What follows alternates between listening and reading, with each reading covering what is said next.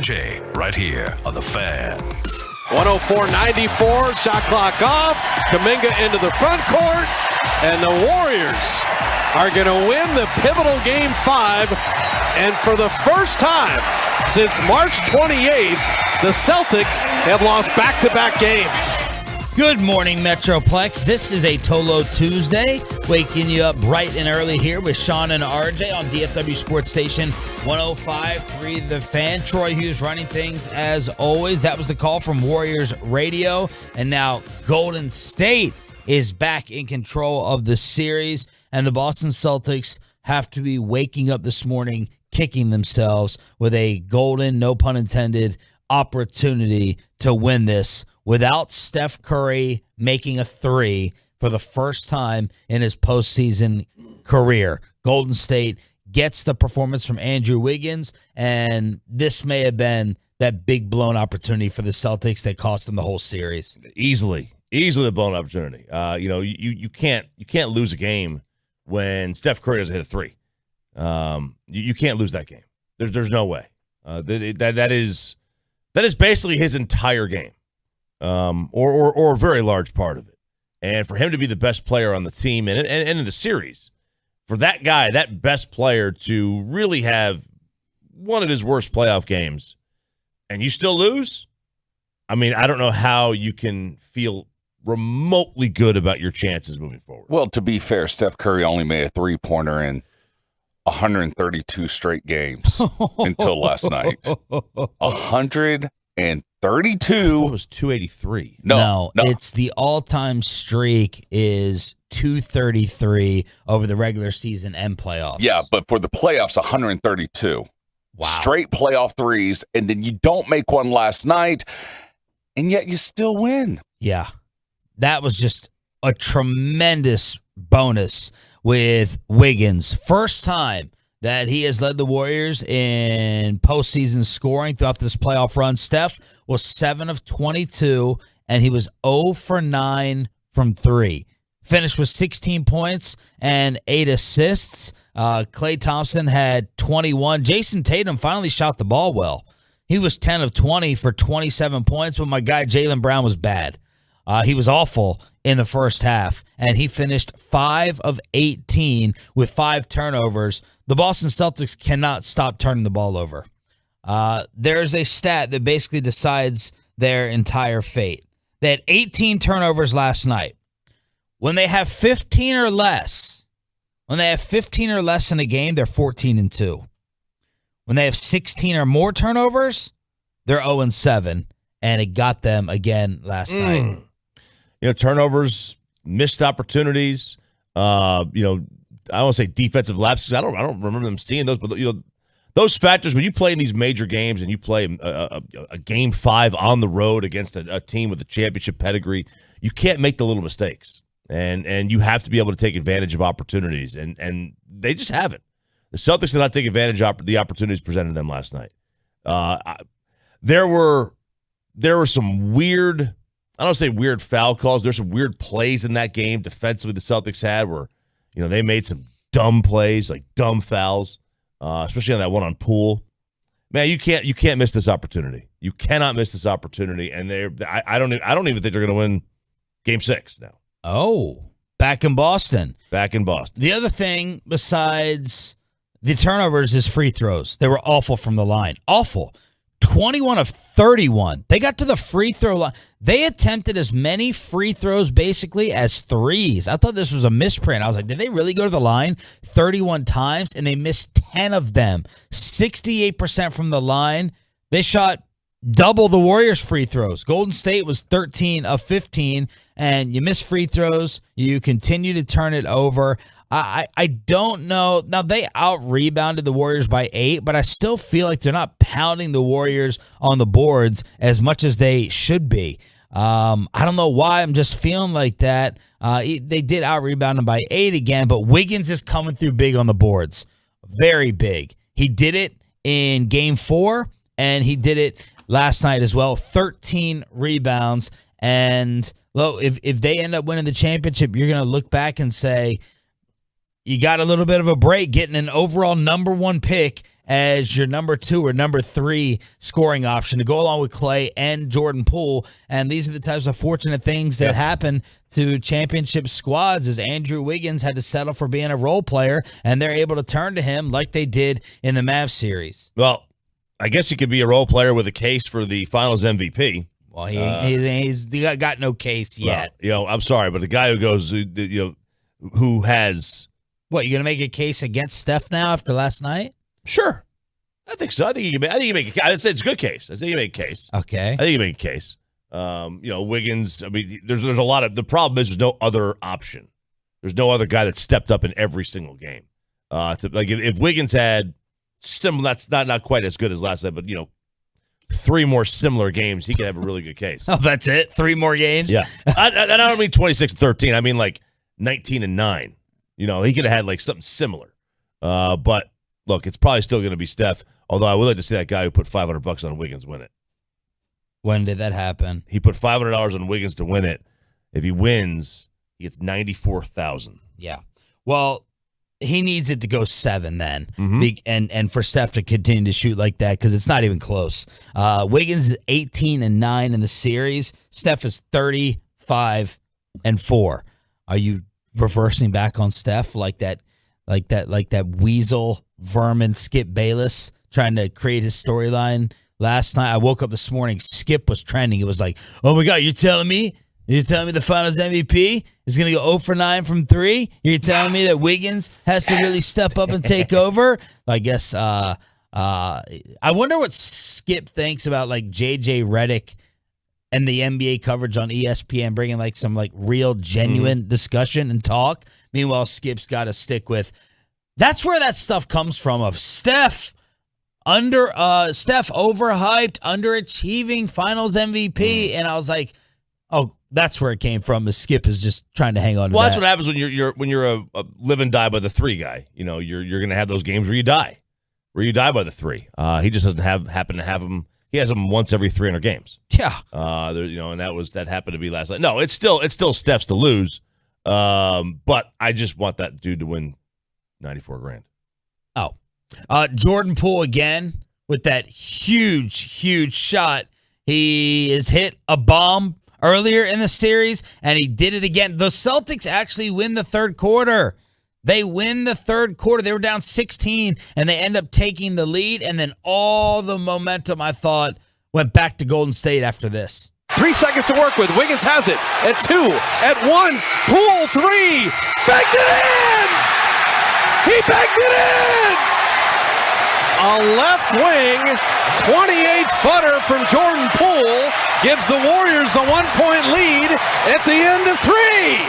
And after all that, you're still down heading into the fourth quarter after Jordan Poole threw up the prayer. Yeah, he threw up the prayer. And by the way, prayers up to Jordan Poole this morning, who reports are coming in is blind for the next game after that vicious foul that he suffered last night.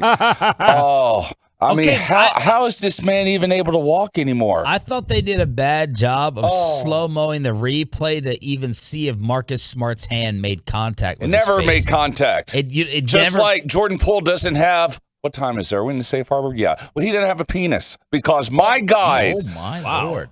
Dude. Hey. Are you a man? Are you, I mean, seriously, I'm going to call out your manhood. These days? Yeah, well, I guess not. But at the same time, what happened to being tough guys? You're absolutely sure he didn't graze him, didn't catch his nose, didn't not hit him. enough for him to fall back like he was assaulted. He got the call. He did get the call. God, I hate this game. 877-881-1053, truckwreck.com text line here on Sean and RJ. It's a Tolo Tuesday, so the Warriors are now back up 3-2 after they survive Steph Curry 0 for 9 from three-point land. We got a lot of other things to get to. Phil Mickelson neutered on live television, but the Rangers are getting going a little bit. They had a tie game in the 8th against the Armpit. The Astros are struggling. An NBA player caught with a Nate Newton type accusation. And what happened yesterday at this Duncanville school? Next on Sean and RJ 105.3 The Fan. Coming up in the next G.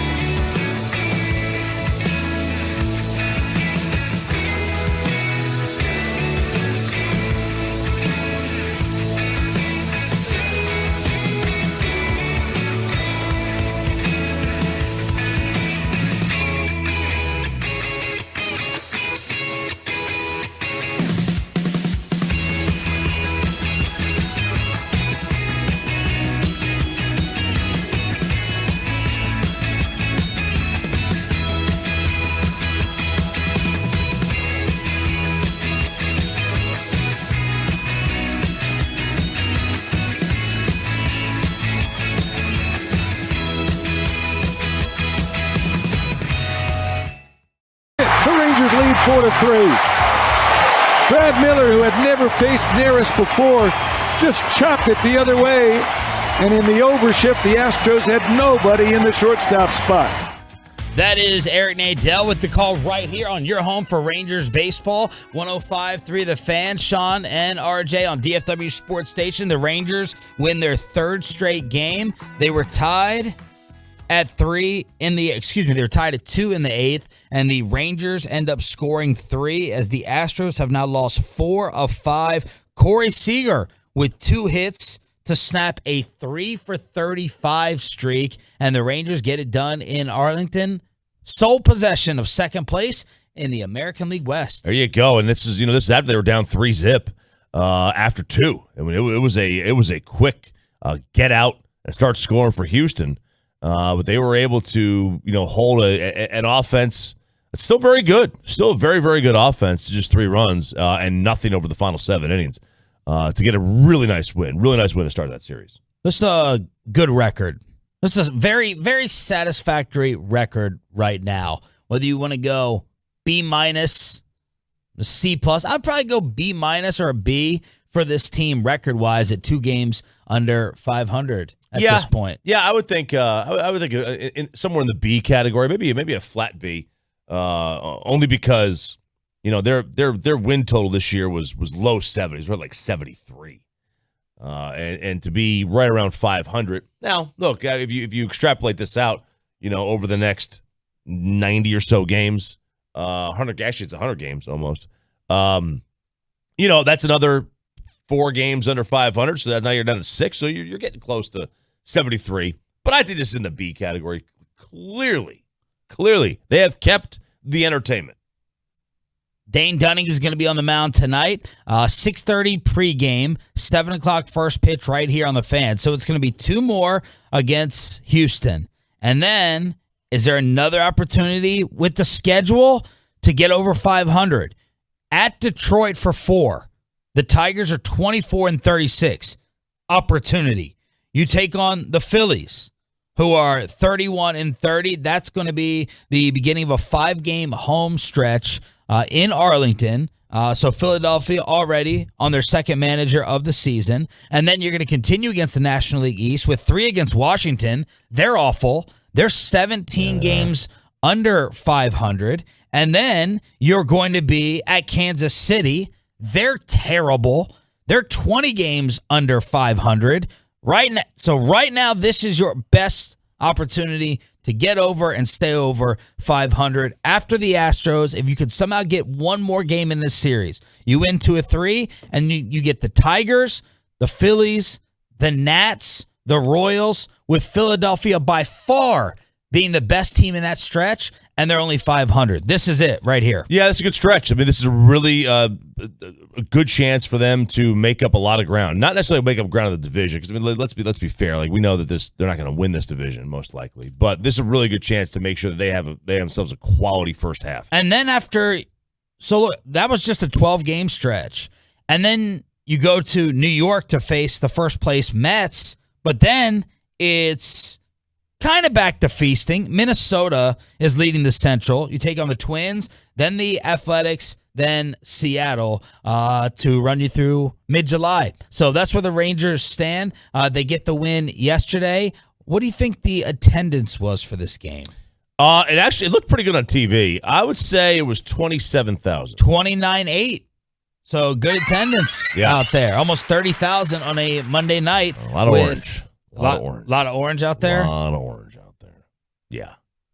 I was going to go. If the finals were on, I was going to go to that game.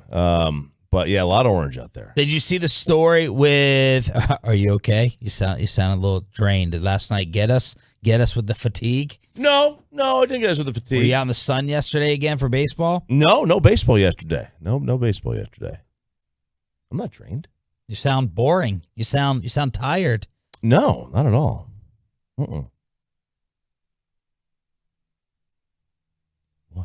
Isn't he quieter? I like that. That's Is he not quieter? I'm gonna make that a promo right there. No, it's it's melancholy right now. It's 5:48. I already went crazy in the last segment over Jordan Poole's flopping, so we're good. Montrezl Harrell, who used to be the NBA Sixth Man of the Year, has been charged with drug trafficking. Oh, sorry. What? Cops. Oh, yeah. He's such a great person. Oh, because of the Luca stuff? Yeah. He's such a great guy. When he called Luca like a punk-ass white boy. Yeah. Drug trafficking after cops said they found 3 pounds of weed in his car during a traffic stop in May. According to the Charlotte Observer, pulled over by a Kentucky State Trooper around 10 a.m. for driving. Pick out the things in this sentence that you want to focus on. 10 a.m., Okay. Kentucky State Trooper, All right. driving a 2020 Honda Pilot Ooh. rental, Oh. too close to the car in front of him. Tailgating. And during the stop, cops claimed they smelled marijuana. He said, yep, I have a small amount that he pulled from his sweatpants. When they searched the vehicle, they found the backpack with 3 pounds of weed in vacuum-sealed bags. Oh, man. What do you want to start with? Kentucky, 10 a.m., Honda Pilot, tailgating? When's the last time you've ever heard or been pulled over for tailgating? Follow it too closely. Following too closely. That's one of those. I wish they would enforce it a lot more. I can't stand the tailgater. Yeah, I mean, I am the tailgater. Are you a brake check guy? Sean, do you brake check? I will. man. I will brake check. Oh. Get off me. Get off my thing. Get off my thing, Brad Clip Sham. that. Yeah. Back off my thing. Yeah, I don't mind tailgating in the left lane. If you're in the left lane and I have to tailgate you, you shouldn't be in that lane. Other lanes, I agree. Yeah, brake check me. This is, I think the Honda Pilot rental is what gets me. I root for tailgaters to wreck the front of their car. I want you to get busted up. I just want to have the front of that vehicle go ahead, and I get it in the left lane. I don't want to hold anyone up. Get out of there. Get in the middle lane. Get in the right lane. But I don't know. Does it ever work? Like your intimidation factor, sitting there and pushing them on over. Oh no! See, I tailgate and then I give lights and horn at the same time. Get over. Like if you're not paying attention, get over. But I haven't seen that. You get pulled over for that. My cousin's a cop, but he said he'll pull people over for tailgating at night, right? Trying to catch drunk drivers. Tailgating and failure to you pass it on the right instead of passing on the left. That they'll pull you over for that. So Montrez charged with trafficking less than 5 pounds, a Class D felony for first-time offenders, could result up to 5 years behind bars and a fine. So there you go. Some people saying, what the heck is he doing in Kentucky? He played college ball at the University of Louisville. And others saying, what? Getting pulled over for marijuana and getting in trouble for weed is still a thing? Come on, state of Kentucky. So there's Montrezl Harrell, an upcoming free agent, 14-7 for the Hornets last year. Yeah, it's still a thing when it's 3 pounds. Yeah, I mean, that's intent to distribute right there. Anything over 4 ounces, well, I know you that. know what?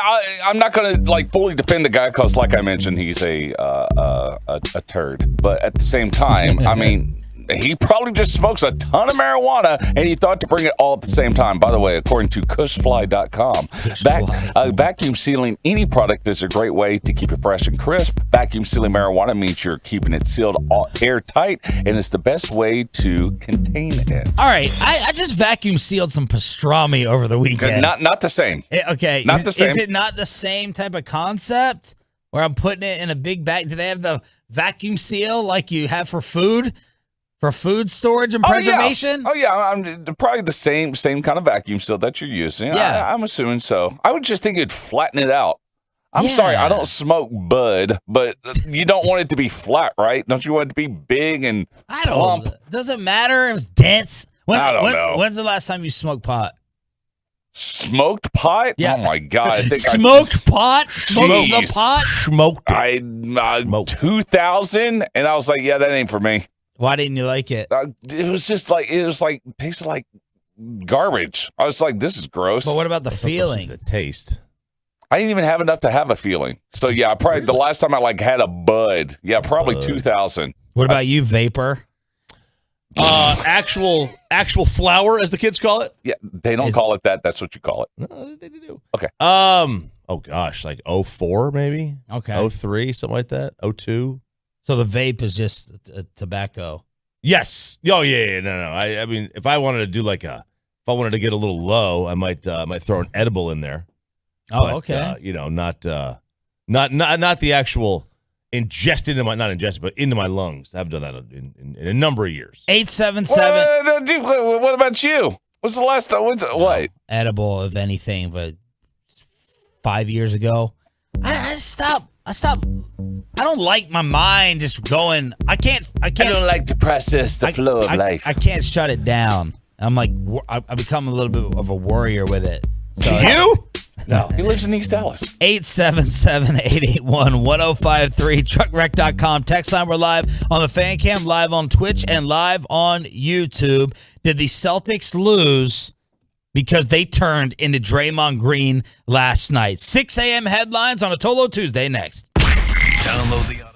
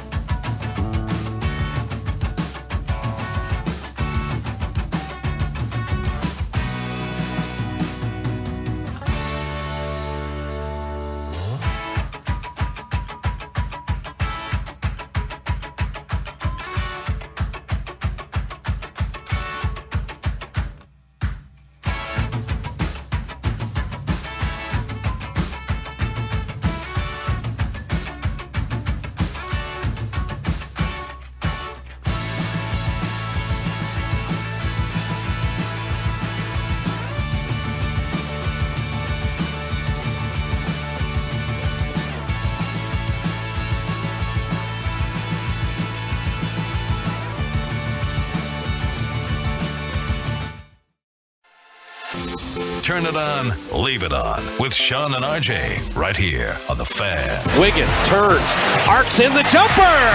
Now Wiggins down the lane, and he's grabbed as he puts it up and in. Fade away jumper. Wiggins got a piece of it. What tremendous on-ball defense. You can't do it any better. Wiggins down the lane, rises and hammers with the right. A little Air Canada. And that was probably the nail right there.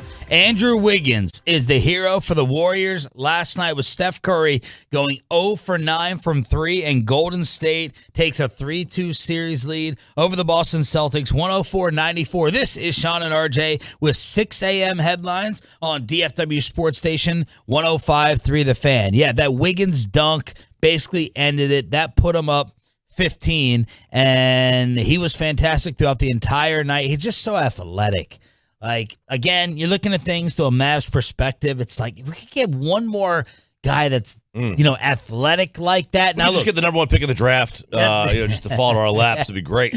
That's number 1 pick athleticism. But he's not an amazing player. No. He made the All-Star team this year. Dinwiddie is probably, rank the Mavs athleticism real quick. 1, 2, 3. Oh, yeah, maybe Dinwiddie. Is Luka our best athlete? Athlete's relative, right? Because like some people define athleticism as strength, some define it as speed or jumping ability. I think if you were to go to a combine, Luka would not have the most impressive combine numbers. No, he would not. So that's the best athlete. Yeah, right. The best athlete is, weight to height to athleticism ratio. Probably, I don't think he would have that. Who is it? Name the best 3. Is it Finney-Smith in the top 3? Dorian Finney-Smith, Dinwiddie, Bullock. Really, Reggie? Oh my God, Bullock! Like he can't even put it on the floor and drive. Yeah. But I'm not knocking your pick. I mean, Hardaway be up there. The point is, Fine, Boban. the point is, Dwight Powell might win at a combine. Look at the difference in athleticism. You need a little more athleticism on this roster, and Andrew Wiggins can just spring. You see it with the dunk. He has this great move where he's kind of driving in the lane, or he's going across the lane horizontally, and then he quickly pulls up and he throws it in. He did that a couple of times last night, but he picked up the slack with Steph Curry struggling, and the Warriors are now 1 win away from the NBA Finals after the Boston Celtics turned it over 18 times. They kept missing from the free throw line, had a bad game from my guy Jaylen Brown, and then where are the bench guys? Pritchard and Derek White, 0 through 3 quarters. Meanwhile, you are getting the contributions from Jordan Poole, who hit the big 3 at the end of the third quarter, and the Boston role players where Pritchard would hit felt like he was hitting 2 threes a game very early in the series. Derek White was playing like Jason Kidd out there. They did absolutely nothing yesterday, and no one could help Jason Tatum, who finally had a nice night shooting the rock. Look, they just got nothing from their bench either. In general, they got nothing from their bench, and that was a killer. Golden State over here is getting good work from their bench guys, and Boston was Poole getting and nothing. Payton, that's who I was searching for. Gary Payton has been a great role player in this series. Poole and Payton versus White and Pritchard. Yeah, both Poole and Payton had more points individually than the entire Celtics bench had combined. Wow. And that there's your ball game. 10 points for the Celtics bench. Yeah, and each one of those guys had over 14, Poole and Payton. That was your ball game right there. You're not going to be able to win games on the road in the NBA when your bench is scoring 10. Not in the NBA playoffs. It's just not going to happen. So, and that's Golden State did a great job of picking up Steph. They did a great job of picking up Steph. And Boston did not do a great job of picking up Jaylen Brown. And are we going to mention the thing that I was worried about the most at the beginning of this game? I think you know what I'm talking about. Welcome to the Draymond Green Show. It's not going anywhere. When he had that fakey pass and then drive down the lane for the easy dunk, I thought, oh, God, is this going to be the Draymond game? Yeah. Will this be the game? Didn't end up being the Draymond game, but obviously he played better, much better than he played in the past. And they went back old school Warrior style, like, that just frantic running around. Draymond really was a big part of that with his ability to pass the ball, and that was key last night when Steph wasn't able to shoot. And also, Draymond fouled out last night. That's the third time in this final series. So first time that's happened since 2000. Yeah, Dale Davis, who was guarding who? Shaq. Yeah. Draymond ain't guarding Shaq. He's not having to worry about that. First to foul out 3 times in a single NBA Finals, but he got the good start. Yesterday I said they're going to have to figure out a way to get him a crowd reacting play. Get him a dunk, get him going to the basket. He had 2 layups, and he dove into the crowd. And I thought that was a fantastic start for Draymond. Someone had tweeted that he was much more calm. I loved his demeanor yesterday, too. He wasn't obnoxious. He wasn't loud, nonstop, in your face. He had apparently been calm, much calmer the past few days. That's what some type of NBA reporter threw out there. But Draymond got the fast start. And then Marcus Smart turned into Draymond. And Jeff Van Gundy and the announcers, and I think, Udoka is going to be talking about this. He did in the huddle at the end of the third quarter. Stop going at the officials. It has felt like, if I had to pick one, I feel like it has felt like the Warriors have gotten the edge in some of the calls. Now, it's very tough, just like offensive line holding, right?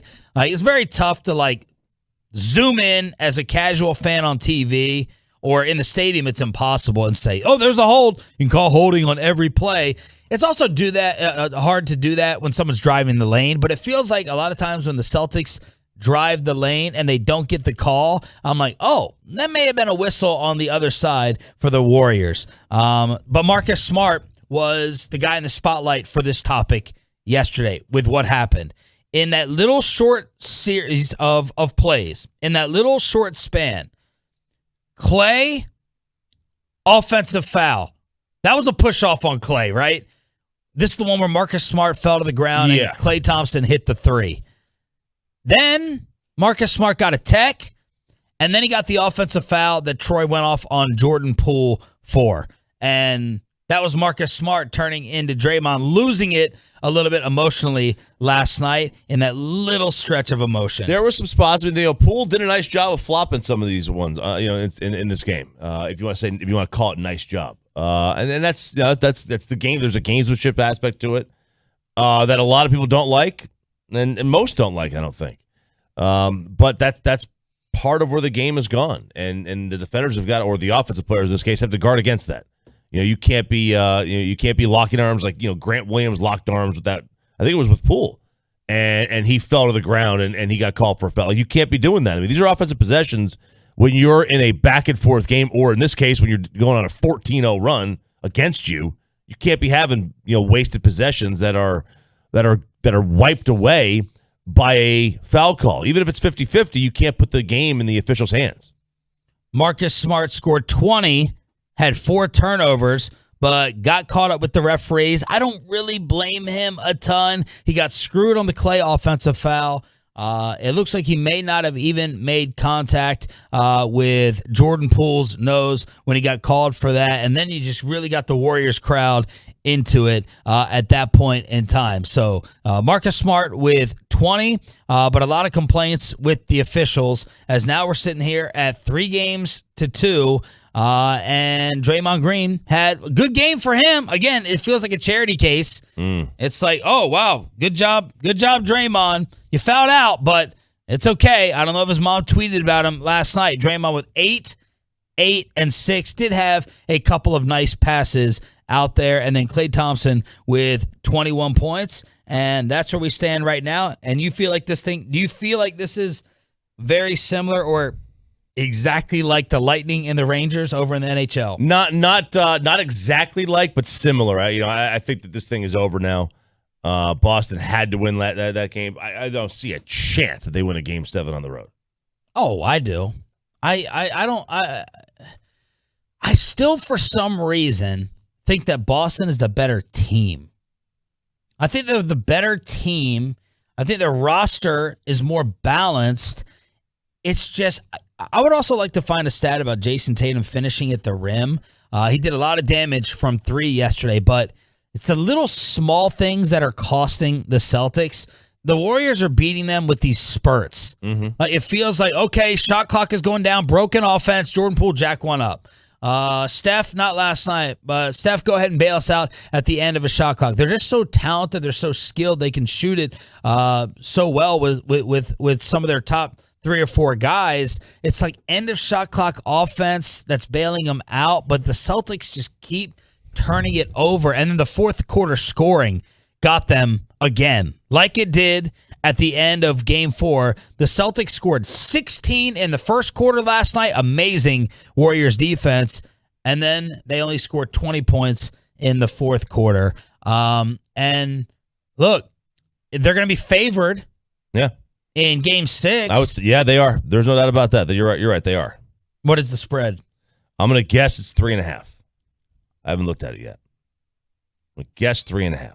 Okay. When is the next game? Is it Thursday? Sunday? Already moving on to Thursday. The spread for that game is 4. Okay. Boston by 4.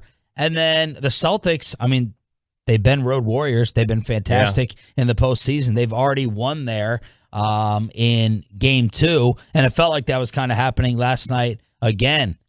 Whenever Al Horford hits a shot, I'm like, here we go. Game 2 again. Here we go. But the Celtics on the road have been good. And look, they're 3-0 in elimination type games. So we'll see what happens Thursday night for the next one. 877-881-1053 is the truckwreck.com text line. 877-881-1053. We're live on the Fan Cam, and we are live on Twitch. Have you seen ratings in the Metroplex for these games? So after the first 2 games, they were very, very good. Both of these first 2 games were tremendous. The last, I did not see Game 4 over the weekend. I will get Game 4 today, this morning. Game 5, obviously, can't get that one until tonight. And Boston has to be kicking themselves because of Steph's shooting. And the really, really bad news is not just that they lost, but you know what's going to happen in the next game. As Shaq would say, great players. I'm not going to have 2 bad games in a row. And statistically, we have the numbers. So since 2013, Curry has had only 9 games in which he failed to hit a 3. But the bounce back, he's averaged 4.5 threes per game and 46% three-point shooting in the next game after not making one. That includes, at the time, an NBA record, 13 threes made in November 2016 against the Pelicans. The last time he did not make a 3 in a game was November 8th, 2018 against Milwaukee, and Draymond Green said that he's going to be livid. He's going to be livid going into Game 6, and that is exactly what we need. So you know that the bounce back is coming from Curry, and that's more bad news for Boston. Dude, that's why right there I think that they're going to win this thing in 6 games now, is because they did this basically without Steph Curry. And they were able to win this game with him essentially doing nothing. And that's not going to happen again. Chances are Steph Curry has a game on Thursday night.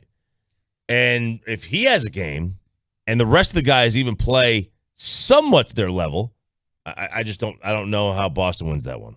But I could be wrong. I've been wrong basically this entire NBA playoffs. Same here. I've gone Warriors 7, which I should have stuck with, then Celtics 6, and now I'm probably back to Warriors in 7, which means it will be Warriors in 6, closing it out in the next game. 877-881-1053. Okay. We had some things planned to talk about. The Cowboys getting a new receiver, the Phil Mickelson neutering on TV. But we got to address something that's an elephant in the room from the last 20 minutes, including the commercial break.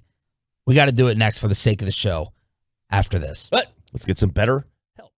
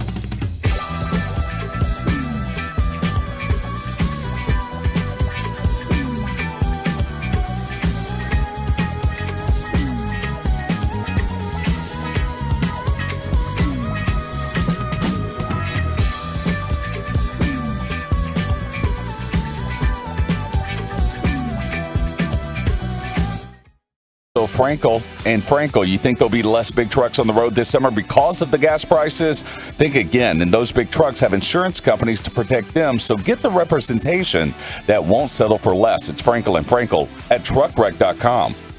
All right, we never do this early in the show, but we have to for the sake of the rest of the morning.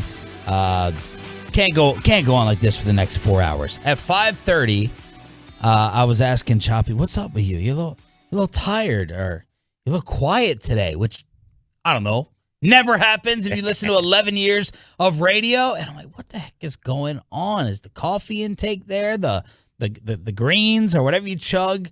AG1, delicious scoop every morning. Yeah. So then in the commercial break, going to get some coffee myself, I remembered the first line of his email last night, and I said, there it is. That's it. I knew something was off, so I think we should just get it out in the open, and we should just talk about it on 100,000 watts of radio.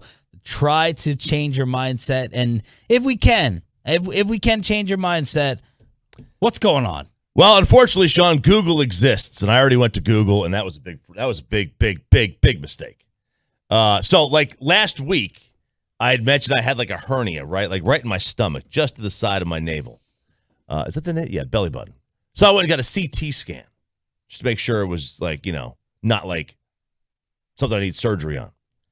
So I got a text yesterday at 3:20. We reviewed your scan, and the scan shows significant, whatever the hell that word is. It's an enlarged spleen and a fatty liver without cirrhosis. Recommending a blood test to evaluate. Would you like to go schedule a blood draw? And of course, the first thing you do is you go to Google. And what does it show up on Google? Like nothing good. Okay. Yeah. Why do I have an enlarged spleen? Well, it could be mono. Okay. It could be syphilis. It could be a certain 6 letters I don't want to mention. It could be lupus. And I'm like, well, you know what I said. Now, behind the scenes, in our first year of doing this show, someone very, very close to RJ told me, if he ever gets sick, run the other way, because he wants to be baby, and he's going to freak out over any type of diagnosis, any possibility that it could be. He's a medical freak out guy. So my grandmother lived to 98 years old, and she thought she was dying at the age of 40. She literally was so scared to die. Is that called something? I have no idea. Will, which I don't have. But I don't have a will or will. Either one. She looks like a freaking freak. Yeah. So I Googled this, and I was like, oh, crap. When did you Google it? Like right at 3:30? As soon as 3:21. Okay. And then I wrote back. I said, I wrote back to the doctor because they have this text line.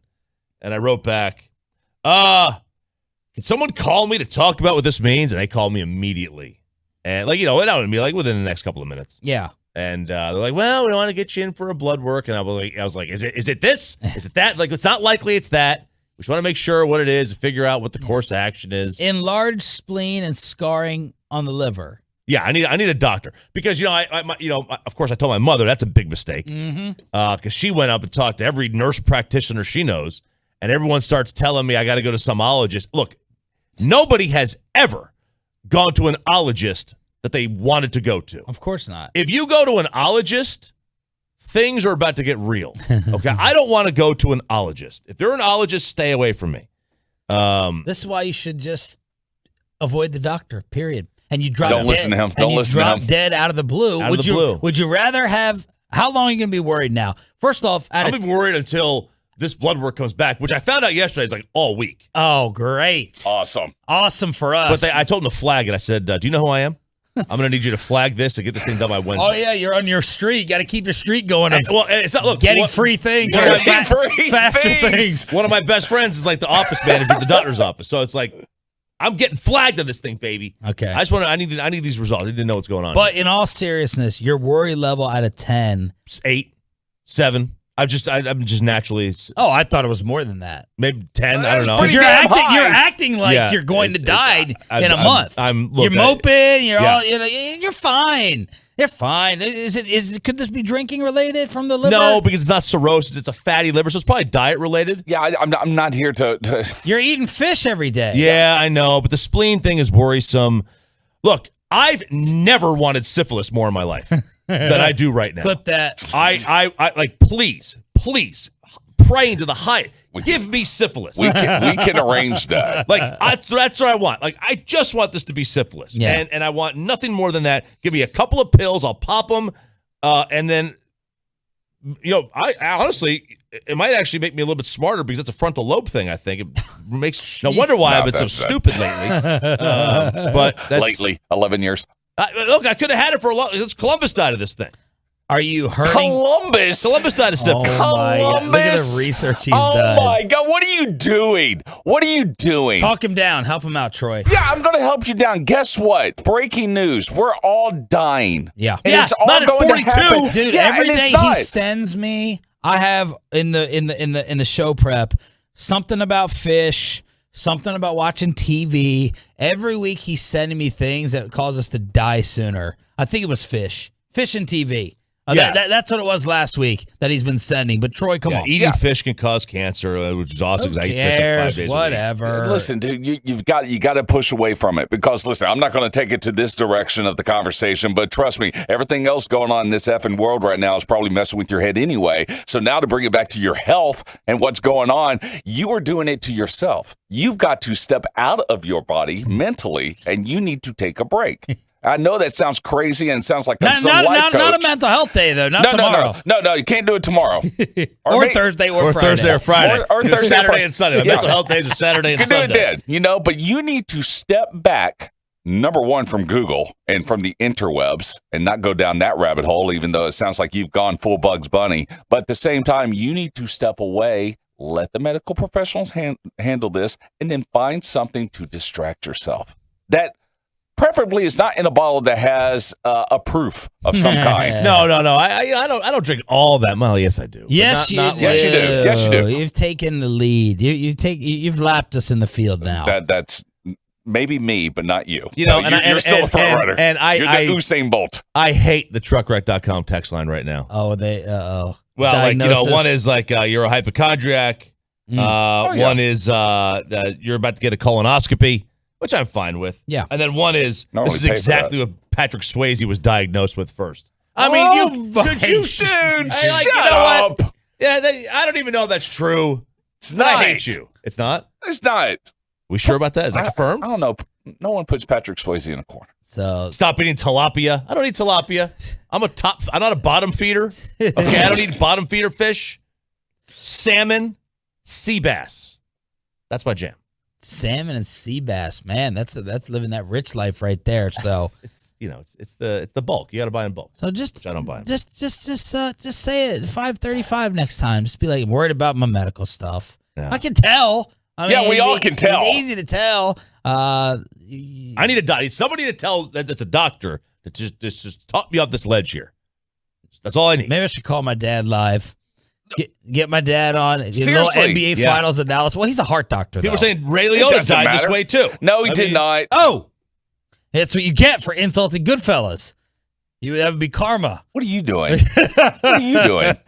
Yeah, I didn't think it was a 7 or an 8. I was thinking it was like a 12. It is. It's high. It's very, very It's high. awful. That's the worst. The weight. Yeah, your dad's an Schedule ologist. They scare me too. So, yes, whatever you got. All right. So, worst case. Well, we don't even need to go down that road. No, we don't need to go down that road. Spleen and liver. Seriously. I mean, I'm going to be very genuine. Maybe you should stop playing golf and, I don't know, participating in home run derbies? No. Well, He maybe said it was hurting. Like, yeah, maybe the latter because clearly he can't win anymore. That's why Pat Doney got the championship. Yeah. But at the same time, like, wouldn't you rather seriously, drop dead than lose to Pat Doney again? You know? Well, look, that was I don't know that I could take losing to Doney and whatever life-threatening ailment I might have in the same 10 days. We have a very thin bench here now at the Fan. So if you go, I mean, who do we go to? Who's it going to be? Who'll be the replacement? Why are you focusing on that? That's not the important part here. Oh. Wait, we got Will Chambers. We can get Kevin Gray in here. Kevin Gray hosts. He's got a show. Where's the fan feed off? Where's the fan feed off for 2018? Why can't we bring him in here? We bring Josh Peck or whatever his name is. But no, seriously, what you need to do today, I don't know if Sean doesn't want to hear this, but I'm going to say it live on the air. Don't do any prep. Don't even plan on anything right now. You need to leave the show today and go do something for yourself.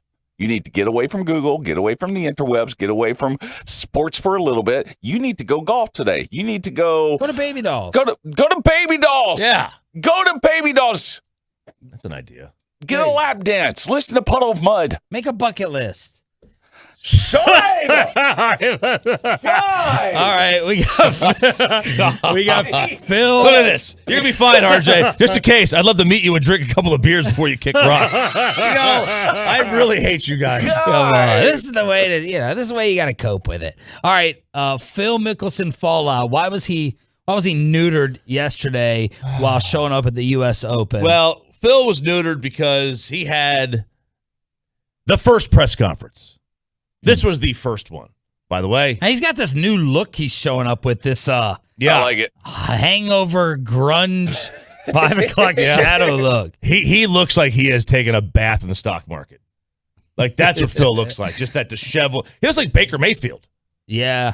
Coming into that press conference. I saw a lot of videos of him as the air traffic control guy for the movie Airplane. That's a really old reference. Oh, that's great. But picked the wrong day to stop sniffing blue. So he was kind of neutered. And this was him towing the line. He tried not to ruffle feathers, basically begging everyone to let him in the majors. There was media members peppering him with all sorts of questions. From Christine Brennan about 9/11 family victims, to Bob Herrig about the Live Tour and trying to get back on the PGA Tour, to a lot of British guys. I mean, they were going in on Phil Mickelson. Here's Phil on playing the U.S. Open after the inaugural Live tourney. I know that many of you have many people have strong opinions, emotions about my choice to go forward with Live Golf, and I understand and I respect that.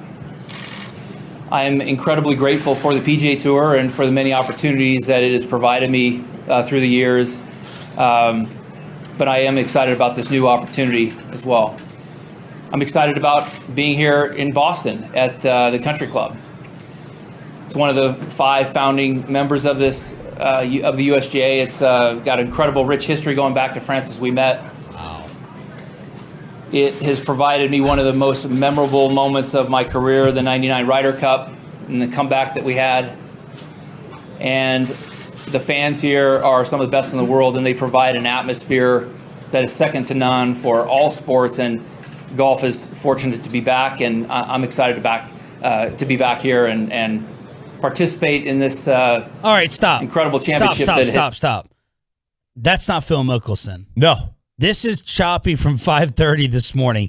This is a man who is oozing personality. I'm talking about Phil now, not you. Yeah. Phil's oozing personality, and it's gone. It is completely left his body. It's been sucked out of him. Is he reading a index card statement right there? No, he was not reading. He was looking right at the camera. Yeah, remember we played the audio of him last week at the Live Invitational when he gave his first press conference, and I was like, does someone need to reboot him? Because he was kind of like William Shatner when he was talking. Good reference. And he's doing the same thing here. I think, you know what happened to him? I think it's because of the reason why he left social media. He's like, oh my God, every ounce of every word and every syllable I utter will be examined.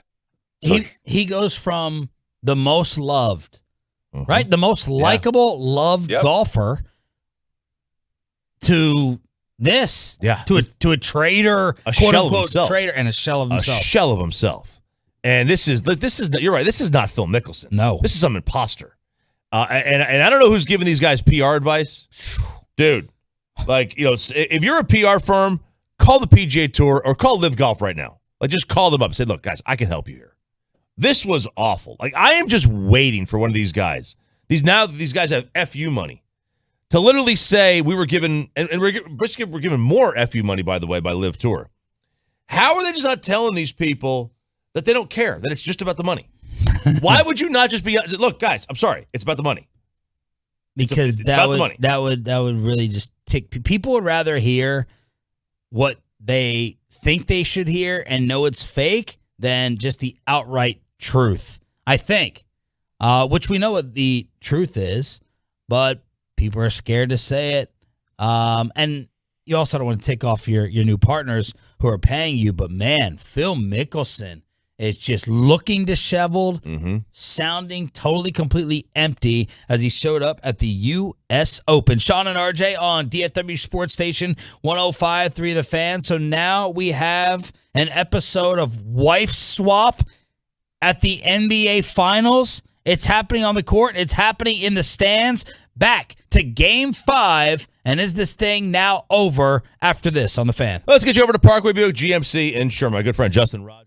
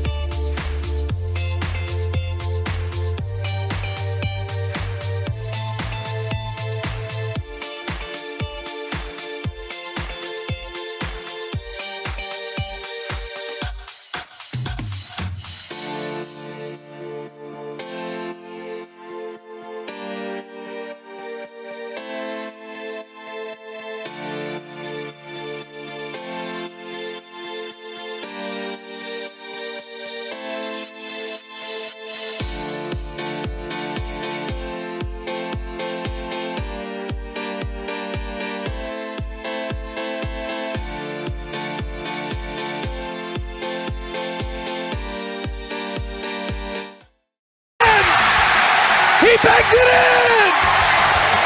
A left wing 28-footer from Jordan Poole gives the Warriors the 1-point lead at the end of 3.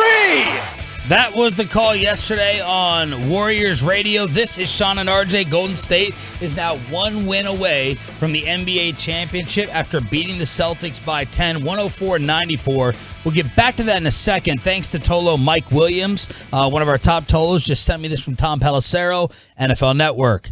Franchise tagged tight end Dalton Schultz will report to minicamp today. No deal imminent, but contract talks have picked up in recent days. Schultz already signed his tender, locking in an $11 million salary for next season if there is no deal by July 15th. So, RJ, we're kind of seeing this now in the NFL. Lamar showing up, Kyler showing up, and now Dalton Schultz to the mandatory mini camps. Yeah. So, you got guys showing up. We got guys showing up around the league. Whether or not they have contracts or not, whether or not they're looking for those deals or not, like Lamar and Kyler Murray, and now Schultz. And look, this is, to me, part of getting a new contract, the one that you want. I know a lot of people like to say, like, let's just stay away and, scare them into giving you one, which is the safe way to do it. Like, there's no chance of an injury. There's no chance of injury when you stay away, but I also think, I wonder if teams view it as, hey, this guy's putting work in, yada, yada, yada. But I just laugh at Dalton Schultz. Like, who is Dalton Schultz to be holding out? Like, you had 2 pretty nice years. No one knows. Dalton Schultz can walk into any mall in the Metroplex. He can walk into any building, and no one knows who the hell Dalton Schultz is. No NFL fans outside of DFW know who Dalton Schultz is. And now you holding out for your next big contract? I thought he was going to be happy. Some guys are still happy getting franchise tagged. They're like, whoa, I'm going to make the average of the top salaries in the NFL. I thought that Schultz was going to fall in that category, but no. He's like, I want the big payday, and I deserve it. I'm going to demand the big payday, not just the 1 year for $11 million. I'm turned off by it. I have a sour feeling towards it. It's a lot of money, dude. It's a lot of money for a guy that I think is very replaceable. I do too. He's a good player, but I think he's replaceable. Yeah, in terms of like explosion or big time game breaking plays, is Dalton Schultz capable? Can he give you? That's what we were excited about with Jarwin, right? Down the field, run after they catch a little bit before he got hurt. And Dalton Schultz, again, reliable. There is value in reliability. Don't get me wrong, but taking a little bit far here, man. It's like the only girl left in the bar at like 1:30 a.m. being like, "Yeah, you can buy me a drink. Make sure it's top shelf." And be like, "No, girl, you in here at 1:30. You're getting rail." You're rail. You're getting that rail level. And she's like, "No, Belvedere martinis. Serve them up." Are you kidding me? Come on, Dalton. You're not on the rail level, but you're in that mid tier. Yeah, you're in that Tito's area. No, he's just he's more than a guy, but he's less than an impact player. I think you can make a lot of cases. Tito's. Yeah, you give me your expertise in terms of make us all feel poor with your new knowledge. He's I mean, for you would call say Johnny Walker Blue because you think that's garbage. Well, it is. It's all marketing, and that's kind of what Dalton Schultz is, right? He's all marketing. He's trying to market himself. I would say this is doers. No, he ain't a doers. That's too good. He's Jim Beam. He's Jim Beam. Solid. You can't go wrong with it. But it's not Jack. There's a lot better things at Kentucky than Jim Beam. Okay. All right. It ain't Russell's.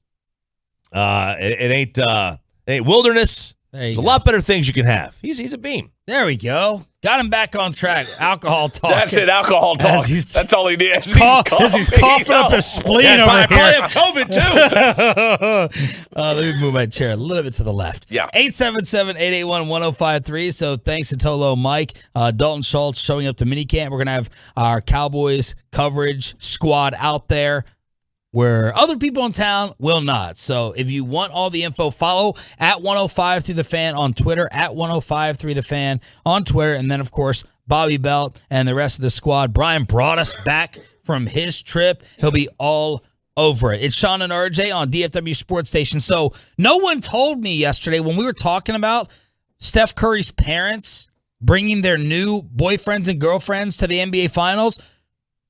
No one told me the very important detail that should have been added in this. Is this true? About the parents, it is true.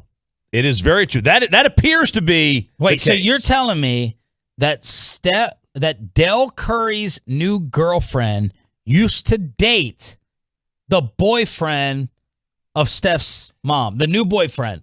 I'm not saying that. I'm saying they used to be married. Oh, my God. All right, hold on. This is a Fleetwood Mac. Are these just rumors? These, yes, very nice. Thank you. That is the rumor going around. Their new boyfriend and girlfriend, they were married? That's what the rumor is that Steve's wife swap. Yeah, he obviously hit up Steve's ex-wife or whatever and told her what was going on. This is the former Patriot tight end. Yeah. So Dell found out that Steve was dating Sonia. So he decided that the game on. And that he is going to go and he was going to go after his ex-wife. God, this is so Shania Twain. That's what this is right now. If you don't know, Shania Twain was married to Mutt Lange, one of the biggest rock producers of all time. Mutt Lange had an affair with their neighbor. So he ends up with the neighbor, and then the neighbor's husband's like, hey, Shania, why don't we get together? So they had a swap. How do you feel if you're the revenge play? It's like, are you just getting with me to get revenge? Rebound, revenge. How you feeling? How you feeling? I know that you would not care. You would not care. No, nobody cares. Opportunity was there. Nobody cares. Nobody cares. Nobody cares. That's what sometimes you have to do this. So they used to be married. Wow. Yeah. So there you go.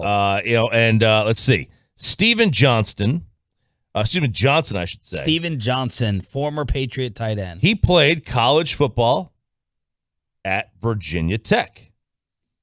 Where did Del Curry play college basketball? Virginia Tech. Okay. Del Curry was there from 1982 to 1986. Steven Johnson was there in 1986. Wow. They may or may not have been roommates. They were roommates? Where are you getting this from? Twitter never lies. Yeah, never lies. Sonia's new beau is Del's college friend. Apparently, their families were relatively close. Wow. Or are relatively close. So there you go. Dude, how much would that suck if you're the kids? I mean, the kids are 35 years old. I know, but still. Sucks so much you can't make a three-pointer last night. That's right. Yes, that's right. That's how much you sucked. All right. No easy transition out of this, but I brought it up at 5:40, and I do want to at least read the news story. Police killed a man and I said earlier Duncanville school, that was my bad. Duncanville Fieldhouse yesterday. Police killed a man who showed up to a Duncanville summer camp with a gun and fired shots. Showed up to this summer camp, exchanged shots with officers. No kids, camp staffers, or police were injured in the incident. This is 8:30 in the morning. I'm seeing people tweet. Has anyone heard anything about a Duncanville incident? So this is an indoor sports and fitness venue. More than 150 kids were attending a summer camp. They started getting calls at 8:43 a.m. about a person with a gun and shots being fired. Officers arrived 8:45 on the scene. Tremendous response. Props to you guys and girls. Entered the building And the suspect, at least yesterday when I got this story, had not been identified, went in the building to the main lobby and encountered a staff member. According to police, there was some sort of conversation between the two that led to the suspect firing off one shot. Staff member involved was not injured. Gunman then tried to go into a classroom. Couldn't. The door was locked. Fired one shot into the classroom, which had children inside. Thankfully, none of the kids were injured.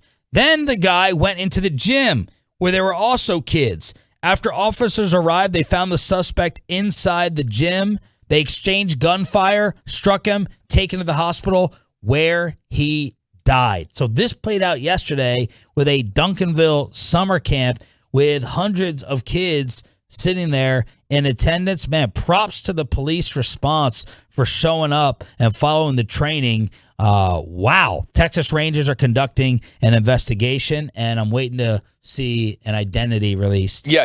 Like you said, this is the Duncanville Fieldhouse, the former Bob Knight Fieldhouse, which was then it became the Duncanville Fieldhouse. This is the second shooting that's happened there in the last couple of years. First one happened in 2019. It was a domestic incident, but it was during a third grade basketball game.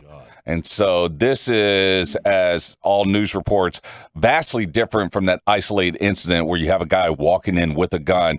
During a very, very obviously busy time at Duncanville Fieldhouse. They have the Mavs camp that's coming up next month there, as the Mavs do camps all across the Metroplex. As a variety of like field houses like this. They'll be at the Rise and Rockwall and stuff like that. But summer camp. Yeah, summer camp. Summer camp. Yeah. But I'm saying you're dropping your kid off at summer camp. Yeah, you're dropping your kid off at summer camp, and you have to worry about things like this. And this is just a constant thing in the back of everyone's mind now because of the world today. My wife and daughter landed last night in Orlando for a volleyball tournament, and the very first thing I asked is, do you know what the security protocols are for the volleyball tournament? Wow. I mean, I would have never asked that years ago. Ohio passed a bill yesterday to arm teachers.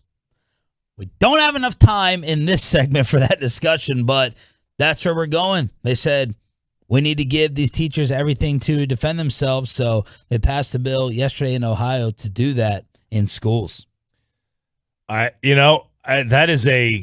right, we don't have enough time. That is a very interesting discussion. That they're going to have. Thankfully, it sounded like we got some politicians on both sides to make some progress towards a little bit of gun reform yesterday. Got that? It was like, I was stunned. I was like, what?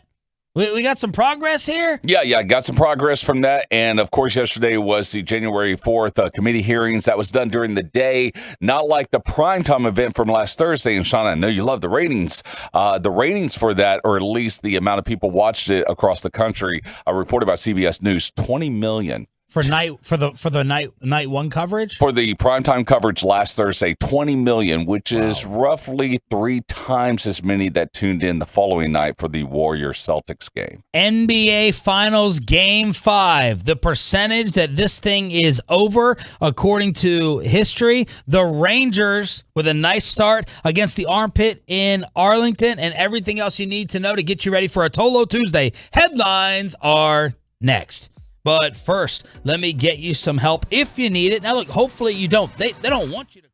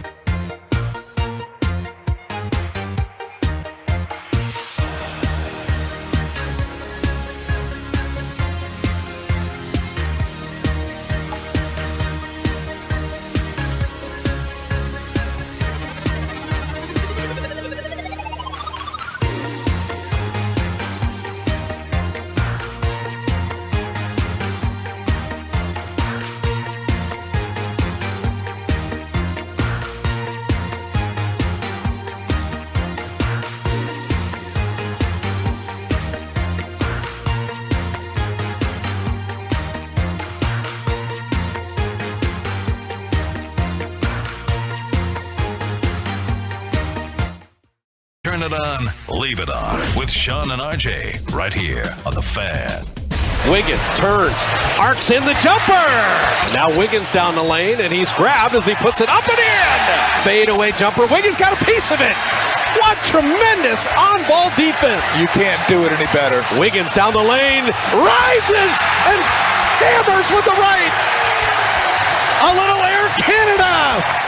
Andrew Wiggins was the man last night for the Golden State Warriors as they defend home court and they beat the Boston Celtics by 10. 104-94. Good morning, Metroplex. This is Sean and RJ on DFW Sports Station. This is the first time that Wiggins led the Warriors in postseason scoring. You may have thought it was going to happen, or it did happen during the Mavs series, but no. This is the first time, 26-13, as now they're one win away, and it was Wiggins as the hero. He was tremendous in this game, and much needed with Steph Curry having, one of the worst games of his playoff career. Maybe the worst. May have been the worst, but this was definitely one of them. He was not good at all, and they needed every bit of help from Andrew Wiggins to wind up winning this basketball game. The Celtics have to be kicking themselves. Yeah. To not win this game. This is kind of feeling like New York Rangers up 2-0, the lead on Tampa Bay, and then they lose it. Now, Boston was down 16. Yeah. So it's not like they were up 16 and blew it like the Rangers did before losing 4 straight in the Eastern Conference Finals. But, man, Steph Curry doesn't make a three. Now, look, we may end up over-exaggerating Steph's horrific game. Like 7 of 22, that's not good. He finished with 16 and 8. 16, yeah, there's been worse shooting nights for sure. Yeah, 7 of 22, it could have been worse. But the thing that's just so shocking, if you said yesterday morning, the Warriors are going to win this game by 10, and Steph is not going to make a three. No, I wouldn't have believed it. Who would? Wouldn't have believed it. No one. That's why I stopped gambling. Yeah, but Golden State, turned to the defense a little bit, and Boston was just missing shots too, turning the ball over a lot. They were Empty both possessions. missing shots, right? Yeah. The Celtics missed their first 13 threes, and I was saying to myself, the Warriors should be up by a lot more. Yes, They should be up by a lot more, and then it came back to haunt them in the third. The quarter that they've owned, Boston wins it by 11. Yeah. They outscore them 35-24. They're still down 1 because of the Jordan Poole miracle 3. He hits another one in the series. But you had 2 spans in this game where the Celtics missed 13 threes, their first 13, and then Golden State missed 14 straight. Yeah. Ice cold shooting on both sides. The Celtics finished 9 of 40 from, the Warriors finished 9 of 40 from 3, 22%. And the Celtics actually outshot them from 3, 34% after they missed their first amount. Yeah. What did I say? 12, 13? 12, 13. This was an awful. If you wanted to watch pretty basketball, like a good shooting, this wasn't the one to watch. Third quarter was fun, but that's it. Yeah. I mean, we had that was the only quarter where anybody scored 30. Anybody. And then the other ones, you had Boston scoring 16 and 20. And those are very low scoring quarters. I mean, that's reminiscent of the 90s. 90s NBA Finals or 90s Eastern Conference Finals where you're scoring 16 to 24 points in a quarter. That's nothing to write home about. But that's what happened last night. This was not a pretty basketball game. And the Celtics can't stop turning it over. They had 4 turnovers in the fourth quarter. They shot 4 of 15, and they're just killing themselves. They're absolutely killing themselves with a bunch of these different turnovers. And the fourth quarter scoring that also went away the previous game in Boston. Yeah. Jaylen Brown, bad game for my guy. 5 turnovers. Tatum had 4. Marcus Smart had 4. He had a tough time with the officials. He got screwed on a couple of different calls, but they had 18 turnovers, 3 times the amount of the Warriors. Yeah, and I bet you if you went and looked at the points off turnovers, that the Warriors scored at least 10 points in those 12 extra turnovers. And there's your basketball game. You can't turn 22-9. There you go. 22-9. You can't turn the ball over against great teams, or against teams that can shoot, or against another team in the NBA Finals. To have 3 times as many, that's 3 times as many possessions you're giving them. That is impossible to win. I don't know what's happening with that Celtics paint advantage.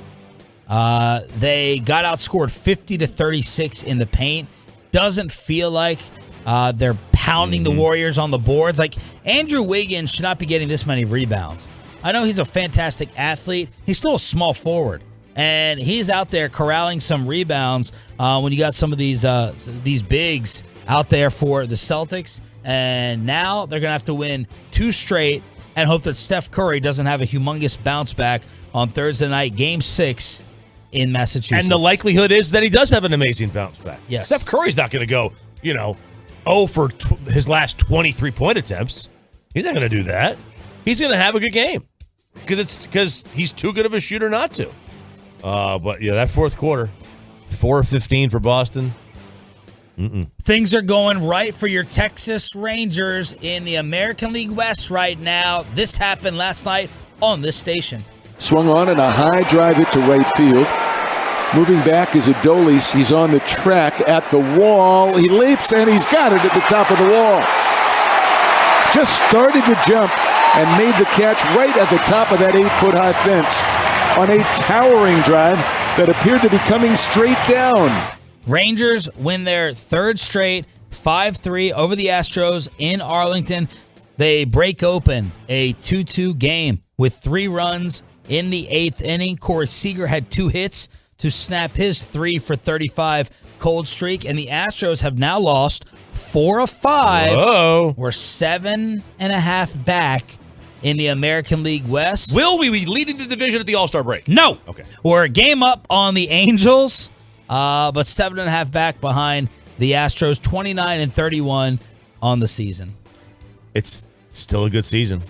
29-31 for a team that 29-31, and your 2 new stars have been bad. Holy smokes! they've been a disaster.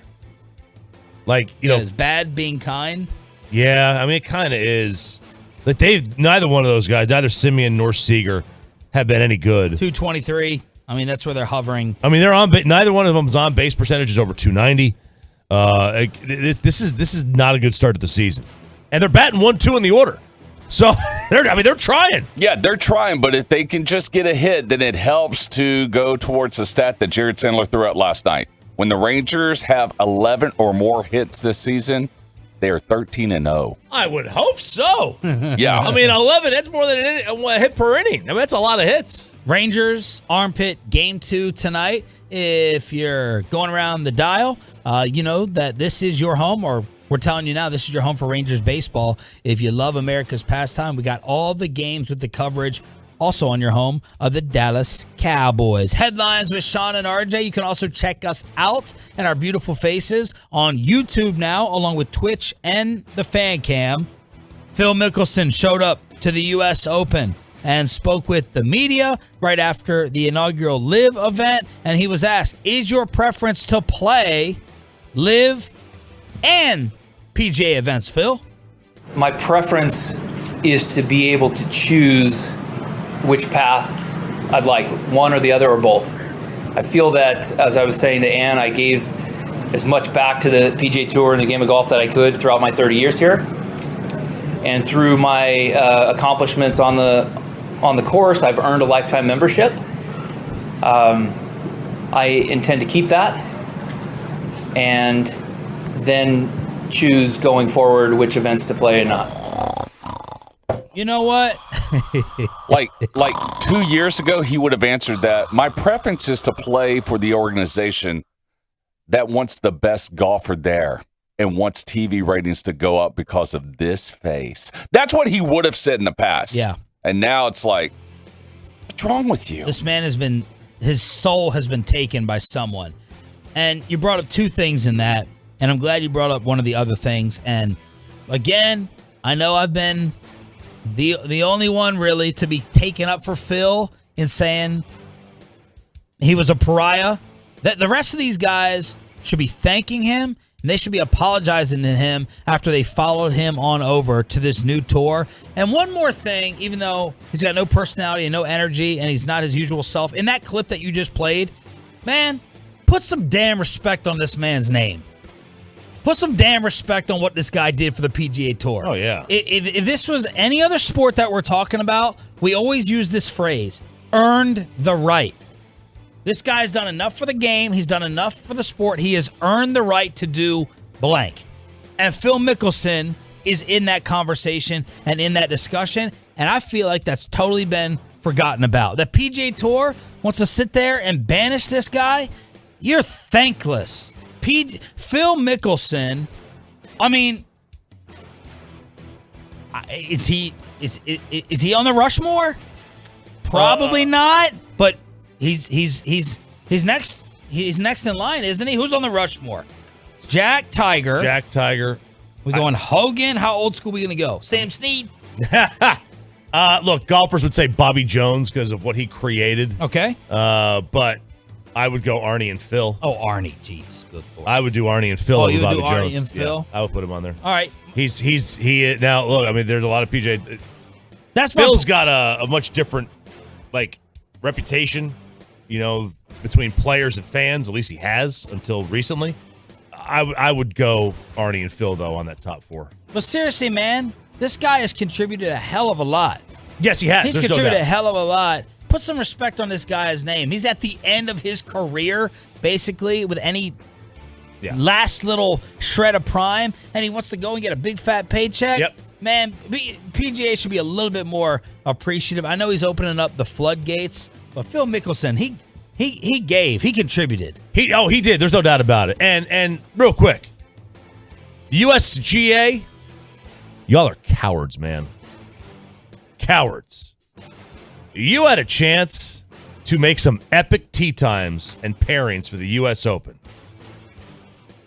You could have put Phil with Rory and JT and Dustin Johnson with Spieth and whoever. And you could have put Bryson with Brooks. And instead, you threw Phil with Louis Oosthuizen, who's also in the LIV Tour, and Shane Lowry, who might as well be the Irish version of Phil Mickelson. You could not have given... Oh, man. What a bunch of cowards. That would have been awesome. Just sitting there just the... In Boston with that crowd. It'd have been amazing. It'd have been amazing. Amazing. Instead now, who's the tournament who does do that? Is that PGA? They would have done it, you think? Oh, they would have done it for sure. They would have found a way to mesh it together. They'll put together the three reigning champs. They'll put together guys who have numbers at the bottom at back of their name, like Charles Howell III. Oh, man. They do funny, quirky things like that. That would have been juicy.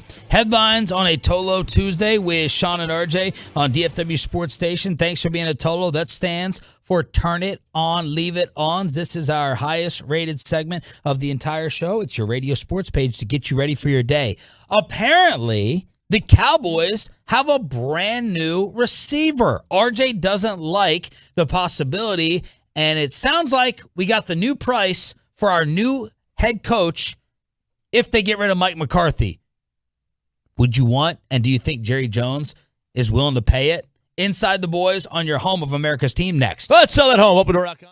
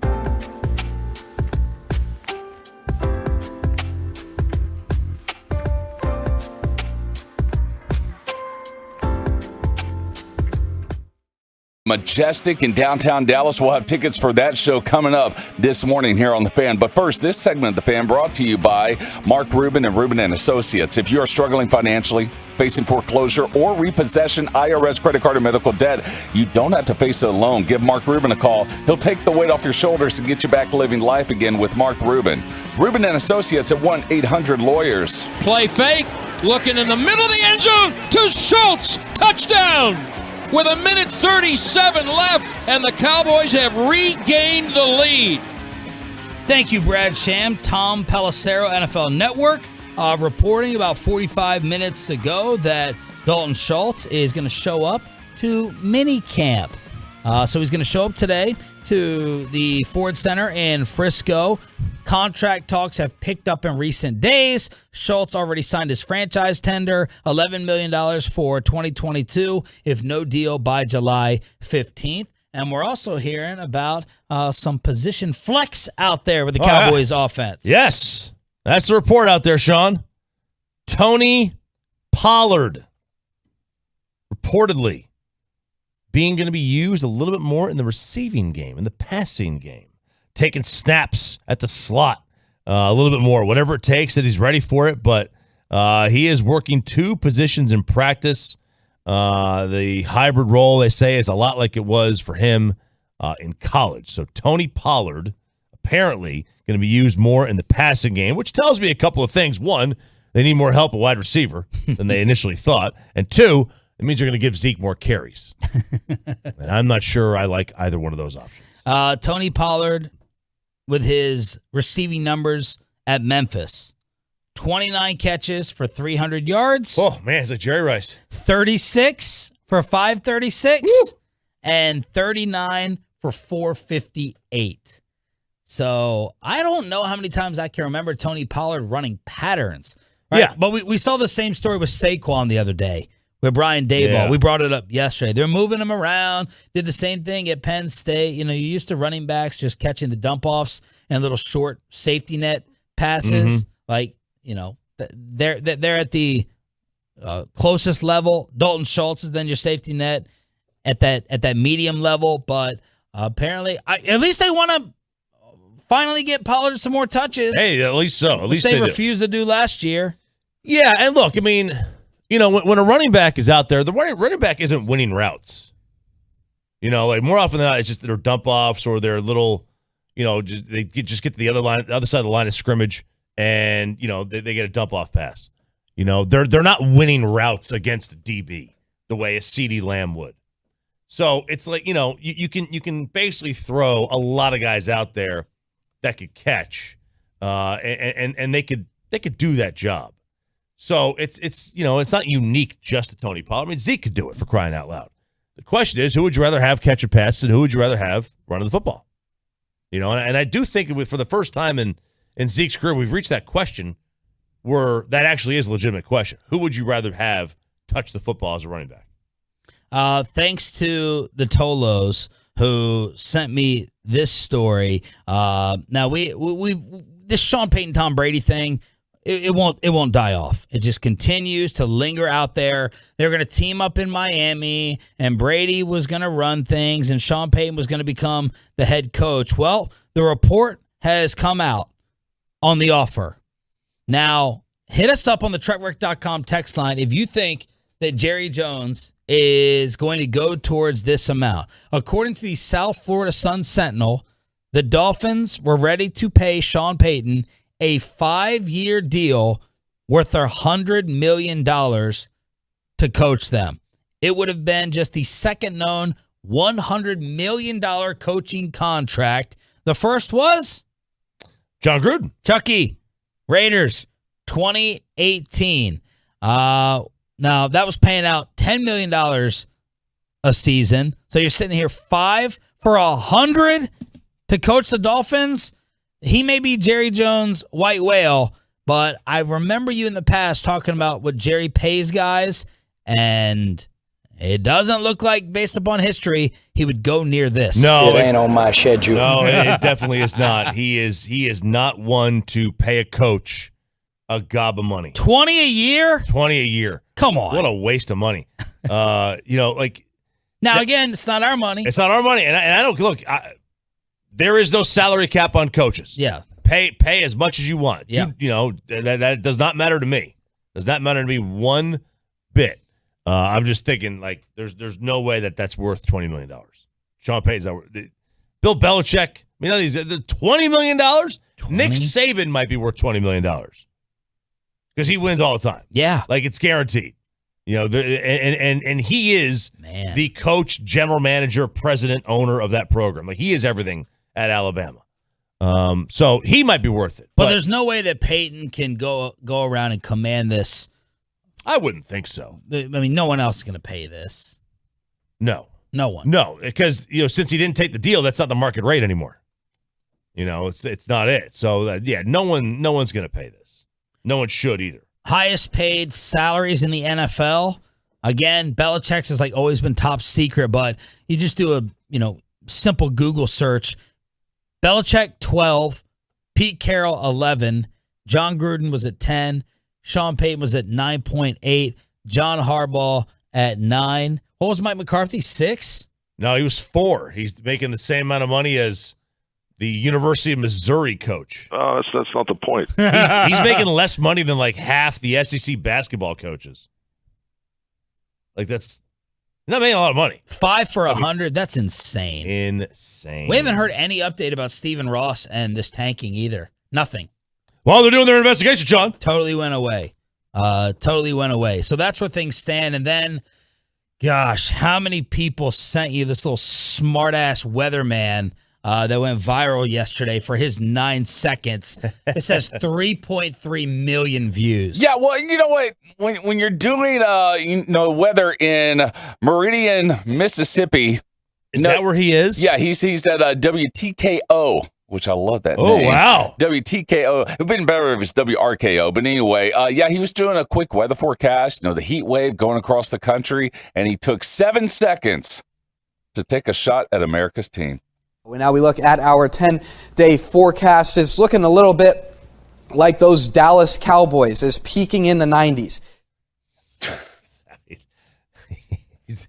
Unfortunately, you're not wrong. 3,100 retweets, 27,000 likes, 3.3 million views on Twitter at Ethan_Bird TV. He's got 875 followers, and he just got a $3 million Twitter view.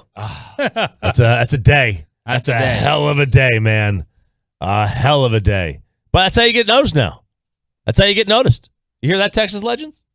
That's right. 877-881-1053 is the truckwreck.com text line to hit us up here on Sean and RJ. Wow, and I'm also looking here. He's verified. No, he isn't. Yes, he is. With 875 Yes, he is verified. Okay. Have you guys found that being verified, does it change anything? Doesn't matter. Does it get you more followers? It doesn't matter to me. Take you more seriously? No, I mean, I think what it does is you could show up a little bit easier on where they will tweet, quote your tweet in an article. Or if you want to tweet somebody who's verified, it's easier for them to see it. Because a lot of people can go and just have verified responses. Yeah. The verified response tab only. And the reason why I point that out is because there's a great website, or a Twitter handle called Awful Announcing. And they have a lot of the bloopers and stuff that we play on the show. And they have a huge following. In fact, I believe they have 250,000 followers on their account. They actually posted the response they got from Twitter. We have reviewed your request to be Twitter account verified. The account will not be verified at this time because the evidence provided did not meet our criteria for notability. 250,000 followers, and they can't get verified, and neither can you. Yeah, neither can I. What is going on? Racism. Playing that card, aren't you, Clarence? Elon will fix that. Elon will come and get me checked up. Tolos are chiming in on the Sean Payton thing. Is Jerry going to pay this? Antoine, I don't think Jerry is going to hire Sean like everyone thinks. Dan Quinn, I believe, is the next coach. Whatever failure or success Mike has, Antoine, a diehard Cowboy Tolo. Mike, I do not think there's any interest on the part of the Cowboys, just media hype. Eric, doesn't count against the cap. I'm sure he'd pay up. Michael, JJ, not about to give up the spotlight to anyone. Bendrick Lamar, Jerry might, but Steve won't. Alex, he can if he wants him. No one can outbid him for something that he wants. And then you got more than likely, if this season ends in a first-round exit, he might. And then doesn't affect cap money, but I get it. If Big Mike doesn't make it to the NFC Championship, Chris says, yep, it will happen. So these are some of the Tolos. Mark Bristow, 0.0% chance. So they're all chiming in on Sean Payton, this Dolphins offer. Yeah, I think, look, if it's $20 million, I don't see a way in hell Jerry pays that. Not a chance. No. But I would pay anything for a title. You don't know the size of the check I would write. Yeah, well, it's $20 million. And that ain't even going to guarantee you one. Right. Because that dude couldn't get to one with Drew Brees for a decade. Your pettiness for head coaches in the NFL. You got Peyton, McVay, Kyle. Anyone else in your sights? Or those are your top three? Kyle's probably the best one of the bunch. Oh, I thought you had the most hate for him. No. I mean, he's made it. He's made it to the Super Bowl with the worst quarterback of the group. Goff. He was the number one pick of the draft. Yeah, so there's pedigree there. There's no pedigree with Jimmy Garoppolo. Yeah. The only thing Jimmy Garoppolo. I mean, by the way, both guys are just incredibly good looking. Man, Jimmy got a Subway commercial. I mean, if I looked like that, I'd have a Subway commercial. Yeah, he does. He's Football. Yeah. All right, we're live on the Fan Cam, live on YouTube, and live on Twitch here on Sean and RJ.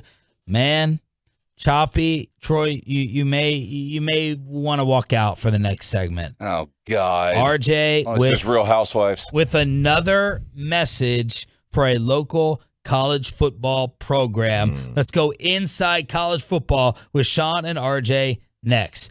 But let's go.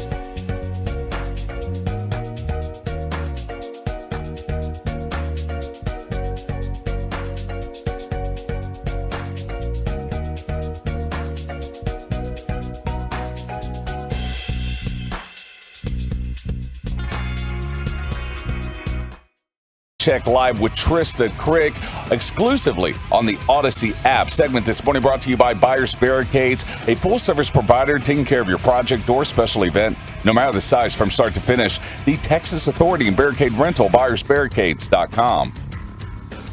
Back to the NBA Finals at 8 o'clock this morning. It's Sean and RJ with Troy Hughes running things as always.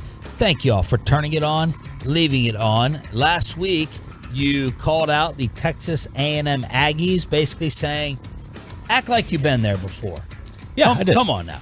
You're sitting at the big table now. Act like you belong. And now you're doing it again. The first time was for what? What, the eventual Texas Longhorn rematch that's coming when they go to the SEC? Yeah, it's when their athletic director, Ross Bjork, said we should have the home game, which they should. He's absolutely right, but you don't need to tell the public that because that's little brother. It's little brother syndrome. Well, now, so I'm not doing this to them. They're doing this to themselves. Okay. Now, Nick Saban, back in May, accused the Aggies of buying players, which led to Jimbo Fisher going scorched earth at a press conference, then going scorched earth again with a Houston television station. Just let me handle it. Yeah. Pushing back against said allegations. Well, yesterday, Ross Bjork sent a message to the SEC Commissioner Greg Sankey. Also was signed by A&M President Catherine Banks. In the email, the school, I shouldn't say he sent it yesterday, it was obtained yesterday.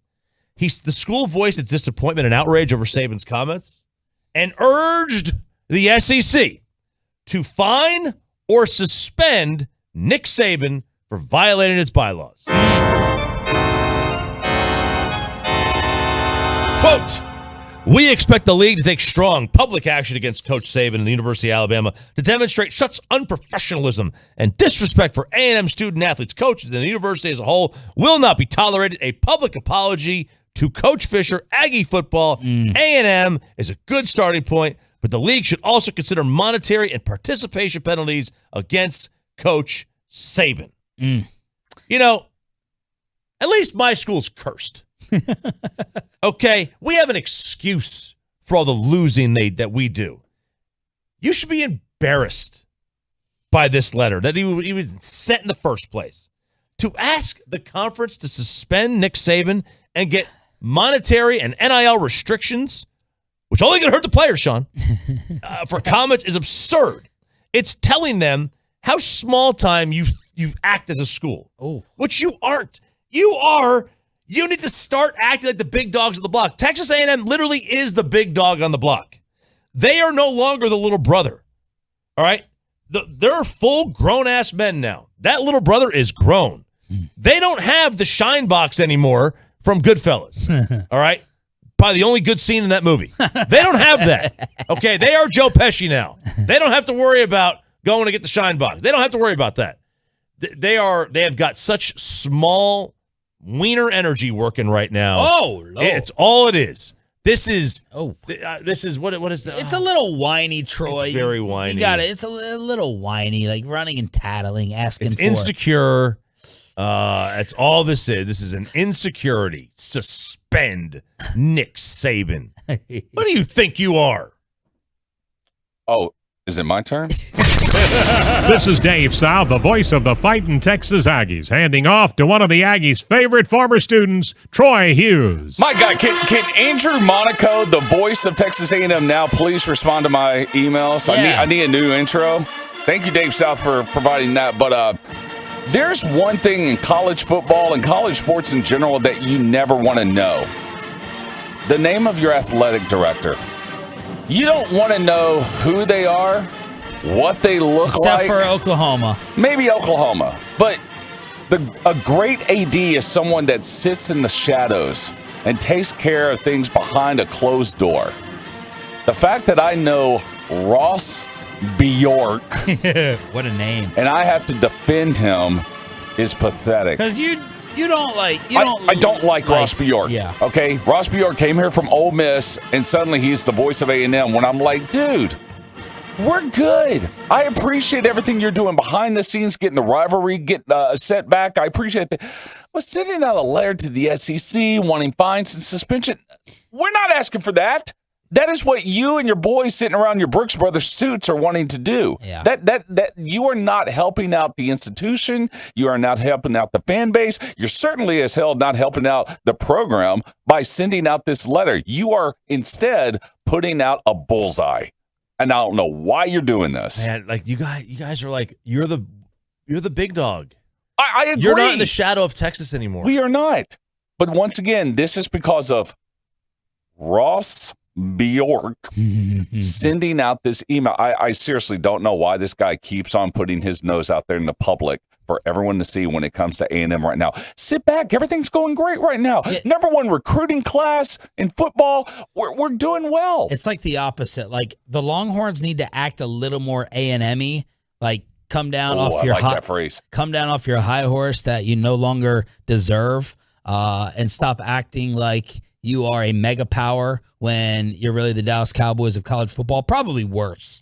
And then A&M needs to take a little bit maybe of that arrogance from Austin in terms of, yeah, I'm at the big table. I deserve to be here.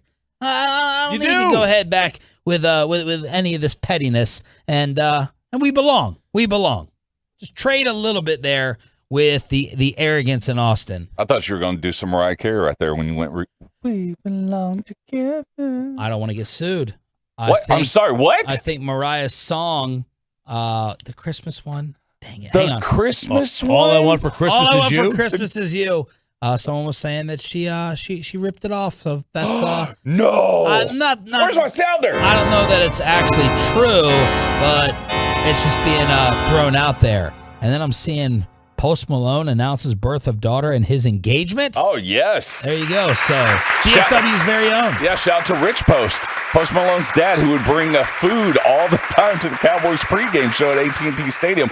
Worked for Cowboys Services and handled all the food and stuff. Nice. So there you go with RJ with another little pep talk there for A&M and their athletic department reacting to this. 877-881-1053. And I also want to give a I'm getting a little irritated with Coach McGuire in Lubbock. Yeah, my patience wearing thin a little bit. I'm trying to serve up something. I'm trying to give him a stud first round, second round pick prospect, and I'm not feeling appreciation for it as my godson, a freak monster, has got a second offer from colleges.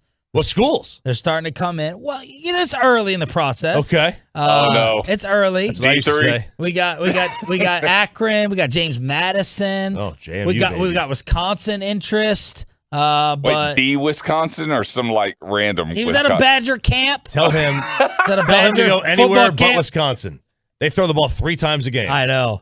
That's right. So I sent Coach the tape and the film, and he's going to come to Texas to visit. So I don't want to jump ship. Okay. I definitely don't want Sark to get his hands on him because I don't want to affiliate with these Longhorns, but I will if I have to get my boy Bryson in Texas playing college football. Well, I mean, I don't have a direct connection right now with Jimbo. Where you at, Jimbo? I'm not going to. No, we're running strong with Haynes King, but if you need me to this Saturday, I can ask RG3. What? What's going on here? I can ask him if they're looking for someone at Baylor. What, are you going to a camp? Yeah, the RG3 Academy is this Saturday at Baylor, so my son will be attending that. So that's pretty cool. What's he going to teach him how to not be able to slide? Yeah, he's gonna walk out there with a book and say, "Never mind, I'm not publishing this." Oh, what happened to that book? Remember, no, he was supposed to publish all these inside details and secrets about Washington and Dan Snyder, and then he was like, "Yeah, I'm gonna pull it. Yeah, I'm not gonna do it." Yeah. Probably a smart move. Yeah. Probably a smart move.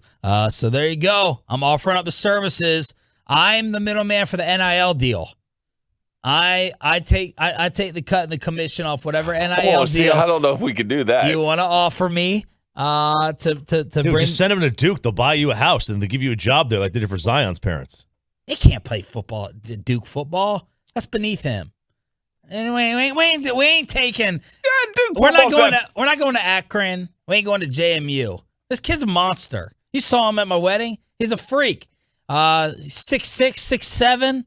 He could be a tight end, wide receiver. I did say he is tall. He is a tall kid. He's an absolute beast. He's a monster. So I'm trying to solicit here. I'm openly soliciting. So pass the word to your Texas college football hookups so I can go ahead and start becoming a new fan of your program. 877-881-1053 to hit us up or offer on the truckwreck.com text line, live on the fan cam, live on Twitch, and of course we are now live on YouTube as well. I got a couple of odds here coming in from Bet Online. Next baseball manager to be fired. I'm going to go with Tony La Russa. Tony La Russa. Even money. Then Dave Martinez. Washington. Is Matheny on there? Mike Matheny is on there. He's 4th on the list. Okay. Then you got David Bell. Bell is in Cincinnati. Who he managed for? Cincy? I don't know. I have no idea. He's either Cincy or Colorado. All I care about is the Reds owner. That's all I care about. David Bell, 9-1. Mattingly, Mark Kotze. Bell is with Cincinnati. Kotze. Where is Kotze? Not Pittsburgh. Hang on. Where is Mark Kotze? Is he with... He's in our division. Oh, he's got to be Oakland then. Yeah, he's Oakland. It's got to be Oakland. How the hell are they going to fire him? They are in last place. They traded everybody. But you got to put a team that's in dead last up there to cover yourself just in case. David Ross and then Chris Woodward's 18-1. Okay. This is before, 3 in a row.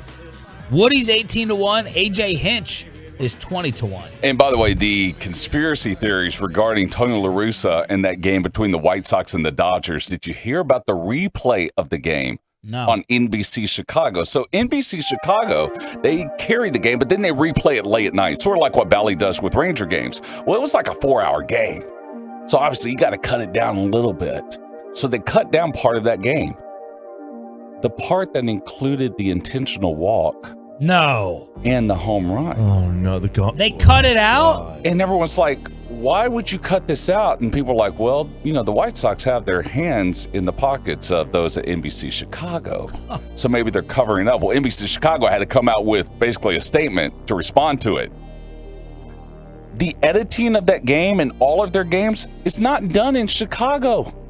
They send it to an editor in New Jersey who then edited the game without knowing the context of what was going on. Oh, dear God. Jesus. And so he's just like, I'll just take this part out. That's like ABC not knowing what they were tweeting and not fixing it when it came to Marion Barber. Mm-hmm. It's like outsourcing it to someone else and not having a clue in terms of the context and sensitivity of the actual story. Speaking of sensitivity, apparently Klay Thompson has been banned from the NBA Finals. Back to Game 5 with Sean and RJ next. Keep the volume turned up.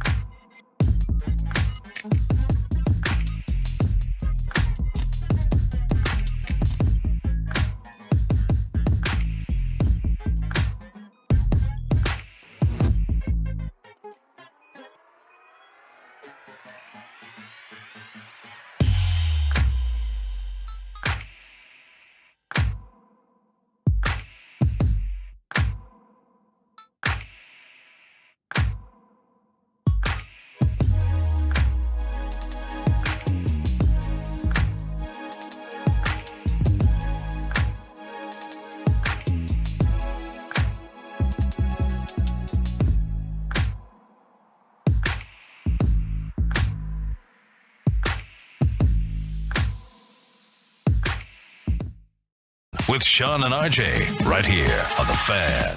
Clay gets some space. Open three. Got it! Klay Thompson. Right wing three. Yes, sir! Klay Thompson's got 21. The lead equals the largest of the night at 16. Good morning, Metroplex. 8 o'clock hour kicking off of a Tolo Tuesday as the Warriors win at home. 104-94. They lead the series 3-2. They can win the championship on Thursday night in Boston. How you feeling about Klay Thompson? Just viewing him as an overall player, career. I don't want to use the word legacy, but just in terms of viewing Klay, we saw him, of course, up close in the Mavs series. Got to keep in mind the return from injury, 32 years old. What do you think about Klay Thompson and how we're gonna judge him? I think I'm not judging Klay with a fine-tooth comb right now. I think that you're supposed to give guys more than a year to return from injuries like that. So I'm not giving him this, man. I'm not giving him he's not necessarily getting a pass, but he's also not getting like crushed from me. I'm not going to sit here and say this is a defining moment in his career because he's blank. I'm not going to look at it that way. He's a shooter. Like he's a great perimeter defender, or I should say, a very good perimeter defender, and he's a great shooter, and that's what he is. Like he's not going to be he's not. So as a 2, I think he's an above average 2. Above average 2. Okay. I think but you would take Paul George over him. Yeah. I would take Paul because I think Paul could be a 1. I mean, he went to the conference finals as a 1. I don't think Klay can do that. I think Paul's a better player overall. So I'm trying to think who, if Anthony Davis is the best 2 in the league, Klay is, he's probably a top 10, 12 2. But then also, he has to be higher than that too for me because, they won without KD before. They set the all-time record for wins with him. Yeah, his career postseason, he's at his career scoring average in the playoffs. He's averaging 19, and his career average is 19. The year in which he really broke out in the playoffs was 2015, 2016. He averaged 24 a game in the playoffs. But otherwise, 15, 16, 18, 15, 19, 20, 19. Yeah. We forget, he missed back-to-back years with an ACL and an Achilles. That's just not easy to come back from. He's a different player today. So I don't know that it's fair for me to go in some hardcore take on him. And then what's the next game coming up in this series? Thursday. But what game is it? What number? 6. Game 6 Klay. That's his nickname. And so we'll have to see if that actually shows up because if you go back and look. His nickname is Game 6 Klay because Game 6 of the 2016 Western Conference against the Thunder, 41 points. Game 6 in the Western Conference against the Rockets in 2018, 35 points. Then Game 6 where he tears his ACL, he scores 30 points. It seems like Game 6 is the one that he shows up in, thus Game 6 Klay. Oh, so why is he being banned? Well, he's being banned, Sean, because he arrived to the arena last night for Game 5. And by he, I'm not talking about Klay Thompson. Instead, I'm talking about the man named Dawson Gurley. Dawson Gurley is the Klay Thompson lookalike. Oh, yes. At the Warriors games. If you've seen this guy, he is sitting normally front row, courtside of these games in these very expensive seats, but he is wearing a Warriors jersey, shorts, socks, kicks. He is ready to go into the game if need be. Well, he wasn't ready last night because he sent out a tweet last night, the guy, Dawson Gurley, at Big Dawes TV at Game 5, and Warriors just banned me for life from their arena. And I was like, whoa, why would they ban you for life? You're always at the games. You seem like a great supporter. Why would they ban you? Well, then he went on to tweet this. Banned because I walked past 5 layers of security guards who willingly let me through security without asking for ID. And shot around on the court for 10 minutes. I also spent $10,000 on tickets, which they are not refunding. Why should I be banned? Because of their security and because of their incompetency. And then he posted a letter from the Golden State Warriors banning him for life, threatening trespassing charges. Oh, so his argument is, I know I'm not supposed to, walk on the stage at the concert with, Garth performing, but Garth. Security allowed me to walk past. Therefore, I shouldn't be punished for trespassing. I agree. I know you would. If security allows me on there, what am I doing wrong? I was given permission by the gatekeeper. Yeah, what are you, the keymaster? Yeah, well, it's not the same thing. I mean, he basically is an imposter that went onto the court to shoot hoops for 10 minutes. Yeah. They finally realized, wow, that's really not Klay Thompson, and they banned him. So you can't allow someone to dress up. Ban seems a little strong. Yeah, it is a little strong. Little strong. Little strong. Tell him that he has to go and he's got to buy his whole row beer. That's a punishment. I don't know. That's the punishment. Like this is, what did he do wrong? Did he say his name was Klay? Technically, did he say it? We have it on tape. If he didn't say his name was Klay, then he's not impersonating anybody. Yeah, I'm probably not. I'm zooming in on this letter one more time at Big Dawes TV, the fake Klay Thompson banned after last night's game. I'm reading on to this letter. It says that he has been banned indefinitely from attending future NBA, WNBA, and G League games as well. Not the G League. The G League. Man, he can't go to a Santa Cruz Warriors game now. Meanwhile, and I'm interested to see Choppy's reaction to this on ESPN. Shaq, who said his favorite player is Steph, he said Steph got to go top 10 all time. With so many great guys before us and even guys coming after us, some guys have their own special category that you can't mess with. For example, when it comes to the most dominant, Wilt, myself, the GOAT, we always got Kobe, LeBron, and Mike. When it comes to the greatest shooter of all time, Steph Curry is in there by itself. So does that make him top 10? In my opinion, it does. I love the way he plays the game. He plays with great energy, great passion. And you knew that as great as a player he is, that he was going to have a game like that. He needed to have a game like that for them to win. And that's what great players do. So there is Shaq not naming his entire 10, but putting Steph Curry top 10 all I time. think a lot of times you say, oh, yeah, he's top 10 player all the time. Then you go through your list and you got 28 guys on there. Right. Exactly. And that happens. Yeah. I just think it's very difficult to get him in the top 10. There are so many players that you have to get him. Like, who are you taking him over? What about, how about Kobe or Steph? Kobe. Is it okay? Not even close. Not even close. Kobe's a top 5 player of all time. It's not even close. Okay. And by all time, I mean like, I'm sorry, Mad Dog Russo. I'm sick of the guys like I've kind of seen. Right. Not the firefighters, JJ Redick. Now, I will say this.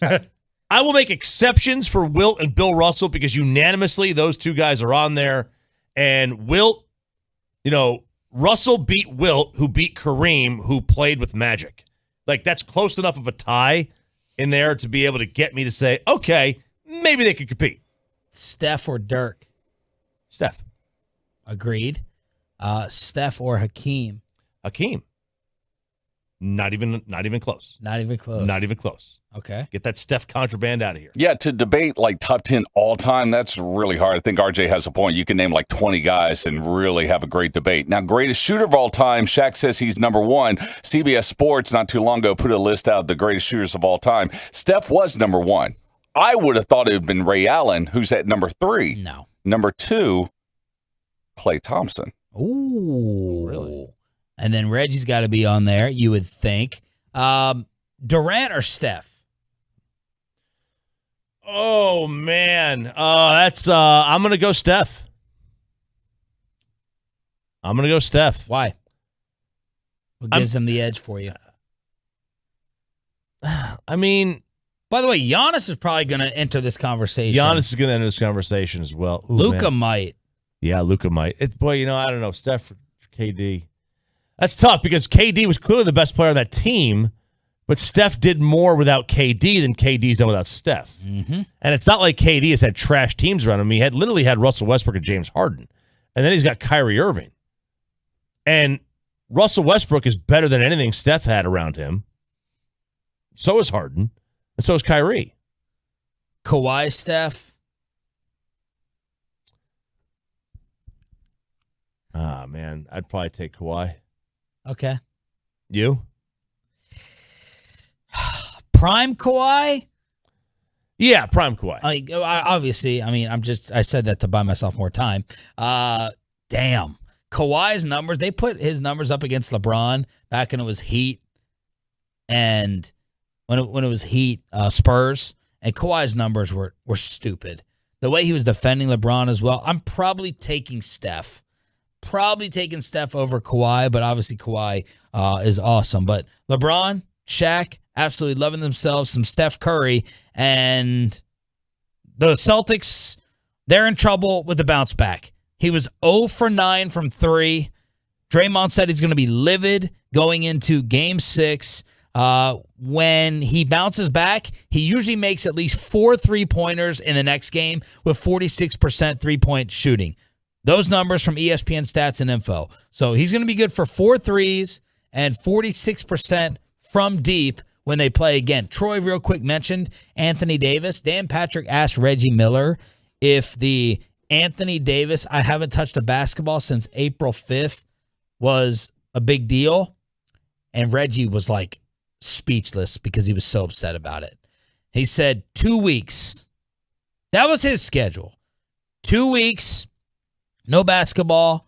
You can stay in condition, whatever you want to take off. But he was pretty stunned, and he was calling out Anthony Davis as Twitter was saying, LeBron, sorry, you're going to end up with 4 titles with Anthony Davis saying he has not picked up a basketball for about 2 months. You know, I get it for Reggie. Like, shooting was like literally his game.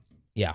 You know, Anthony Davis has got to, he could shoot. There's no doubt about that, but is that the only part of his game? Like, that was all that Reggie, not all that he could do, but it was most what he could do. Like, what do you think this is for baseball players? I wonder. Time off until you get back in the cage and get a bat in your hands. Okay, so let's just say, like April, so he did not play for a large part of the season, really at all. I would say that you talking about Anthony Davis? Yeah, I would say a pitcher. Let's say they stop playing in September. I would say they don't touch a baseball for a month. Pitcher. Okay. And now that doesn't mean they're not training, but I'm going to guess they don't touch a baseball for a month if they're a pitcher. Give that arm some rest, relax. Maybe you play catch here or there, but it's not like you're throwing a bullpen session. You might just be, throwing in the backyard or something like that. That's my guess. Anthony Davis played in 40 games last year. It seemed like he played in a quarter of that.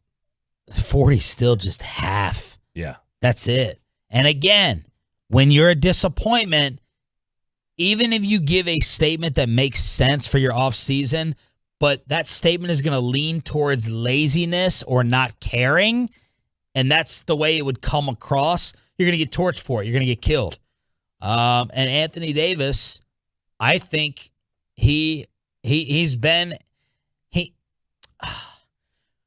Anthony Davis or Dwight Howard in terms of like expecting more or wanting a little bit more from. Oh, Dwight Howard. Okay. Now, people are saying Dwight Howard, he's going to the Hall of Fame. Yeah, he is. He is. Like, Dwight Howard never had, I don't think Dwight Howard was anywhere near as skilled as Anthony Davis. Well, no, because he doesn't have the shot that Anthony Davis has. Dwight Howard was more of a traditional center. He was a defensive enforcer, shot blocker. I mean, he was a really good player underneath. But he was not going to be like, Anthony Davis can stretch the floor a little bit. I would take Anthony Davis over Dwight, though. Even though Dwight's going to go to the Hall, so is Anthony Davis. Yeah. And Dwight does have a shot. Dwight Howard does. He has 5 kids from 5 different women. Wow.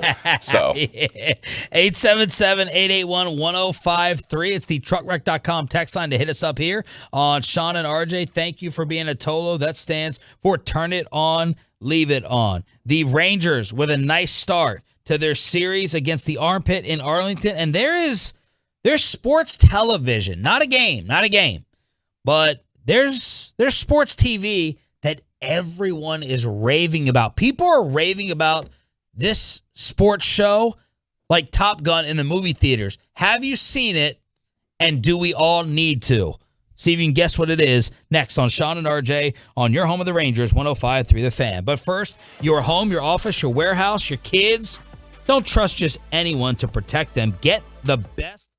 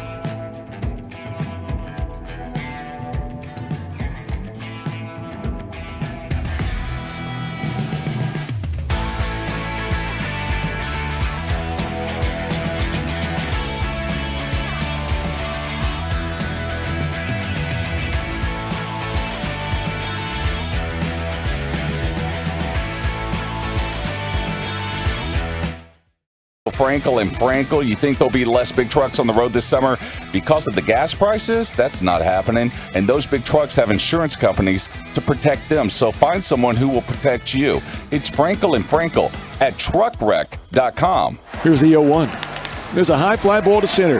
Back goes Tavares. He's there. He's got it with a little jump in front of the track. The ball game's over. Matt Moore with his first professional save. A win for Brock Burke. And the Rangers have downed the Astros 5-3. And you heard that right here on your home for Rangers baseball. 23-17 over their last 40 games. Our Rangers insider Jared Sandler points out that is a 93-win pace. Marcus Simeon's last 24 games. I'll just give you the numbers across the board. 314, 371, 533. He leads the Rangers with 5 games of 3 or more hits, and Jared said it was a pretty awesome atmosphere last night at the Globe as they come back and beat the Armpit 5-3, third straight win. They break the game open in the 8th with 3 runs. It was tied at 2, and the Astros have lost 4 of 5. Rangers second place in the American League West, and not a lot of people had that before the season started with Seattle and the Angels. No, it really isn't. And, this was a very good win. This is a very, very good win. They beat a team they were down 3-0 against. Javier pitched pretty well. He's been pitching very, very well throughout the course of this year. ERA in the low 3s. This was a solid victory to come back and beat Houston.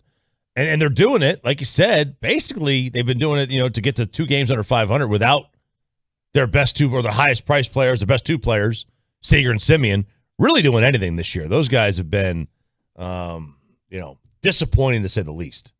But if you could be at 29-31 without them, how much better would they be with them? Because those guys will hit eventually, I hope, I think. This is coming in from at My Sports Update. The NFL has announced a new official pizza. Don't look, Troy. Who is it? Who was it? And who is it? I believe it. Was it Papa John's? Yes, but I didn't realize there was a replacement after. Okay, so I'm going to go Pizza Hut. It was Pizza Hut. No idea. And now, a new pizza sponsor for the NFL. I mean, I haven't seen this. I'm just going to mention the name of the place that's really stepped up their game in the last 5 years. I'm going to go Domino's. It's not Domino's. They have don't they have the halftime report on, or didn't they used to? The Domino's Pizza halftime report on CBS. Let's see. It can't be. No. They can't do Little Caesars? Little Caesars. Little Caesars is now the new official pizza sponsor of the NFL. Man, how many hot and readies they selling to be able to afford that thing? When's the last time you've had Little Caesars? I can't remember having it in over 20 years. Oh, At least. Oh, yeah. My wife says it's undercover good. Yeah, it's the go-to. Oh, we're having how many kids at our house this weekend? Yeah, Little Caesars, because it's like cheaper, and you can buy like 20 of them. Isn't that the square pizza?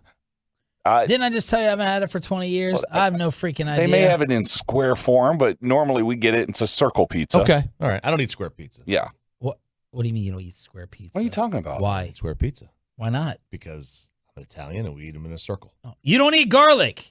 So don't preach about Italian food. That's because my dad didn't eat garlic. Okay. And so my mom didn't cook with it. You don't like grandma pizza? Like the one that homemade? No, like the deeper. It's not deep dish, but it's like the corner square pizza. Yeah, like your grandmother would make at home or whatever. They call it a grandma pizza when they serve it in the different stores. Are you talking? Yeah, like a Detroit style pizza. That's a square pizza where they put the sauce on top. Yeah, Detroit style.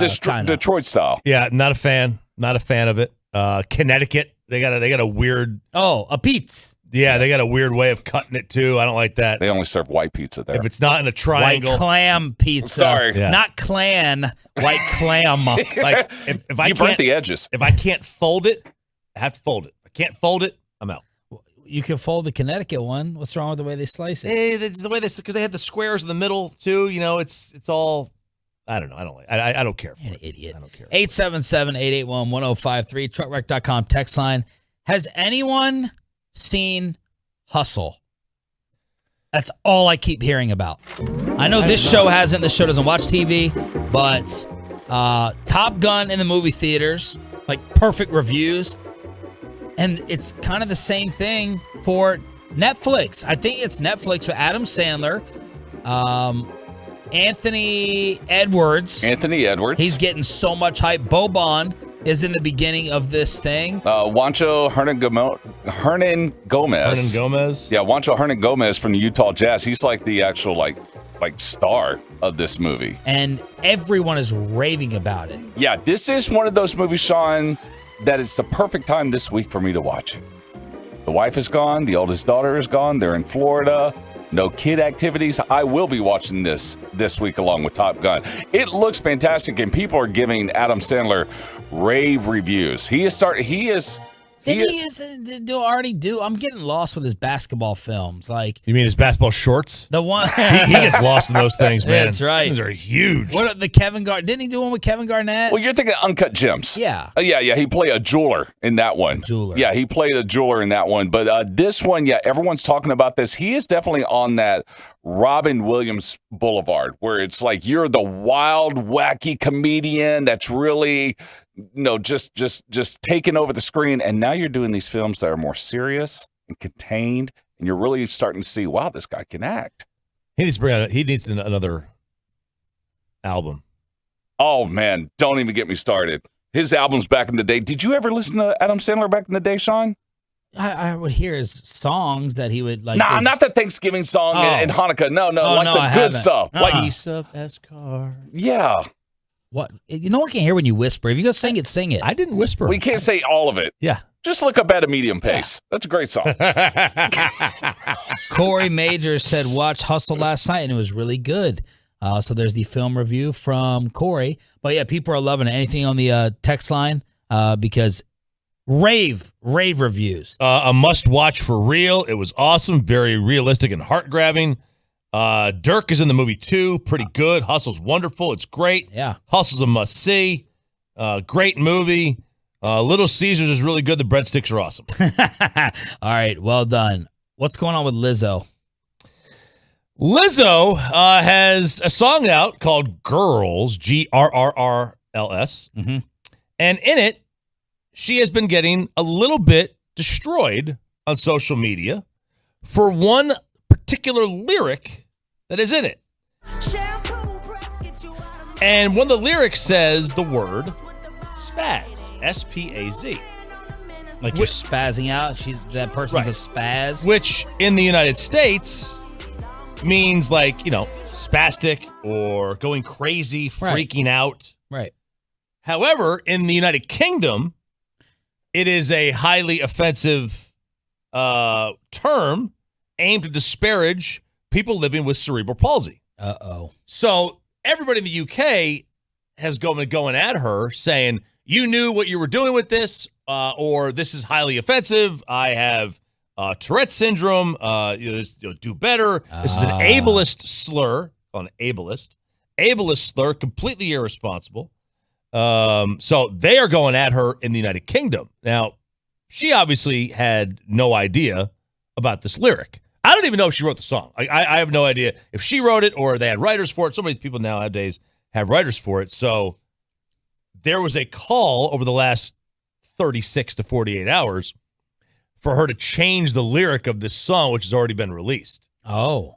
Which she actually did. She changed it. Now, I don't know what it is. They've changed it too because she posted this, last night.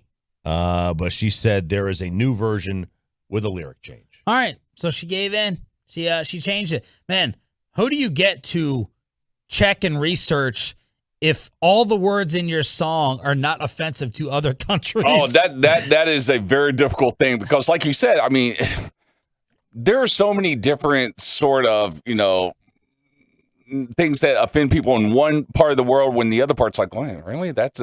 Man, you have to do a lot of research to do stuff like that. Right. I wonder what word we would find offensive that is commonly used in other countries. Which one in America would we react like this to? That's a great question. I have no idea. Like, I know they use words in England more freely than we use here. Yeah. Like the big one that you don't say to a woman. Yeah. They use it way more freely in England. Way more freely. That starts with this? It does. Yes, it does. Oh, yes. okay. What are you doing? What is that? Gave me a hand. A Gave him a letter. Okay. Gave him a letter sign. Like they use that much more freely over there. It's a really small C. Than we use it here. Like, use it here, it's like, man, like, you better run. Yeah. So this is the second time in 1 week that a song has had to change its lyrics. Lizzo, and of course, Sean, before that, Notre Dame changed their lyrics. I wasn't aware there was lyrics to this. Yeah. Well, not to this. Not to Rudy. I was like, not to Rudy. What happened? Their fight song, Victory March, 114-year-old fight song, Victory March, with the lyric, while her loyal sons are marching onward to victory. Well, they've announced that they've changed the lyrics to while her loyal sons and daughters march on to victory. Oh, to be more inclusive. Yes. Okay. Man, who has time to get work? I always people will get worked up over anything. Bro, I always say this to my wife. I said we are mismanaging life. We're not doing things correctly because I don't have time. I don't find myself having time to research or get worked up about any of that stuff. I'm like, people with 3 or 4 kids will like send me texts or send me some tweets that I know, and I'm like, how do you have time for this garbage? Like, how am I mismanaging my own life? And you sit there and you have time to get involved with all this stuff. Good Lord, I must be doing something wrong. No, it's a 3-hour nap. That's what it is. A 2-hour nap or an hour nap, whatever it is that day. That's the time. No longer 3. No longer a 3-hour nap, unfortunately. 877-881-1053 is the truckwreck.com text line. Kyrie, why do we have to pay? You think you got inflation problems? Kyrie Irving has the most inflation problems and NBA rumors everywhere yesterday. The latest on DeAndre Ayton and Donovan Mitchell may be moving. Are the Mavs tied into any of this? We'll get into it next on Sean and RJ 105 through the Fan. But let's get you over to QC Connects. One of the best things happening in DFW over the past year is the arrival of QC Connects, and they have helped me so much. Thank goodness.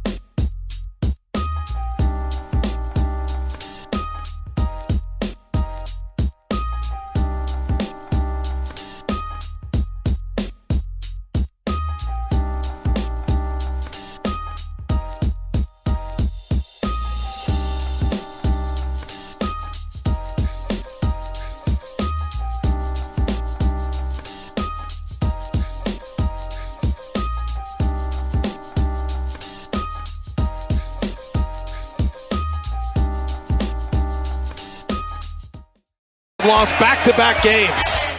That's what happened last night in the NBA Finals. We will get to that a little bit more at 9 o'clock here on Sean and RJ. It's DFW Sports Station 105.3 The Fan. Thanks for being a Tolo, the audio from Warriors Radio. And also got to give a shout out to our guy, Tim Roy. Tim Roy, hey, yeah. Who normally does Warriors Radio. I like it hot. Put some more curry on that dish. Not on the call last night. Had to be benched with COVID. Oh. So he was off the call last night. So shout out to Tim Roy. Same for Adam Silver, NBA commish, apparently in the health and safety protocols. And Mick Jagger. And Mick Jagger? Yeah, I saw that. Wow. Okay. Someone who was kind of attached to COVID throughout the entire year was Kyrie Irving. Yes, he was. Kyrie signed a 4-year, $136 million contract with the Nets. Again, 4 for 136. He's among the 1% when it comes to wealth. Well, yesterday morning, he fired off a series of tweets asking why he had to pay to live here on Earth. Quote, I thought Mother Earth belonged to the people. Why am I paying to live here?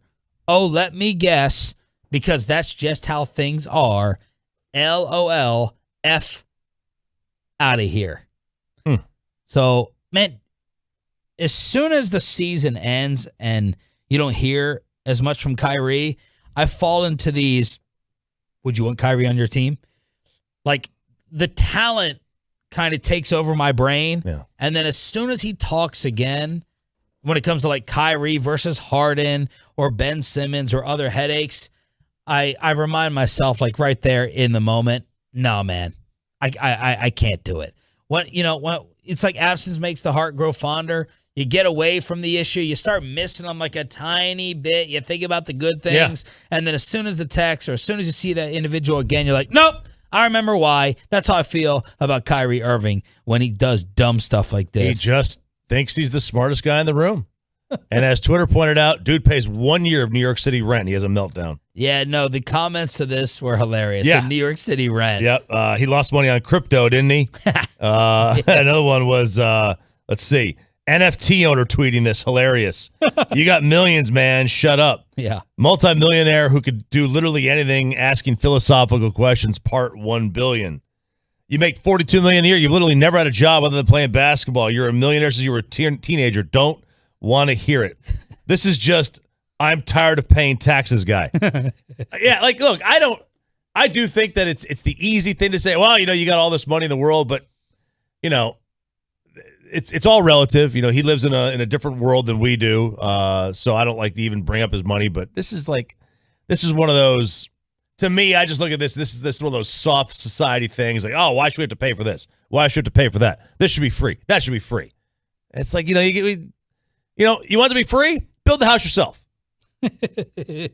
Take up a fight against your neighbor. Control their land like we did back in the 900s. Okay, plant your flag and build your house, and then it's free. Then it's free. Until then, you got to pay the rent. I would like to think he's just spending the off season hanging around KD. I'm actually high right now, and that's the reason why. But no, Sean, you're right. He's the smartest guy in the room. We're just pawns. We're just pawns in his game of chess. Yes. He's capable of just contemplating more things in life that the rest of us are not. He's just more curious and more intelligent than everybody else. So there it is. Kyrie just reminding you why you would probably want to stay away and why a lot of Mavs fans were like, nope, doesn't matter. The talent, absolutely not. Heck no. All right, yesterday we had a bunch of different free agency rumors, a bunch of different things floating around the NBA. Let's start off with this Donovan Mitchell photo. Remember Donovan Mitchell, Miami. Mm-hmm. Donovan Mitchell to the Heat. That was rumored. There was a photo of Donovan with Jimmy Butler appearing to be out and about. So that got people stirring a lot. DeAndre Ayton. Phoenix is increasingly expected to engage in serious sign-in trades centered around DeAndre Ayton. That from Mark Stein. You also have D'Angelo Russell being shopped around by the Minnesota Timberwolves. You also have Philadelphia with Danny Green and the number 23 pick being talked about, and a contract that we talked about a lot here on the show, John Collins, where the Atlanta Hawks going. Yeah. Remember John Collins from last year? Yeah. Hawks Eastern Conference Finals run. The Hawks are looking to add a lottery pick, and John Collins is a candidate to be moved from Kevin O'Connor. And remember what he was and whether he was going to be worth that type of money. Yeah, I mean, what is he? What is he now? What do you give up for him? What does he get back? We just saw JaMychal Green get a first-round pick in return. Now, granted, they had to give up another first-round pick like 3 years from now. But, you know, NBA draft picks are not like NFL. Guys will trade a first-round draft pick for just about anything these days. So, you know, what is his value? What is his value on the market, on the trade market? And do you remember where you stood on John Collins? I don't remember where I stood on John Collins. To me, I was against it. John Collins was a freak athlete. He's a guy who jumps around on a trampoline, but you're going to go ahead and pay that type of money. Now, 16-8, it's good numbers. Yeah. Good numbers. Yeah, not bad. 16-8, shoots 36% from three. So just keep those types of things in mind when we have the Jalen Brunson conversation, because last year he was a version of Jalen in terms of the playoffs really elevating and skyrocketing his value and his popularity. I mean, look, a lot of similarities with the Hawks, according to Charles Barkley from last year, where, you know, obviously they made the run, right, and so the Mavs made the run. You know, points. They gave John Collins 5 for 125. Okay, so 25 a year. That's not chump change for 16-8. I don't like that. I don't like that. I know that, you know, you're being forced into it. You're not going to have the cap money if you don't re-sign. 16-8 for John Collins. And what are the Hawks?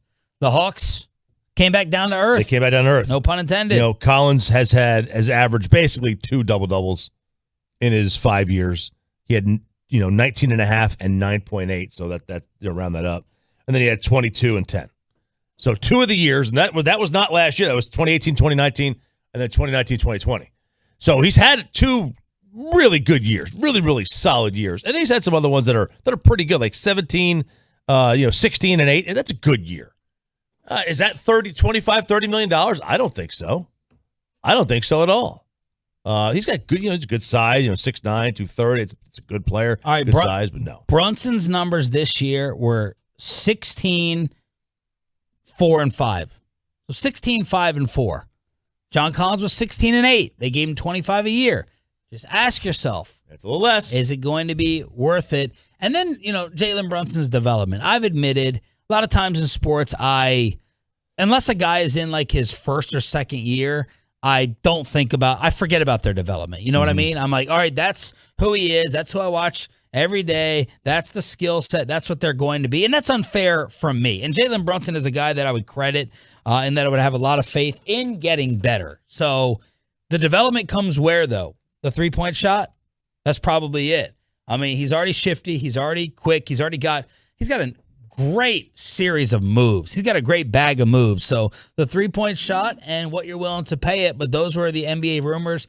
I'm just trying to figure out who gets Ayton because it seems inevitable DeAndre Ayton is going to move. I talked nonstop about him being criminally underused in the series against us. I think that costs Phoenix. Where could he end up going, and what are the Suns going to be? And can Miami figure out a way to get Donovan Mitchell to team up with Jimmy Butler? Yeah, like that would be that'd be one of the better 1-2 punches in the game. No doubt about it. Donovan and Jimmy Butler. You're talking about. I just wonder, would Jimmy Butler and Donovan clash? Jimmy's a dog. Right. Like a dog. And is Donovan. Right. Did Donovan strike you as that in that Utah series? Didn't to me. Now, maybe he just hated his teammates so much he was checked out. And I'll be like, that was the closest any of us had watched Donovan Mitchell. You know, you're playing the Mavs. It's you watch him on a different level than if you're just checking out the Jazz Nuggets series. Totally different way. Yep, no doubt.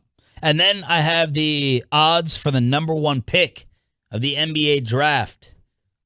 Who's the favorite and who's top 3? From Vegas. Favorite is it Jabari? It is Jabari.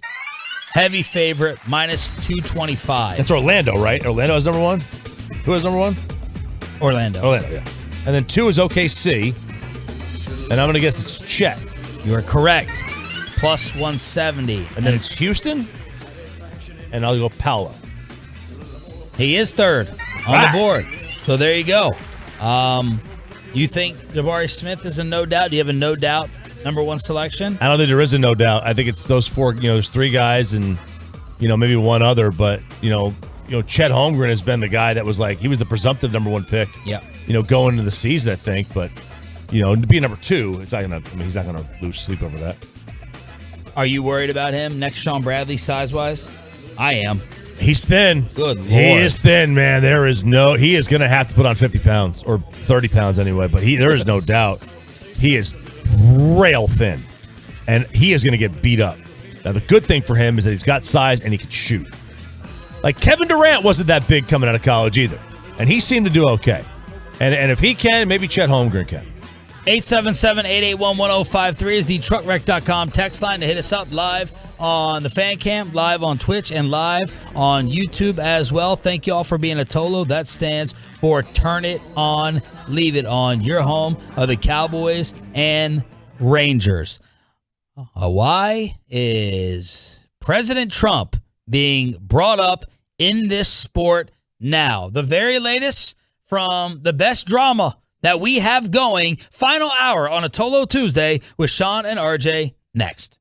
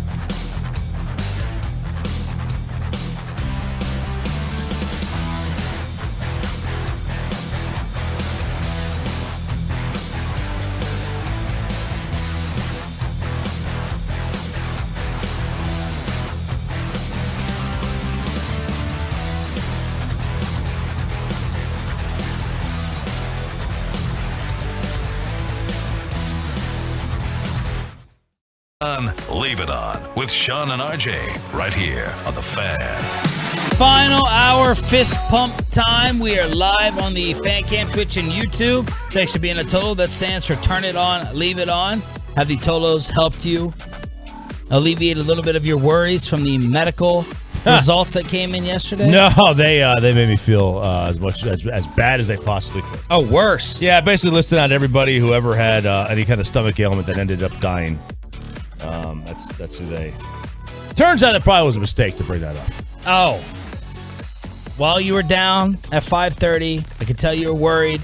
Didn't have the usual energy, and you got the CAT scan results back. I think it was a CT scan. I don't know what the difference between a CAT scan and a CT scan is, if there even is a difference. Okay. But I've got an enlarged spleen, which could be from mono, which I've had before. Yeah.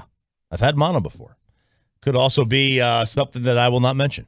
And it could be something else. It could be lupus, which I don't think guys get lupus. I don't know. I have no idea. Could be syphilis. I hope it's syphilis. That's the easiest one to cure. Why do you hope it's Because I can syphilis? just pop a pill. So I told my sister yesterday, whose husband works for Texas Health. Well, and these are the wine collectors. The wine collectors, and she was like, the first thing she said was, "Don't."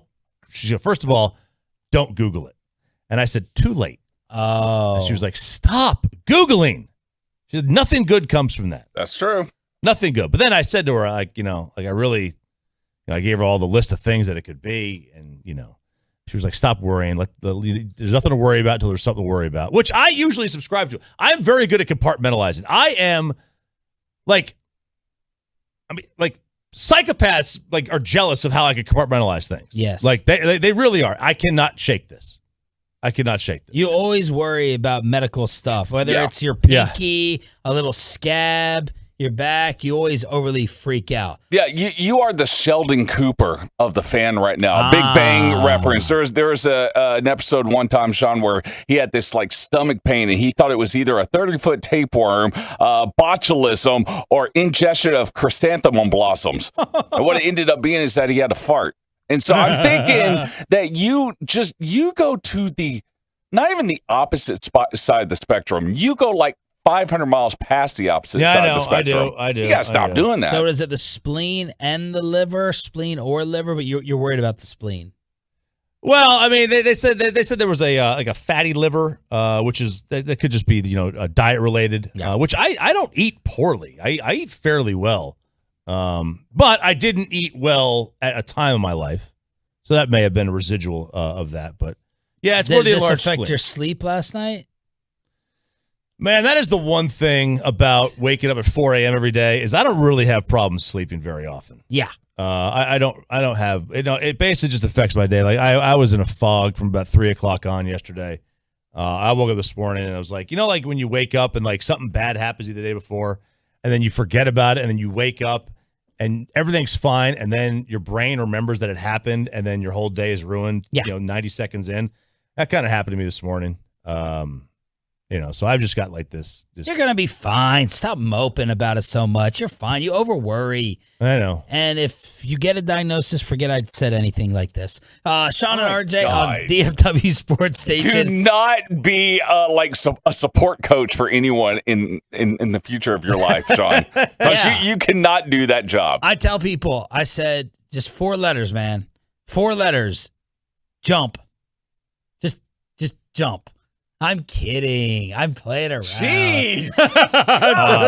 I'm just kidding around. Let's see. The truckwreck.com text line. Let's see. I didn't know he was this extreme. I never should have said that. I hope it's cirrhosis.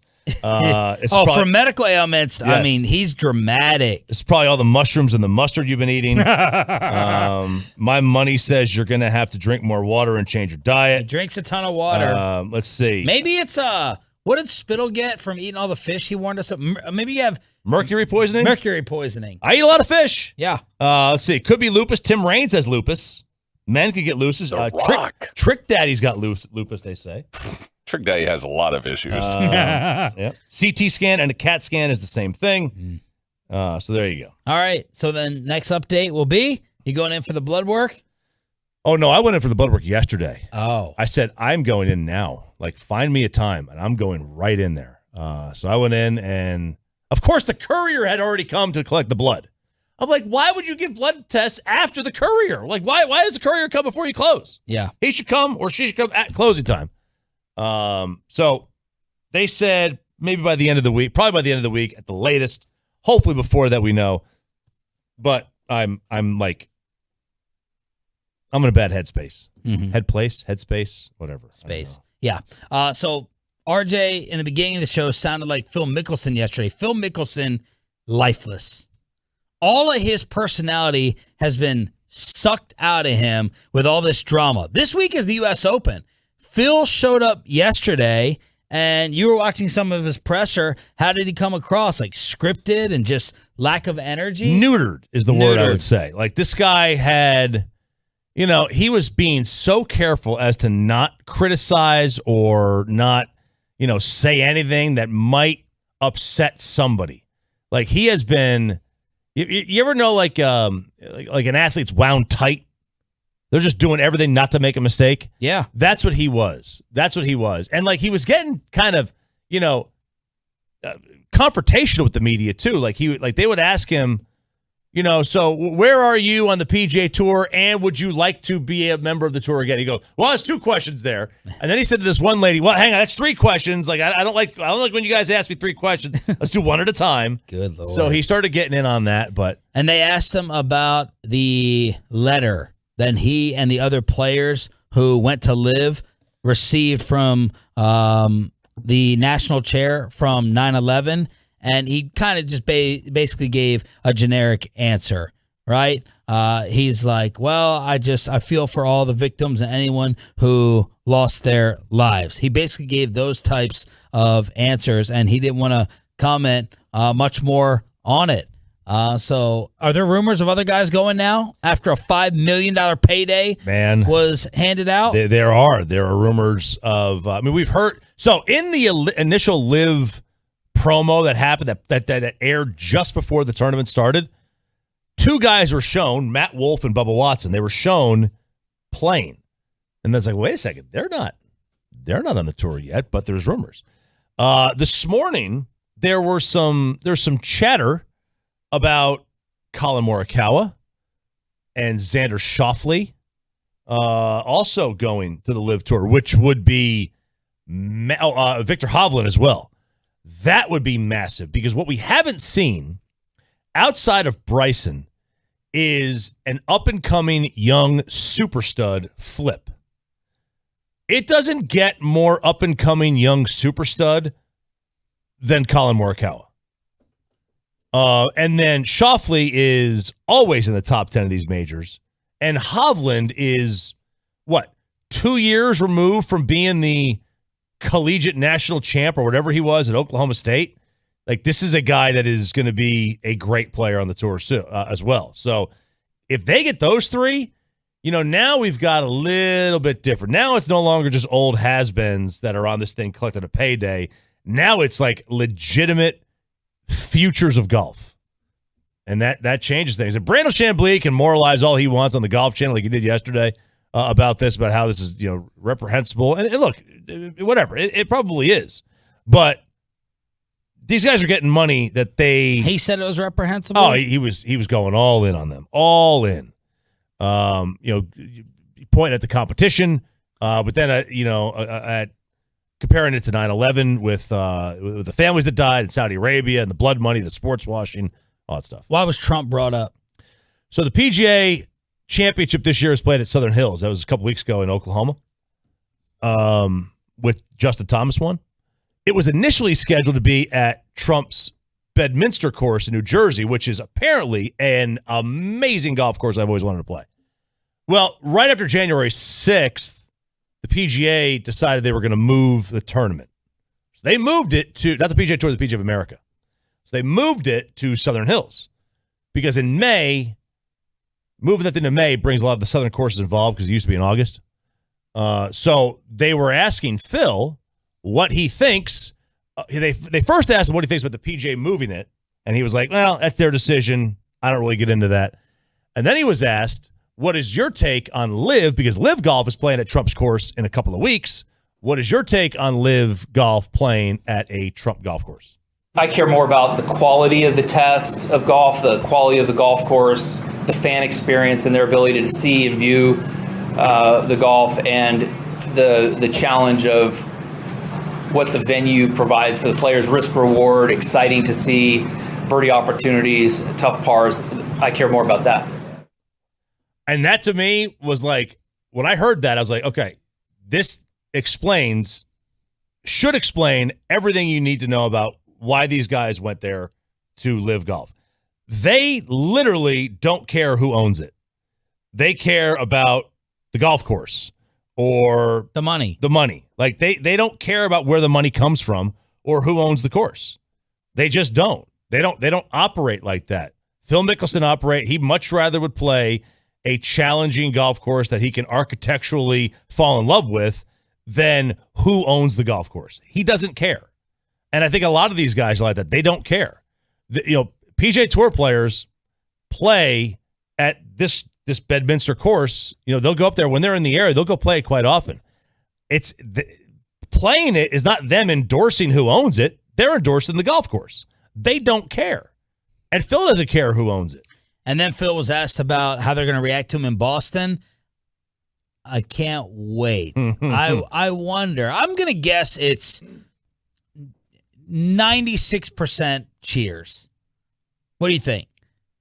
96% to 4. He's still out there participating in their event. You think they're going to view him as a traitor? I don't know. That's a good question. I don't know if they're going to view him as a traitor or not. I don't think so. I think the golf media cares way more about this than the golf fans do. Golf fans want to be entertained. I don't care where Phil plays. I don't care where DJ plays. I just want to watch him play. So I assume most sports fans are like that. Sports fans don't generally care, do they? They don't care about how. They just or what. They want to see you play. They want to be entertained. Couple of Cowboys notes. NFL Network reporting Dalton Schultz is going to show up at minicamp. There's been some progress on a long-term contract since he's not happy with just the 1-year, $11 million franchise tag. Pro Football Focus came out with the top 10 list at tight end. Mm-hmm. Top 10 tight ends in the National Football League.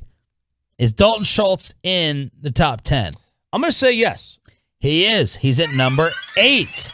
Here's what they wrote.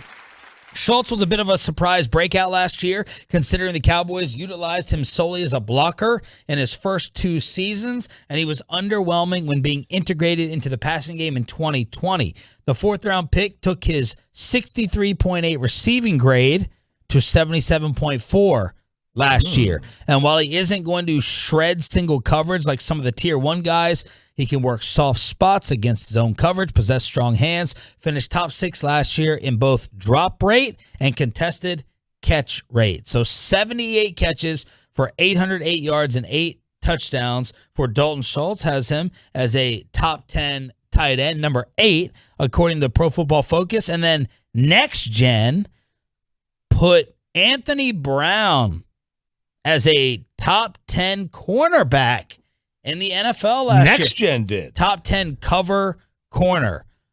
Passer rating allowed, 75.8. Catch rate allowed below expectation, minus 6.4. Wow. Tight window percentage, 28%. Target rate, 22%. Average separation, 2.6. There's a lot in here when it comes to these numbers, but they gave props to Anthony Brown. Man, good for them. Good for them. He got burned in that first game, and I think it stained people the entire year.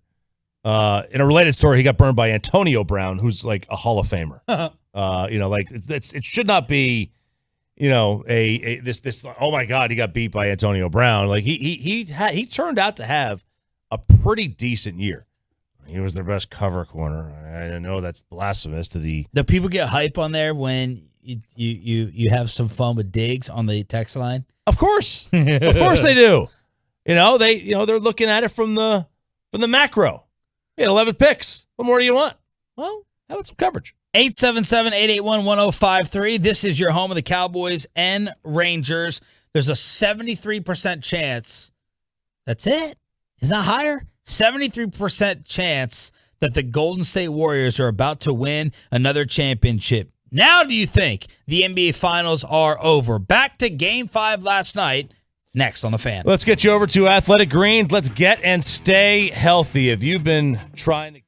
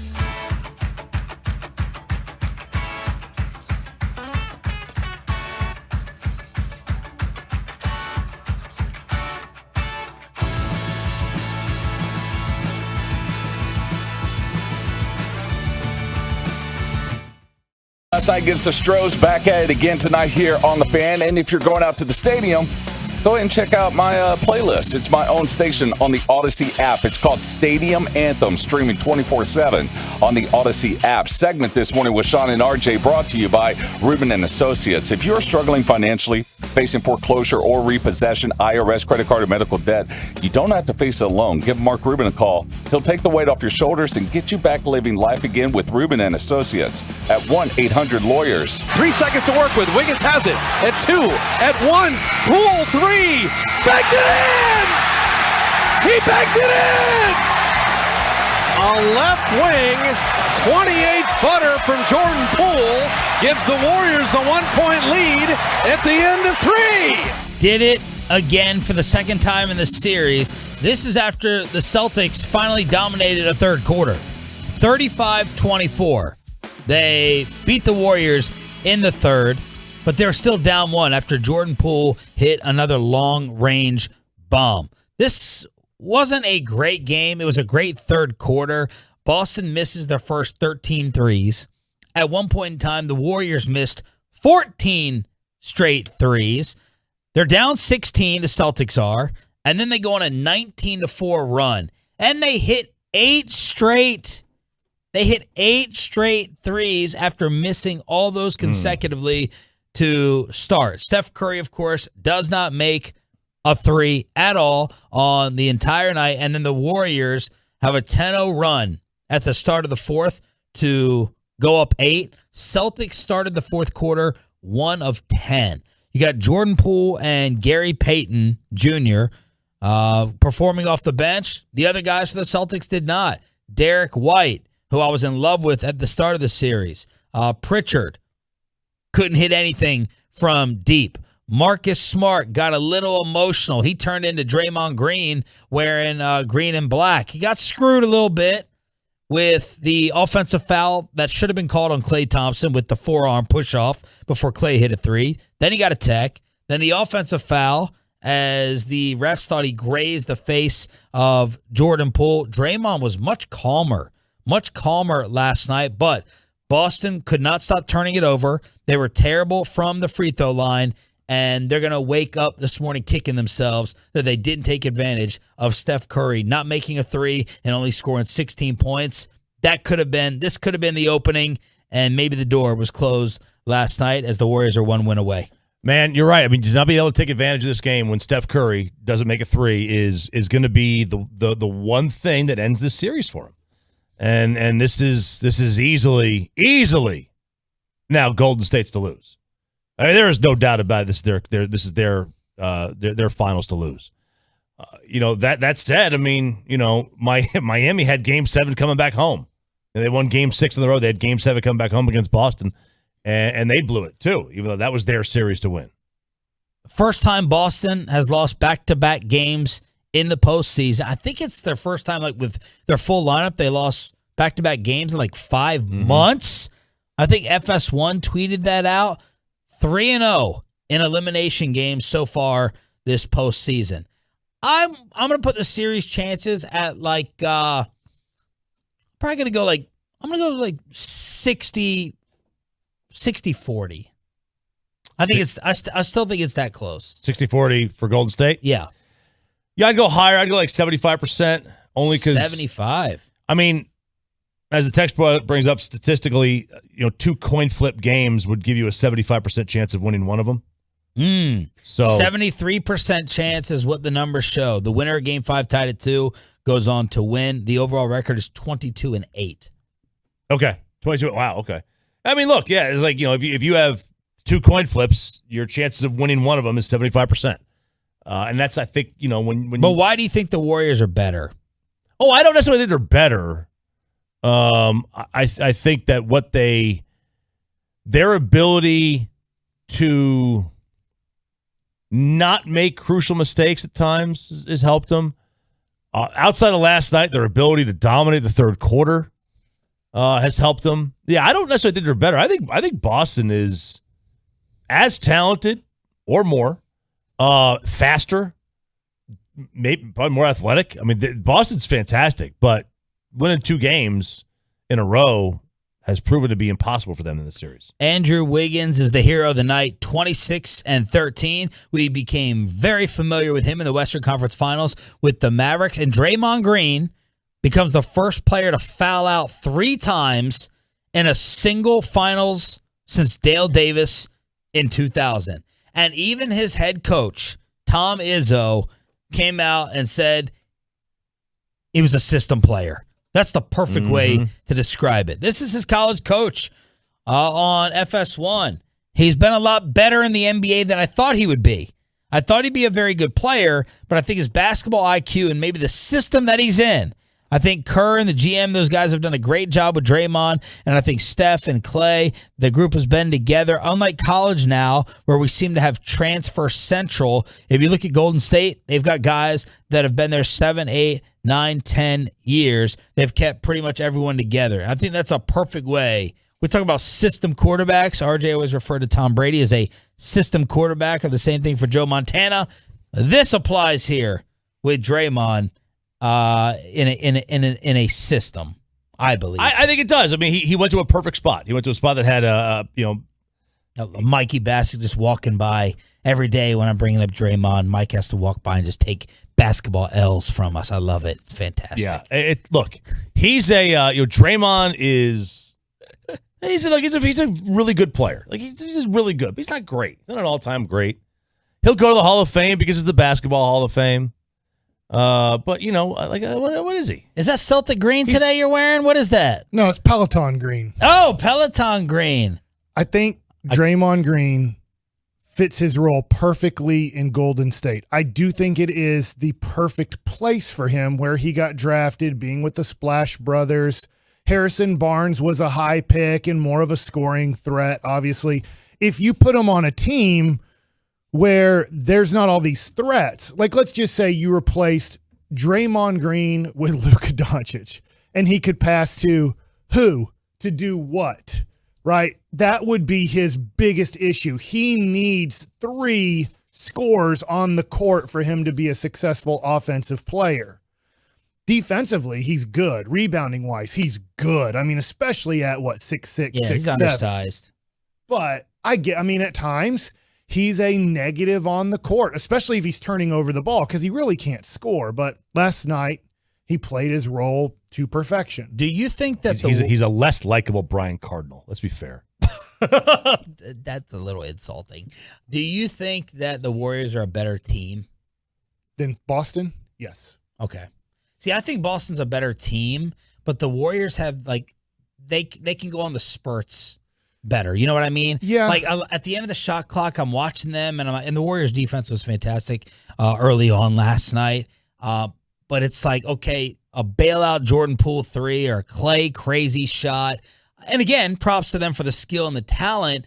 Boston I would like to look at Tatum's numbers finishing around the rim. And again, I'm really honing in on him now because I was more interested in the West playoffs than the East, but Tatum finishing at the rim, these turnovers and these free throws, like these little things are costing them. But I feel like, I don't know why they're not pounding them inside with points in the paint advantages like they had a couple games ago. But last night, obviously, you missed your opportunity with Steph, right? Let me ask this question to Choppy because he's a Draymond. I get both of you guys aren't big Draymond fans. What do you guys think of Marcus Smart? How much better is he than Draymond Green? Marcus Smart. I think he's a better offensive player, obviously, and he's a tremendous defensive player. I think he's considerably better. Then how come he tried to lose Game 7 against Miami by himself in the last 2 minutes? And last night, you want to put blame on why Boston had no chance? Marcus Smart lost the way that Draymond can lose his emotional control. And you're like, Draymond, settle down. You can't do this right now. They couldn't get Marcus Smart to settle down. Technical foul, turnovers, throwing his arm out at Jordan Poole. Yeah, did Jordan Poole flop? Yeah, Marcus Smart makes a living out of that. Like, why are you throwing your arm out with, I don't know how much time to go there was, 4 minutes, I'm guessing there, but like Marcus Smart did everything that you guys get upset with Draymond Green about. He did everything in Game 7 to lose to Miami. He was the one trying to lose. And yet they overcame it because luckily Jimmy Butler missed a 3-pointer with 20 seconds to go. Last night, Boston had a chance to win. probably Golden State was going to win with home court advantage and the momentum in their favor. And Marcus Smart said, I'm going to make sure we lose this game. So, I mean. Difference is, and I don't disagree with you, Draymond brings a lot of this upon himself with the talking. Right. Marcus Smart not talking as much, and the antics and the flexing. So, well, I will say all the antics are there for Marcus Smart. That's why he gets mad at the refs, because they're like, look, we don't know when you're faking or not, because you do it so much for an 8 or 9 year career. And I think he's a great player. I think Marcus Smart is to your point, Choppy, I think he's a very good player. But when you fake the NBA game as much as he fakes, then you're like, crap, was that a real charge or is he just flopping? Was that this? And then Al Horford was trying his best. The way that everybody tries with Draymond at times when he loses it and you can't control him emotionally, Al Horford looked at him and said, please give us a chance. Help us out here. Calm down. And Marcus Smart's like, I can't. I've emotionally lost it and I cannot control myself. I am going to lose this game. Draymond is definitely smarter up top, I think, than Marcus Smart. But, I don't think it's clear. Marcus Smart is clearly more skilled, right? Like, we're all in agreement on that? Yes, except I would say their passing ability is the same. That's fine. It's That's not fine. like, I'll put it at the same. It's so close, I couldn't like decipher. But yes, scoring ability, Marcus Smart is better. Passing ability, I think they're both very good.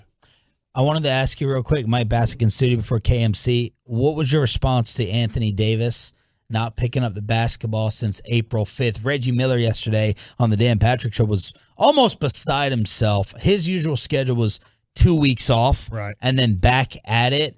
What did you make of it, and what was your baseball break after a normal season? Okay, first with Anthony Davis. I don't know the whole interview. I heard the clip, right? And I bet it wasn't an interview. He was just kind of out BSing with his buddy. Okay. If he is right now working on his lower half and working on everything possible to stay healthy for an NBA season, I don't mind him not picking up a basketball right now. I need him, I'm not saying picking up weights, but doing whatever he can do with a physical trainer, with his workout people that, you know what, I am embarrassed. My career has been an embarrassment as the number 1 overall pick with how unhealthy I have been. People have looked at me at 21 and 22 years old as the next face of the NBA, and I have delivered so little in my career that I need to figure out how can I, still with should be 8 years left in my NBA career, to be one of the best players in the NBA, to challenge for the MVP, if he's doing all that. Unfortunately, he might be saying, I'm not doing anything, which is the way people are taking it. What he didn't say is, are you working at all, like on your body, on the way that you prepare for a season? Because what you do and how you do it is so despicable to the LA Lakers, to the NBA. You should be arguably the best player in the game, and you're not even close to that. And so that would be what I would be upset about. In baseball, as a pitcher, I was lucky enough to usually be healthy and throw 100+ innings every year. So at the end of whether it was a minor league season, so the end of August, or the end of a major league season, the end of September, I would start playing catch again around Thanksgiving. Either at the start of November or Thanksgiving is when I would start playing catch again. But workout-wise, I would take 2 weeks to a month off and then start my workouts with Marty Stadjahar, who's a former Texas Ranger trainer who would have a guy, Raul, who I don't know if you guys have met or not, but he's hired by the Texas Rangers. So for my career, I would see those guys 3 times a week and then go to my father for my throwing routine. Thank you, Michael. Mikey Bassick in his Peloton green after the Celtics may have lost the series last night after Steph does not make a 3 and they still win by 10. Let's crosstalk with all of the fellas next here on Sean and RJ 105.3 The Fan. But let's get that car to that kid. Texans Can Academy, right off the car, not the kid. Donate your vehicle, car, truck, SUV, boat, motorcycle, RV, running or not, doesn't matter. They'll tow it for you in most cases, and you can get that car donated to that.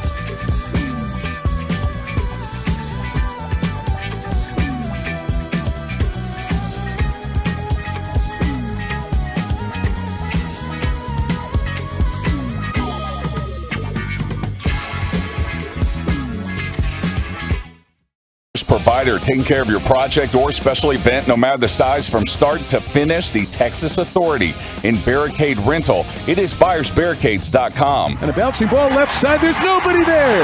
It's a base hit. The Rangers lead 4-3. Brad Miller, who had never faced Neris before, just chopped it the other way.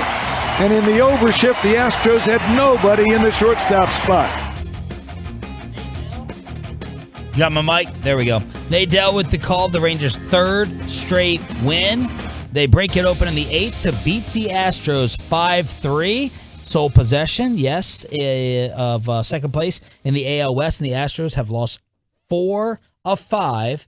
You hear all the games right here on your home for Rangers baseball. 6:30 pregame tonight. First pitch 7 o'clock. Corey Majors, what's coming up? Man, Mike, our guy Ezekiel Duran is doing his thing, man. We're really proud of him. We've been talking about him for a while. At 1 o'clock today, A&M head coach Jim Schlossnagle will join us. We'll talk with him at 1. And then right out of the gate, fantasy football players, are you buying into the Tony Pollard hype? Cowboys fans, when will you believe it?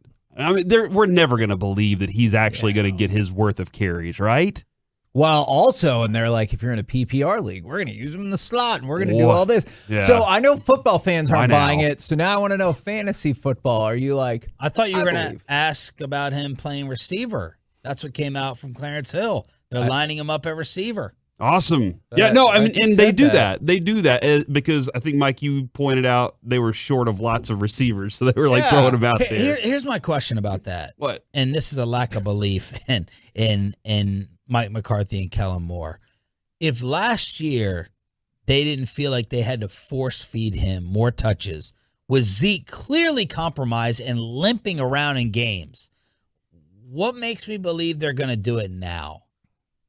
I don't know. Based off that, I would have no confidence. Like, Zeke clearly. The only way that it could happen is if Dick's Sporting Goods starts selling number 20 jerseys and they start selling close to as well as Zeke. If that happens, he will get as many or more carries. But until I haven't seen a Pollard jersey for sale.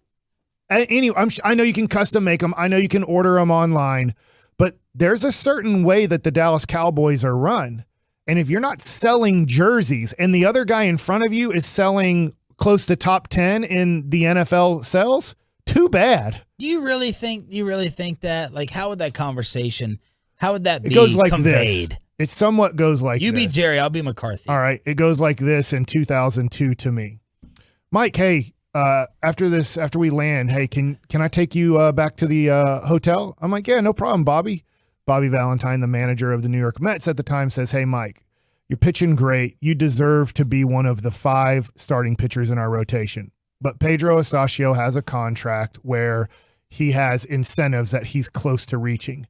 And if I pull him out of the rotation, I've already talked to the ownership. If I pull him out of the rotation, Pedro Estacio's agent has let us know that he's going to file a grievance. And the ownership doesn't want to deal with a grievance and a hearing. So I hope you understand you deserve to be in the rotation in September, but we're going to put you in the pen to finish the season. What am I supposed to do or say at that point on a league minimum contract as a guy in his second year in the major leagues? I appreciated the honesty. Yeah. And I knew that my role was going to be as a bullpen guy. And if somebody got hurt or couldn't make the start, I was going to get the 1 hour notice that, hey, Sean Estes, Steve Traxel can't start today. Their arm's bugging them. You're going to start tomorrow or you're going to start here in the next couple hours. That's the way it goes. That's the life of, that's the professional part of sports that I know. I wasn't an NFL player, but that's how it goes. I'm sorry. He's making $1 million a game. You're making, I don't know, $100,000 a game. So we're going to play the $1 million guy. Well, it's also like, all right, how many touches per game more do we think Zeke got than Pollard last year? 7. Yeah, it's almost identical. It's 6.7. That's not that many. Like, it's not like one guy's getting 30 carry touches and the other guy's getting 6. I mean, we're talking 6 a game difference. And I get that. I think, and you're right about that. I think just a lot of people think at worst it should be level, and then it should be in favor of Pollard, not Zeke. At least that's just kind of the vibe that I've gotten. And look, from some people. of this is also back What, Corey? I was just looking at the amount of carries. That was the lowest amount of carries Zeke's ever gotten in his career because he wasn't effective. That was the reason that he got less carries. Not his fault. But it's not like they said, well, Tony, you're going to get those carries to help our team more too. Yeah. They just said, well, crap, we got to throw the ball now because it's 3rd and 13 and we couldn't run the freaking ball. Yeah. What did you tease before that topic? Jim Schlossnagle. Did you just hit I hit your my knee. funny It bone? hurt really You bad. Juan Soto? Yeah, I hit my knee on Oh, the that's thing. what I was going to bring up. You gotta ask Coach about RJ's Vols and whether they're appropriate for college baseball. I'll tell you what, Chop, I had no clue. I wasn't rooting for or against Tennessee. But once the dude flicked off the center fielder, if I was the coach, just to be honest, and maybe I would get in trouble for this, you're not playing next game. You're suspended for a game. I don't care how good you are. I can't have my players flicking off the other team, whether it's baseball, basketball, football. Like, you can't do that, and there has to be repercussions. And because there were no repercussions, now we're F-bombing the umpire and then wondering why we're getting thrown out. Like, it was, to me, I've never seen a college team. I shouldn't say never. I believe that Miami did take on the Hurricanes football in the 90s, and their baseball team kind of did the same. And it was like, we're going to be as arrogant, as I don't know, cocky as possible. And it's like, there's a line, and you can't flick off the other team. I can't allow you to do that without repercussions. And do you say flick or flip? Oh, wow. That's a good question. Sorry to distract I you would from say that. flip That was off, a good question. I always thought that. But I always thought it was flip. Flick. But flick it's used often. Flick is the guy that got his tongue stuck to the pole in Christmas Story. Yeah. And why do people? What a trash movie that is. Who started? It's June. We don't have to do this. June. It's boring and it's racist. Yay! Christmas classic. Kevin does. I'm not look. That movie sucks. You do all Christmas right? in July. Yeah. So he's getting ready to Christmas in July. Like, I think whenever TNT's like, we're going to show 24 hours of A Christmas Story, they show it once. It just feels like it's 24 hours long because it's so effing boring and nothing happens in that movie. Have any of you guys seen Hustle? Yes. Okay. Yeah, I texted you this morning. I did see it. Is it as good as everyone is saying? It's not. It is not a life-changing movie. It is a better Christmas Story. It is a Do better things than happen in the movie? Yes, it is Okay. a better than Do things happen? It's better than Christmas Story. If things happen. That was your barometer? It's a better than mediocre sports movie. All right. So I would not say it's as great as Major League, but I think that it's a really good sports movie, and there are lots of athlete cameos. By the end of it, I hated Anthony Edwards. He was phenomenal, unless that's who he really is. If that's who he really is and he just played himself, man, I hate that guy. Dirk had a little cameo. It was fun. So many sports cameos, though, that it made all the difference for me. Are you hyped up to watch it? No. What do you mean? Why not? Because I do want to watch it. Man, he seems like an awesome dude. I'd love to hang with him. Sandler? Adam Sandler movies. I just turned on him from the comedy recycling he keeps doing. I know this isn't comedy. What was the turning point? What was the movie you're like, I think it was Little Nicky. Wow, so that's a like. That was a lot. I thought you were going to say Jack and Jill. I mean, that's the one. Never saw Jack and Jill. Cow. When he gets long together, David Spade and all them. I think was it Grown Ups? Grown Ups. Grown Ups one. I think I thought it was pretty. It was entertaining, but then again, He's more grown ups than he is Little Nicky in this movie. Like more like a straight guy that's like going forward with his job and everything. What's wrong with not a straight Why does he guy? have to be straight? Because I mean, what other word do I use? What other word can I use there to describe that example? Straight laced. There you go. Straight laced, straight and narrow. Straight I don't know what straight, the yeah. yes, but yeah, he's more Adam Sandler, like what I would expect him to act like in life, than he is like a character that he created. But it's fun, man. It's a fun movie about sports. So that's all I got. What's going on?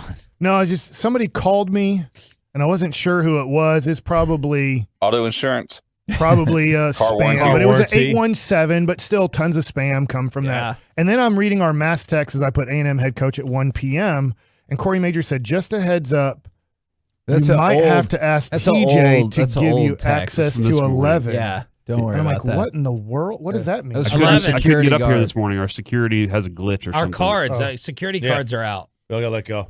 Oh. Yeah, some people got glitched, some didn't. But it let us in the garage. Yep. It did let us in the garage. We're allowed to park our cars. We just couldn't get upstairs. Let me go to the restroom one too. Yeah. Mine too. There's no way Mike has better job security than us. What? I wouldn't think so. I wouldn't think so. Why are we discussing this? Oh, because we thought our cars were deactivated. Yeah. Is that how you think they're going to let you know? And you're going to show up and can't get into the building. I would eventually just cancel everything. Or stop their email, stop their key card from working. Yeah. What if they said gas prices have gone up so much? We need you guys. We understand, and we're just going to have you guys work from home again, so you guys save some honestly, money like on that. gas. That really should happen. Like it's too expensive to come to work. Oh, you mean like out of care for us? They would say we don't want you spending on gas. Yeah. So they're. Oh, dang. Oh my god. I have a better chance, literally, if my car doesn't work, to flap up here. To literally fly. To fly with wings. Those hands? Versus that. We're back tomorrow you can't morning. hit me in the stomach area right now. Oh, yeah. RJ's got hands in his pants right now? RJ's got. Kind of on the So side, this though. morning, if He I. plays with his a lot. I do. It drives me insane. Did y'all hear 5:30 at He'll all? just by any talk to you, chance? have a conversation about his son while he's flipping around his thing. I mean, you gotta air it out. He's a medical freak out person. He got spleen and liver news yesterday, and now the rest of the week. Are you okay? I don't know. Rest of the week, he's I got blood work. It's at the lab. Okay, It's an if he ever enlarged has joking, but now testicular I'm cancer, really he'll know concerned. because he It's an- touches it all the It's an time. enlarged gosh. spleen. I hope you're okay, dude. It's been nice knowing you, man. Oh my god. I need to eat your entire body. So it's an Is that enlarged how that spleen. works? For his You know, spleen to go back to normal. of all the things a man could get that's enlarged, I get the spleen. and a nose. Do you wear underwear? Yeah, I wear boxers. Okay. Why? I don't know. Because like it's You always think that like something where no, I'm not saying that caused cancer in his body or it might not have. Who knows Okay. what he has.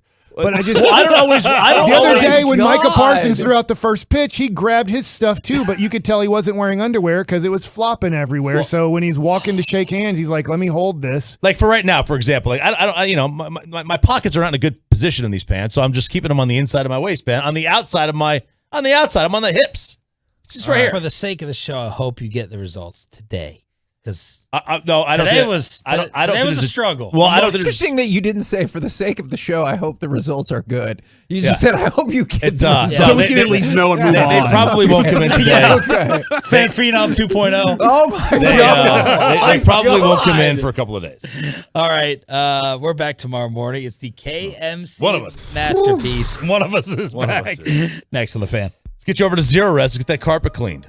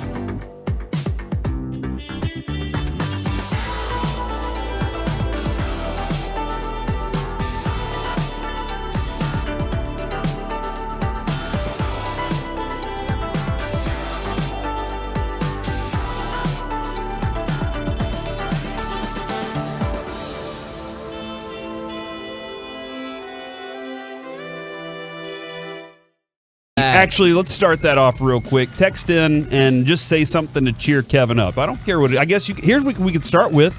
Tomorrow, episode 4 of Obi-Wan.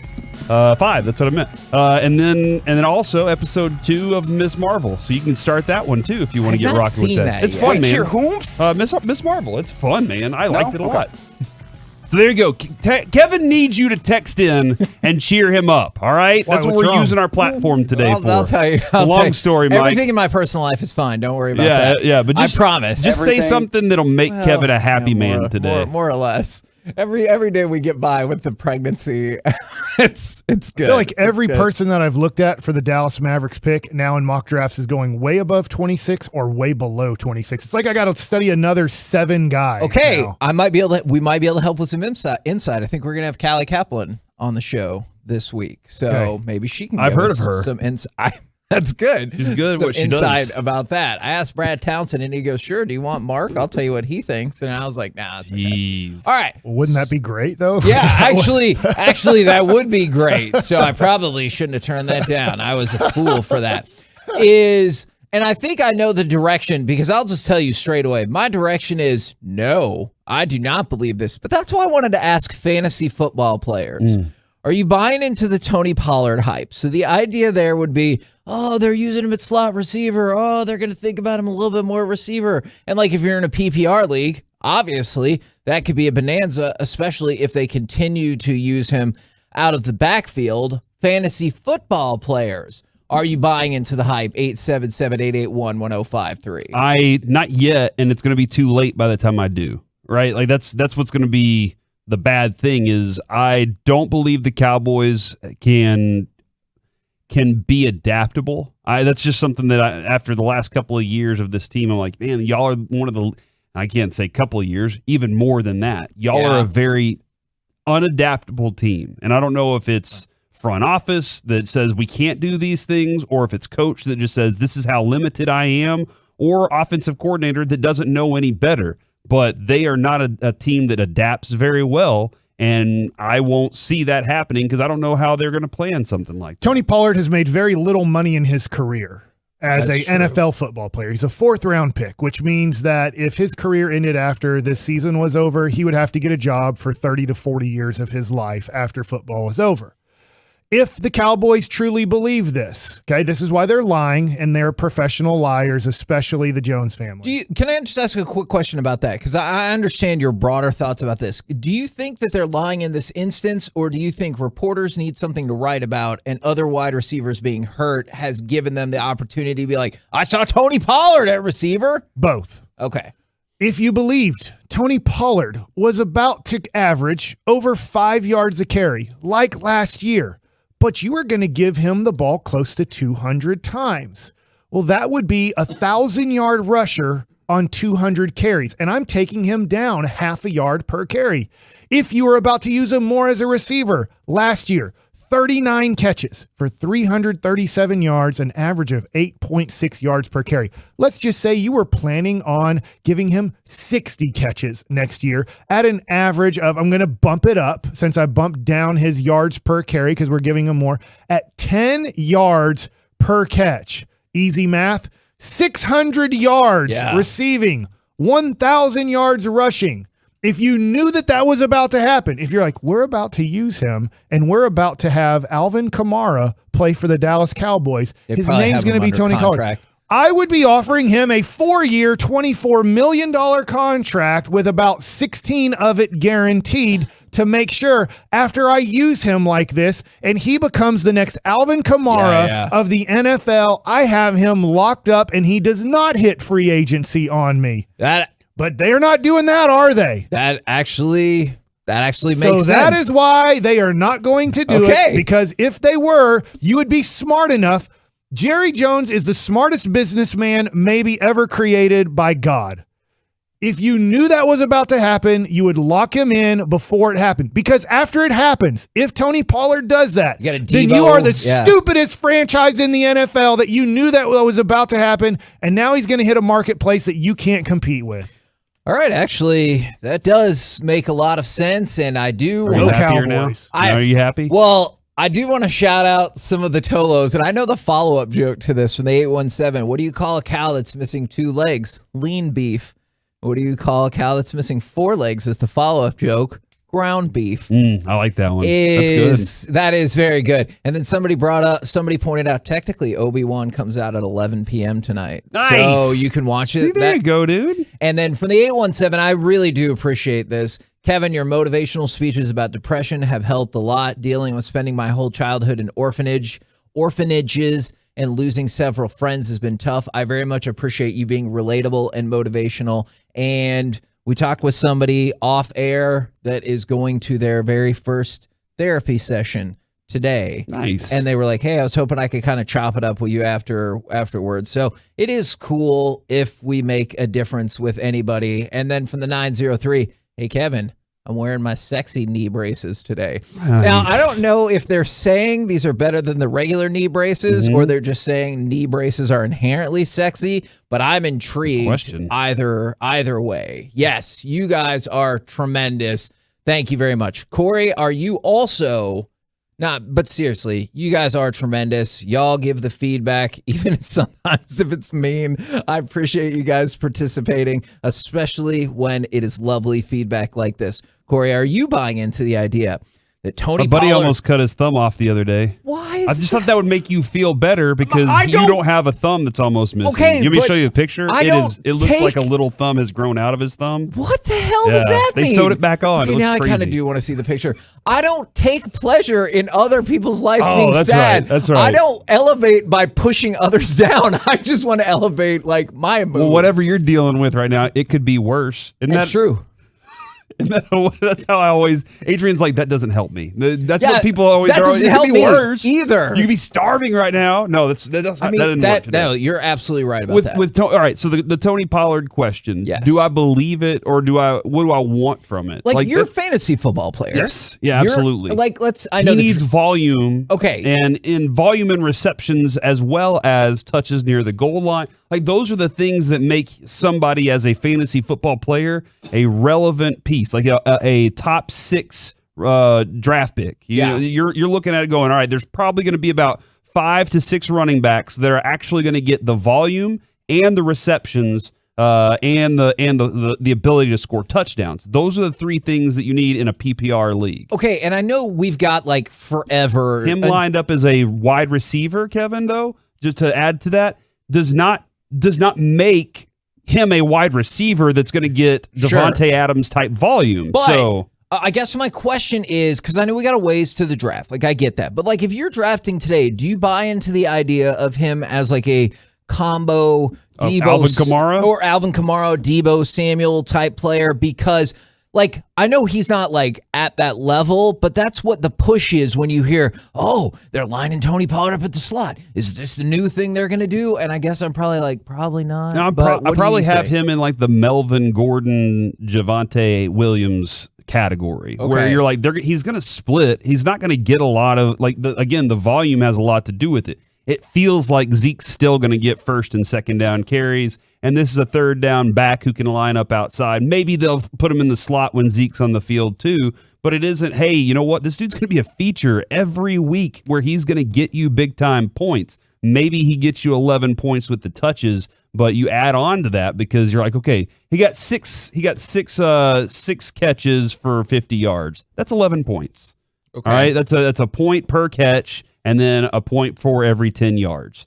That's 11 points right there. But does he get any touchdowns around the end zone? Because that's the key. Does he get? I need more than that. I need him to get 50 yards rushing also, and I need him. That's going to give me a 20, 25 point player in fantasy football. That's where you're trying to find guys that are, bless you by the way, that are trying to get you like 40 points at this point. Push the cough button. With Joe DiMaggio. Yeah, it's 4 days. Four now. That is 4 days in a row. By the way, how many days did he have in a row? We had 21 until we had a break. In case you're curious what they're doing right now, when I sneeze, they put it down in a count. Even if I push the cough button, even if y'all can't hear it, even if you pick it up on another mic, and they keep track of how many days in a row I sneeze at least one time in the span of 4 hours, which I maintain is not like a crazy amount. It's a good streak, though. It is Back very in it. DiMaggio-like. So, yeah, man, like Devontae Adams, it's wild how that dude can get you a 40-point game, and you're like, holy crap, what just happened? That's because Aaron Rodgers is going to feed him the football. He's going to get 11 catches. He's going to get 200 yards. He's going to get 2 touchdowns. Like, those are the guys that you're really looking for. If I'm taking a flyer very late on Tony Pollard. Okay. But if I'm one of those guys that takes it early and then it hits, you look like a genius. But I just can't believe the Cowboys. Like, it doesn't make any sense that the Cowboys are like, all right, this is finally the year, unless they are willing to move on from Zeke's contract. They are willing to feature him as the back to say, okay, he deserves to be paid. Or Right. they are looking at the idea of, well, we got to squeeze what we can out of these 2 running backs while we can, and then we're going to move on to the draft again. I know he just passed away, Marion Barber III. Yeah. I wonder if what could be best for this team, and it's not really done this way, but the way that Bill Parcells did it was very unique, at least even in the NFL 12, 15 years ago. Tony Pollard starts, and Tony Pollard plays the whole first quarter. And as a team is a little bit worn down, now here comes in Marion Barber III / Ezekiel Elliott, the power back that maybe, and I get Marion Barber probably had a little more speed than Zeke in his prime. Zeke was fast when he entered the NFL. Yes, As in, like, was. he could Yes, run he 70 was. yards and you couldn't catch him. I'm not saying however fast that is, it was fast enough that they couldn't catch him in his first couple years in the NFL. Now that's over. He's easily caught 20 yards down the field. He's gonna be caught. Yeah. Even if it's a big run, big hole within 20 yards, somebody's going to catch him. And he knows it. And I just wonder if he would be better with a worn down defense. And so you play Zeke more as your closer. We're going to close you in the second quarter, and we're going to close you in the fourth quarter. We believe in you. We trust you, but we can't believe in you and trust you for 20 carries. Your body doesn't allow it anymore, and you wear down. You keep getting hurt on us now. And I get last year he worked his butt off with the new trainer who made Leonard Fournette a good running back again in the NFL. He worked with that guy. Zeke unfortunately got hurt. He's never going to be the same. He's worn down. So if maybe you could split it in the way that Bill Parcells used Julius Jones and Marion Barber, because then we had Felix Jones later. So Julius Jones and Mary Barber, maybe you use them that way. Not a bad idea. Not a bad idea at all. I would say even look at another example of it. Mark Ingram and Alvin Kamara together. Like those two were they had them going back and forth, and by the end of the game, Mark Ingram was able to pick up 60-yard runs because that defense was worn out and he still had his legs to go along with it. Now, and this is yet another reason I love the fan text, even when it's against me, from the 817. Hold on, does that mean Hagee is the Ripken Jr. of the fan? Yeah, he shows up. That's not what I'm particularly aspiring to. And then also from the 817, am I the only one that got worried when Mike started by saying, look, I know he just died. You are not. That was a very relevant point, and it was right on topic. Right. But when you said, look, I know he just died, I wasn't going to say anything negative about Marion Barber, just the way he was used as a Dallas Cowboy. But before you said the name, I was very concerned about who you were about to bring up and what you were about to say. By the way, if you get a chance, Chris Arnold did do a podcast interview about Marion Barber, and it's fantastic. If you get a chance to check it out, it's on 1053thefan.com. It's a really good listen. So we're the KNC Masterpiece right here on 105.3 The Fan. Coming up next, let's talk about NBA Finals, Game 5, and then the bigger question, is this the defining series of Steph Curry's career? We'll do it next right here on The Fan.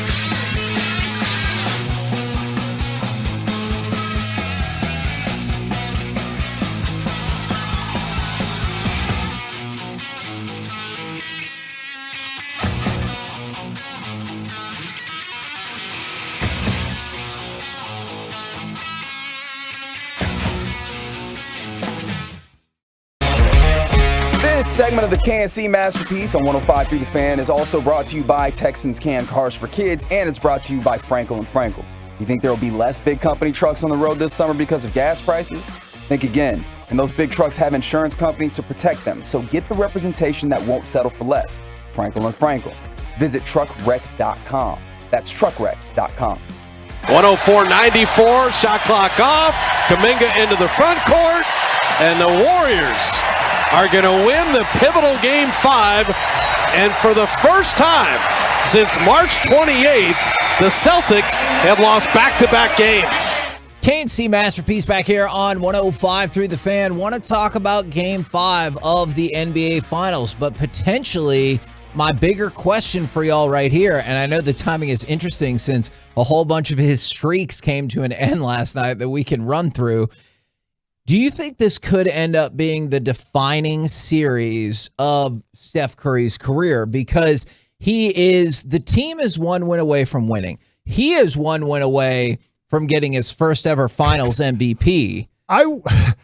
Would they vote Andrew Wiggins as the MVP the way they voted Iguodala the MVP? Because there's no doubt who the MVP of the first championship of Golden State was. It wasn't Andre Iguodala. They did. But the way Wiggins has played, that's kind of the way Iguodala won his MVP. I would be shocked if that is the way it went down. But the timing of that question is interesting because I was looking at the numbers that they had last night. Is Steph Curry had 38 straight playoff games with multiple three-pointers, obviously over.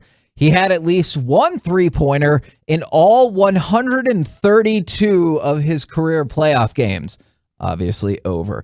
In 233 straight games, he had made a three-pointer. All of those are over. But you look at what he did in the first 4 games, clearly incredible. They won game 4 just because of him, or in large part because of him. It looks like he is going to win. And I heard Sean and RJ talk about like the fortunes of Steph Curry and Kevin Durant ever since they split. And it's interesting to me because like it's just always been the assumption that Kevin Durant is better. And like I understood why that was. But will this fill a ginormous hole in Steph Curry's resume? Because if they win, he's going to be the Finals MVP. I don't care if he has 0 points in Game 6 and they win. He's going to be the Finals MVP. I don't know if it fills a gigantic hole in his career.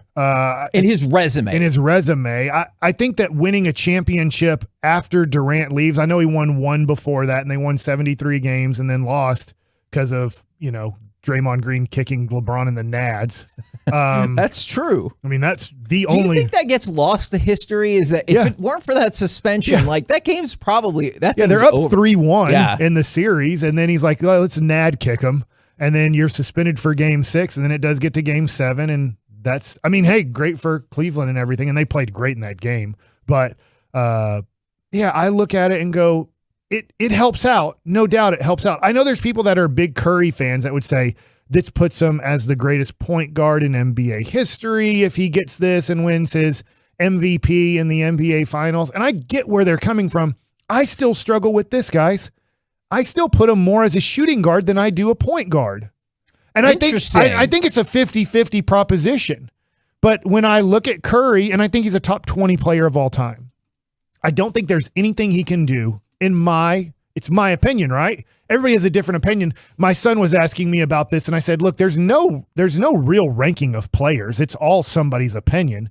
But I don't think there's really anything he can do for me to put him into like he's now a top 10 player in the history of the NBA. And I heard Choppy talking about this yesterday. But I do think he's a top 20 player. It's just a matter of where you want to rank him in kind of the 11 through 20 range. Yeah, and that's interesting because my son had also just asked me, if they win, does this make Steph the best point guard of all time? And I said, I don't think so. But like, if this was the start, and I know this is a big if, but like, that's what we do a lot in sports radio. We talk about hypotheticals. If this was the beginning of like a Golden State run where they break off 3 straight championships, that would change things. Okay. If they win 3 in a row now, or even if they win another one let's say they win this one and then they win another one in 2024. It would do a lot. I think Curry would start falling into the Tim Duncan role though of when Kawhi started taking over. If they're going to win, let's say 2-3 years down the road, I think it will be led by Jonathan Kuminga. Okay. Or Jordan Poole? No. Okay. He's not good enough. All right. And he's playing 14 minutes last night. Okay. Do you get what I'm saying? Yeah, there? no, I understand. And I think you Jordan don't think Poole, they'll start turning that over to him more down the road? I love that you use that phrase because he will turn the ball over a whole bunch. Okay. I think that Jordan Poole is a great scoring option, but I think he is a 6th man and a microwave. I know I'm going way back in time and people don't remember Vinnie Johnson, the microwave, but I think that Jordan Poole's role in the NBA, and he's going to get paid $20+ million a year to do it, is light it up for 20 points and we'll live with all the other deficiencies you have. Okay. Interesting. All right. Corey. I don't think so. You say define his career. I think it can cap it or be icing on it. Yeah. I don't think it's a definition though, because of the growth he's had to what he did early on. Okay. Getting to that point then was huge. That's a defining moment for me. This that he's going through is like, this is reestablishing, allow myself to reintroduce myself. I am Steph Curry and I can shoot when I'm not injured. Like, and my whole team is not injured. We are a very good basketball team. Okay, and that is interesting to me. And one of the reasons I said the potential for a defining career series is obviously that first championship they won, like that's his. I get it. Even if Iggy won the Finals MVP, and like, by the way, and I meant to send this article over to y'all. There's a really interesting article. They go back and talk with ESPN goes back and talks with all 11 voters of that finals MVP. And they're like, hey, did you consider Curry? Do you regret the decision now? And it really is interesting. But then they needed their ringer. They needed KD. And then when KD went out the window and they lost to the Raptors, everybody is like, well, that's a wrap for this. And the fact that they struggled, the fact that they're back, the fact that Steph Curry is leading them back and is one win away from winning his first ever finals MVP along with his fourth championship. That's why I was curious if people were like, all right, so he led the charge for that group before KD, and now he's led the charge for this group after KD. And that's why I'm fascinated by it. Maybe then what it did was like people forgot. I could see that. You know, and this is just like I said, he's just reintroducing why he is considered what he is, you know, in the MVP categories and in that status of where he should be. And I mean, like I think it's really just, it might be a really cool chapter in the book of what the Golden State Warriors accomplished. And, you know, the fact that it was a three of those guys together did something special. They added an elite, prolific shooter and scorer, and they continue to do special things. And then they were able to come back and do it again with another young group, which is really cool because Steph, like, Dirk was very much like this. Come on in.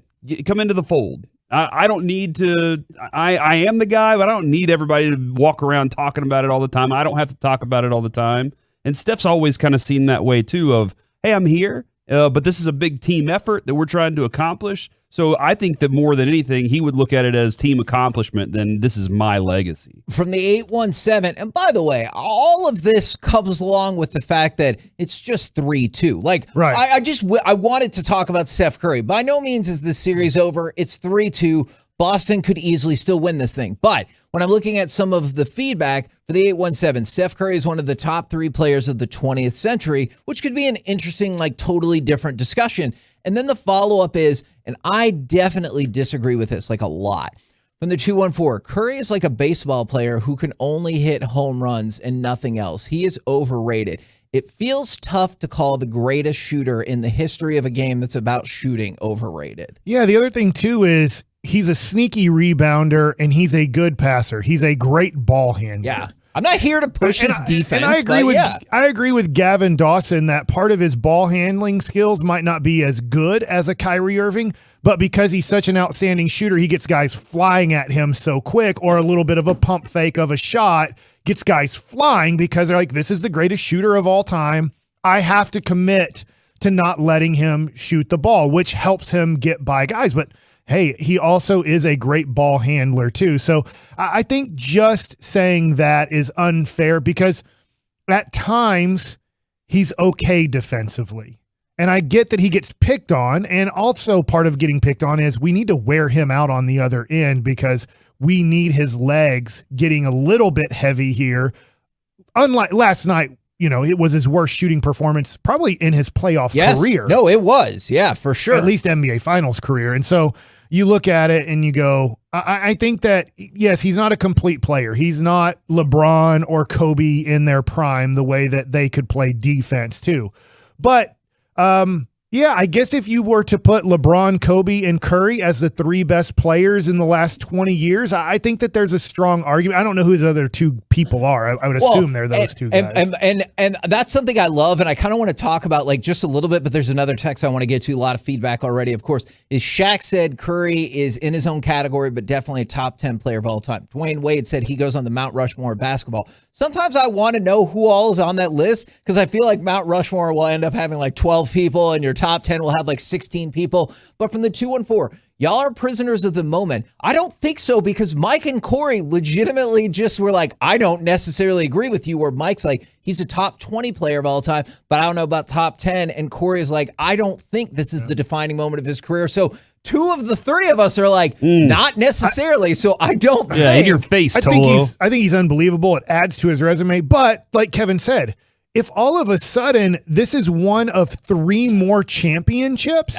and he passes Jordan, and I'm not saying he'd be better than Jordan, but he passes Magic Johnson because, you know, reading a lot about Magic Johnson lately, people forget he led a team to a championship at 19/20 years old after winning the NCAA championship. And he went to 8 NBA finals in a shorter career. You know, the other thing too is obviously the HIV virus cut part of his career short. And hey, I don't know, you can count that against him because he didn't play, you know, for a few years. And then when he came back, he wasn't the same person. But I mean, it's tough for me to ever in my lifetime say I'll ever see a point guard better than Magic Johnson. And then the other thing too with Curry, which I love him, I think he's probably somewhere between 11 and 15 in my ranking. Somewhere between the 11th and 15th greatest player in NBA history, which ain't too freaking bad. Not at all. By the way.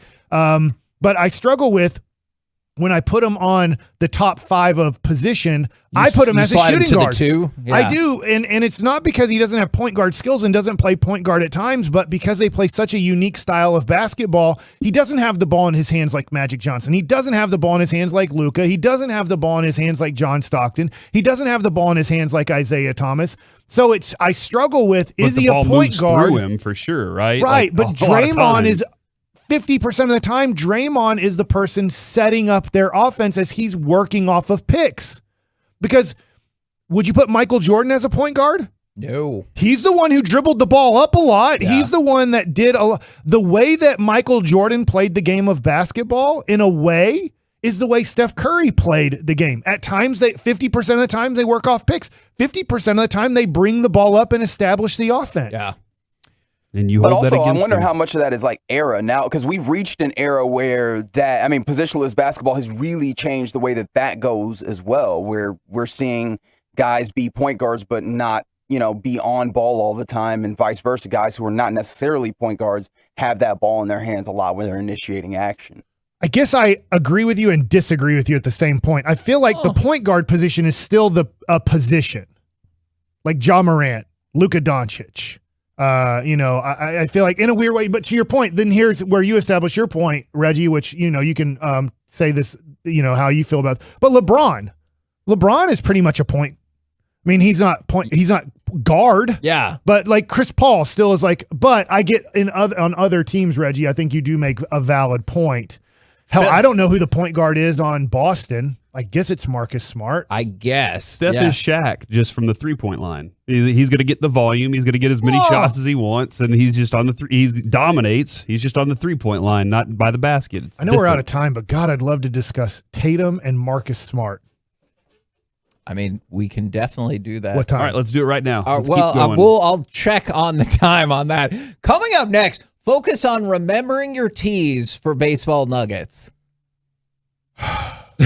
Oh, no. You jinxed them. Here's Thanks the deal. a lot, Kevin. I don't like talking about the NBA before because I like talking about the NBA. Let's talk Cowboys from now on at 10:22. So I'm like looking forward to baseball nuggets and kind of, disconnecting with the conversation. Are you just stalling for time to think of something? Let's talk about Leody Taveras because that was part of it, and the awesome comeback win from the Texas Rangers. Next on The Fan. Coming up in the next G.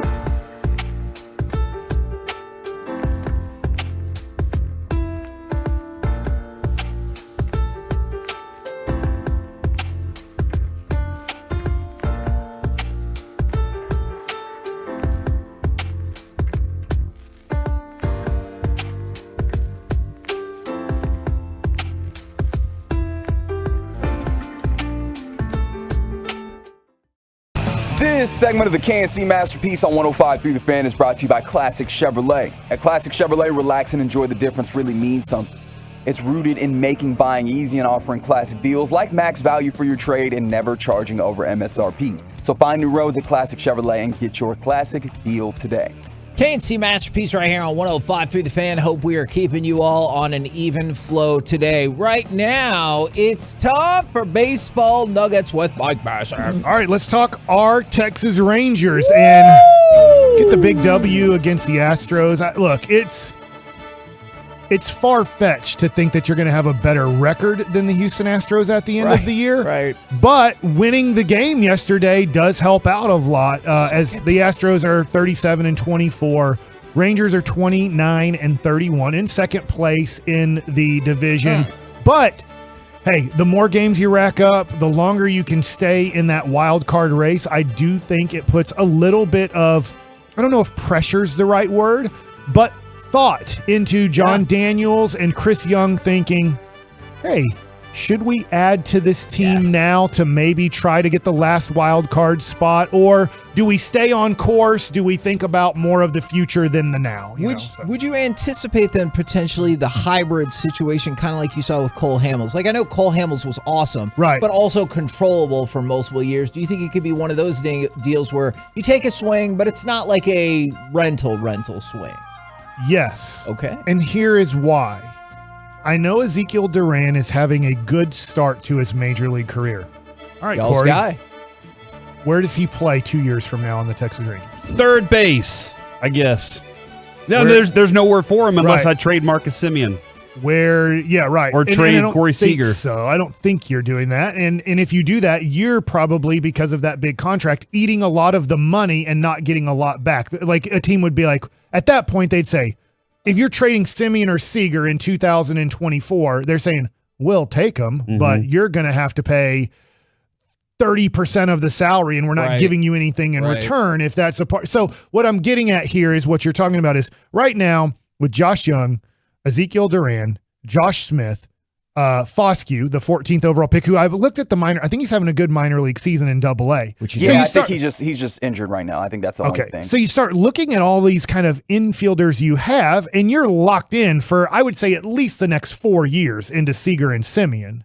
So you look at these guys and you go, well, should we package 2 of them and a pitcher, to your point, to go get something that helps now? Because realistically, I can't play all of these guys, or I have to start moving them into corner outfield spots, right? And I don't want to get away from where I was going here real quick is, hey, Taylor Hearn, rough start. 3, and what I mean by this, 3 runs in the first 2 innings and 6 hits. Rough start to the game. Good start overall. Which is kind of the inverse of the last one, right? Right. You would love to put zeros on the board early, get off to a good start. But I think Taylor Hearn did a good job of battling through what looked like was going to be a rough start. If you're watching that game through 2 innings, you're like, oh, this is going to be tough because we just played extra innings in Chicago. We don't have the day off.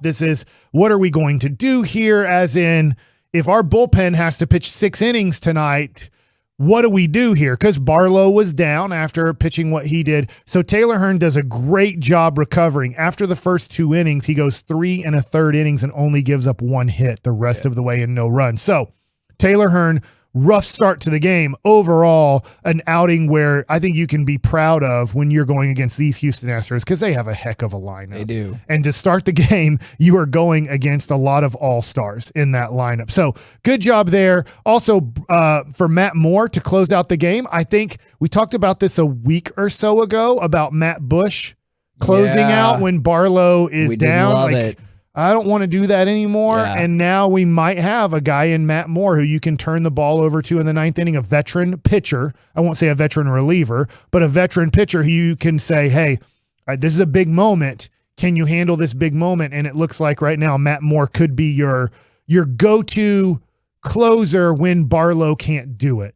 I remain impressed at the Rangers and JD's ability to find usable pieces. You know what I'm saying? Like, I know for the longest time we complained about the ownership not spending, but they find usable pieces in unlikely places. Whether it was Kyle Gibson last year, right? You have your hits and misses, right? I don't think that the guy that's pitching for the Baltimore Orioles now, Carpenter?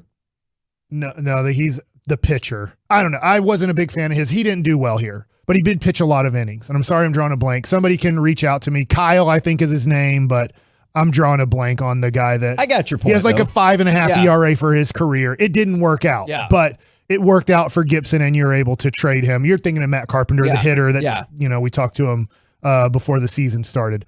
But when I look at the Texas Rangers, I look at a team that keeps battling, keeps finding a way. And then we talked about, well, do you move Josh Smith to the outfield when he comes back if Ezekiel Duran is your third baseman for the rest of the year? That's a possibility. But then you have Leody Taveras who came up. And Leody is hoping that he never goes back down to the minor leagues. He was a can't-miss prospect 3 years ago, plus 3 years ago. As he was developing, it was, this guy is going to be an everyday center fielder in the major leagues for 10 years. And it didn't work out immediately. And he's 23 years old, so he's not an old guy. But he's a guy now that says, hey, I've come up because of injury. Eli White, by the way, is out till at least after the All-Star break and probably past the All-Star break with his broken wrist. Leody has his opportunity. And I'm not saying this is his last opportunity. This isn't Willie Calhoun 2022. Yeah. But this is a major opportunity. Leody is going to get to play pretty much every day for 6 weeks, up to the All-Star break and probably a little bit past the All-Star break. Now, I say that if he goes 0 for his next 25, then he's going back down to the minor leagues. They're not going to be like, well, just work through your 0 for 25. But he goes 1 for 3 yesterday. In fact, Maldonado, the catcher, had, I'll say, one of the most unbelievable plays I've seen from a catcher. Leody fouls the ball off. It hits the catcher's mitt. It pops up over the catcher and over the umpire, but only by about, like, the ball only got maybe 8 feet high. Yeah. And I'll tell you what, the umpire, and I'm sorry, I don't know the umpire behind the plate last night. Guy. He did an amazing job of getting out of the way to give Maldonado a chance. Maldonado feels that it hits off of the catcher's mitt's glove, goes a little bit over his head, turns his body, finds the ball, and dives like Jim Edmonds in the outfield and catches the ball for an out, which I was just like, that is a freaking amazing play. I get there's also other catcher plays where they're on a sprint and they catch the ball near dugouts and they fall into the dugout. So I don't know if it's the greatest play by a catcher, but you rarely see that foul tip, a catcher be able to find the ball that quickly with that little time and be able to dive and make that play. So one of Leote's at-bats, I felt bad for him. I'm like, that shouldn't be an out. But you got to respect it. It sucked that it was an awesome play against us, but it was a really awesome play to see. So here's the deal. I feel bad for Eli White because here's the hope. The hope is, I think for Ranger fans, Eli White is more of a fourth outfielder, more of a fifth outfielder. I mean, that's when you look at what he is, he's probably a guy that comes off of your bench and does a great job. And once again, I can remember nicknames. I can't remember human beings' names. Who is the kitten? What was the kid named the kitten who we traded to Oakland for the kid from UTA? Oh, man. That was a part of our championship team, but he came off the bench as our fourth outfielder. Gentry? Yes, Craig, he was a fast guy. He could play all three outfield positions. That's impressive. That's Jordan Lyles was the other one. Jordan Lyles, thank you. I was going to bother you. I know. So Jordan Lyles was the pitcher last year, right? You take risk, and for the most part, it is at times.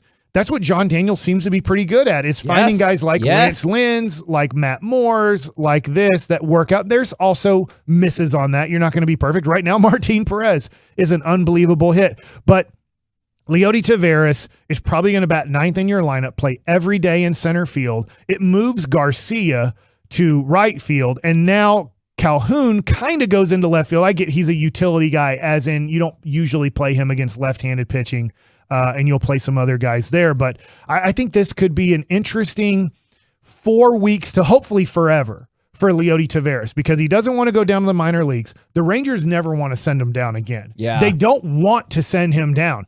If he plays well enough through this 4 week to 8 week span where there's not a lot of competition for his job because of Eli White getting hurt, he could establish himself as, all right, you're our guy going forward. And I think here's the hope. The hope is eventually he can be your leadoff hitter because he can fly.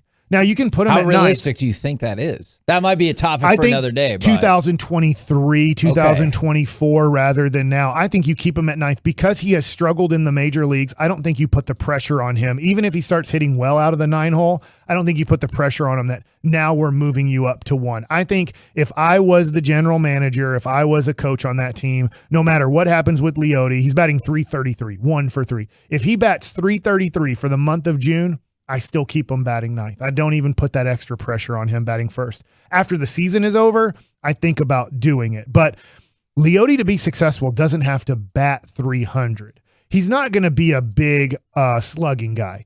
I just need him to get on base 33% of the time. His defense is so good in center field. I just need him to figure out a way, whether it's batting 300 and walking a few times, just be dangerous, or it's batting 245 and somehow getting on base by bunting, by hit by pitches, by walking, whatever it is. If Leody Taveras can get on base 33% of the time, that is what I need, because he can steal second. He can steal third. In today's game, guys lift their legs as high as they can to throw the ball 100 miles an hour. They don't slide step much. You can steal a lot of bases. The catchers start on a knee. That probably takes an extra 1/10 of a second to get the ball to second base or to third base. So if you can get to first, and then you can steal 30 bags, which he's very capable of stealing 30 bags. I think he's capable of stealing 50 in a full season, getting on base 33% of the time. Well, if I get on base to first and I steal second in one of the first 3 pitches, that's a double. I played with Kenny Lofton. I played with Dave Roberts. That's a double. I don't have to hit a double. If I can steal second base, walking and getting to first base on a single gets a double if I can do it early on in the count. Now, I get it. If you wait till nobody on, you get a single to start the game, and you wait till there's 2 outs, that's not so much a double because you took 10 pitches to finally steal second base. But when you get to first, if you're good at stealing and one of the first 3 pitches you can get to second, that's called a double. Yeah. That's a hit, a stolen base, but now you've created your single into a double. And I think Leody has the talent to do that. Excellent. I had a whole bunch on the insight Atlanta Braves, but we too didn't much get to it. awesomeness with the Rangers. Look at that. We're the KNC Masterpiece right here on 105.3 The Fan. Coming up next, the staggering stat at the heart of a lot of the Cowboys' problems. What do you think it is? We'll do it next right here on The Fan. All right, let's talk about your home.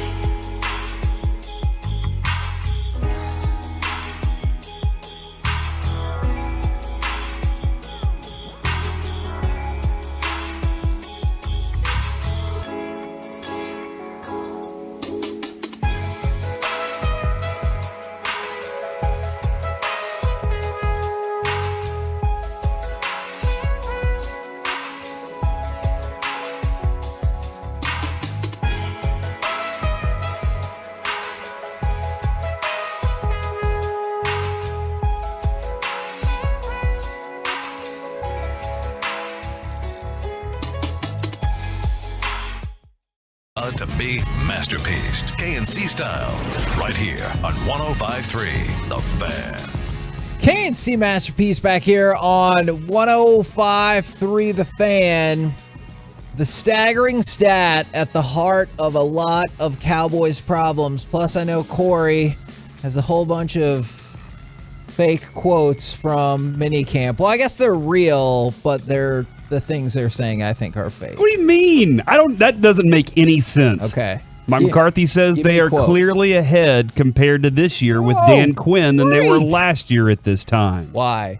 Because, dude, he was catching up at that point. They already have a year under their belt, Kevin. Guys that didn't know his system yet, and they had to learn it. So they're clearly ahead. So they're ahead. Clearly. Easy schedule.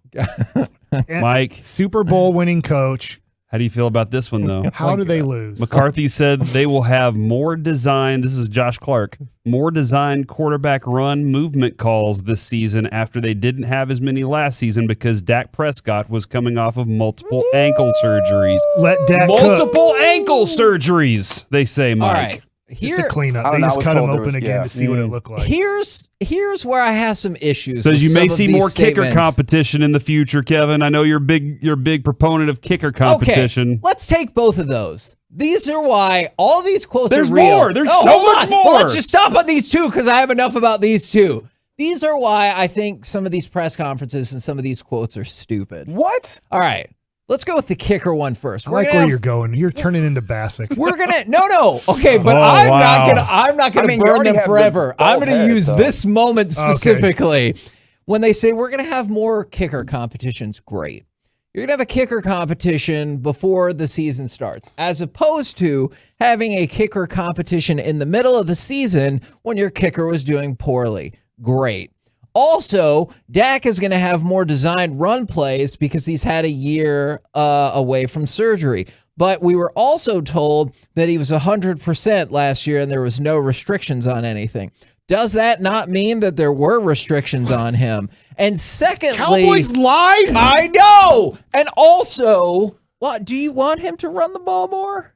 I mean, if that's going to help us win, yes. I feel like you kind of have to, don't you? All that matters is winning, Kevin. So I need him to run if that's what they want from him. Okay. I want him to be able to run when necessary. That's it. The one thing he did say that I really liked is I like the idea of him throwing on the move more frequently. Like, I think that is a top-notch idea because he has better than most accuracy when he's on the move. So I actually dig that a lot. I don't know. I'm going to Vegas. Where's the MVP odds? See, hold on. Hold on. All right. Mike, does this make you feel like more betting? Give me the good stuff. What? Mike McCarthy says that Dak has, quote, had a heck of an offseason, unquote, and then says he's way more flexible and he's able to, quote, really get after the mechanics, unquote. Okay.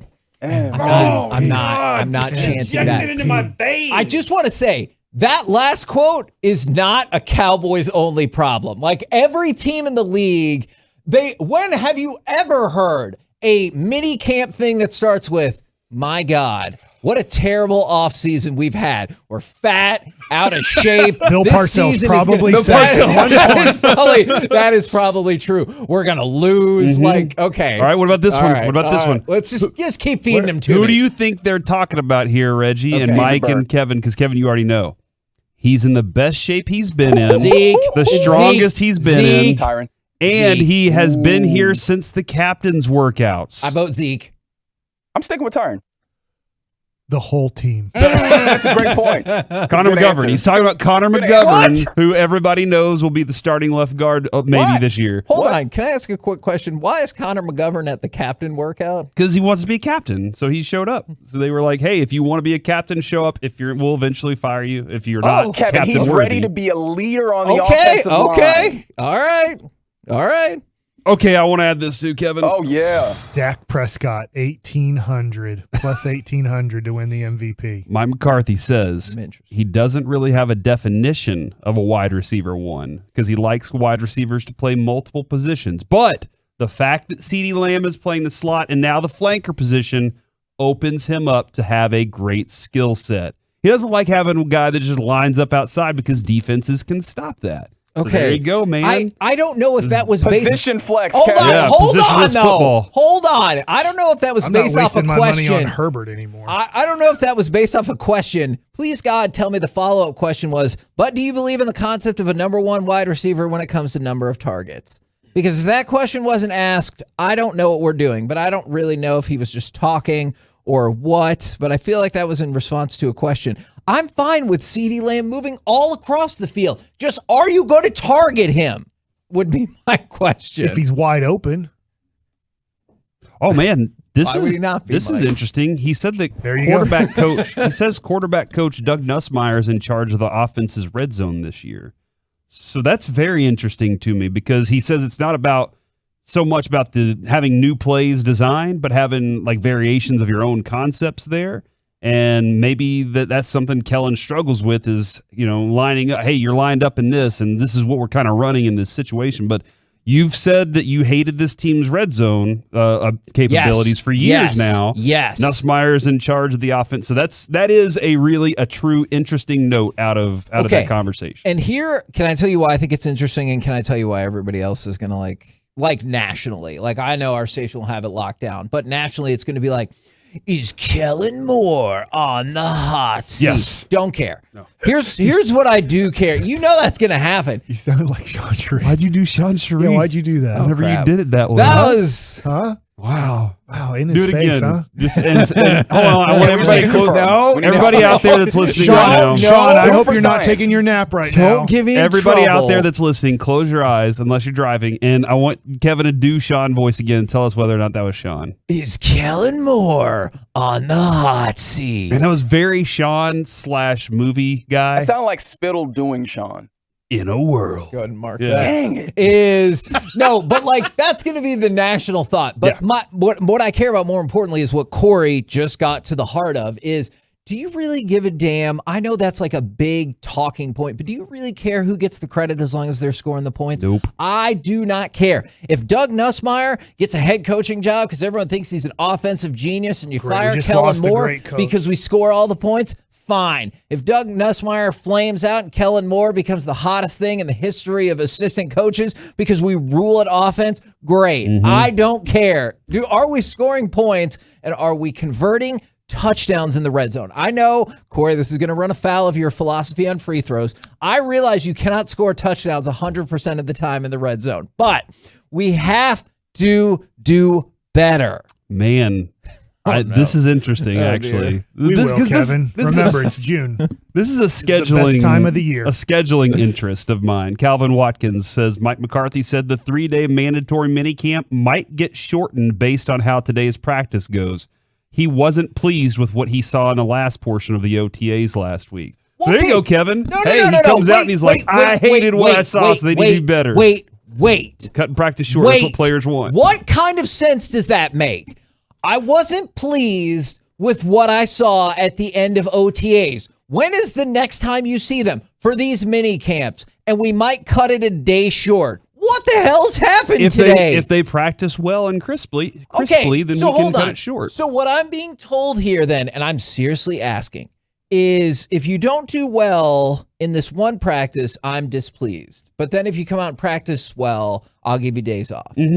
That's what we're doing? Show up and practice good, and you can have some time off. You can show up and practice well right now, and I'm not giving you jack. Hold on. Hold on. And Jill. I wasn't thinking about it like that, but as soon as I was about to say it, that was going to be problematic. I'm not giving you any time off because you did poorly last week. It's 3 days.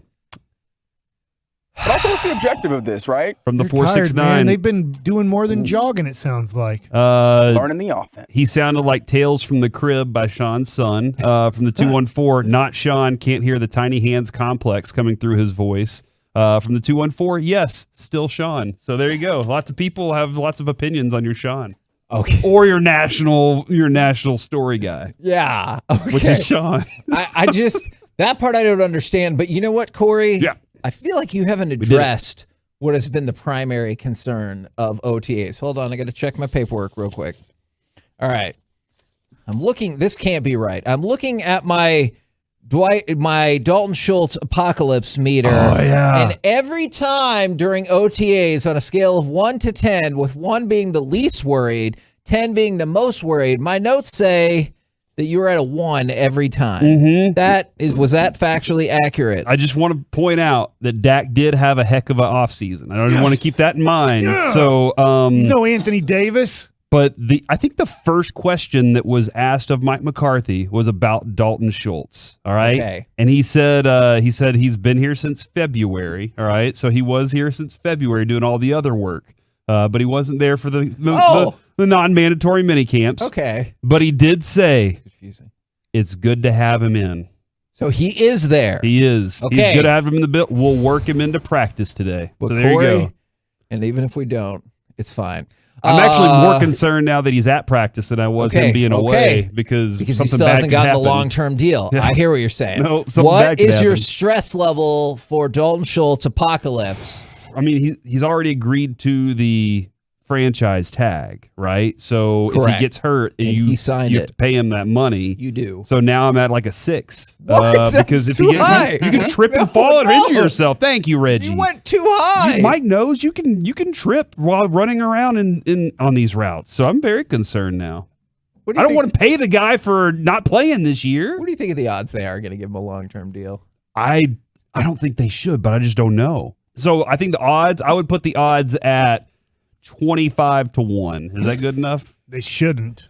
I agree that they shouldn't. I think there's a 40% chance they give him a long-term deal. Yeah, and not that I'm saying they should. I believe that's lower than what I think because I think the Cowboys are like 70% chance, but I would not do it. How many contracts do the Cowboys give out after a guy's done with their rookie contract that 2 years later they regret? That is a great question. Most. I've got a story for you right here. I was flipping through this from the USA Today, and by the way, yes, props to the 830. Hold on, is this KMC or is this Sean and RJ? Because I swear I just heard Sean Thank talking. you. Yeah. All right, just for the record, when this makes his way back to him, that was not meant as an impersonation of you to start, Sean. It's not what I'll tell him. Is who are the 32 biggest bargains in the NFL in 2021? Now, check this out. 32. Okay. The Cowboys have 3 on the list. What? Which is not good. There's only 32 teams. Exactly.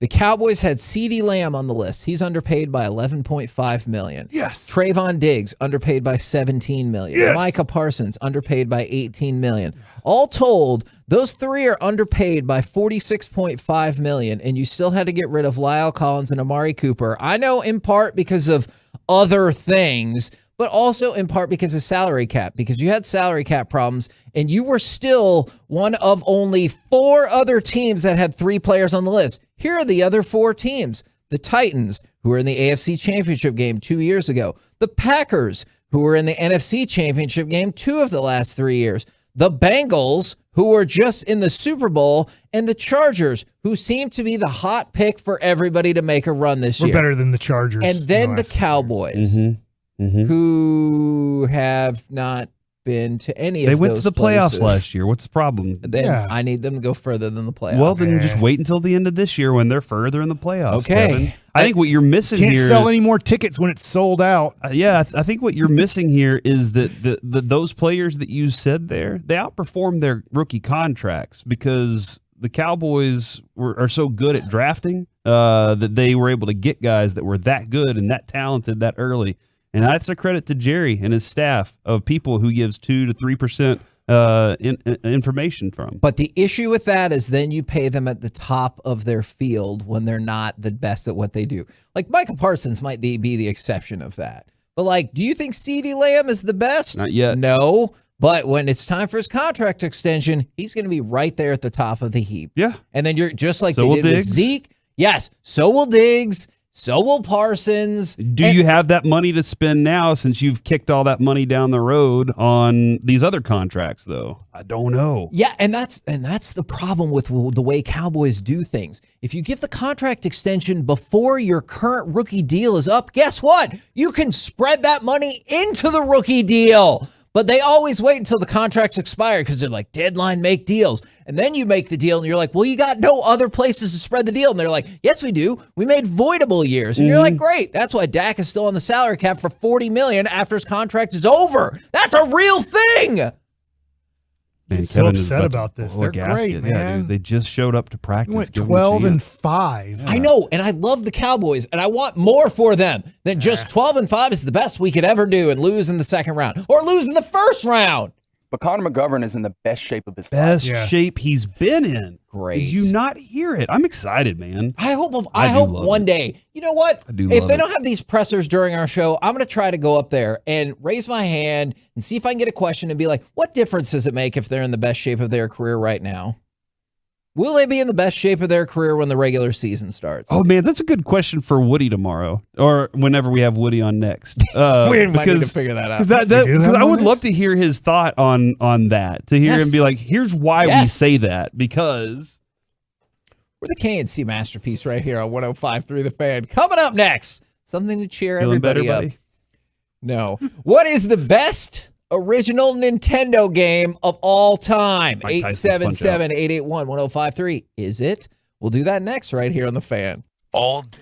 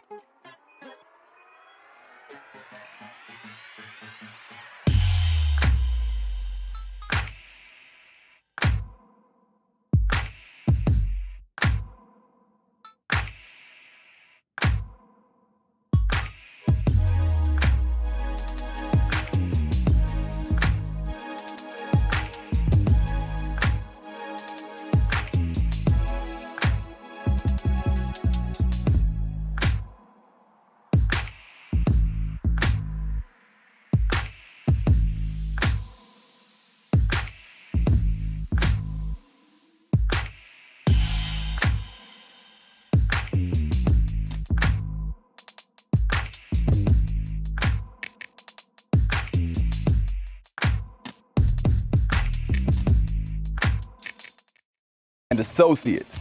If you're struggling financially, facing foreclosure or repossession, have IRS credit card or medical debt, you don't have to face it alone. With one phone call, Mark Rubik can take the weight off your shoulders and get you to living life again. So call Mark right now at 1-800-LAWYERS. KNC Masterpiece right here on 105.3 The Fan. What is the greatest Nintendo game, original Nintendo game of all time? 877-881-1053. How do you know what the original, like, what are, like, not Super Nintendo, is that what you're saying? Correct. Okay, now I was like, is it, No, the I'm not saying original like 8? it didn't come out with the little robot that came with the Nintendo. No, was it on the original Nintendo? Is the original Nintendo the one where when you bought it, you got Duck Hunt? Yes. And Are we talking about NES, Nintendo Yes. Entertainment System? Yes. Okay, all right. Yes. Now I'm And good do you to go. think Reggie got clips of these games? Ha! Take that. Based on what I just heard? Yeah, probably probably not. And did you know that I believe you could buy a system with like a robot for Robotech or some game that they had that I never really It's played? not a real game. The glove. Yeah, I mean, obviously I know about the Power Glove because of the movie The Wizard. Now, if you've never seen the movie The Wizard, let me just tell you this. It has Fred Savage. Yep. It has Bo Bridges. From the Wonder Years? Yes. It has Bo Bridges. It has Christian Slater. All of those people are in what is, and I kid you not, a 90-minute infomercial for Nintendo and the release of Super Mario 3. And I'll be damned if I tell you I haven't seen that movie like at least 8 times. It's fantastic. It is. Remember when I Fred loved Savage played the bad teacher in Boy Meets World and then tried to hit on Topanga and then, he was going to get fired, but then blamed Topanga for it all and tried to get her kicked out of Savage. school. No, Ben Savage played. Oh, yeah, I Corey. know. I didn't remember that episode. No, I didn't. Yeah. Wow. I'm convinced now more than ever that if being John Malkovich is a thing and I could live inside your head or like visit, How that came about? I would But want wasn't to that check really that out. painful in the movie? Yeah, but I would want to check it out. And so, yes, I do remember that episode. But yes, the Wizard is why I remember the Power Glove, because everybody thought the Power Glove actually kind of sucked when you used it. But there's an amazing scene in The Wizard. And I don't know if it's possible to look that up during this segment where the guy talks about the Power Glove. It is an incredible bit of cinema. But what do you think is the best Nintendo game of all time? You said Mike Tyson's Punch-Out. Are you going to backtrack? I might backtrack on this because I started looking and there are multiple ones. There are multiple better games. Contra is one of them. Contra was awesome. Contra was one of the most fun games ever. One of the worst games ever. Wait. Oh. Before we move off of Contra, do you remember? Do you remember? Up, down, left, right, AB, start. Was it not up, down? Up, down. Yeah, I'm Up, thinking up, of down, left, thinking right, of a Sega left, right, Sonic AB, one. select, Yeah. start. Yeah, select I start. mean, you were close. I didn't need it though because I just beat the Woo! game. In your face. Yeah, I needed Everybody else needed the cheat. I didn't. I was not good enough. But yeah, my friend Jeremy, he and I used to play Contra all the time. And when we finally beat it on our own, we were just like, that was amazing. So Contra, Tiger Heli was also there, Punch Out, Excite Bike, and Tecmo Bowl. I played Mario. A lot of people love Mario, but I played it, but it was not my favorite game to get down with. So there it is. Excite Bike was definitely on the list, but Contra was the one, man. Okay. Mine are, well, after he said Tecmo Bowl, I might have changed my mind to Tecmo Bowl because RBI Baseball was probably the game I played the most, where everybody was a fat white guy. Yep. But yet some of Except them ran for, was fast. it Rick Sutcliffe would throw sidearmed, and it was like, oh my gosh. Well, they did have sidearm throwers. Uh-huh. But like everybody looked exactly the same. But then Ozzie Smith and Vince Coleman and Tommy Hurd did run really fast, They or did. Willie McGee too. But And I Andre Dawson loved hit that game. bombs. That's probably what I played. But Tecmo Bowl, I played a lot, and I played a lot of with my friends Double Dribble, but that was the game that frustrated me the most. First of all, two of your guys would never run on offense. You're like, why is this 3-on-3 basketball all the time? I have 5 guys out here. Just 2 guys would I refuse to cross half court. But those, I don't want to say Double Dribble was the best, but I did play that a lot along with RBI Baseball and Tecmo Bowl. Did you ever play Bases Loaded? I liked that game. Is that the Japanese version of baseball? I think it wasn't. That's Tecmo Bowl music right there. I don't know if it was the Japanese version. I just know they did not have any deals with MLB because the teams that they had might have been like in that city, but they didn't use any of the colors. They didn't use any of the names of the actual wasn't double player. dribble like that. It was just New York versus Boston. Yes, but they like wouldn't tell you any specifics beyond that. Why now, pay for licensing when you can just do that? Exactly. The Chippendales Rescue Rangers game was I don't good. know if I ever played that one. My son, my son has the Switch, and they allow you to go back into the vault and get all the old games, and I just destroy him all the time. Now, as you should. From the 936 Contra, Excite Bike from the 6A2, Excite Bike from the 817. Excite Bike, would you try to create a real course that was challenging, or would you just try to create one that just made you fall in spectacular fashion? I wanted to see how high and far I could go. So whatever would give me the opportunity to get high and far, I wanted to see if I could like fly through the sky as far as possible. Also, I did not like that game determining how long I was allowed to go really fast, because you just burn it and they were like, no, you're going to overheat. And I'm like, don't care. Overheat? What are you talking and then about? You just keep going. Let's see. From the 469 RBI Baseball, Tecmo Bowl comes up a lot. Double Dragon and Pitfall. Teenage Mutant Ninja Turtles is making their way on this list too. It was awesome. Teenage Mutant Ninja Turtles. That is a great vote right there. That was an outstanding Nintendo game. Did you say Paperboy? I did not. I did love Paperboy. How far into Paperboy did you get? Because I could only remember getting like a couple levels in. I still tried. I loved it. I always remember like the first time you made it through, I think you made it through like the junkyard or something. I was like, now we're cooking today. Okay. But then the thing I didn't understand is so much of it was like, felt like realistic things that you might run into. It's like you had to avoid somebody left their lawnmower out or the dog came out. I did think it was interesting that you could neutralize the dog by throwing a newspaper at it. And then a tornado would come out. And I was like, where is that Paperboy going to see a tornado? Yeah. Abilene. It's a good answer. Fair. Good answer. Did you say Abilene? Yeah. Well, there's he's Oklahoma has a lot of tornadoes. Yep. That's where Abilene is. I hated this game, but it was a popular game. Did you guys like Zelda? I could never figure out how that game hated worked. Zelda. What are you saying? Avery- Because Zelda is one of my two acceptable answers. Avery to now this. plays the Breath of Fire version on the Switch. Like he's all Brady, into don't brush that. your teeth in the morning. It's a fact. I could not stand Zelda because I didn't want to spend time talking to whoever over in the bush over there. I was like, no, let's just move on. I want action, boss. Now, I love Zelda, and this is one of the two answers to me, but I was reading a blurb about Zelda, and it said, it's tough to jump into the original Legend of Zelda now. The game gives you no direction, and it's totally possible to walk off into the world without even having a sword. Mm-hmm. That is true. This is where Nintendo Power was like a must-have back in the day, because they're like... That's the magazine, right? Yes. They're like, you can't figure out how to get through level 8. Here is what the skeleton map looks like. And I was like, yes. So for me, it was either Zelda or Super Mario Brothers 3. Maybe that infomercial of the wizard did work, but I thought that game was awesome. I have an NES at home. Do you really? Yeah. Why have you not brought it to work yet? Yeah. Can we hook it up to one of these TVs? We sure can. I think so. Get ready for your productivity to go down. Just kidding. Is that possible? Okay, for some of us. I thought Super Mario 3 was awesome, especially where after you could fly. Yes. I didn't like You didn't that like that one. one? No. As like a squirrel suit? Is that what it was? Yes. Maybe I got just too old, and I was just like, I don't want to learn this anymore. Yes. Learning a game was like, nah, I just want to push buttons and go. What did you think about Super Mario 2, where they just took a different game and made it Mario? What? Did you know that? No, All right, I didn't know so that. Fortnite does that, right? Super Mario Brothers was like a juggernaut. It was a cultural phenomenon. So they came out with Super Mario Brothers 2. The game testers and people at Nintendo determined it was too difficult.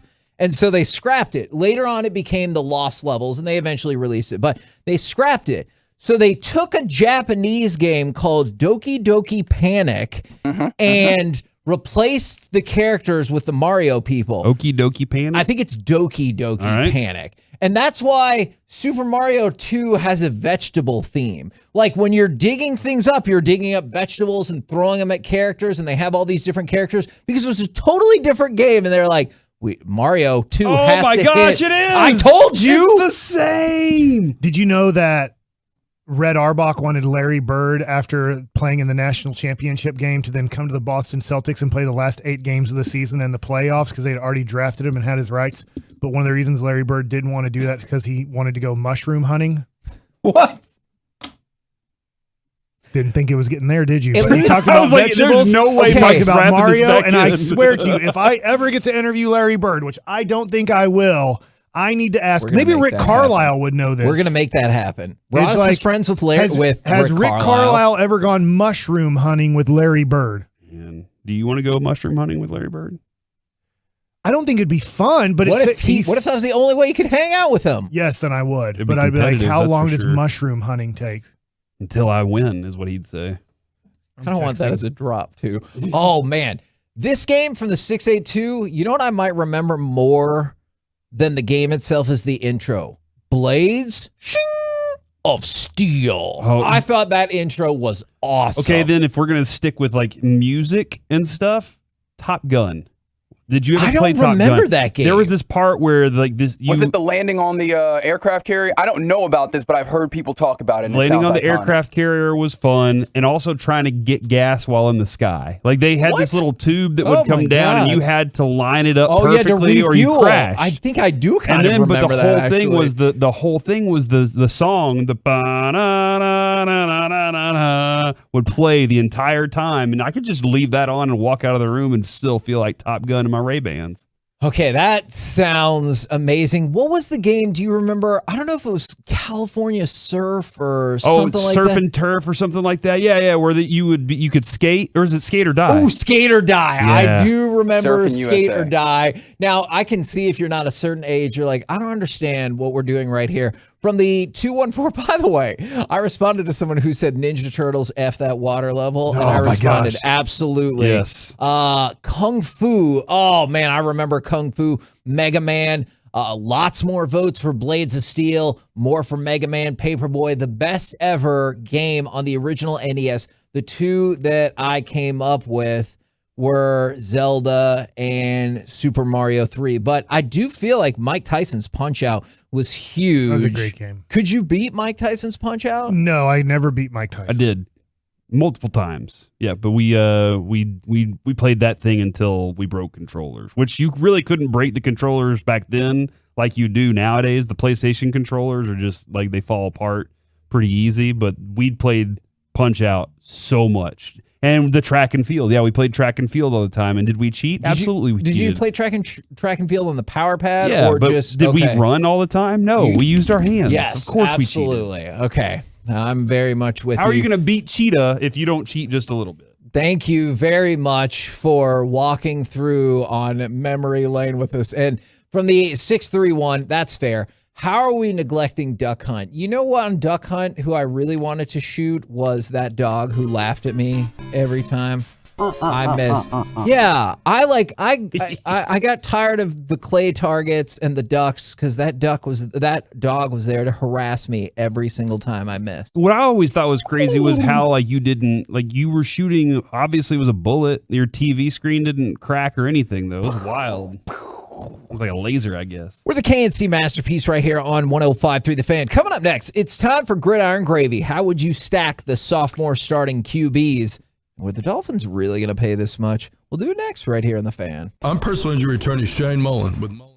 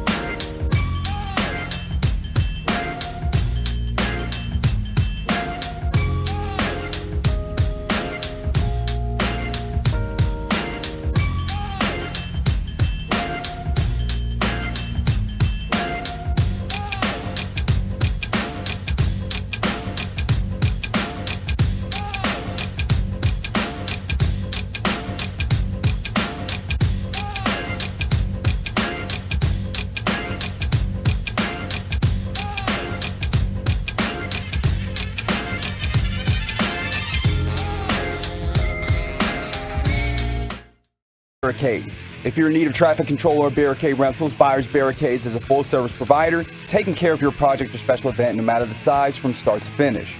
The Texas Authority in Barricade Rental, ByersBarricades.com. KNC Masterpiece back here on 105.3 The Fan. Right now, it's time to go around the entire NFL and dip into some gridiron gravy. Yep. We have bugs up here. How do you get bugs on the 11th floor? Like fruit flies or gnats or something. I think I just ate one by accident. What? I think it flew in my mouth, and then I tried to spit it out, but it accidentally, I accidentally swallowed it. How many bugs do you think you've eaten in your life? They say that in food factories that's part of making food. There's a percentage that they allow. Huge amounts of food in your whatever, granola bars, your cereals, your all that stuff that every once in a while there's a little bit of bug in it. There's a certain percentage that is allowed. But we're on the 11th floor. There has to be a hole somewhere they're getting into. You might be right. I had to eat it because it's not it was buzzing my ear and buzzing my face, and now it's gone. So your decision was that you had to eat it? No, I think it flew in my mouth. It was either the bug or him. And he said, you know what I mean? Letting the bug win today. I ate a bug. All right. It's my favorite day. So I guess we'll start with Jarrett Bell of the USA Today is reporting that it appears, quote unquote, likely that Roger Goodell will testify before the Oversight Committee on June 22nd. Now, this involves the workplace issues that the Washington Commanders are going through. So when we joked this morning off air about all the things that Ron Rivera gets to participate in, this will be another one. Hey, up on Capitol Hill, they're having hearings about your team right now. Thoughts? And so Roger Goodell is supposedly looking like June 22nd is the day he's going to go testify about the Commanders. What do you think will happen first? Commanders get punishment for what happened in their organization, or Deshaun Watson's suspension comes down? What an interesting question, Mike. Wow. Let's go ahead and add two more to the list. A news station in Houston is reporting that two more people are going to be added to the Deshaun Watson lawsuit, which would bring the number up to 26. I'm still going to say Deshaun Watson, but at this point, hell, I don't know. If you told me neither, I would probably believe that as well. But it is now up to 26 lawsuits against Deshaun Watson. And at what point are you like, well, that'll probably be the last one? I mean, I don't know when you could say that. Just in the last 2 weeks, we've added 4 more people. So I don't know. I don't know when this started for him. Oh my God. I mean, again, this could have been something that in college he was like, oh, this is just the norm in college. Maybe that's where he learned it, or, whatever is. I really do think you're subject to environment a lot of times, and there's something that triggered this for him, and that's the thing that he likes, or is alleged to like. So something triggered that where he thought it was okay. And when did it begin? When did he feel comfortable doing it? So Kevin, it could be a limitless number, man. I don't say the limitless, but I think the number could even be like, whoa, we didn't even realize it was this far into it. And that's what leads to this. What do you think? I think I know what Mike believes. Corey, what do you think is the over-under on suspension for Deshaun Watson? In Vegas? Yep. Suspension time. I guess they'll have it at 10 and a half. You said 6. I would say over under 6. But I would bet over. I think it's a whole year. I don't think he's going to be suspended for a whole year. But, they suspended Zeke for 6 games for nothing. Way less than this. And even if you thought it was something, it is way, way less than this. You don't have to answer this if you don't want to. But Corey, what do you? I feel like I've given my personal thoughts. I think now he should absolutely be suspended for a lengthy amount of time. Do you think he should be suspended for more than 6 games? Now, of course, I know we're not privy to all the court documents and everything, but just the investigation that's been done, both journalistically and in the legal system, do you think he should be suspended more than 6 games? Yep. But you don't think he will, which I think is probably right. And his own lawyer came out and said, this is what was happening. If you don't pay for it, it's fine. which, I mean, is a strategy. I get it. I mean, I get like where they're coming from in defending himself civilly, but 7.5 is what Vegas has it set on. They believe he'll be suspended, somewhere it's a weird in that thing window. to bet on. I will say that. Absolutely. Do you think it's a bad thing to bet on? Like, I felt like he might have substituted bad for weird there.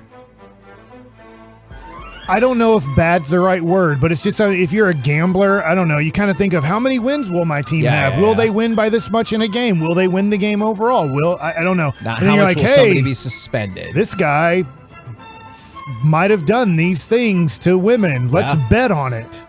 If we can go ahead and line up cut number 5.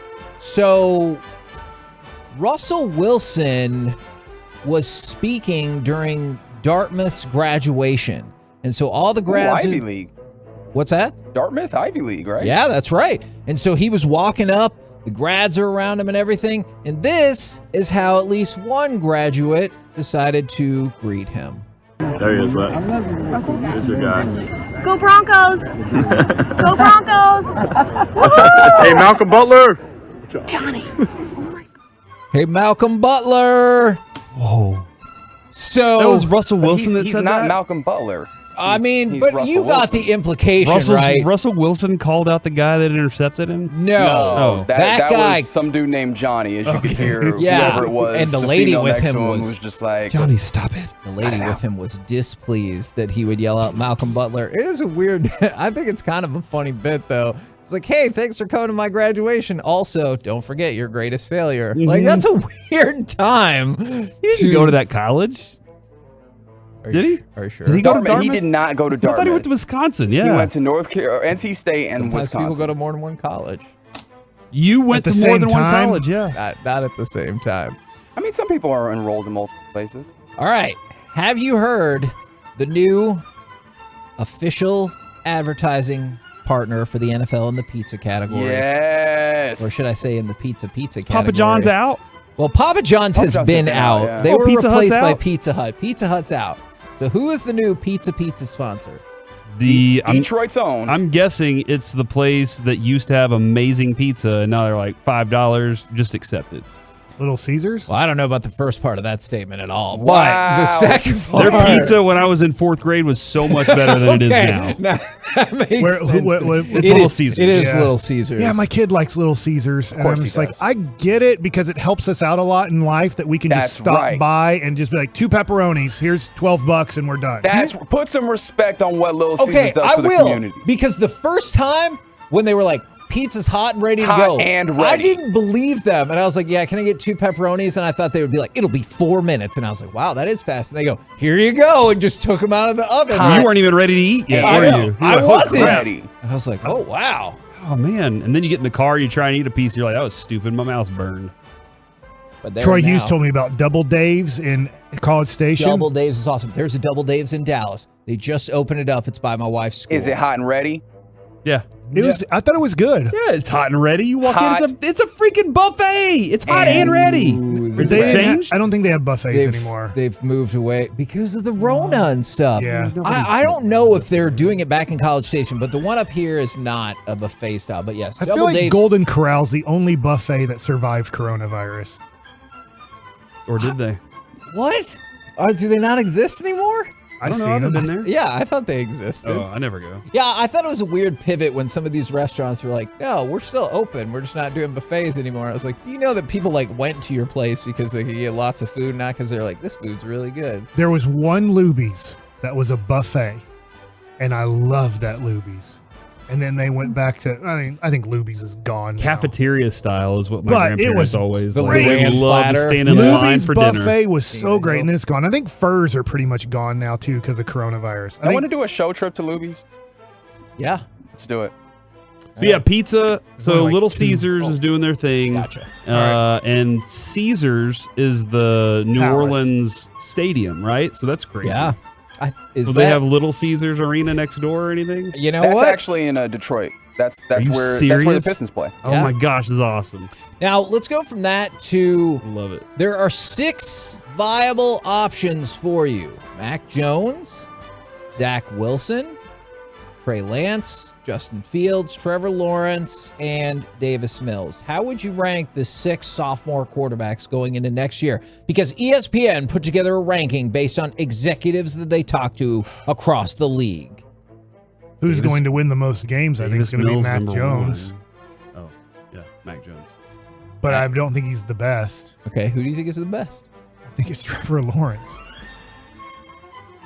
I think if you could build a team around Trevor Lawrence, that he will win a Super Bowl, if not a couple Super Bowls. Trevor Lawrence. I just don't know if they can build that team around him. Is number 1 on the list.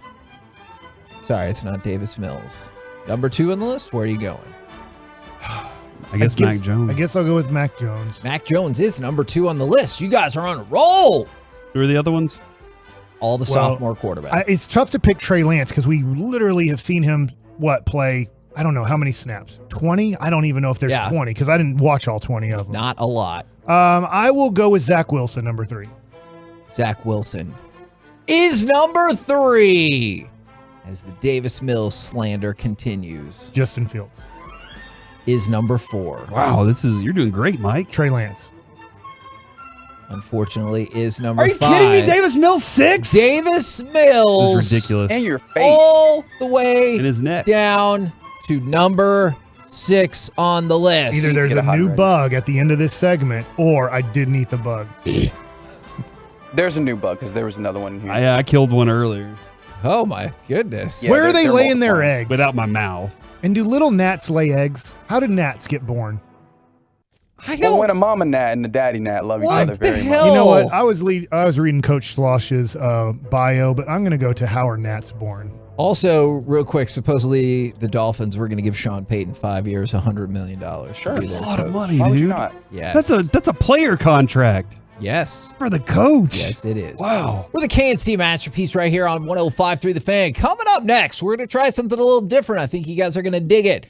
Public stadium funding and the idea that sports matter more socially than they do economically. We'll talk about it next right here on The Fan. But before we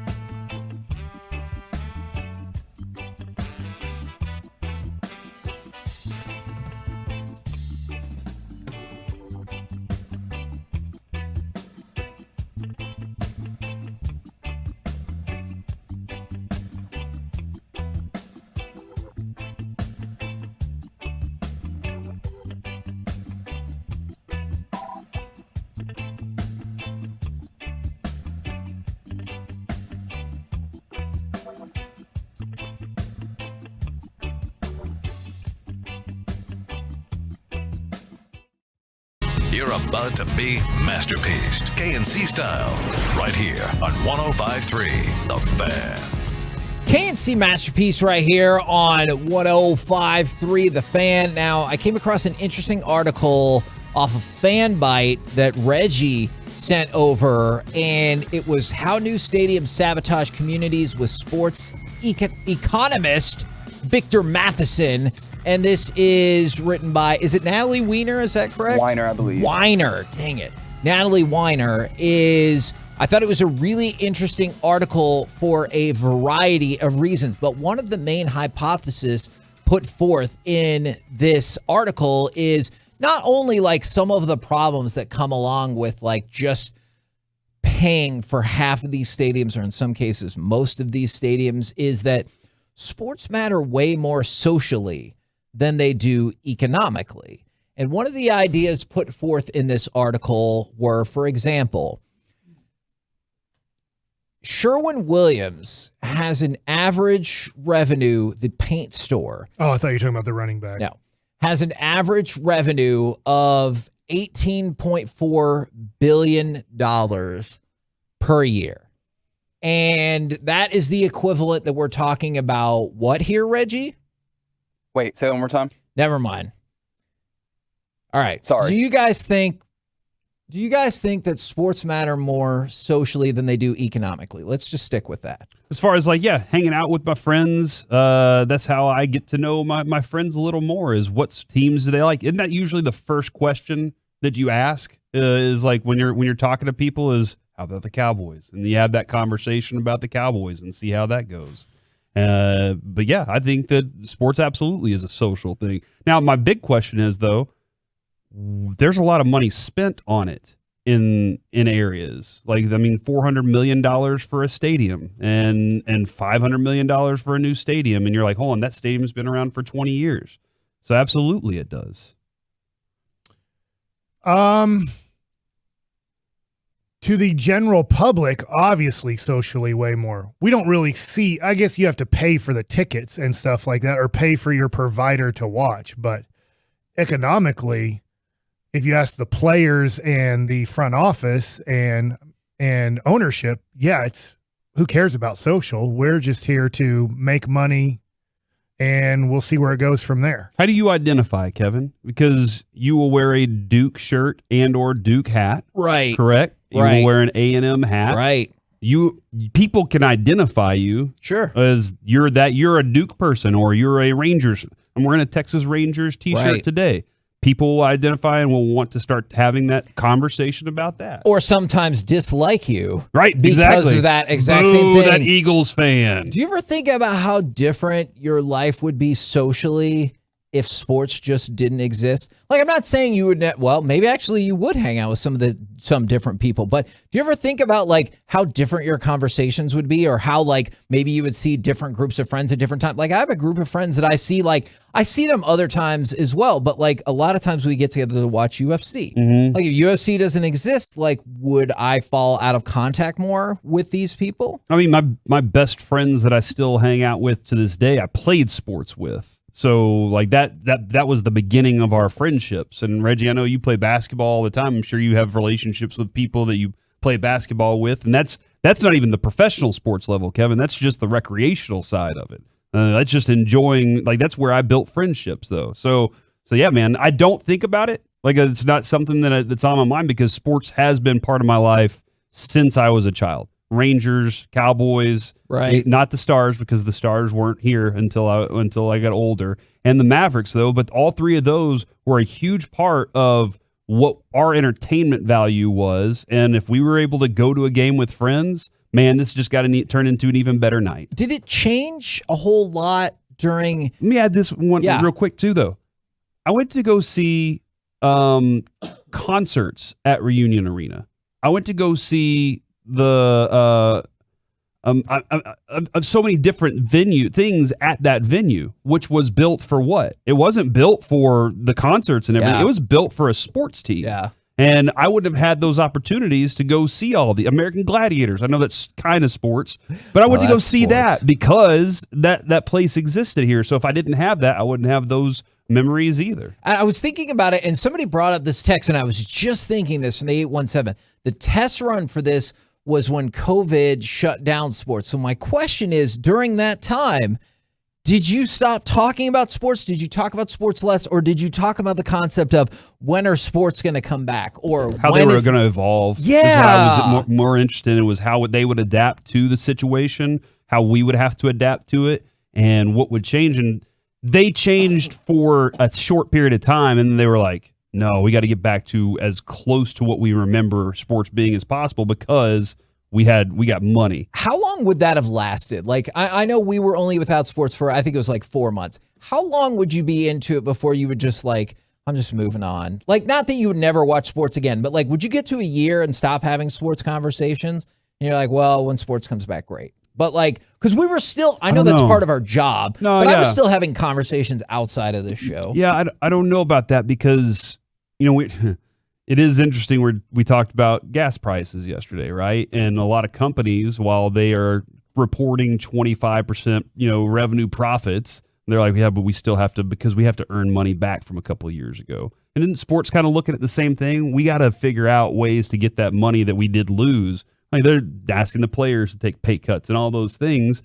So I don't know exactly how long it would have been before I was like, okay, I don't need this anymore. But I think a lot of people started deciding, well, man, I don't even have to go into a grocery store and shop anymore because I can get it delivered right. Convenience became a bigger thing in that period of time. So I don't know exactly how long it would have been, but I think there would have always been some sort of competitive something that people are looking for to try. Like war was competition a long time ago, Kevin, and they said, let's not actually do wars the same way. Let's do them a little different now. And so now it's more, okay, these types of feats are the ways that we get our competition, our blood pumping. Is there any part of you, and I know it's easy to say like it's not our money, and I certainly understand that, but is there any part of you that thinks cities sometimes like misjudge when they give this amount of money out via taxpayers and everything like that? Like Buffalo, like how much money they're going to make in return as a city? Exactly. Or how much the city cares? Or how much do you factor in like that social factor that like maybe it's not just the money or the money from restaurants and hotels and everything like that. Like you do still have a major North American sports team in your market. Do you think that comes up a lot? Or do you think some politicians, like for example, Dallas City Council, like when they were talking about like, hey, we got to keep the arena here in downtown or whatever, and we can't let it go to Frisco or McKinney. Do you think they look at it from strictly an economic standpoint? Or do you think when we talk with Eric Johnson, he's like, hey, I could be the mayor that brought a second football team here. Yeah. Like who cares about how the numbers work? People are going to be like, wow, great. No, I do think that it does kind of land on the all-encompassing factor more than it does. I mean, the money factor, the economic factor is massive. Because you're trying to figure out, okay, that Walmart across from AT&T Stadium is going to make this much money every year, right? Like, just imagine that Walmart's profits. Okay, what about that Jack in the Box right around there? And then all the other things you believe. That's why the Rangers have built Texas Live out there, right? Because what it was people's biggest complaint about going to the stadium. Well, there's nothing to do once you walk outside of the stadium, unless you're going to go over to Six Flags or you're going to go to Hurricane Harbor, which that's not always on the plan, but what is there to do? And then there were a lot of people that are like, there were plenty of bars around. And the Rangers are like, well, you can walk directly out of our bar into our bar. And so I think that was like, that's a big factor is the money that they can generate. But I think a lot of people identify with it. And they're like, well, that's my city. That's my team. I'm part of it. And it makes people feel like a bigger deal because our city has an NFL team and yours doesn't. So one of the points put forth in this article where it's kind of a conversation with Weiner and Matheson is, for example, new stadium in Buffalo, $850 million. What's the economic impact there versus if you went out and found 850 restaurant owners or just business owners in general in Buffalo and gave them $1 million? Like clearly you have all of their votes and you're going to keep their businesses, or maybe you keep some of their businesses running and they'll vote for you and everything like that. But then the team moves. Like that's the social impact, right? Where people are like, I don't care that you kept this restaurant open. You moved my football team away. Yeah. And I don't care for that. And all of that money going to a single organization that, as you were trying to set up earlier, Kevin, is has the same level of size when it comes to like economic involvement as Sherwin-Williams paint store. And then the other one that I saw which is the NFL. We view the NFL as this massive giant, but Sherwin-Williams as a paint store is equivalent when it comes to revenue. They were the numbers that popped up for Cincinnati were that because of the Super Bowl this year, the run to the Super Bowl, the Super Bowl this year, that their economic impact on the city was $11.8 million for the city of Cincinnati because they went. Now that's some tourists, which I don't know why you're touristing to Cincinnati. That's bars, the live local scene, because that city started to pop because they finally had something that was a winner, right? Like that's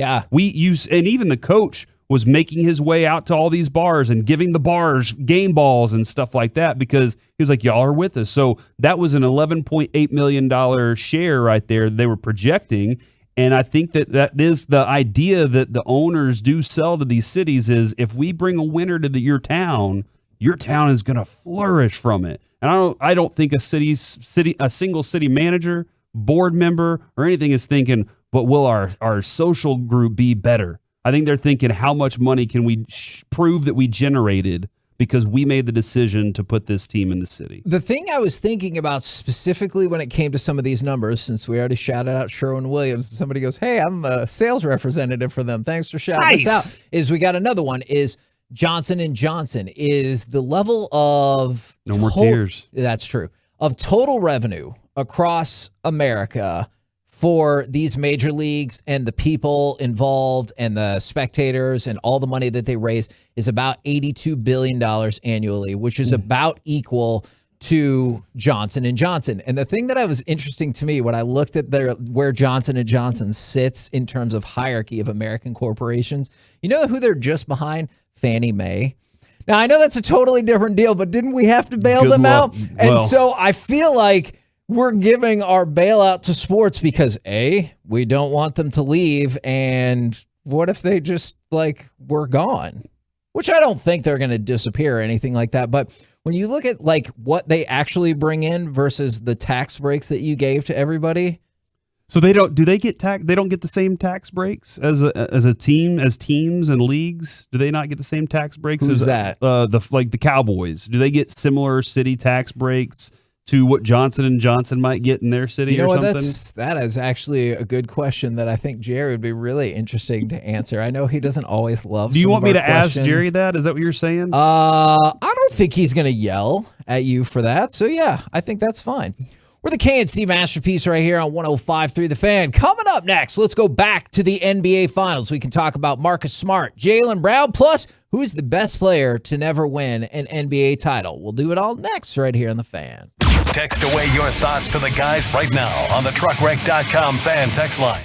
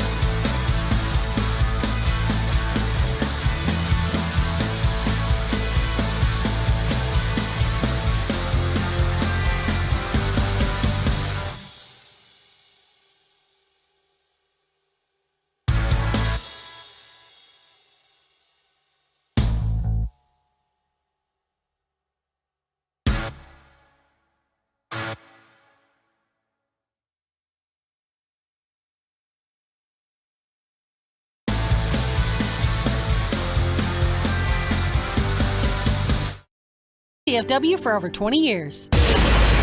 This segment of the KNC Masterpiece is also brought to you by State-of-the-Art Weight Loss, and it's brought to you by Frankel & Frankel. You think there will be less big company trucks on the road this summer because of gas prices?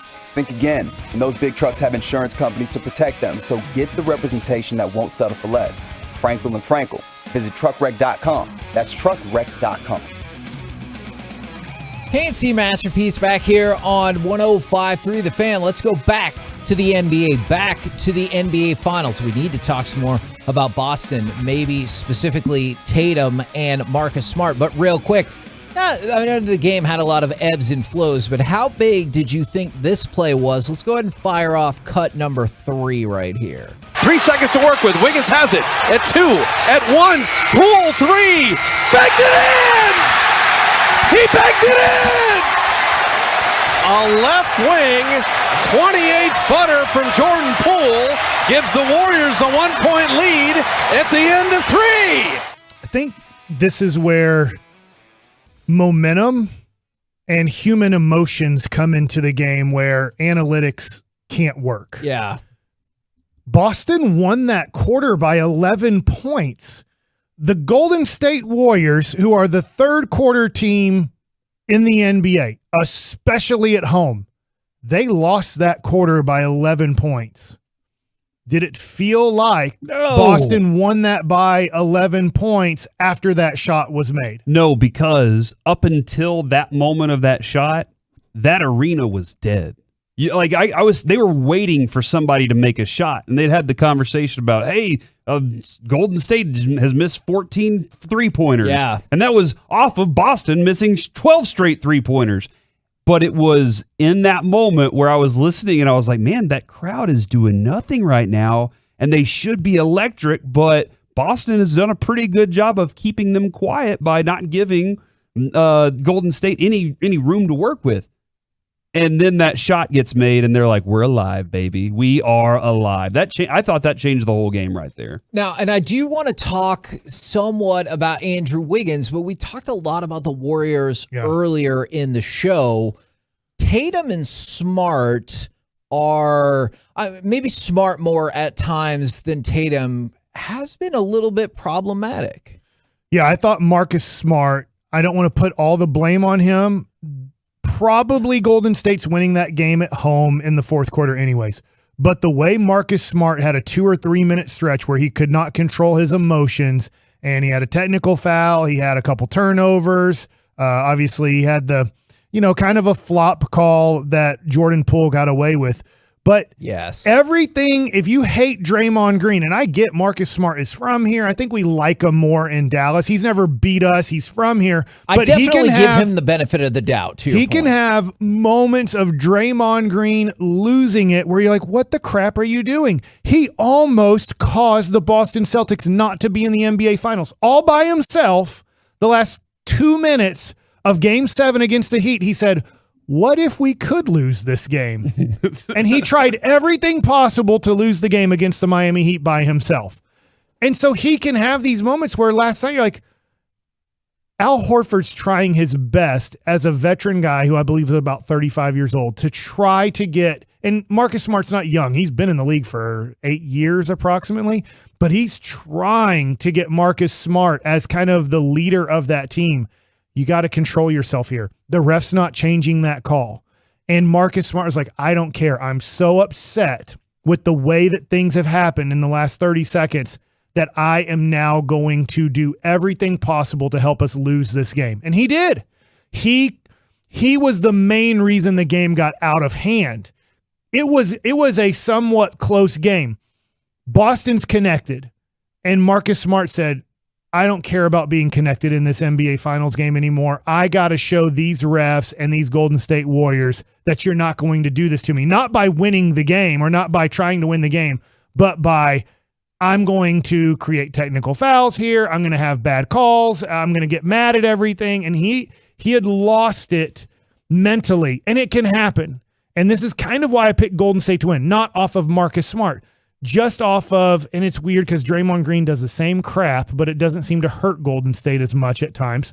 But younger in his career, he's like, let me kick somebody in the balls and see what happens here. And well, you lost an NBA championship because you had to kick somebody in the balls because you were so upset with the way a certain situation had happened. So it can happen as you get older, and Marcus Smart is in his prime, but as he gets older and hopefully Boston makes it to another NBA Finals, he'll learn from his emotions causing him to play bad basketball. Yeah, I didn't expect that. I did see a bunch of calls that I disagreed with. Yep. That I was like, that was a bunch Somebody of, was hitting up our Facebook page. Oh, yeah? Seriously, what is happening? And that was very frustrating to watch that part of it because the response that he got immediately was picked up by the referees, and that was, Mike, that's where the fans who are like, the NBA is against us or whatever, though they will point to those moments right there and say, This is David Stern coming down and saying this guy has to go longer. This series has to go longer.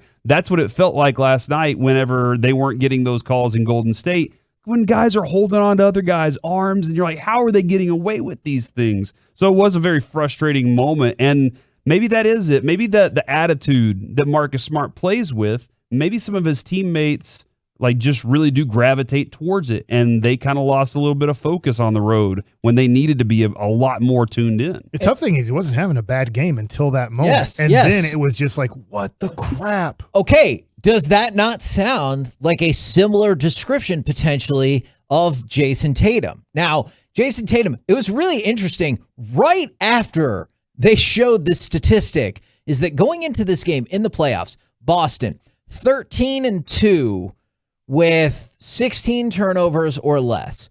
More than 16 turnovers, they were 1-6, and they were sitting right at 16, and the Jason Tatum got called for traveling. In the fourth quarter, I believe he was 1 of 5 and 2 for 4 from the free throw line. And my goodness, those 2 back-to-back missed free throws he had were a killer. It kind of ended it, right? When they were already reeling. You have to play almost perfect basketball where they were at with about 4 minutes left in the game. And they did it. They've done it in this series. In game 1, they played a perfect, really pretty much 12 minutes. So you're going, hey, can you play close to a perfect 4 minutes and come back and win this game? And against Golden State, in a weird way, they'll let you back in because at times they'll throw up some stupid shots just because Curry can make them. And Curry was kind of at times hunting for that 3 and shooting some bad ones. But when he missed those free throws, you're right. And that's the thing about Tatum is he's on this edge here of like superstar greatness to really good all-star player.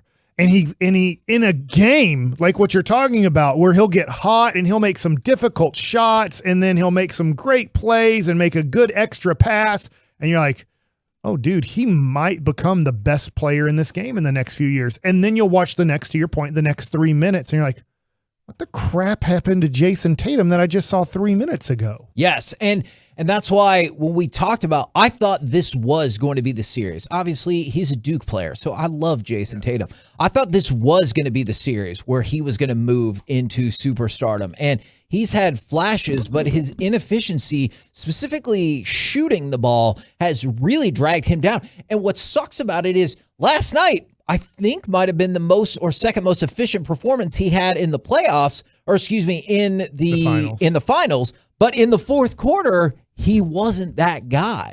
It's weird how he doesn't demand the ball and take the ball in the fourth quarter. It's almost like that's been a problem for them all season. Yeah, and he has at times, but then there's these moments last night where you could see the game slipping away 5 minutes into the fourth quarter, about 7 minutes to go. You could feel that Golden State was probably going to win this game, but we've seen the Celtics go on really good runs in this playoffs and in this NBA Finals.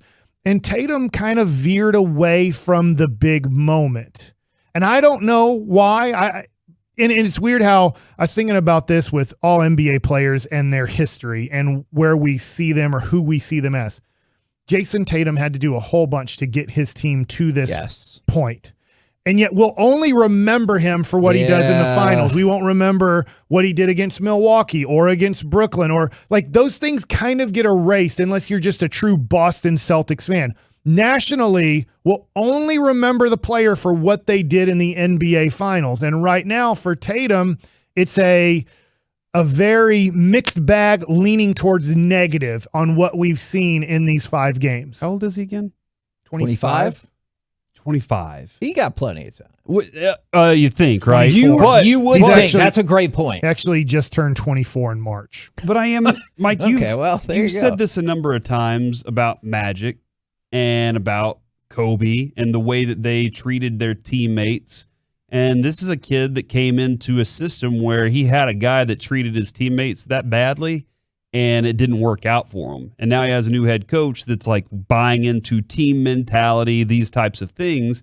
And I just don't think it's in his, not DNA, I think it's there, but I just don't think it's in his mind right now that he has to be that guy. I think he's like, I just have to be a part of this team, and this team will succeed. I think that's where his mind is right now, is that he hasn't become I can't think of the word that you always use, but the jerk, where he goes, no, guys, I got this right now. Jalen, I'm not going to let you miss a 3-pointer. Right. I'm going to take this over, because he just hasn't grown into it yet. Maybe it will take the failure at this point, and maybe it will take his coach leaning in and saying, look, we just saw what happened. Now we need you to go to another place. And if he doesn't have it in him, we'll find out.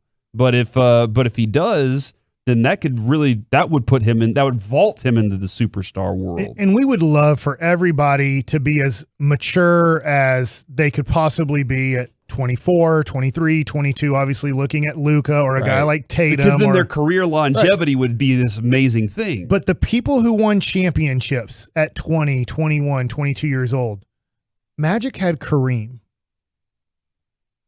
Look at Kobe. He had Shaq, who had been to an NBA Finals with Orlando and who'd been in the league for a while. And as much as I get the Kobe lovers, I'm not trying to take a shot at you, but Shaq was the guy early on, and Kobe was amazing. Kobe was still a top 10 player in the league, if not top 5, but Shaq was the guy in the NBA for those first couple championships. And so those guys had a little bit less pressure in that they had Kareem, the MVP and the best player in the league, and Shaq, the MVP, the best player in the league. And so at their early age, they didn't have to take on that big of a responsibility that you're maybe asking Jason Tatum to do, and he's somewhat failing at a little bit. Luka at times will fail at having that much leadership in a big-time situation. And I'm not saying that these guys aren't going to be the best players in the NBA, that we have debates on 3 to 5 years from now on who's better, who's the best, but it does take time, and it does take these hard lessons of what Corey just said of, what the crap, Tatum? Take the effing ball and take over the game. Nobody's better than you on our team, but he's just not ready yet for that on a consistent basis. And as long as we're talking about changing narratives, obviously I think Tatum is better. But how much have the playoffs and maybe the season in general changed the narrative on Andrew Wiggins? So last night, Andrew Wiggins, 26 points, 13 rebounds. It was the first time all season he led the team outright in points and rebounds, and the first time in a playoff game he had ever led his team outright in points and rebounds. How much has the narrative changed? Not to say like, oh, he's better than Tatum. I'm definitely not saying that. Right. But how much have people changed their minds about what Andrew Wiggins is and or could be? You think that changed the narrative on Andrew Wiggins? I think this kind of further establishes the narrative, at least the narrative that I've subscribed to, which is that's an underachieving guy. Okay, I think that is an intriguing point, because I think you're going to find out in a year or so when his contract is up that he goes back to the same guy. Well, that somebody is going to, whether it's the Warriors or not, somebody is going to pay him that now he is ready to be the guy. Kevin, so you might be right, Reggie. He's on a 5-year, $147 million deal. He's being paid like that right now. It just doesn't seem like that because the Warriors he doesn't have to be the guy? Because the Warriors have been willing to sign the luxury tax. He's getting paid like the guy. He's that type of level of player, and he was a number one overall pick. Fifth option. But then you think he would go, you're right, but then you think he would go to a team that, in addition to the contract, which you're right, he already has, good point, is that he's going to go to a team where they'll expect him to be the guy. I don't. Okay. I think at 29, he'll be a free agent at 29 years old. I think that teams will go, what a perfect complement to 2 other great players. But to ask him to lead a team. We've seen it, and he's 30 years old. He can't do it. In fact, you're a lottery team with Andrew Wiggins being your best player. You might be a lottery team with Andrew Wiggins being your second best player next to Karl Anthony Towns. Now, I think he'll be thought of highly enough that because he's such a perfect complement that he's going to get $30 million a year when he hits free agency. But I think most NBA general managers will say, God, we would love to have him on our team. We do not want him to have any type of responsibility of leading a team. And he's a really, really good role player in part because of all of the physical abilities and all those things. But yeah. Which is why from the 9-7-2, and he's shown flashes like they win that game last night in large part because of him. Absolutely. But for sure. He's getting finals MVP consideration. I hear what you're saying. I do. I think the Warriors winning game 6, Steph Curry can score 0 points, and he's getting that finals MVP. You know, so like maybe he would be in the mix, but that's a big step up for him. But I would still be willing to bet that it's Curry's. And Wiggins he's taken his game to a level where now people see him as a winner. Before this year, he was a loser. He was a bust loser who was like, dude, you do not want him around your team. He's not very good. And then you put him on this team, this Warriors team. He made the All-Star team. I know primarily because Golden State has the most fans in the world right now. But you're like, dude, he is really good. But he's not. I can't imagine there's a team out there going, you know what we need to do? Should we, like if you're Oklahoma City, for example, they have 73 picks. Do you think Oklahoma City goes, if we get Andrew Wiggins, we're now one of the 5 best teams in the West because he can lead us? I do not. So I think that's where teams will be at. Man, if we have 2 great players, we can have him as our third guy and win a championship. We're the KNC Masterpiece right here on 105.3 The Fan. Coming up next, it's time for Mike Likes It. Let's talk about 2 of the craziest things that's happening in our society today, and that's mullets and mom jeans. Next. Coming up in the next G-Bag.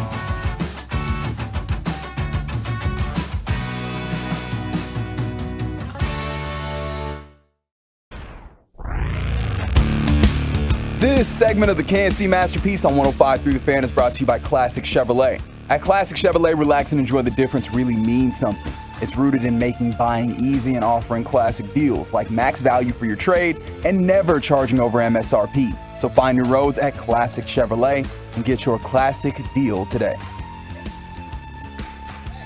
On 105.3 The Fan, and it's time for Mike Likes It. All right, let's start off with two things this weekend that I've had enough of. Mullets. What in the world is going on with your kids? What? Why are so many kids wearing mullets? I don't get it. I watch all of these kids playing baseball, and maybe it's just a baseball thing. Help me out here, Tuolos and the text line and all this stuff. Why? It's a horrible haircut. It's one of the stupidest haircuts you could ever get. It looks horrible. On Billy Ray Cyrus with Achy Breaky Heart, it looks stupid. And at some point, our world in the late 80s or early 90s said, this is a stupid looking haircut. Yeah, we shouldn't do this anymore. I just don't think you understand. Miley Cyrus is actually, her and Rihanna are right at the forefront of making it come back, they say. So I don't get it's come back. I mean, I see kids Me too, man. wearing it. So help me out here, Corey. You're in the Plano area. Yep. How many kids? Teams full. Just teams full. Is it just a kids. baseball thing? It is. So far, that's all I've seen it on is the baseball kids. And I think it has to do with the fact that they can put a hat on all summer long and still have some hair. My oldest has a long, shaggy haircut. It's not a mullet, but he did say at one point, I want to grow a mullet, Dad. And then one day he was like, nah, never mind. They look stupid. But there are a bunch of other kids that I know in our neighborhood that are all rocking the mullet right now. I'm going to tell you something, kids, if you're listening, because you're out right now and you don't have school. Even Garland's out. Okay? It's true. Finally. You're going to laugh at those pictures, and it's going to look really dumb. Well, I think that's the thing, too. Is it just because is it to look stupid? I think kids like bits more nowadays. Like, they really do embrace the whole idea of, you know what? Oh, well, it's just life. Wait, Mike, did you never get a stupid haircut when you were a kid? No. Mike's been bald since he was born. Always I just had a normal haircut. That's not true. And if you have long hair, if you're a guy, you have long hair. I just don't get the mullet haircut with the long hair. I get you can have different haircuts. The mullet is the stupidest haircut you could possibly get in this whole world. Mike, how do you feel about the mohawk? Mohawk's badass, unless you're Joe Madden. For some reason, it kind of is badass. It's because of Cobra Kai. That's why you like the mohawk. And Mr. T. Mohawk is pretty awesome. But That's why Joe I don't Madden know, like was the getting mohawk, for some reason, the mohawk, I'm like, I can kind of get it. But I just don't get this mullet thing. And I get, like, this mullet thing just didn't happen in the last month. It's been happening for about a 2-year period. Somewhere around coronavirus, we said, let's get the stupidest haircut in the world back. Yeah, because you ain't had to go nowhere important. You could ride out a stupid haircut, especially as an adult. I've seen adults like, let me ride this out while I have this opportunity before I have to get back respectable. Remember, I did a mohawk during that time. Yeah. When it first started, I was like, let's go ahead and let the wife cut my hair, and she did terrible. Hook'em 72s is on right now, the Tuolo page, Twitch. I had a mullet in high school, and that was 20 years ago. Hook'em, do you help out the kids today? Do you look back at those haircuts and those pictures and go, that was awesome, or that was the stupidest look I could have 20 years ago? And why in the world did I want to do that? Yeah, but when did the youths ever listen to like the sage advice of the elder statesman? I just can't believe it. We're old heads. And that is what it is. Because we were rocking chili bowls in our time. That is a great point. Hook'em says he looks back and he laughs very hard. And it was ridiculous how it looked. I just don't get that this came back. I can't believe that the mullet came back. Dude, and it's back with a vengeance. It's strong.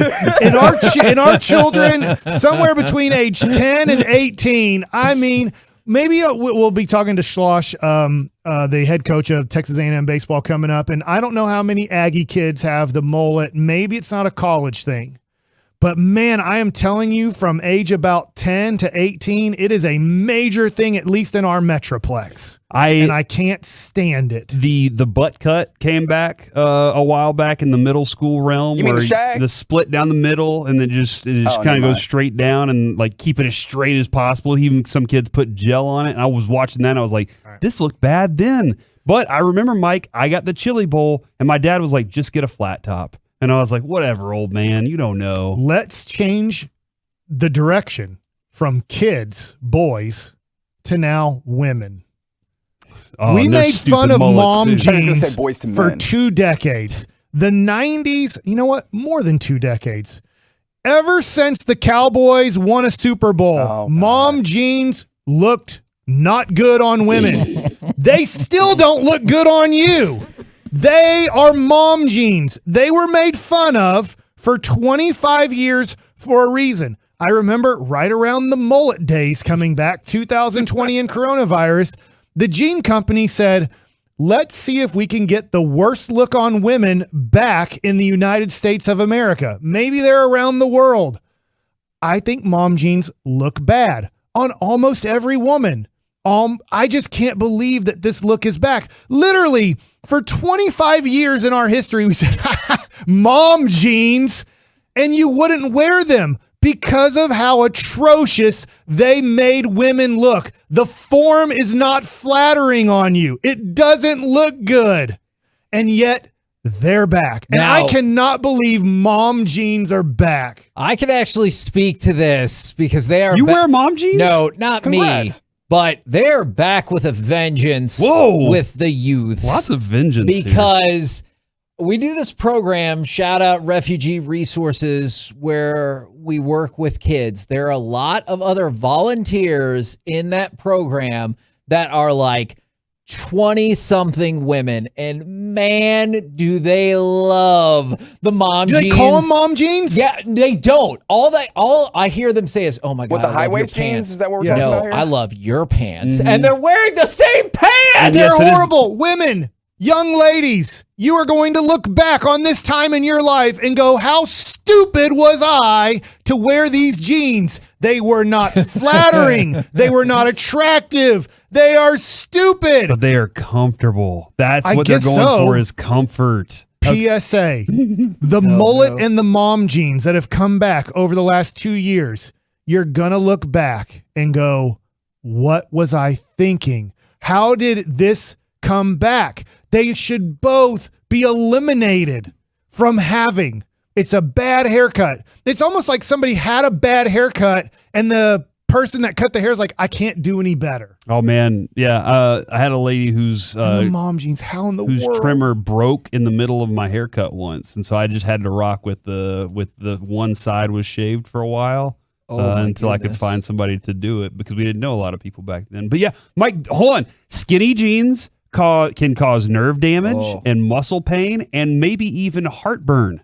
So they are saying that skinny jeans are problematic to your body. I do get you can lose feeling in your legs. My wife just said, by the way, she said mom jeans are not comfortable. However, her follow-up about why they're not comfortable is probably not appropriate for air, but like, hi, Jess. The front part is maybe not super comfortable.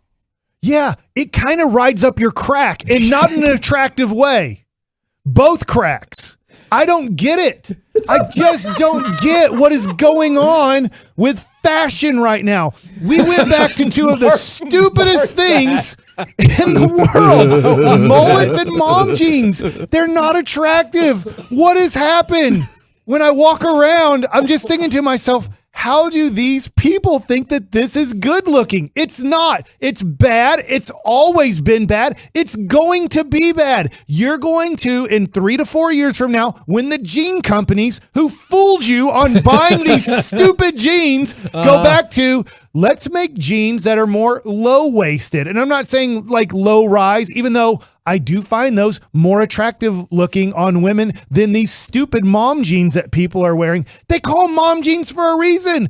The reason they call them mom jeans is because you look like a mom. And not in a great way. Shout out to all the mom. Is this the part where I need to go? The opinions of Mike Bassick do not represent Odyssey and No, its no, no. subsidiary Odyssey, companies. you put out a PSA saying mom jeans look great, and you'll look like a moron 2 years from now. Just like the mullet. I need a Mike There's fashion no- segment. Like I need to know what Mike's like. What things are you pro or for in the fashion? I'm for so many, whether it's bell-bottom jeans, whether it's low-rise jeans. That was where you decided to whether start, it's huh? whatever. These are the. I will say this: they're the most unattractive jeans you can possibly wear as a woman. So keep wearing them, but they are stupid looking. And the mullet, come on, kids. There's so many different hairstyles. Don't get it high and tight. What are we doing? You don't have. I don't care if your hair's long. Just don't mullet it in the front. What? Hold on. I think you mullet in the back, don't you? Don't. We already got this far. See, it's business it's a in the normal front. haircut Party in the back. It's business and then in you the grow your front. hair long. Either have your hair long or don't have your hair long. Make a decision. No, that made sense. I got it. Coming up next, unless he was listening to that segment, at which point he's not going to be on the show. He doesn't have a mullet. We will talk with Texas A&M baseball coach Jim Schlossnagle next, right here on The Fan. All right, before we do that, let's talk about Men's Tea Clinic. I went to Men's Tea Clinic yesterday, and man, it is just awesome to get that energy boost. Maybe I just had too much energy during that segment, but I like it. That's what Mike likes. Mike likes Men's Tea Clinic, guys. Their lineup of comprehensive and innovative therapies include solutions not only for you optimizing your male hormone levels, they got you covered for weight loss, hair loss, sports injuries, and more. Optimizing your hormone levels is general maintenance. When you replace what naturally depletes, you get back to being you, bottom line. It's time to leave fatigue, reduce drive, brain fog, and weight gain in the rear view mirror. Let's make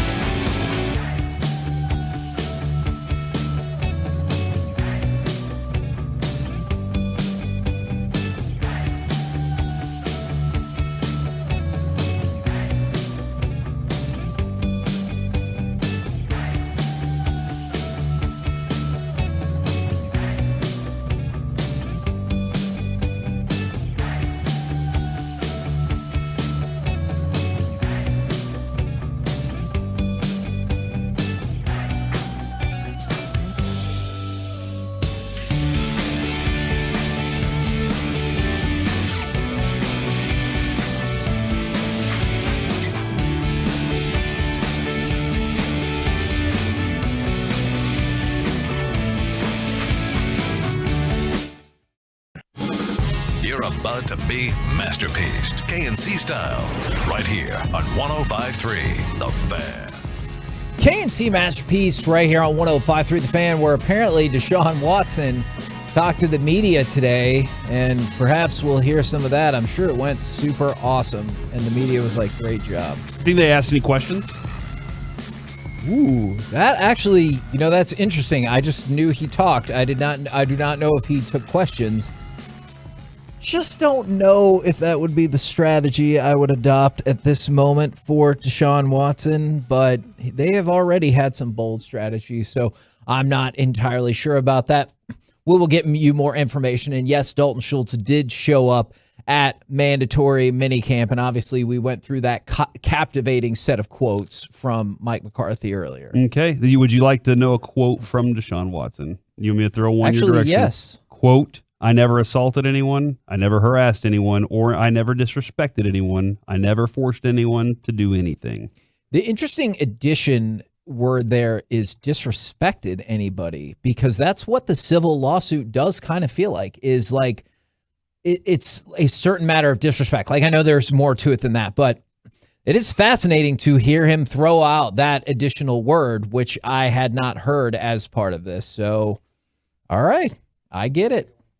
Yeah. So yeah, and then we see the pop-up story of Baker Mayfield being potentially traded in the mix of this to the Panthers, and the urgency and trade talks for the former first-round pick. And the thing about that is, the thing that I saw that went along with that was, it'll still depend on how much money it will cost. And I was like, isn't that the exact same holdup that we had before the draft? Is that the Panthers were like, we'll give you like $6 million. And they're like, well, hold on, it's 19. And they're like, yeah, no, we know. We'll give you $6 million. And so, what has developed in between there that they're like, you know what? Now we're willing to go ahead and pay more money.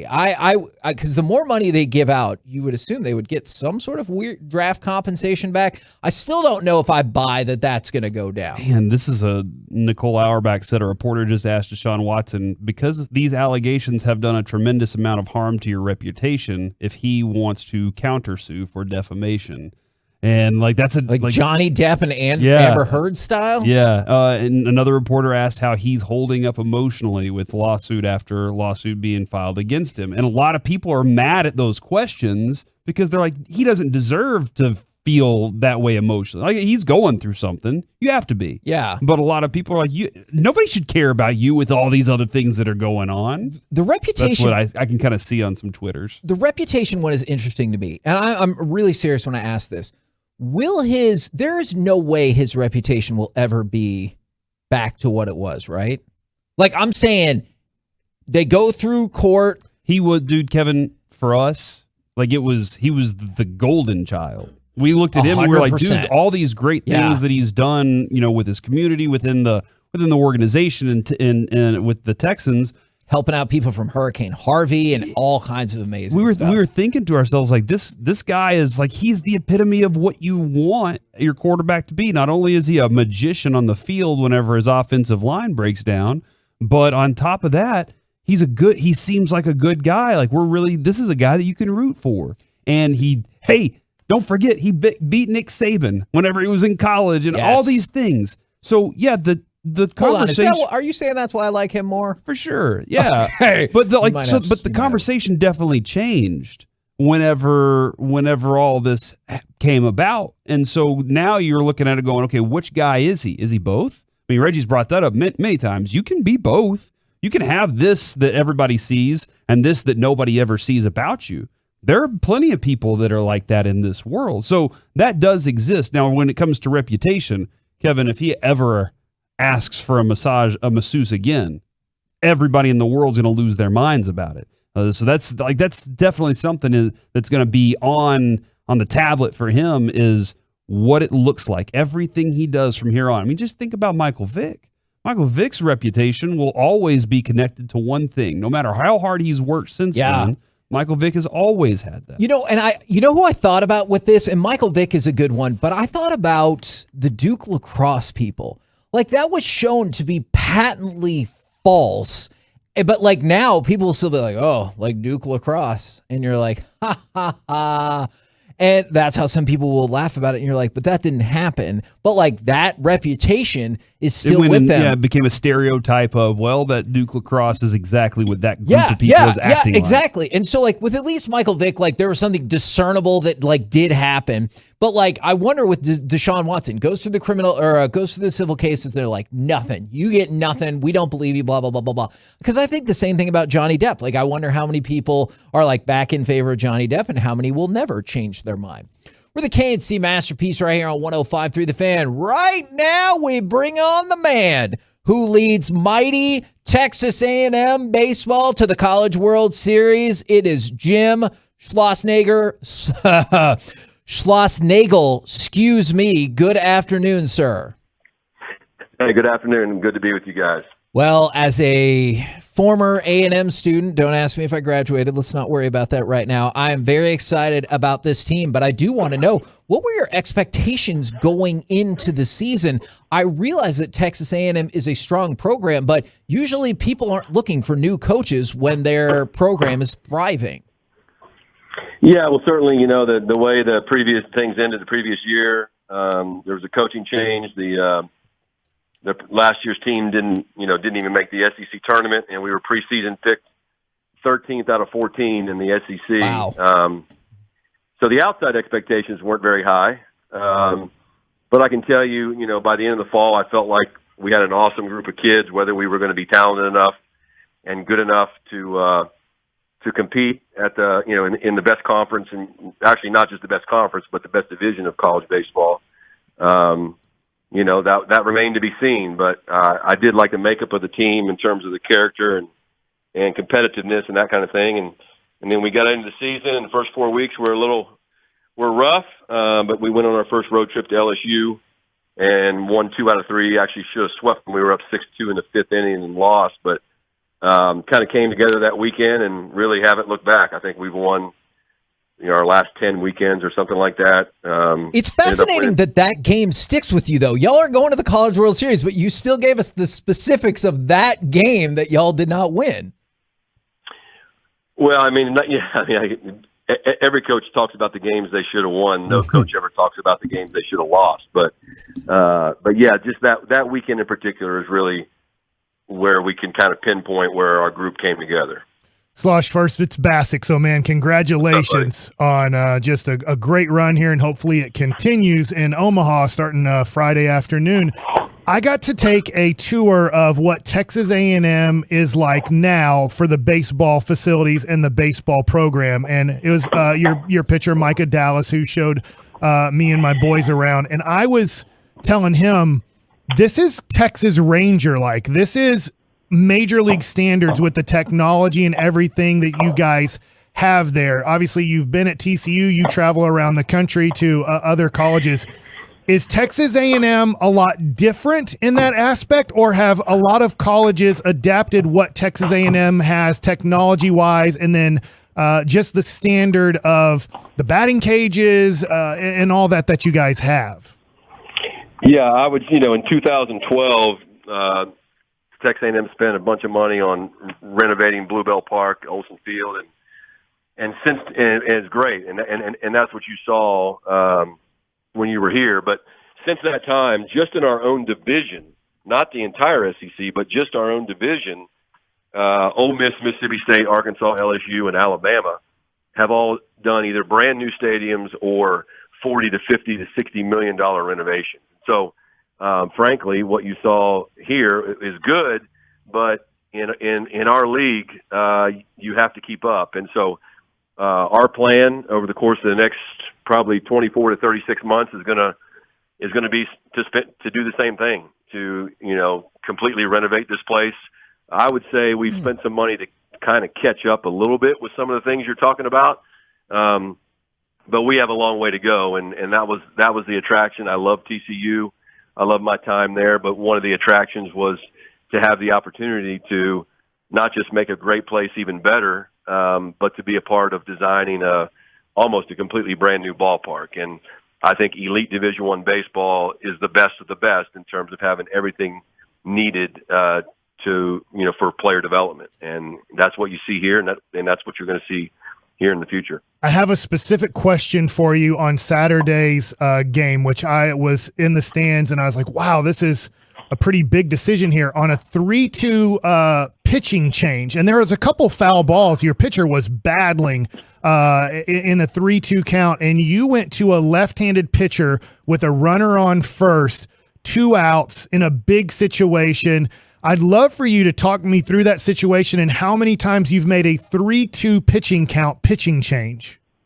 Well, I've never made 1 3-2. I've made, 5 to 7 in my career mid-count changes.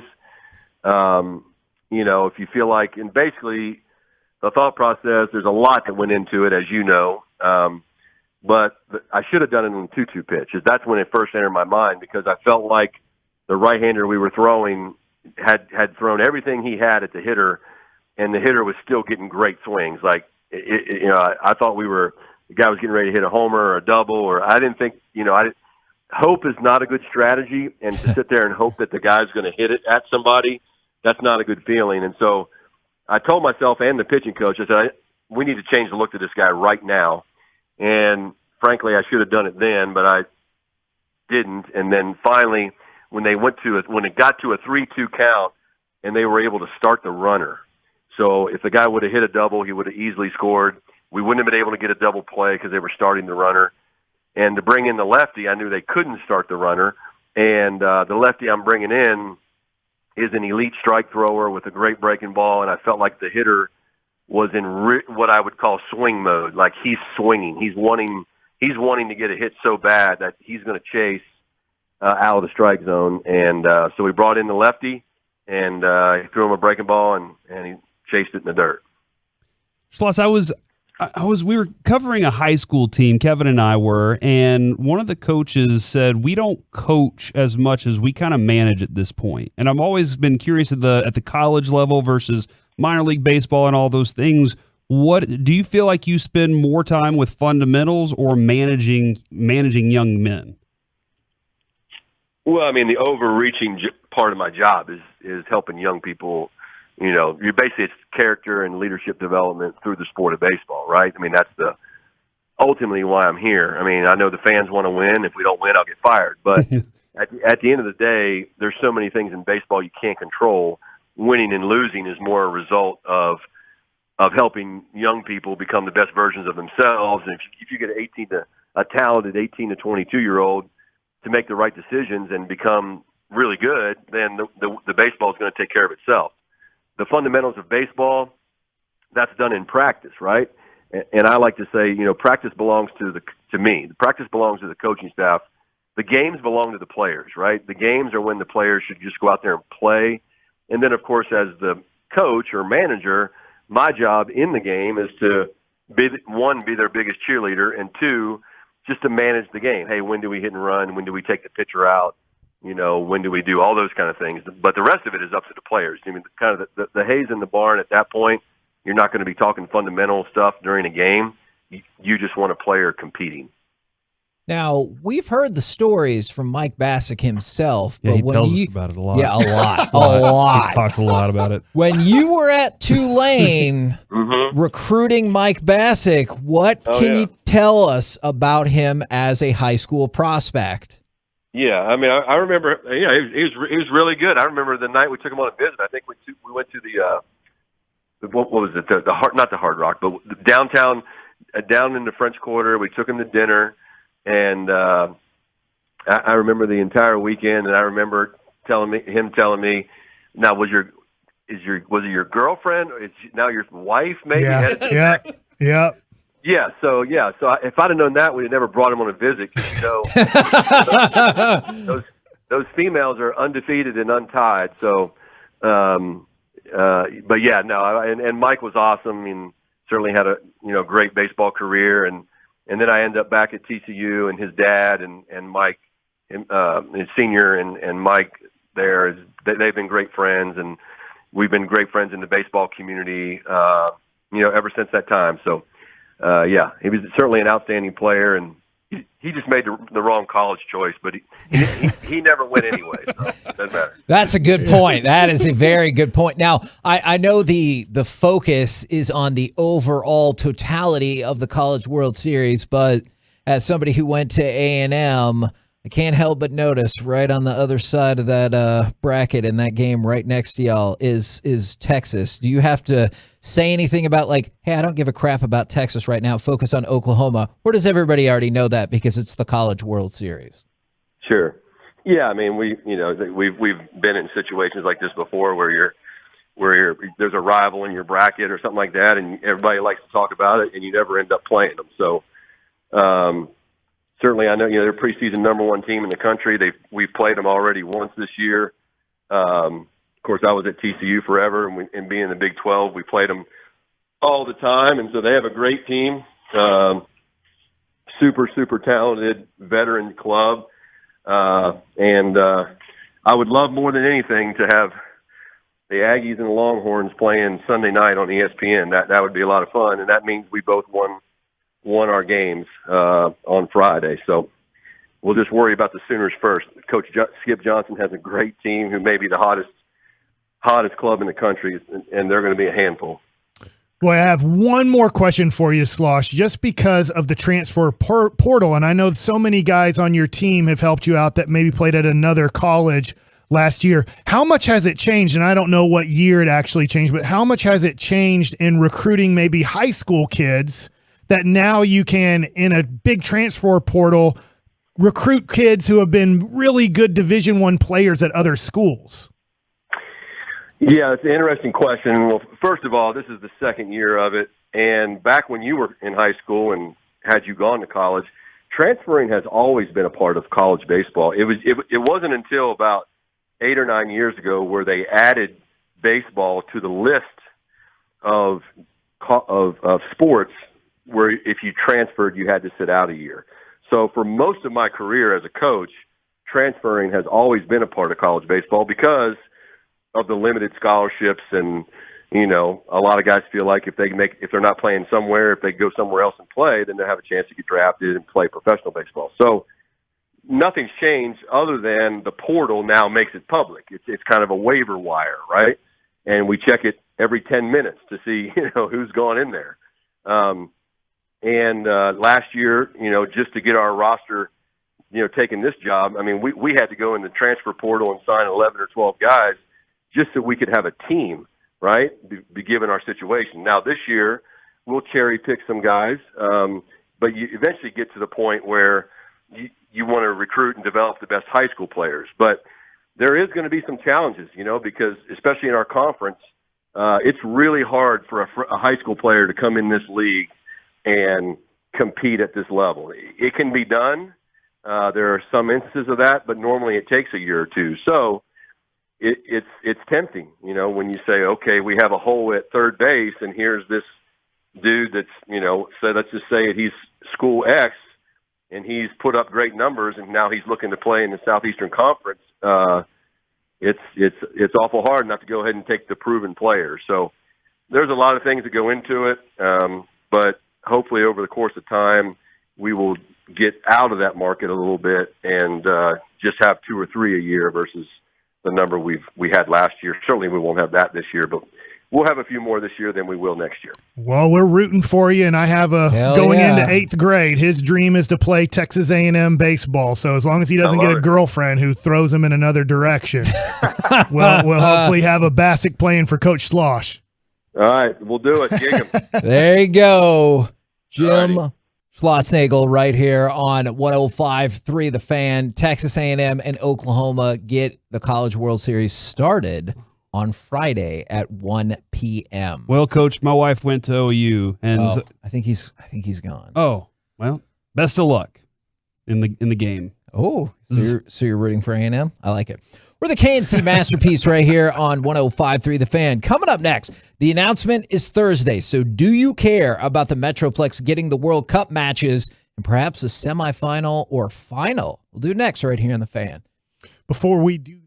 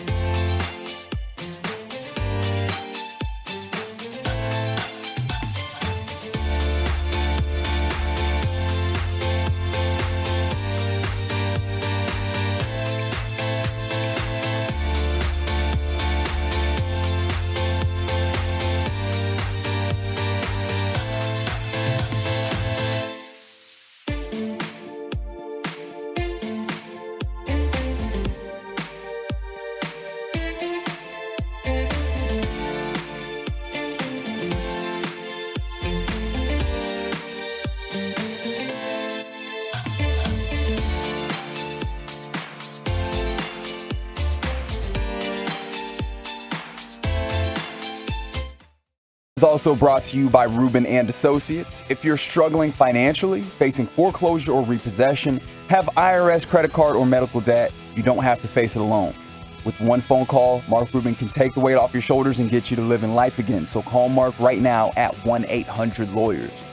KNC Masterpiece right here on 105.3 The Fan, 877-881-1053. The announcement is Thursday. We will have FC Dallas. Remember, impresario Dan Hunt on the show. And FC Dallas is throwing a big party and everything like that. Remember, Dan Hunt was the 2026 Dallas host city chairman to try to get the World Cup, not only to have here as one of the sites Did we get it? of the World Cup, you'll find out on Thursday, but to potentially have a semifinal or final.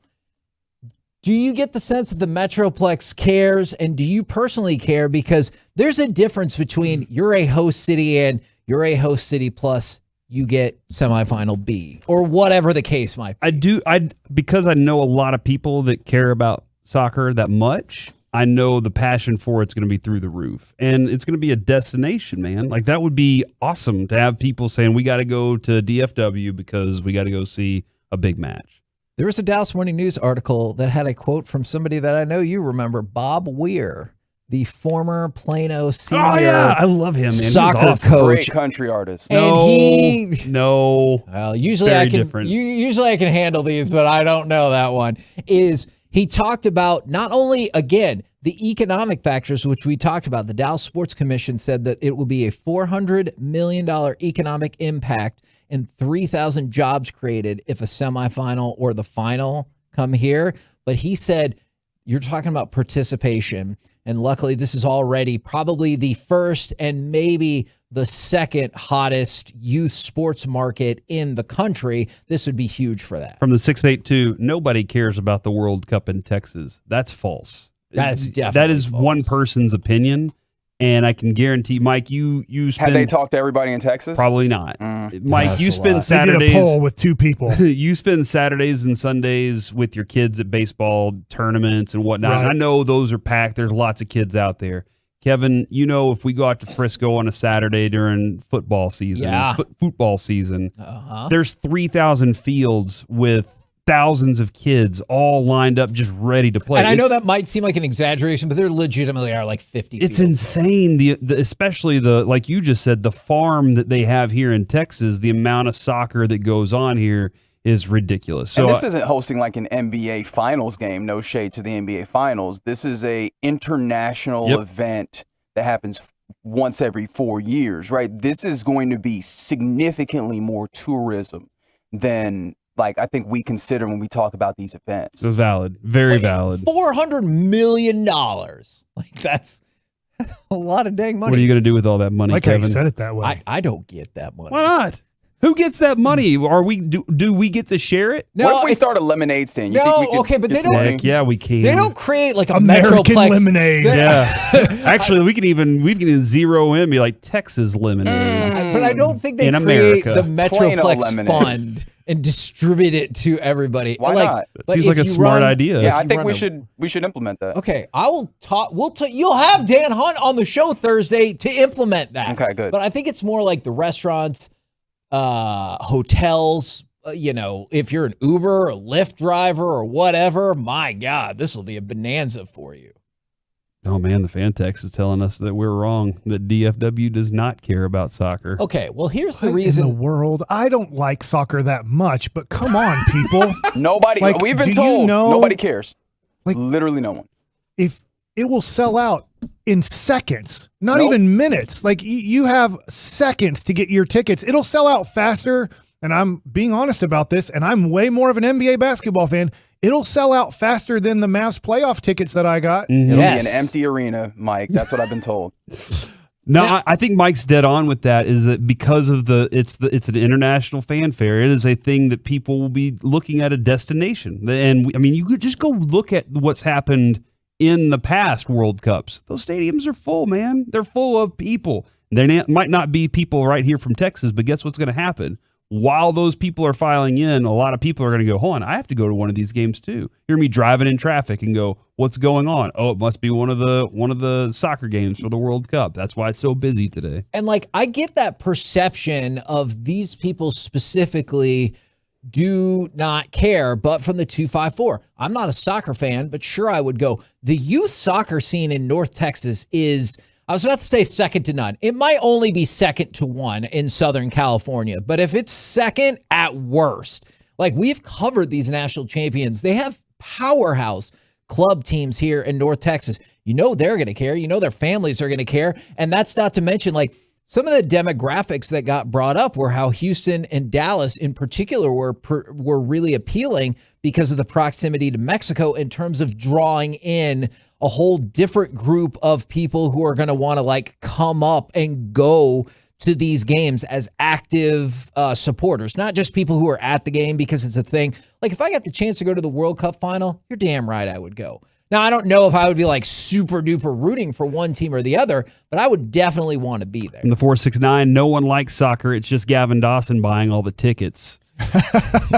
Wow. I like the bit. I like the idea of drive that. money like that. But yeah, man. I do wonder this, because in the world of, because you brought up youth sports here in Dallas, Fort Worth, it is just huge. I think Jerry Jones is buying it all up around the country. I think that he set up pretty much the world headquarters for athletics, for, grade school athletics in Frisco. Yeah. Is how many, just like baseball, I don't know if there's a lot of kids that are playing baseball that like baseball that actually watch a lot of baseball. I wonder how many of these thousands upon thousands of kids actually do watch soccer. Because I think a lot of kids play soccer without watching soccer. Yeah, sure. I think a lot of kids play that. baseball without watching baseball. A lot of kids there for the Capri Sun and the orange slices. How many of them play the game, though, right? Like, how many of your kids, Mike, do you think play the show? 50% would be my guess. Because FIFA as a cultural institution is pretty big. I know I just amongst young people in general, but I imagine especially young folks that play soccer. Somebody just tweeted in, because I like your comment, Reggie, because that might be it through video games. In fact, when we were talking earlier about Nintendo, the reason I knew a lot of rosters around Major League Baseball, not all, but a lot of them were through playing RBI baseball, that I knew kind of the lineup of the Tigers or the Cardinals or whatever when I'm not really following those teams. Is this person, 14 million people applied for the FIFA ticket lottery for this year's World Cup. 14 million. That's it? Man. How many people are on the planet? Felt like a lot, like 7 I think billion. 4.6 million. So a lot of people did it multiple No, times. I don't. That feels wrong. Well, for the amount of helium we have in our That's Earth, right. Kevin, That's a I good think point. Mike has a lot of gosh. good points here. Yes. Is there 6 billion people on the? I think it's up to 7 now. Okay, so that's still, that is a ton, man. That is a ton. Congratulations. So 6 billion didn't seem to impress him. I don't know if you saw his face, but when I said 7, he was like, "Whoa, that is Wow. that is a lot." That's lot a billion of babies. more, so Yeah, no, I don't know that if you know that or not. that is kind of a big deal. Yes, I was familiar with that. When you're born, how come they don't mark you as you're that number person on the face of the earth? It's a good question. Like, mark you where? Like on your birth certificate? On your foot, like yeah, Andy. your foot, exactly. Your number this. Oh, well. What happens if there's a tie? I mean, surely there are ties all of the time. Like, how many people are born a day? I don't know 5. the answer to that. I wish I hadn't asked that question, but I'm sure there are ties along the way. I don't want my son. These gnats in the studio are branded supposed with- to only live 4 weeks. by the way. 385,000 babies are born each day. In the United 385,000. States, it's about 10,000 babies born each day. But with millennials, that's changing, obviously, because they're not having Yeah, as but many how kids. many of them like soccer, Corey? I don't know. A quarter of them. I know there's a lot of babies being born here because my wife now has like a waiting list. She's trying her best. It seems rude to make the baby wait. Yeah. It's just a baby. You just stay. There's so many babies We'll let you know when you though, can come out. that you can only see one at a time. Although, what's the baby going to do? Crawl away? Yeah. Yeah, not till they're like 8 or 9 months, unless they're like really gifted. Then it could be like 6, 7 months. So you think if a baby is crawling at 6 months, they're gifted? Or talented. Yeah. Yeah. I think so. I'm seriously asking. I think so. I don't know the answer. I It's think been a long I think time like since I don't know Brandon if crawled. I don't know if athletically, but somehow in their body functions, I think being able to crawl. It help me out. Hold on. New No, parents. I'm gonna help you out, Mike, real quick. Is it babies crawl sooner? No, it has Oh. nothing to do with that. For the 972, 6-7 billion people on Earth. What is your over-under for number of people who have a mullet? It can't be popular around this world, can it? It's only our stupid country. Over-under 30 million. That have a mullet? I would hope under. Please, What God, does be your under. heart tell you? There can't be that many people that have that stupid of a haircut. I mean, you don't even need to go to a shop, right? You just grow your hair out long, shave it on the sides, kind of, and just make sure that it's not long in front, and you have the stupidest haircut ever created. I think it's making a comeback in Australia too. Oh, it never left Australia, right? Like that might be the one spot where it's been hanging Maybe that's out. what happened. Everybody went to Australia and came back and was like, man, this is the hairstyle. This in Oakley's. How many people at Levi's or whatever, Guess, I don't even know, have these jeans from 1989, and they're like, finally, we can sell these stupid jeans again. KNC Masterpiece right here on 105.3 The Fan. Coming up next, let's chit-chat with those fellas from the G-Bag Nation right here on 105.3 The Fan. Something extraordinary is happening right now at Diamonds Direct. You can make any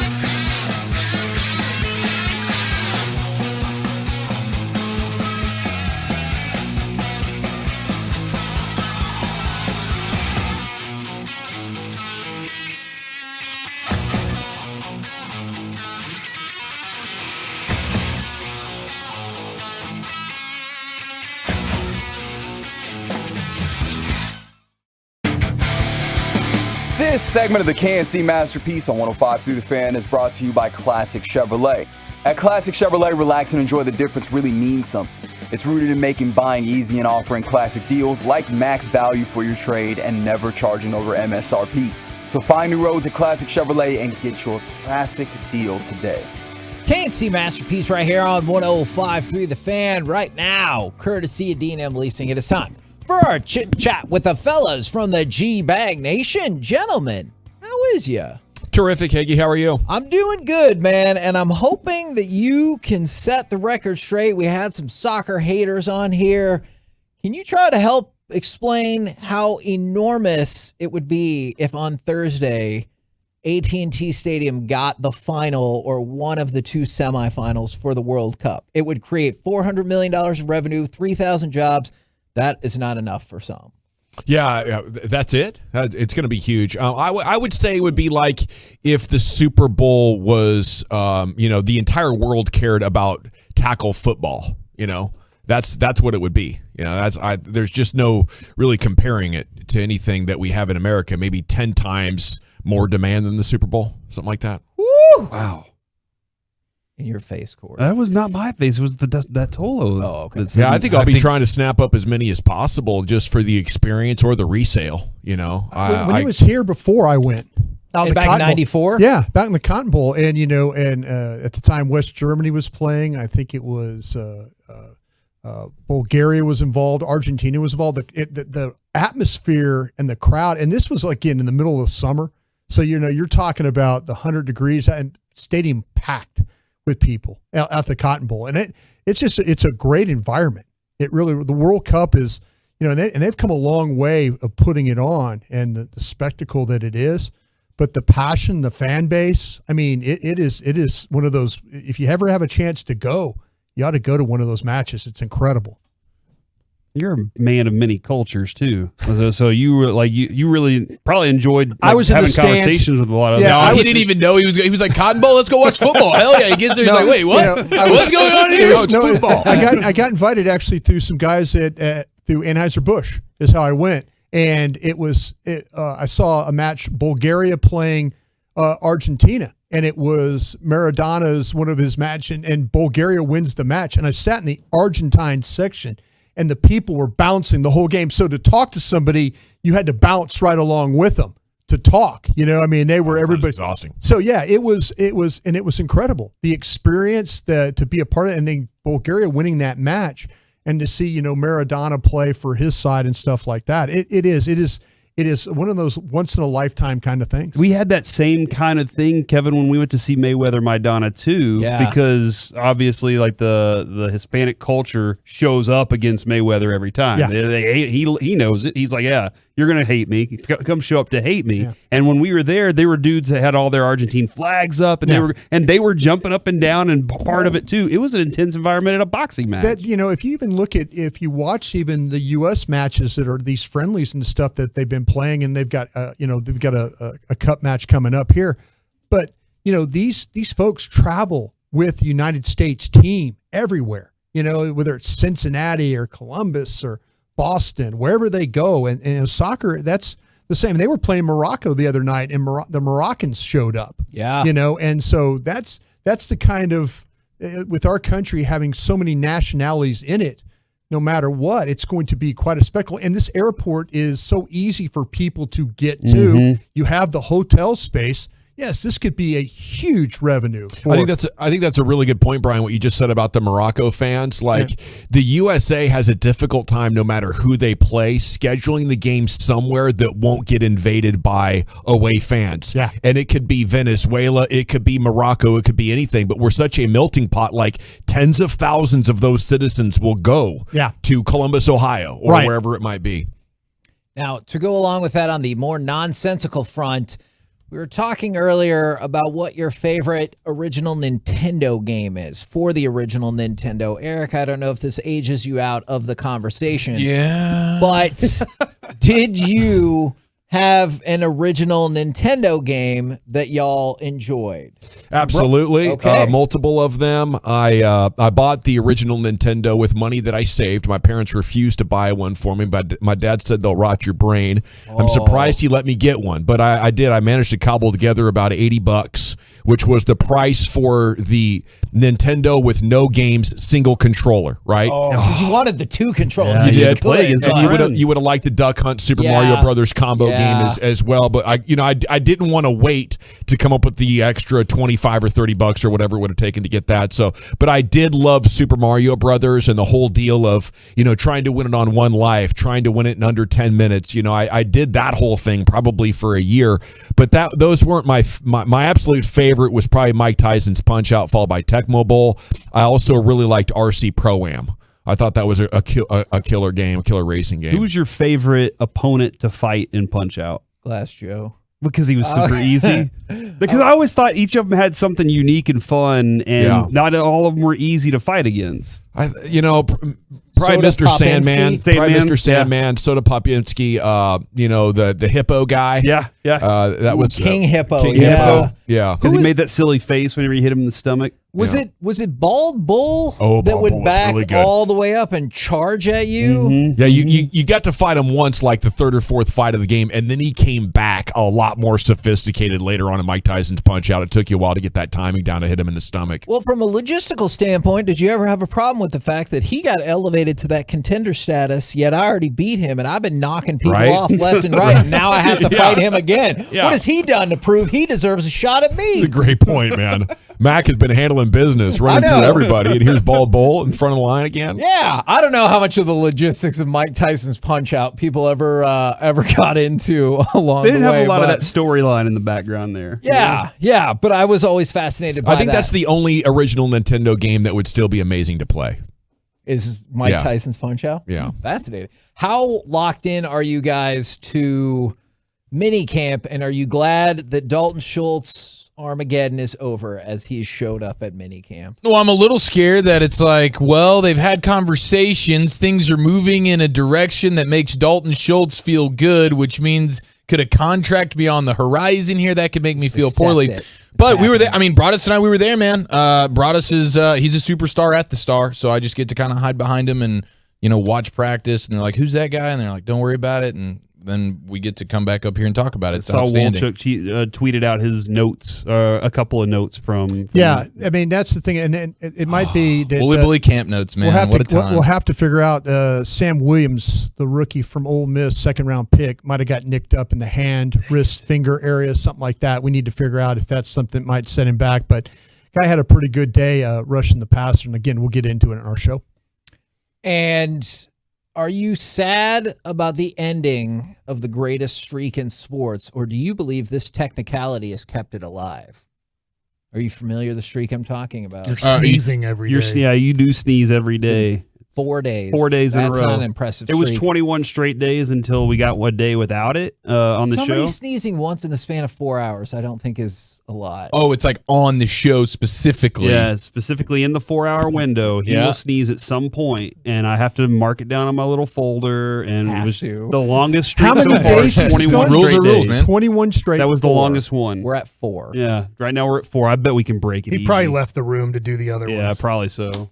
That's a good streak, though, man. Walchuk's got that same streak with us, but it's farting. He It's not farted yesterday on sneezing. the Well, right see, before we're it back could on be the air. worse. Yeah. I was going to say more specifically, the streak of Jaromir Jagr had a teammate that was in the Stanley Cup Finals for 40 straight years. Now, some will tell you. Some will tell you. Jay's such a crazy letter. That is true. Thank you, Mike. I love how you can pronounce it differently. You're right. Ja. Isn't it Jaromir Jagr? If you want to call him that, I think that's fine. Jagger? It had been going on for 40 years. And some people will tell you that this Stanley Cup final breaks the streak. However, others will tell you that he had a teammate at the Olympics, and that counts, that is currently in the Stanley Cup Finals, which would push the streak to 41 straight years. Nice. Oh, yeah. You got to get the Dirk. Yeah. Yeah. However we can make it to where I think he's it's still the Dirk. playing somewhere in Oh, Europe. yeah. Oh, yeah, he's always playing. I mean, Yeah. it's like, is he on? I mean, it's incredible. And it was the weirdest target of a blackmail scheme, too, because he hooked up with like some 20-year-old gal, and she's like, I'm going to post pictures. He's like, and he's dang like, right you are. great. Cool, I'm thank not you. married or anything I know, like that. so Please, good. He's got great please hair. do Yeah. post pictures about that. He's like, I look great. I'm old. You're Like, young and attractive. This makes me look Yeah. awesome. Yeah, this is really good for me. What do you guys got coming up on the program today? Pure Gold as always. Thanks for asking. The Rangers Player Show 320. Jonah Heim is going to join us. So that means Jonah Heim's going to make the All-Star team because y'all have been That's right. bumping up every single play. Oh, he's in for a big week. I Yeah. feel bad for the Astros tonight.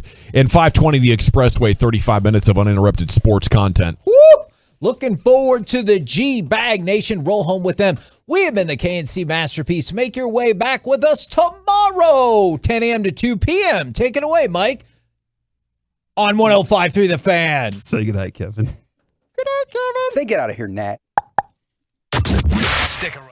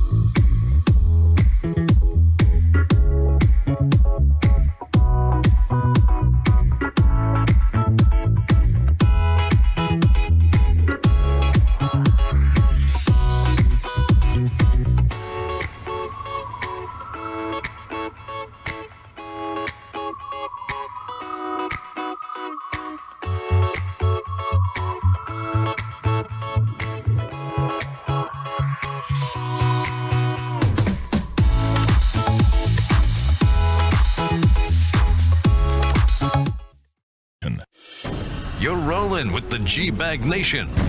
Right here on 105.3 The Fan. Welcome to the nation. Hour one of the G-Bag Nation on 105.3 The Fan. And welcome into the show. Hope you're having an outstanding day. General at your service. Let's talk some sports. Cowboys minicamp was today. A number of stories that we're going to get into over the next 4.5 hours. Brian Broaddus to my right. Lucius Alexander's in the Pimp Cup. Eric Chiafalo is riding with us as always, and Carter Freeman's coordinating your video at 105throughthefan.com, Twitch, and YouTube. Zach Wolchuk is on assignment with the Texas Rangers. Guess that means I'll have the pregame coming up at 6:30 for you as they try to win their 4th in a row and second in as many nights against the Astros. More on that here in just a moment. You guys have been at Cowboys minicamp today, right? Yes, sir. Yes, sir. Yes, sir. Living it up. Loving it. Loving every second of it. You know what I saw a lot of today?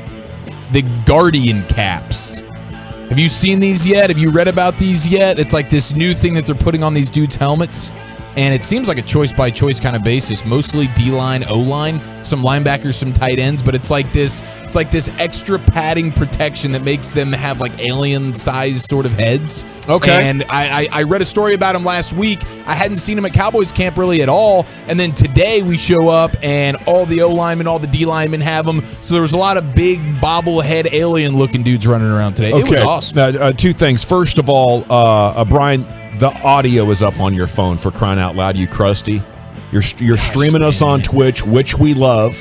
Okay. The other thing is it reminds me of that old 49ers player who used to wear the extra shell on his helmet. Remember that guy? It was Kelso. Was it Kelso? That was the Bills guy, right? Buffalo Bills. The Bills guy too that did it. That's right. Steve Tasker did Kelso was the guy I remember from the Bills. Yeah. Kelso. When I think of Kelso, I think of that 70s show. Yeah, but it was Kelso, and I'm thinking who you're thinking about with the 49ers. But yeah, he had the extra Steve Wallace? Steve Wallace was a tackle from them. Did he have the extra shell? I just remember Kelso from the Buffalo Bills was my one guy. Yeah, there's that 49er guy right there. Look right there, Brian. There's the picture of it. Remember, it would pop off when pop off. Yeah, that's him. You're right about that. Yeah. So, I saw today. It was fortunate they had you indoors, right? You didn't have to be out in the heat. Yeah, a lot of media members appreciated that. I just can't get over the fact I have the phone, new phone. I'm so proud of my new phone. Yeah. And it takes Gavin to look at me like, get your damn phone off. This is the first time he's had a phone that had the capabilities of like playing audio. He doesn't understand where he is or what's going on. I don't know where the button is, but yes, no, it was good today. And yes, trust me, Gavin, the first thing I did when Scott Jagolnik, when I was talking to him, I said, I sent him a text. I said, hey, Scotch, I go, we in or out today? And he goes, inside. I'm like, yes. Beautiful. I gave it the happy emoji thing. But no, and you know what? And McCarthy's reason why they were inside today, he said because of the wind. Oh, yes, it was quite windy. Yeah. He said because of the wind. I thinking it had to do with probably the 100-degree temperature that was. Well, it didn't stop him last week, Broaddus. When you were out there sweating your tail off in Saudi, Walchuk and I went out there. It was an outdoor practice, not super windy, but extremely hot. Didn't stop him. I think when it's super windy, though, it kind of tunnels in those outdoor fields. It's like a pizza oven. Yeah, and it's then like standing in a pizza oven. You feel like you're at the Meadowlands and trash is flying everywhere. I'm like, where's Eli Manning? Yeah. Well, we do have a number of headlines that have come out of this practice today. And one of them is that Dalton Schultz was there. Reports say he and the Cowboys have had some contract talks recently. What kind of a deal would you be looking to do if you're the team, Brian? What does Dalton and his agent have to say where you're going multi-year? Why you ask me this? You're not a numbers guy? You're not a not a contract guy? No, I hate the cap. I hate the cap. And and I don't even. Me too. I hate the cap as well. I don't even know where I don't even know where to start because are you going to look at the deals that we saw last year, with what was going on with the Patriots and what they, the tight ends they went after, and then, this season though with Njoku, do you do that deal? To me, if Dalton Schultz is smart, just play the waiting game here. Just wait. You're going to have another big year statistically. Yeah, wait. Just wait another year. You're going to, go ahead and play on the tag now, and then, you're going to have another big year. I think the thing for the Cowboys is like the 1 year and $11 million is perfect. You know, if you yeah. need the guy, you don't know if you need him for a long time. You just drafted a guy. So it's like, I would need Dalton Schultz to really make a team-friendly deal to be better than 1 year and $11 million. Yeah. I'm really not that worried if he moves on. You know, I feel like if we had to, we could go back into the free agent market, maybe spend less than $11 million a year and get a comparable type of player. Yes. So I need him to really reach out and make the kind of offer that makes me see more value. But everybody that's played the waiting game with the Cowboys, it's worked out for them. If you think about it, Yeah. You know, I mean, you know, Steven and those guys, it's like, okay, we'll figure something out here. But you know, if I was him, I would just, you know, $11 million, that's fine. Play and go and go for it next year. I mean, you could probably put him in a situation too. Maybe they tag him again. I doubt it, but you might even play yourself into an even bigger contract. You know, if you just wait. Absolutely. Man, if he go gets off tagged again. twice, then you're guaranteed in 2 years. You're guaranteed upwards Was of 125% more of your contract or something like it that. ends up Some being crazy number. A 2-year deal for guaranteed of like somewhere in the neighborhood of like $25 million. Yeah, that'd be nice. See, that's if I'm here, I don't rock the boat here. I don't, because with the way that the receiver situation is right now, you know, going into the season. You know, man, I mean, it's tough out there right now. So you're looking at him like, if you're him, you're like, hey, I can be super productive. Like, who else are you going Bingo. to throw it to? CeeDee Lamb, and then you're going to just, Yeah. I'm going to get high volume opportunities here. I think so. I wouldn't, because every time anybody's ever just kind of waited the Cowboys out, they've made more money. 601 doesn't the wind blow during NFL games? Pansies. You know, I think it could make sense if you're in a game week and you anticipate the game is going to be windy that you would practice in the wind, but it can be, I think, a factor in preventing you from getting quality work in. I think what's preventing them from getting quality work is the receivers that they don't have right now. that's hurting things. No, a little bit, seriously. that's for I sure. mean, and I know we'll get into this. I know at Krusty's Corner at 240, I know Eric and I will talk about this because it's tough. I mean, you want to, you know, and I've seen on Twitter the discussions you've had about Dak and all that with people, and everybody thinks you're a Dak hater, and you're really not. You know, I just brought up points yesterday. I mean, that's all it is, but it's tough when you watch him throw into some of the guys that he's throwing to. Some of these guys weren't going to be on this team, you know, and they're getting balls knocked down. They're not, you know. Who was it today? Was it with the number ones? Was it Lamb and Tolbert? Or? Lamb wouldn't even practice. Yeah, Lamb wasn't practicing Tolbert was today. out there. I mean, we were even talking about it. Anthony Brown. I mean, not Anthony Brown, the Dennis Houston. Dennis Houston. I was looking at the other number 3 that's out there running around. But yeah, that's what Dak is dealing with right now. He's trying to like build some continuity with guys that might not even be here. You know, that's the hard thing about it. And you're watching them run these guys run these routes, and Dak's having to wait to throw the ball because guys can't get open.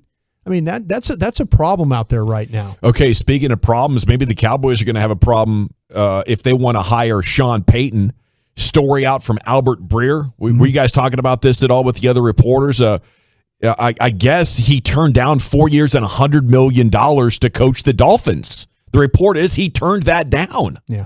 I find that to be fascinating that you could double what any other coach has ever made in the NFL, and you're saying no to that? I think that Sean has made, and I have, and to be, in all honesty, I've not talked to Sean since he's left the Saints, you know. Someday I hope to reach back out to Sean and visit with him some more.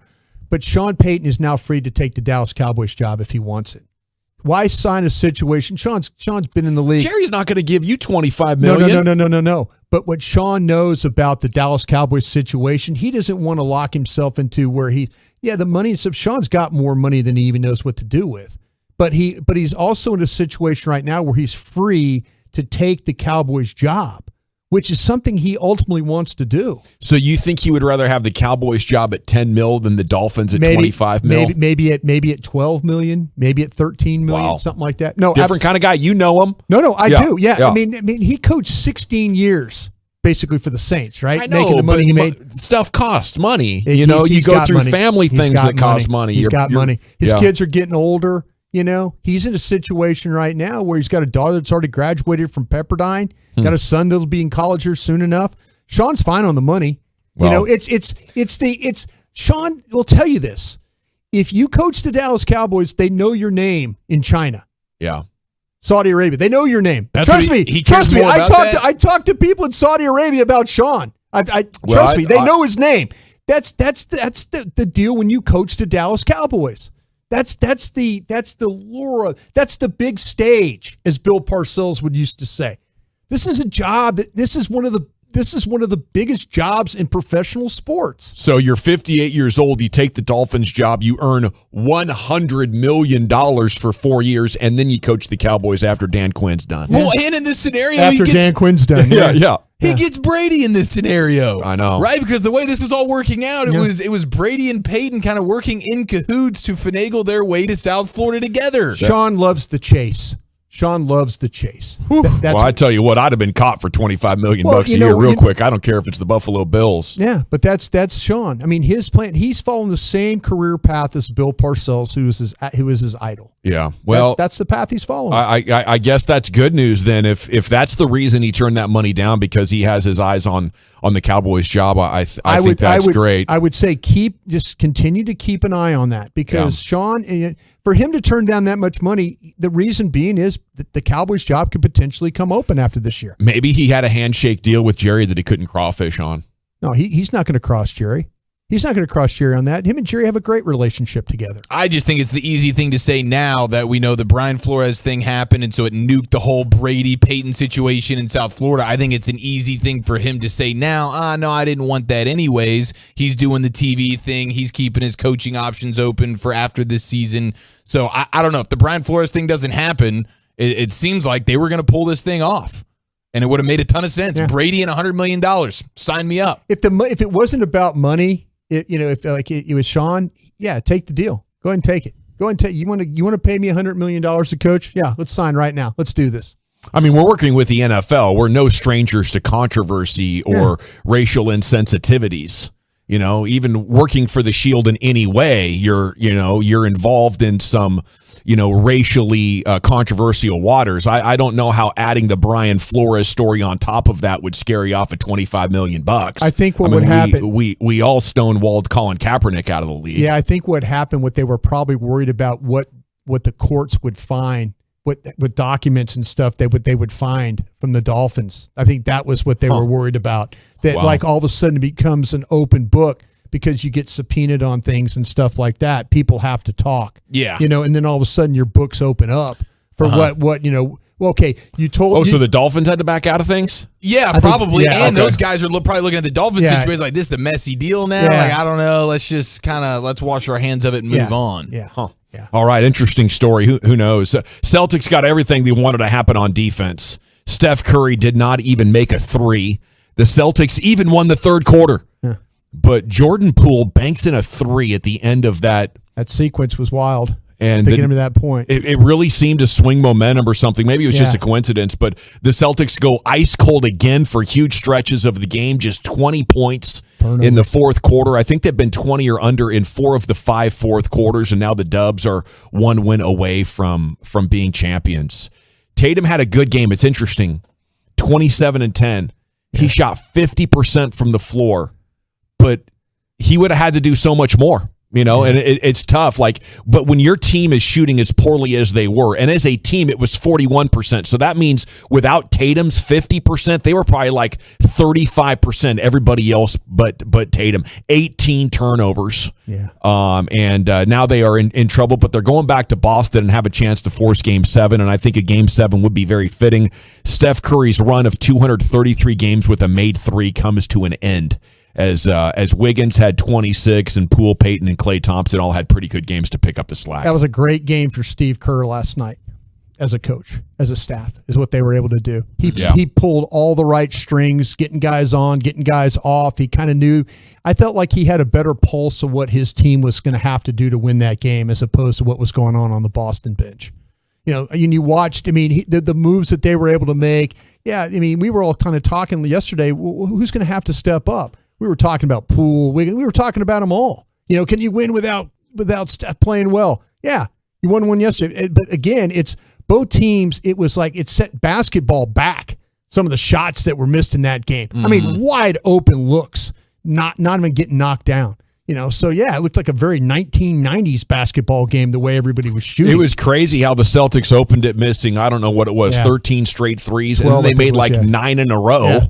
and it was bizarre. And then they went ice cold again. You were talking during the Eastern Conference Finals about how the Celtics can go so cold for extended stretches. Yeah. I didn't see it coming, but it's definitely a decisive factor here with the sloppiness as well thrown in. Yeah, that was a big fear of mine coming into this series from the Celtics side of things. The turnovers and just their ability to just go completely cold from the field. It kills you. And Jason Tatum in the fourth quarter of this series he was 4 of 18 from the floor in the fourth quarter of the whole series. On the fourth quarters, Jason Tatum just kind of disappears. And I think you really saw it last night, the fatigue effect. Like Boston had no legs in the fourth quarter. It's like that third quarter they got it going, and then fourth quarter comes and they got nothing left. They're shorting free throws. They missed 10 free throws as a team together. To me, that says you're tired. How much were they just shorting three-pointers left and right? I just don't think the legs are there. And the longer the series goes, advantage Golden State. They came into this series with all the rest. Yeah, where's the pain advantage too that Boston was supposed to have? Yeah, it's non-existent. I think Robert Williams is banged up. He's banged up. I mean, he was the one guy, I think he played 17 minutes, but his plus-minus was good, but he was about the only one. He's awesome to watch, man. Yeah, I'd love the Mavs to get a player like that. Raptors considered the favorites to land Rudy Gobert. That's out of a Sports Illustrated Toronto. And the Rangers get it done. 5-3 against the Astros. Hell of a job by the bullpen. They got runs in the 7th and the 8th inning. Ezekiel Duran continues to take the league by storm. Marcus Semien 3 for 4. His average now 226. There we go. So he's officially come out of that slump and is stabilized. Tavares is back at the big league club, 1 for 3 with a walk. And now they're 2 games within 500 again. The first pitch tonight, 7:05. Hey, and how about our guy, Jonah Heim, 320, 1 hour from about right now, potential all-star. And he was the guy who had the big hit in the 8th inning to get that rally rolling. Jonah Heim, I'm fired up to chat with him. Yeah, speaking of baseball, Joey Zanaboni's going to join us at 3:40. Yeah. He is the multi-time G-Bag of the Day champion that Lucius discovered for us. He's the play-by-play guy of the Fredericksburg Nationals, and he has so much fun. And Broadus tracked him down and booked him. So he's coming up at 3:40 today right here on 105.3 The Fan. It's amazing what happens when you get a phone that works. Broadus is like, I can use this thing, man. It's fun to be able to get people on the air, yeah. But and when I was going back and forth with him, you could tell he's a fun guy. Yeah. I mean, he's super excited because our fans love you when you come on. I mean, when your calls and stuff, and he was like, "Oh no, can't wait to talk with you guys. Looking forward to it." I mean, seriously, you could feel it through the phone. He was happy about that. He actually has called games here in Texas for the Grand Prairie Airhawks a couple of years back. So we'll talk to him about that and what his plans are and how he's taking the internet by storm here with his viral calls. Dad Things with Chiafalo coming up next. What are we looking at here, Eric? Yeah, my daughter has entered a particular phase, and I'm not totally sure how long it's going to last. I want to get y'all's thoughts next right here on The Fan. Download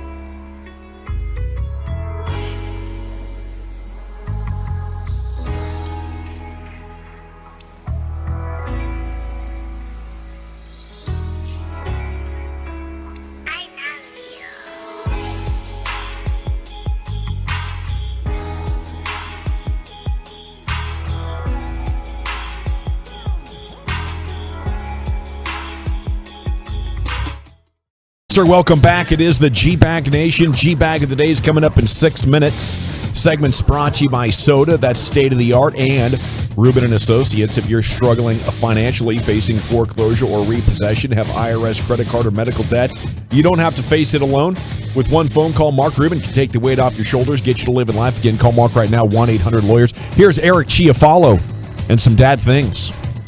All right, boys and girls, we have, happy Father's Day week, by the way. It is Father's Day week. And we are all, with Walchuk not being here, we're all dads on this show. That's true. So this is exciting. Is that right? Zaddy Lucius. Yeah, that's right. It's not daddy, it is. Yeah. We have one zaddy. Zaddy Lucius. And then we have 3 daddies up in here. And they say I have a bad attitude. It's Lucius Marie. Wow. Calm it down, Lucius Marie. Dude, I think you need to stream this. Yeah. It's a big old queen, too. I like that. He's about 6'7". Wow. That's good, man. That's good. Well, last night I need to get y'all's advice on something here, but did you guys see courtside Jay-Z, the very famous Jay-Z, sitting next to his daughter Blue Ivy, who is growing at just an exponential rate? I'm like, wait, she was just like, I feel like we all remember when Blue Ivy was born, and now it's like she looks like, I guess she's like a teenager sitting next to her dad courtside, and like they show him, and he's embarrassing her, he's putting his arm around, because then you could tell she's just kind of like, kiss, baby. Yeah, come here, Blue. And I'm like, hey, she gets embarrassed. Her dad's Jay-Z superstar courtside, and even he can embarrass his daughter. And I'm like, yes, this is exciting. I'm looking forward to, like, my girls are still too young to really like embarrass them, but I am looking forward to those days of being able to do that. Now, sadly, I don't think I'll be able to do it like courtside at NBA Finals games, Jay-Z style, but I'll pick my spots. And maybe once or twice you could pull it off. Maybe that'd be cool. That'd be cool. That's like bucket list sports stuff for me, is like sit courtside at,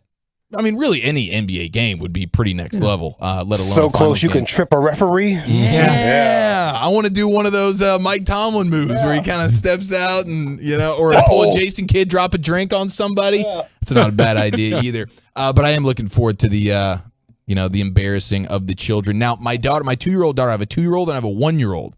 The 2-year-old, Maya, she is, she's the rambunctious. She's the Energizer Bunny, okay? And we have breached over the last, I would say, probably 2 or 3 weeks now. We are in the watch this daddy phase. Oh, okay. Okay. And so now it's every 4 seconds. It doesn't matter it doesn't matter how far away I am from her. If she can scream, "Watch this, daddy! Watch this, daddy!" and the relentless nature of it too. Like you're kind of zoned. I'm cooking breakfast or I'm doing something. I'm kind of locked in, and I mean, she's got just mad stamina. She will rock and roll until finally I stop what I'm doing and I go watch her do whatever little spin or jump on the couch. And I'm going, okay, so this starts at 2 years old. Right. I don't think it stops till 7 or 8.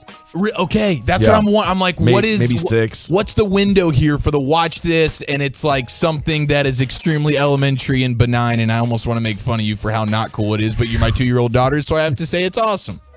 My experience was I had to just throw away any idea of doing what I want around the house in these years. Maybe 4 or 5 years worth of, I can't even start doing something. Nothing. Because it's just going to be the constant, let's do this, let's do that. I'm bored and there's so much energy. Mm-hmm. I really don't think it ended until 8 years old, when one day she walked into her bedroom and got on her bed and broke out her tablet and a coloring book and said, I'm good. Yeah, I don't need you to watch this random thing. Yeah. Okay, so that's actually, because I was thinking, I'm like, does this go to like 10, 12 years old? Or, so we're looking at so you're maybe looking at a good grade, 6-year maybe run. in your 20s it just becomes hold my beer. Yeah, exactly. I was thinking that watch this dad moment as he's just going with my bank account. That kind of thing. Yeah, watch this. I guess it really only goes down from here. Yeah. So that's something that has been creeping up on me. And then the other thing, I wonder if you're going to have 2 in that same age range, so they're going to be competing to get daddy to watch this. See, that's the competition stuff has already begun. My 1-year-old Jules, she doesn't talk yet, but she understands. And so like if one of them's getting some attention, the other one wants it. Like that battle has already begun, and the 1-year-old hasn't even started actually talking yet, or walking for that matter. She crawls like a beast though. So okay, very good. Now I have started this new routine this week. I had to like have a sit down with wifey and like have this whole situation. I don't know, like, do you feel like as a dad who has responsibilities, husband responsibilities, fatherly responsibilities, work responsibilities, and then like your own selfish desire responsibilities, and it's like there's not enough time. No. There is just not enough time in the day to meet all the needs that need to be met from myself on down. I've realized that's the one big thing too. Marriage, fatherhood, the selfishness, like when you realize just how selfish you actually are. And that was the Come to Jesus meeting I had this weekend with my wife. Yeah. Holy balls, you're selfish. It's humbling when you have kids and you look back on how unselfish your parents were, like to take care of all of this stuff for you. How did they do it? Is what I keep asking myself. How did you do this? Yeah, my parents had 3 kids. We were all within 2 years of each other. I don't know. But yeah, it's tough. And I think that's the dad experience, though, is we just cut out all of what we need. Right. And that's why there's this whole movement of like trying to take care of yourself as a man when the world has told us all along, just continue to sacrifice and be a family man. And that's what the world expects from you. But there's also people that will tell you to have kids later.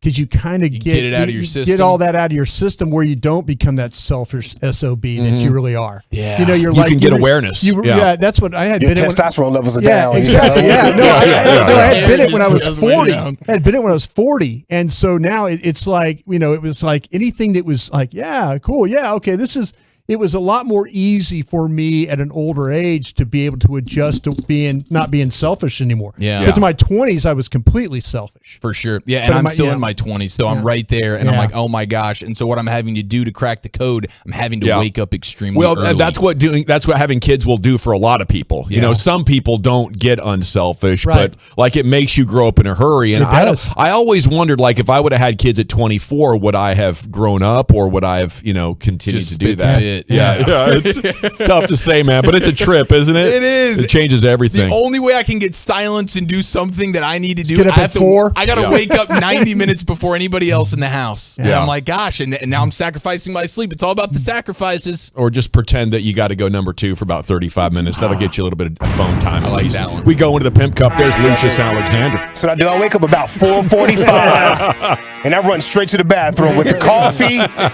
ashtray, and everything. Don't come in here. Come in here.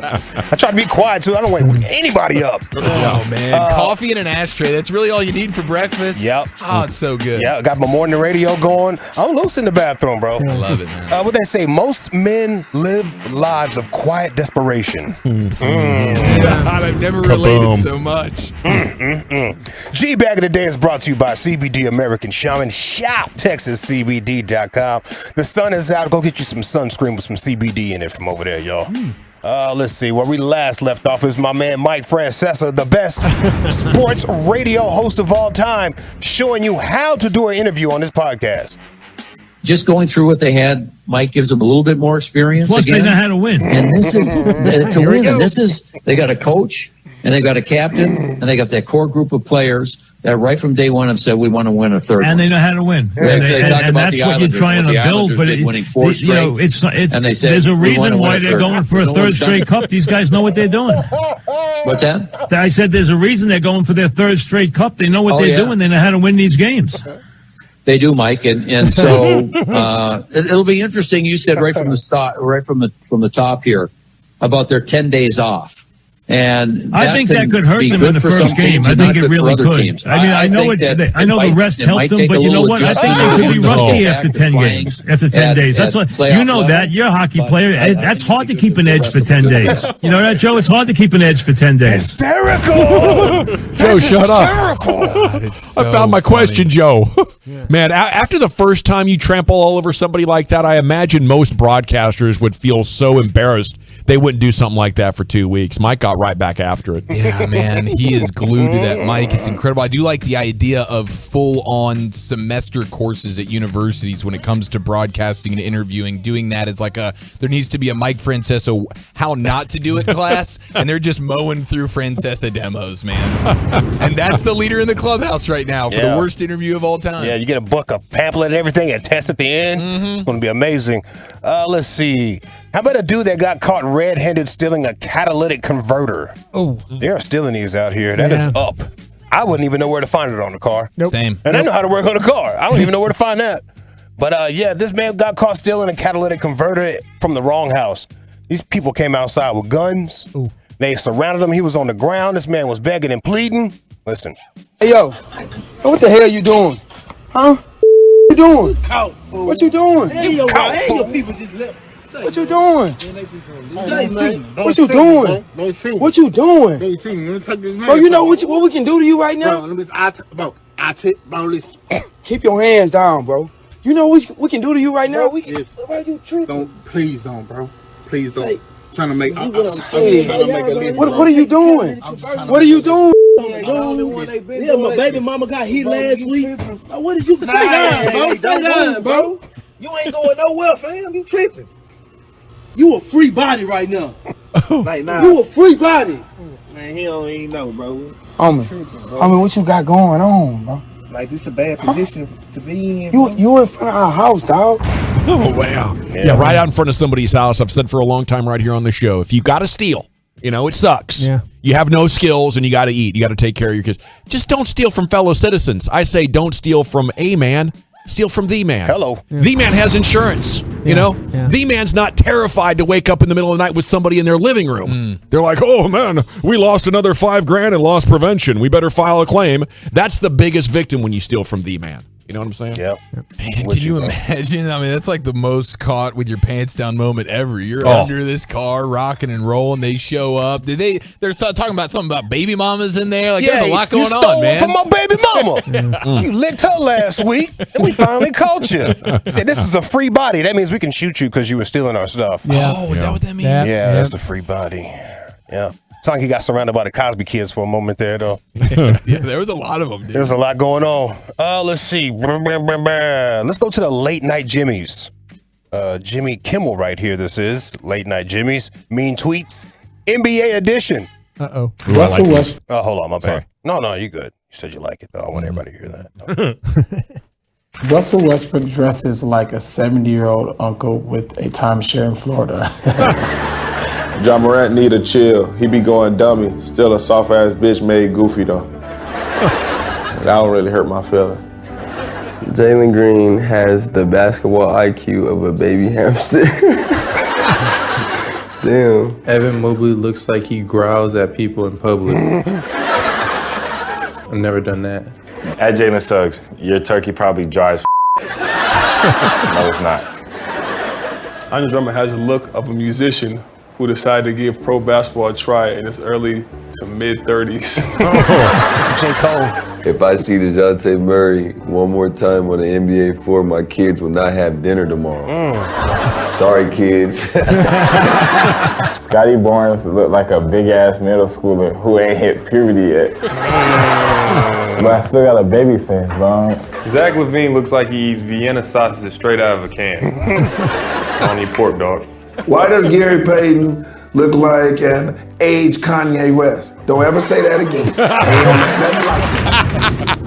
Man, I did see him last night on TV, and I was thinking, and it just looks, it's heartbreaking because his face was chiseled. He was so lean. I'm like, man, so mean, bro. I know. I love watching him play and we had him on the show. A glove? I know.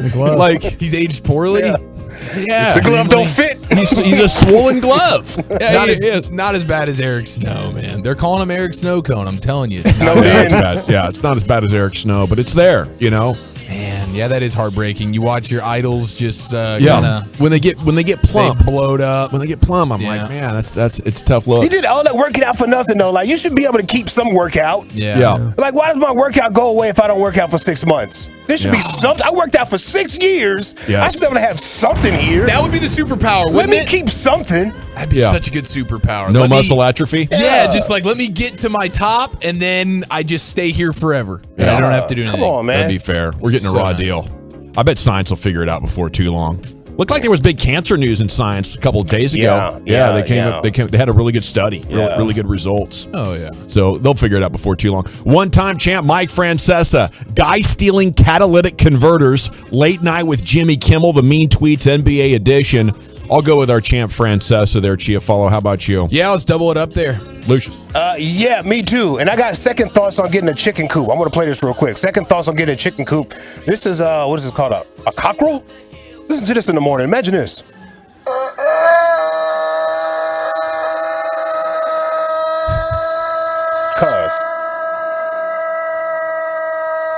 I bet his throat hurt.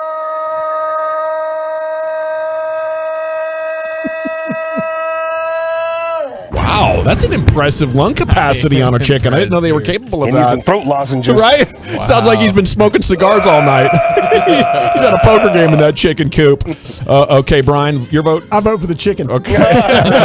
By a score of 3-1, still your champ, Mike Francesa, with the worst interview ever. Krusty's Corner's coming up next. Where are we going with that, sir? Guys, we did an OTA practice. We'll talk about that next. All right, looking forward to telling you, though, here about Men's T Clinic because...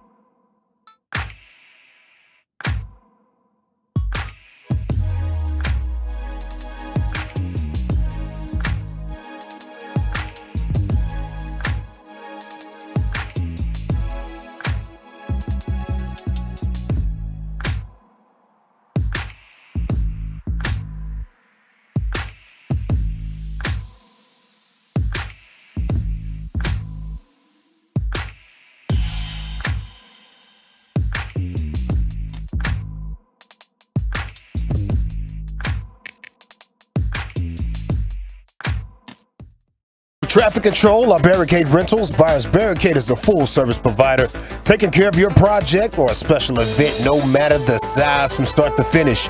It is the Texas Authority in Barricade Rentals. BuyersBarricades.com. Thank you very much, Lucius. It is time now for Brian Broaddus in Krusty's Corner. Here he is, the former Cowboy Scout. Broaddus. Thank you very much, General. Appreciate that. Chief and Reggie and I be out there at Parker.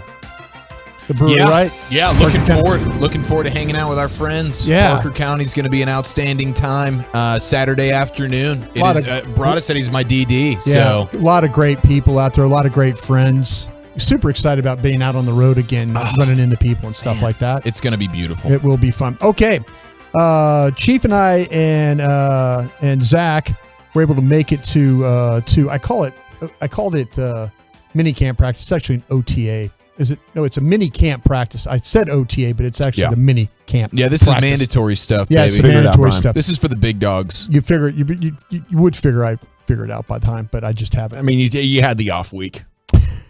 I'm still struggling. I bet you've been saying I've been struggling the last 3 years with you, is what you're probably saying.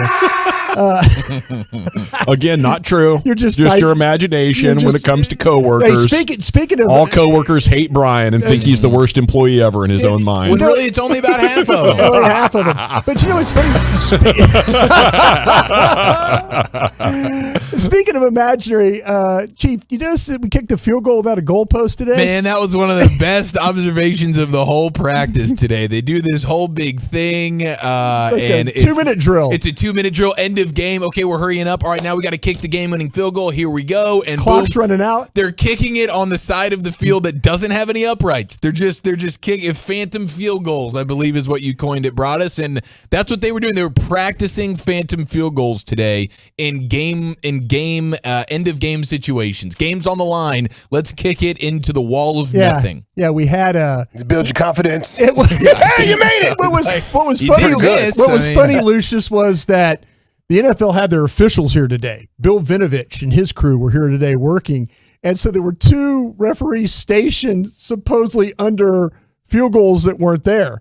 So I was kind of wondering if they were going to raise their hands, like, was it really good? Was it really good? It was a goofy deal. It was kind of a goofy thing, but yeah. But you know, I'll tell you what, though. Overall, Chief, I don't know about you on that one, but I kind of felt like 2-minute drill was pretty sloppy offensively.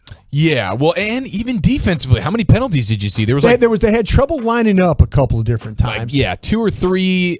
Especially with the twos. The 2 defense was having trouble getting lined up. But the 1 offense had an illegal motion, and they had some weird stuff going on as well. I mean, for me, and I don't know, I'm not used to being at these. I don't know how crisp an OTA or mini camp practice usually is. Sure. I feel like this is kind of the time of year where you got no wide receivers that you're actually planning on playing with for the most part, outside of Tolbert and maybe Fehoko. But, I mean, you're interchanging stuff, and I don't know how clean it's supposed to be right now. I kind of felt like the premise of it all was to try and get Dak and the line and stuff and everybody, because it's one of those things where it's a hurry situation, right? And it's like they call it thunder, where they run the field goal team out there quickly as the clock's running down. Mm-hmm.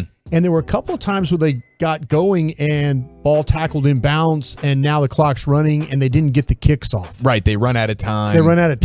And so it was kind of one of those things where I didn't kind of feel like it was the best situation, with that whole thing. Love that they're practicing those situational things, because that's where sometimes with the game management, clock management, that stuff where they fart away games. And so it's nice to know that, hey, even this early, in June, they're practicing this kind of stuff, but it did not look overly clean, to your point. Yeah, I saw more, and Gavin, this would be to something that you would maybe keep an eye on. What's that? No reps at guard for Tyler Smith, except at the very, very end. Most of his reps today were taken at offensive tackle. And Tyron was available? And Tyron was available at practice today. Mm-hmm. And when Tyron was starting, it was McGovern starting at guard. It was not Tyler Smith. Yeah. So the majority of his work today, like I said, was placed at that left tackle spot. And how'd Tyron look?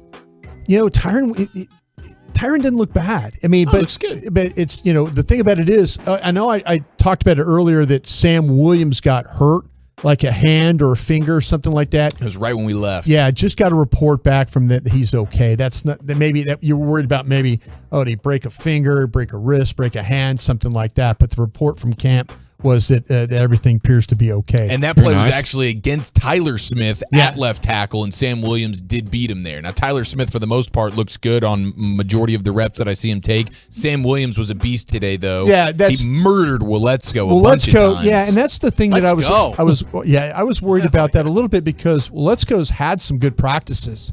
But man, today, they just give Sam Williams, like, and Eric and I were talking about this. Physically, he looks every bit the part there. Big, jacked, and long. Yeah. Like the dude's got long arms. Yeah. He but he looks was just ready-made. overpowering Let's Go today. Yeah. And I mean, just taking him back. It wasn't even like bro, like it wasn't moves. It wasn't arm over, swim, whatever you want to do. It was like just straight pure power. It's like he knew that he could run. Like, I can't run Tyler Smith back like this, but I can run this other guy back into the quarterback. And I like that from the hierarchy standpoint. I want Sam Williams to be dominating the Waletzkos on the team right now. Yeah. Like, hey, Sam Williams, you're the second round guy. You're the guy that I need Sam Williams to be productive game one. Yeah, absolutely. And as you mentioned, though, a lot of Connor McGovern playing as the starter. If you look at the starters on the offensive line of the first team was Smith at left tackle. That would be Tyron Smith, and then McGovern, Biotish, Martin, and then Steele. So I don't know what the deal is. Maybe when we get to, when this camp and stuff is all over with, maybe we get to Oxnard, it will be more of Tyler Smith in there. Man, I just cannot believe that they would not give him, try and start him at left guard. Yeah, I'll get a little bit more queasy about it once we get into training camp and when the ones are out there and Tyron is on the field and actually taking reps at left tackle. I will get queasy if I'm seeing more McGovern starting at left guard than Tyler Smith. But I'm still holding out the hope of, hey, Tyler Smith is still the rookie. They're clearly trying to get him reps at two spots. They're working it in. Zach Martin's like, hey, when I showed up here, my first rookie offseason wasn't like I was just plug and play with the starters constantly throughout camps and stuff. So, but that'll be super disappointing if Tyler Smith is not starting at guard. Yeah, come on. Unless they want him to start at tackle. Which is, Yeah, that's the. I don't know why, if you're planning to have Tyron Smith, you'd spend so much time with Tyler Smith at left tackle. I think because McGovern's going into his final year. But Tyron Smith is going to miss time. And so I guess they're really getting ahead of the idea that Tyron Smith is going to miss. Yeah, and then just go ahead and get him reps while he can, right? Yeah. I think there's a possibility there's a big explanation for why they haven't used this cap space yet. They're just they're gonna do some midsummer moves here. They're gonna be a little bit surprising. Set themselves up to really have a clean cap in 23 and 24. That would be very interesting if that's the case. Okay, what did you think about what you and I were talking about on the way home, or the way back to the station with Simi Vahoko and then Tolbert. This is the first time I've seen. I don't know what Tolbert did last week. Did he do anything for you last week? Last week, looks wide like receiver from South Alabama. Yeah. Tolbert caught a touchdown from Dak in the team stuff last week when we were there. So he's getting more opportunity. I thought he looked pretty good catching the football today. I thought Tolbert looked really, really good, and Dak was trying to get him the ball. He had a couple of nice plays, catching touchdowns in the red zone stuff from Dak. So that was really, really nice. I thought Fahoko had a really nice day today. He had one drop touchdown, but otherwise, he was open on that play too. Yeah, he was. Ran a really good route, but I've noticed too, though, we've talking about, and Bobby and I were talking about this too, that also that Dak is spending a lot of time with Tolbert.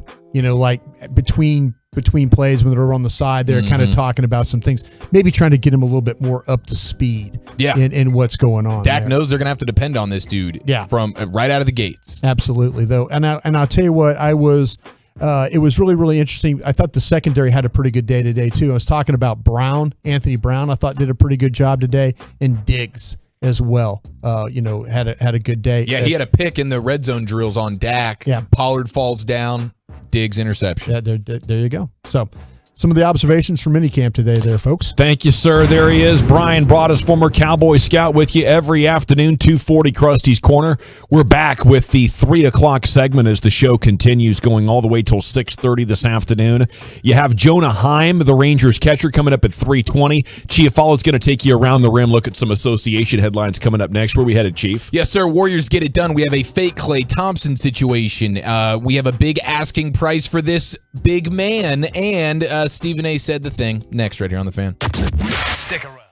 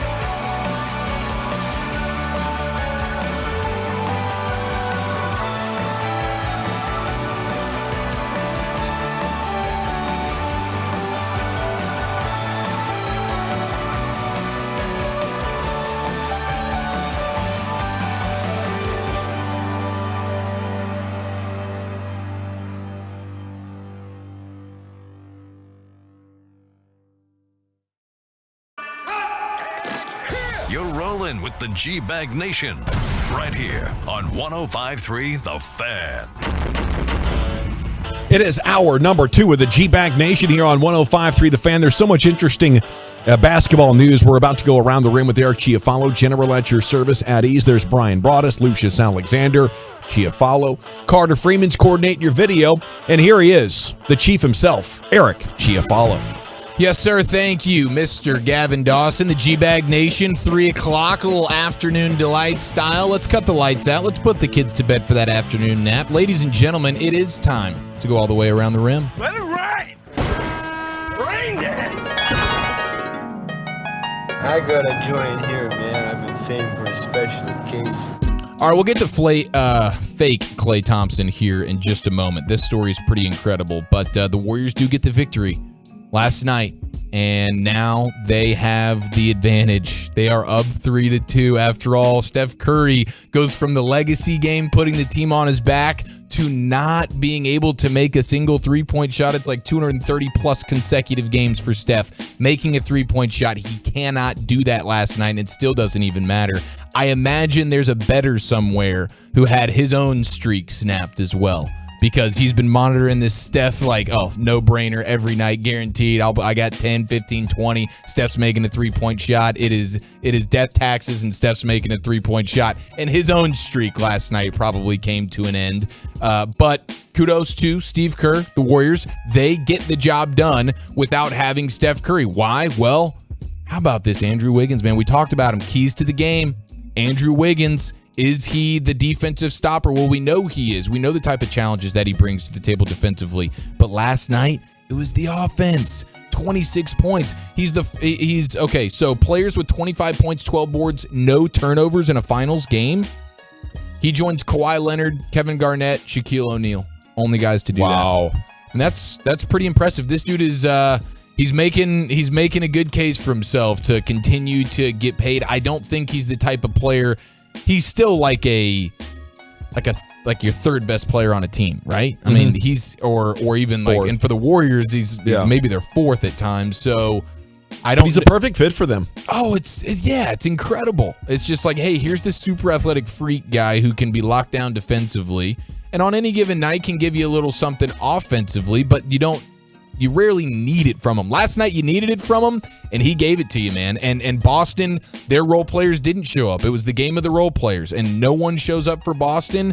And, I mean, you're talking Gary Payton, the second's giving him 15 points, Golden State off the bench, 14 points for Jordan Poole with that big buzzer beater 3 at the end of the third quarter that injected some life into the Warriors after Boston had that 35-point third quarter. So, overall, fun game. Overall, I would say it's been a pretty fun series, right? Oh, yeah. It's been a very fun series, and it's been a little ugly. That'd be my only complaint. Like, the defenses have gotten the best of the offense. 100%. And you know, Boston has really been disappointing in some of these quarters.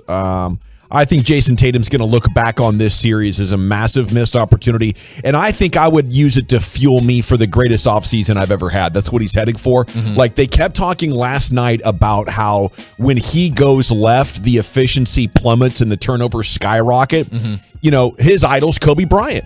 And Kobe was obsessed with having just as good a stats going left as right, so he'd be totally unpredictable. And he pulled it off. He would chart it in his head how many times he's gone right, how many times he's gone left, just so nobody could get an edge on film. And for Jason Tatum to have that big of a hole in his game going left, I think that's a decisive factor. And I don't think he's been aggressive enough. Yeah. You know, your team needs a superstar to carry you once you get to the finals, especially against the good defensive teams. And he was decent last night, but they needed a lot more. So Tatum's crossover is a turnover. Is that what you're telling me? Yes, it is, man. Yeah, Jason Tatum now, according to Kirk Goldsberry of ESPN, Jason Tatum now has 95 turnovers this postseason.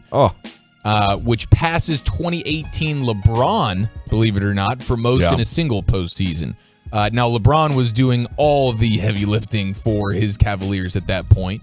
And so it was kind of a different deal. But yeah, Jason Tatum, he's a turnover machine, and the Boston Celtics are as a team. When you go 18 turnovers, you miss 10 free throws as a team. That is not what we would call a winning formula. But I do love that Kobe nugget there, Dawson, of just nuking the scouting reports, man. Yeah, you can't scout me. You can't scout me, bro. Because he's keeping track of it in his head every game. Yeah. Got to keep going right, go left, go left, go right. You guys can go both ways on the basketball court?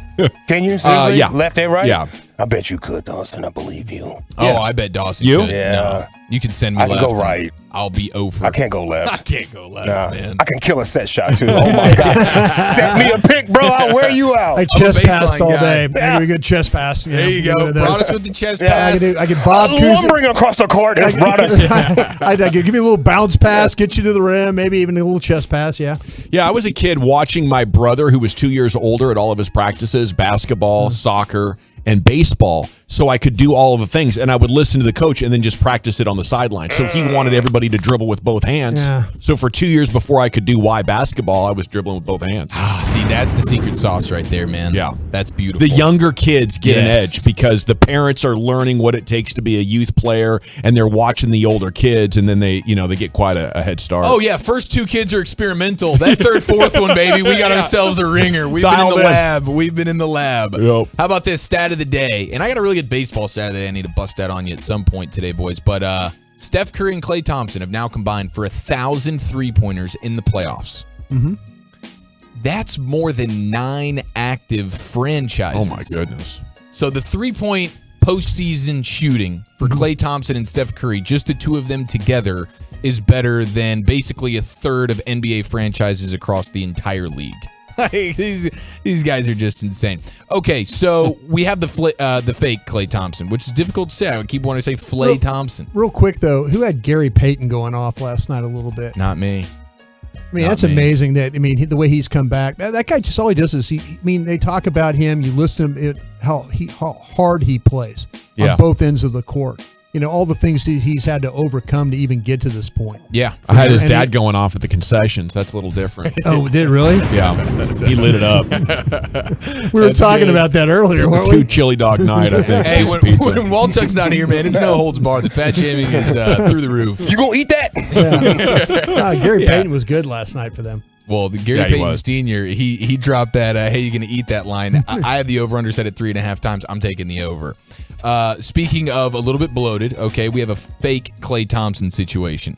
And I don't know if you guys monitored this on social media, but this is pretty cool. Now, this is something that I've seen the memes over the years, but I didn't know just how deep into the bit this guy was. So there is a YouTube prankster. His name's Dawson Gurley, and he's just a more bloated version of Klay Thompson. He's got the goatee stuff. He's got the perfect hair for it. He's got the schnoz.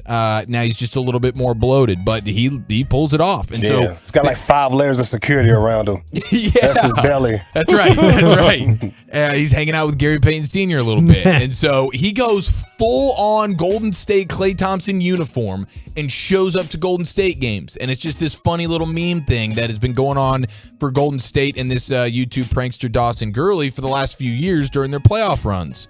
And so he kind of went away a little bit there because Golden State went away in the postseason. Well, now they're back and he is back.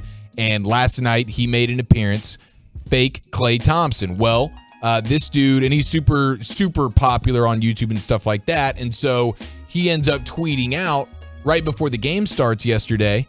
He says, at Game 5, and the Warriors just banned me for life from the Chase Center. And he said, it cost $10K for the tickets. Yeah, he bought $10,000 tickets and showed up and made it all the way down to the court. Yeah, I see him in a hoodie right here, like he's kind of warming up before the game, getting some extra shots. Yes, he put shots up on the court No and way. everything. He made it all the way down there. So the Must be a taller gentleman, too. It's a total victory for him. He nailed it. Now, eventually... So they kicked out the wrong people. They need to be looking at the security. That's what he said. Don't get mad at me. So he went on this Twitter rant. He's like, I'm banned because I walked past 5 layers of security guards who willingly let me through security without asking for ID. And I shot around on the court for 10 minutes. I also spent $10K on tickets, which they are not refunding. Why should I be banned because their security is incompetent? That's his argument. And it's like, okay, he says, technically I didn't trespass. I talked to security, went through the metal detectors, walked right into the building. They welcomed me with open arms. I also never claimed to be Klay. And he shot around, you said? Yeah, bro, he shot it. He made it down pregame onto the court. He's shooting around. He's one of the guys. That's when they figured out. He's like, he's not making any shots. Wait, Clay, what did you eat between games 4 and 5, bro? I just retweeted it. There he is. He's down under the basket. He took a picture with a fan or something like that. If you make it through security and get into the arena that way, that's how he's got to take that show on the road next year. It's impressive, man. It's really impressive. So and then they ask, was it worth it? He says, was it worth it to lose $10K on tickets, be banned for life? Absolutely. He says, I was an NBA player for 10 minutes. Come on now. Well, he's a YouTuber too. He probably went viral and everything. Yeah. He's probably getting a lot of followers. Oh, that dude's crushing. Yeah. So respect to him. Commitment to the bit right there. Commitment to the bit. Now he's banned. I don't know if he's really a Golden State fan necessarily or not, but he's banned from the arena. But dude, he's getting buckets too. He's making threes. He looks good. There you go. You got cameramen filming him. Let me get my change, bro. Let me get my change, bro. Pretty good, man. He doesn't set like Clay. Like Clay gets set and has those dead legs as he. But it looks pretty good. It looks pretty athletic. Yeah. That's a fun little story coming out from last night. And so okay, he says it's worth it though. If you're a fan, if you were just a fan, say you weren't the YouTuber, how committed would you be to the bit? And is it worth it to do it to get completely kicked out of the arena? Oh yeah, I think I'm going into this to get kicked out.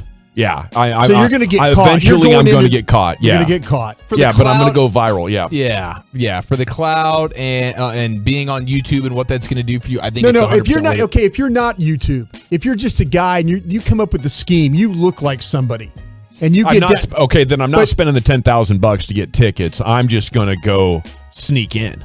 Yeah, I'm going to buy the nosebleed tickets, get them cheap, and then if I can get down on the court, why did I need to spend $10,000 on the tickets anyways? Yeah. Right? So you guys really aren't committed to the bit then? Well, maybe if I not can pull it off. Financially, I'm not, but the kicking out of the arena does not bother me. If I know on the front end I'm going to complete my mission of getting on the court, being a member of the Warriors for a few minutes, get my shots up, and then they're going to kick me out. Forever. Yeah. I'm down. Yeah, that's a story. I mean, that's legendary. Like nowadays, you can get booked at basketball camps, clubs, sports bars, all types of stuff for looking like this guy. That's right. That's right. Does it appearance fees? Man. Has he said who recognized him, that he wasn't the real Clay. guy or whatever? Clay. The other Clay walked out. Spider-Man. I think if Clay found him, I think Clay would appreciate it. I think Clay would dap him up. I think Clay's a fun kind of guy. I have no idea who Clay actually is, but from a distance, I would think Clay would think that's kind of funny and be like, bro, this is like, I kind of wish sit on the bench with me. That's what I'm saying. I wish he could have sat on the bench. That would have been even better. I wanted Steve Kerr to be like, all right, let's go, and then be like, wait. Did I just put Clay? Who did I just put in? The hell? So this guy's been doing YouTube videos since he was 11 years old. He's a YouTuber, a.k.a. Big Dawes. That's a pretty cool nickname. I should have taken that. There you have it. But, how committed are you? Yeah. General Dawes. Be that minimum guy. You're his lookalike. Just show up one day for a hit. I'm ready for my big Sports Center hit. That'd be pretty amazing. All right, Around the Rim with Eric Chiafalo. We do it most days here on 105 Through the Fan. Any other stories, sir? Well, I do have this. The Utah Jazz reportedly want a star caliber player and a young prospect and picks in a trade for Rudy Gobert. Sure. One Western Conference executive says the price for Gobert is pretty astronomical. And so I don't see anybody giving up. I don't know if anybody has that. How many teams can say to themselves, I have a star caliber player, I have a young prospect, and I have picks I can give you? Probably very few, and especially not for Rudy Gobert. So that's the start of a negotiation, I fear. Oh, for sure. For sure. And then Stephen A. Smith said to JJ Redick today, quote, I'd take Anthony Davis over Luka. I'd take Anthony Davis over Jokic. Yes, I would. Yes, I would. Yeah, that's a tough one right there. But, if I'm any team and I want Rudy Gobert off the Jazz, I'm going to call and counter with, listen, we're going to pay an old school center this horrific contract. So if you guys want us to take that off of your hands, you're going to get essentially nothing and like it. Okay. Yeah. You can get a tall glass of shut the hell up. There you go. And then I'd call him back a few minutes later. and see if we had some progress being made. Did I miss something? Yeah, go a little Happy Gilmore on him. Stephen A. Smith, though, it's about time somebody turns it around on him and asks him to lay off the weed a little bit. Yes. Because Anthony Davis, who hasn't touched a basketball since the new year practically, is better than Luka bleeping Doncic. You go to hell, Stephen A. What is that all about anyway? I mean, one guy is a complete transcendent basketball player. The other guy's, really good when healthy, but that's not very frequent. And I think it's a real shame what's happened for Anthony Davis' career, that and Joel Embiid. It's another reason I'm just not investing in big guys. Like if I miss on a guy like Jokic who happens to stay healthy, or Shaq that happens to stay healthy at that freakish kind of size and athleticism for their career, I'm like, fine. But I see Andrew Bynum, Yao Ming, Greg Oden, Anthony Davis, Joel Embiid, Zion Williamson. It's like guys are just not built to be that massive and be that fast. All their soft tissues and bones and everything break down too easy. We got to run. Rangers catcher Jonah Heim coming up next here in the G-Bag Nation 105.3 The Fan. Let's talk about D&M Leasing before we do anything else, though, because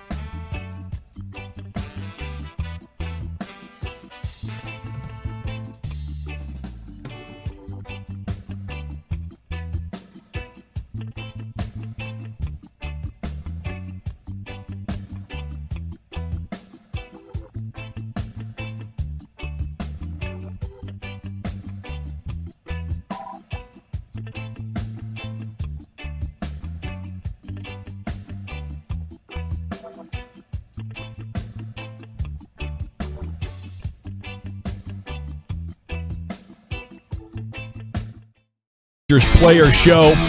Segment's brought to you by Tolbert Garage Door, the Frankels. If you're hurt in an accident, not your fault, call the Frankels, 214-333-3333. Go to truckwreck.com. The Rangers Player Show brought to you by Texans Can, Cars for Kids, right off the car, not the kid. Joining us now, Rangers catcher hitting .250 on the season, 7 bombskis. Had the game-winning 2 RBI single Sunday against the White Sox. Got it going last night as well against the Astros. The Buffalo Bomber himself, catcher Jonah Heim. And a good afternoon, sir. How are you doing? Hey, guys. How you doing? Doing outstanding. Did they give you that nickname in college, or where'd you get that?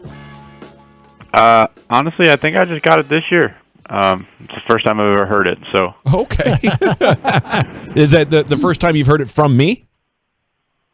No, I think I heard it a couple weeks ago, but Yeah. I think it just started this year out of nowhere. Yeah, says it right there on the Wikipedia. So, I mean, congrats on your success. It's been great to have you with the Rangers. A batting average of .250 for a catcher is pretty dang good these days. Are you happy with how things are coming together for you here in 22? Yeah. I mean, I got off to a really good start this year, which, I mean, it all started in spring training that we had a good camp and put in some good time in the cage. And obviously there's always room to improve, and we want to see those numbers get even higher. And at the end of the day, I'm just trying to do what I can to help the team win and put together some good at-bats.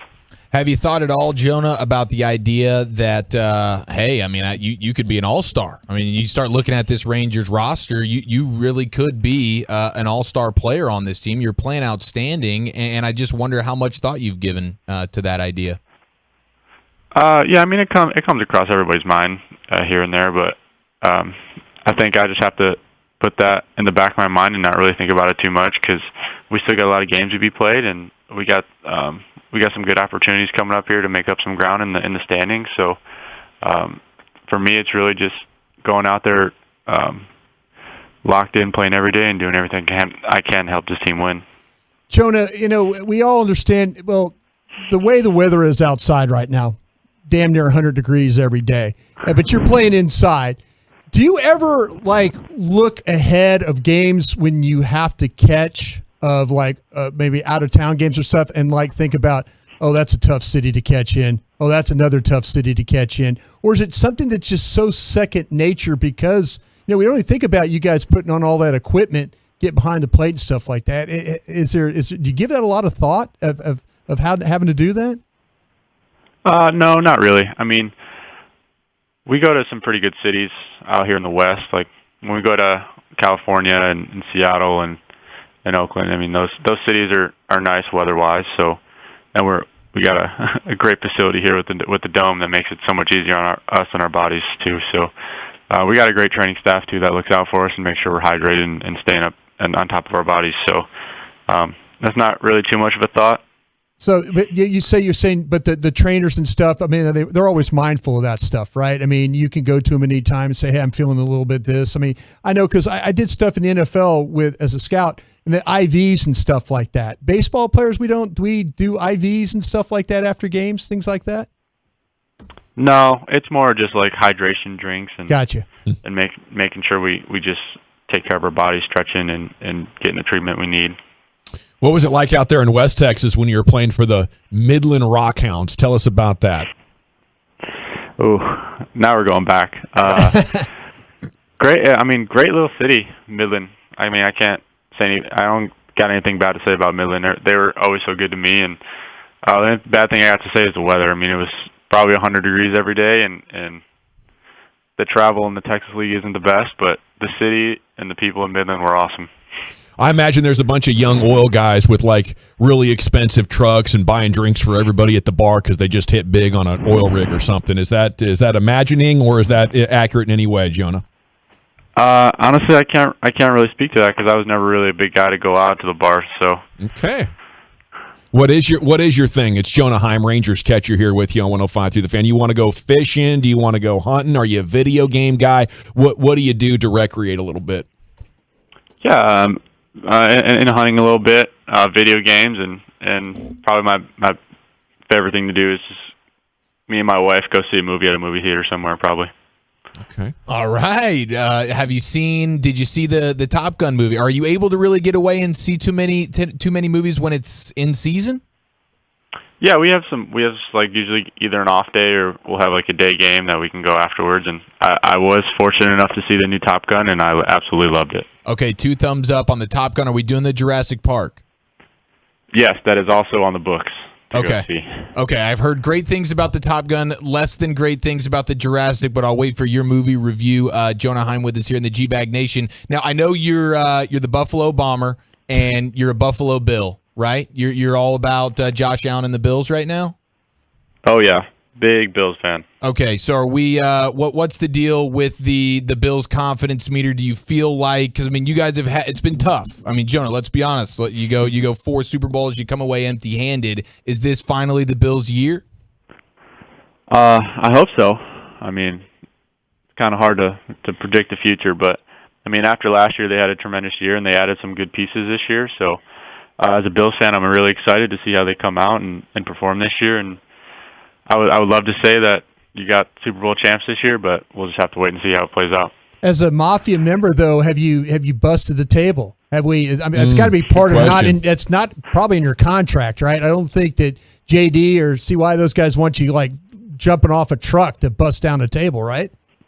No, that's a little too far out of my lane. I'll just keep my feet on the ground and just pretty much screaming and cheering. That's as far as I'll go.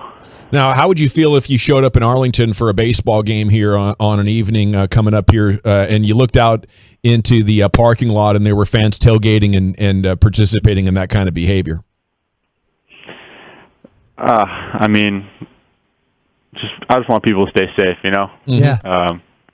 If you're having fun and you're staying safe, I mean, all the power to you. You know what I'm saying? Yeah, absolutely. Okay, so what's your favorite thing about Texas? How do you like it being here in the great state? I mean, I love it. Probably for me, it's just the people that are here. I mean, you got genuinely good-hearted people, and they just want the best for you, and just everybody's so polite here, and we loved it so much that me and my wife moved here, so we bought a house. And there you go. Yeah, everything about the state we love. Okay, so if one of these great people invited you to a Texas barbecue, Jonah, you want to be polite, picking up on that. Mm-hmm. What are you bringing as the guest? What's your go-to? Ooh, that's a good question. Probably we're big dessert people, so probably some cookies or some brownies or some, and then maybe like a beer of choice or a wine of choice. There you go. Mm-hmm. Yep. Okay, now back to baseball here. Jonah Heim with you. Your first home run comes back on April 14th, or your first grand slam, that was. And it was the first grand slam ever hit off of Shohei Ohtani. I'm sure you're aware of that. Is that the number one highlight of your playing career so far, or is there something else that sticks out in your mind? Probably just going to have to go all the way back to my debut. I think that will probably be until we win a World Series. Probably my debut will probably stick out to my number one highlight so far. Okay, I love the competitiveness here. I love you guys looking at the standings and talking about the World Series. A couple of weeks ago, you get back to 500 momentarily and then slide back to 4 games under quickly thereafter. What was that like? Were you guys paying attention? Is it disappointing? Are you getting excited now that it's back to 2 games and the opportunity here this week to close the gap again? I think as a team, we know we're a really good team, and it's a long season, so we know that there's going to be a lot of ups and there's going to be some downs. So we're kind of just trying to stay a little level-headed and looking just to win the day. If we can win today and then we show up tomorrow and we can win that day, then we're doing something good. So that's where we're at. Jonah, Gavin asked you about the Grand Slam. Did you get a chance to get the ball back? Or did you even try to get the ball back? Or was it one of those things that you just knew when it was gone, it was gone? That was it? No, I never got it back and didn't even attempt. Didn't even think about it?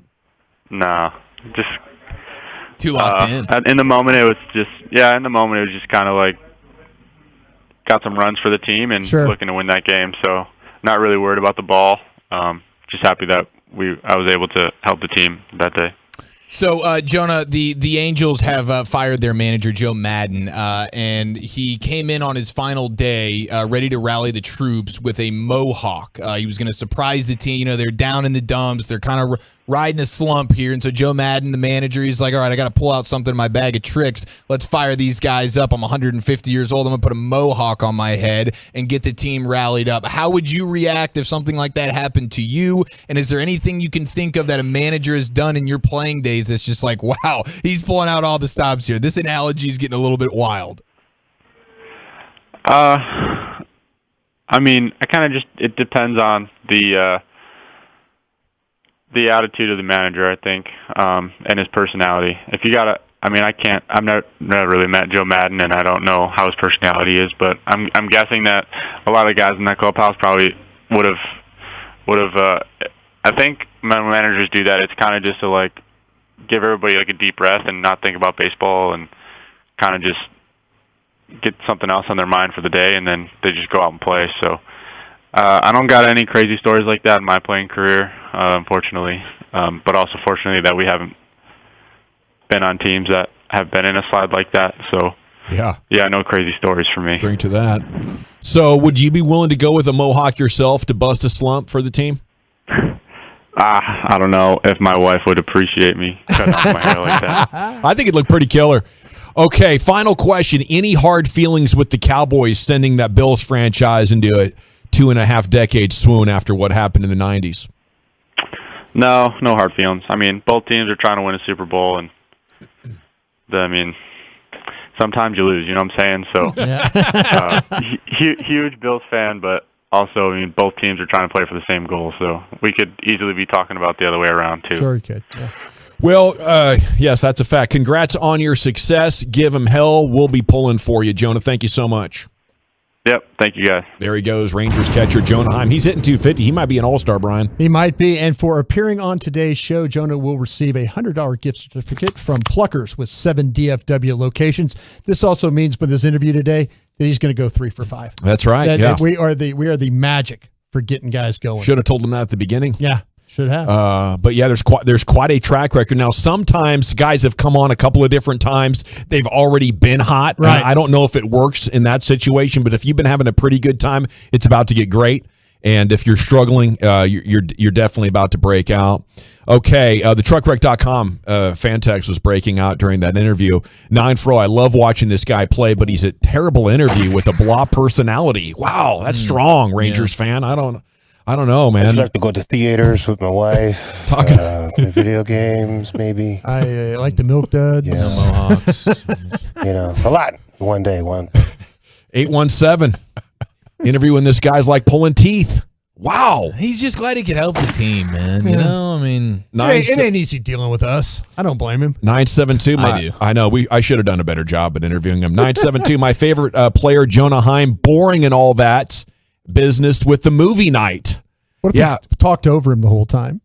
We should have done the How do you think how would he responded to that? Very, very politely. He would have just stopped talking, wouldn't he? He would have been pumped, man. Yeah. Sweet. These Rangers fans are relentless. We do need to have like a safe word or like a. I think that could hurt them in the first game. I think where it's like we all know, okay, we're just going to trample this guy here for the next 10 minutes. I did enjoy getting to know Jonah Heim a little bit better and thank him. And we'll look forward to watching him play baseball again tonight. Okay, when we return, G-Bag Nation, it is time for the 340 segment. Brian brought us his book to special guest for you. The most exciting play-by-play man in baseball, Joey Zanaboni, multi-time G-Bag of the Day champion out of Fredericksburg, joins you next right here on 105.3 The Fan.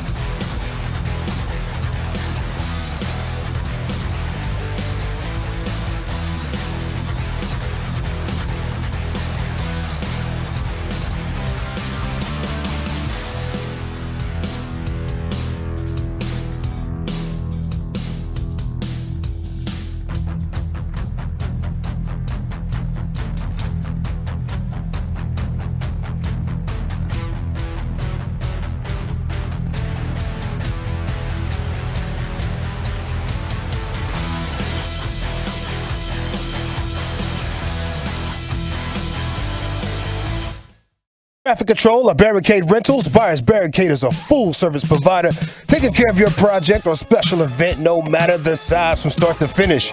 It is the Texas Authority at Barricade Rentals. BuyersBarricades.com. But when I came back to America, for years I just used to smash the Louisville Sluggers. And there's a bouncer up the middle, grabbed by Pena, flipped to Rivero, go to first! Yeah. Oh, baby! Defense cleaner than a Lysol brand OnlyFans account. Let's go to the bottom half of the fourth. Still tied, nada here in Fredericksburg. Declan Horgan back with us when we come back on the Fred Dats Baseball Network. Shoot, yeah, there he is. A multi-time G-Bag of the Day champion. Washington Nationals Class A affiliate, the Fredericksburg Nationals. Joey Zanaboni is their play-by-play man. You might remember him calling games for the Texas Air Hogs out of Grand Prairie a few years back. As Joey joins you now here on 105.3 The Fan. And a good afternoon, sir. How the heck are you? I'm great. I'm absolutely thrilled to be with you, and absolutely thrilled to put a different letter in front of the name Bag for a chick. Yes, there you go. The G-Bag of the Day. We play the best audio from the world of sports every afternoon at 2:30, Joey, and we've had your calls featured in that 3 different times, and it's made it to 5-time champion twice. So we want to thank you for the content and congratulate you on your success here and going viral. Well, thank you. It's always a pleasure to be with you guys, and it's always a pleasure to know that this work does touch people, it inspires people, and it just makes people think and entertains them. Yeah, so how much attention have you received this year for these calls that are going viral across the internet like that?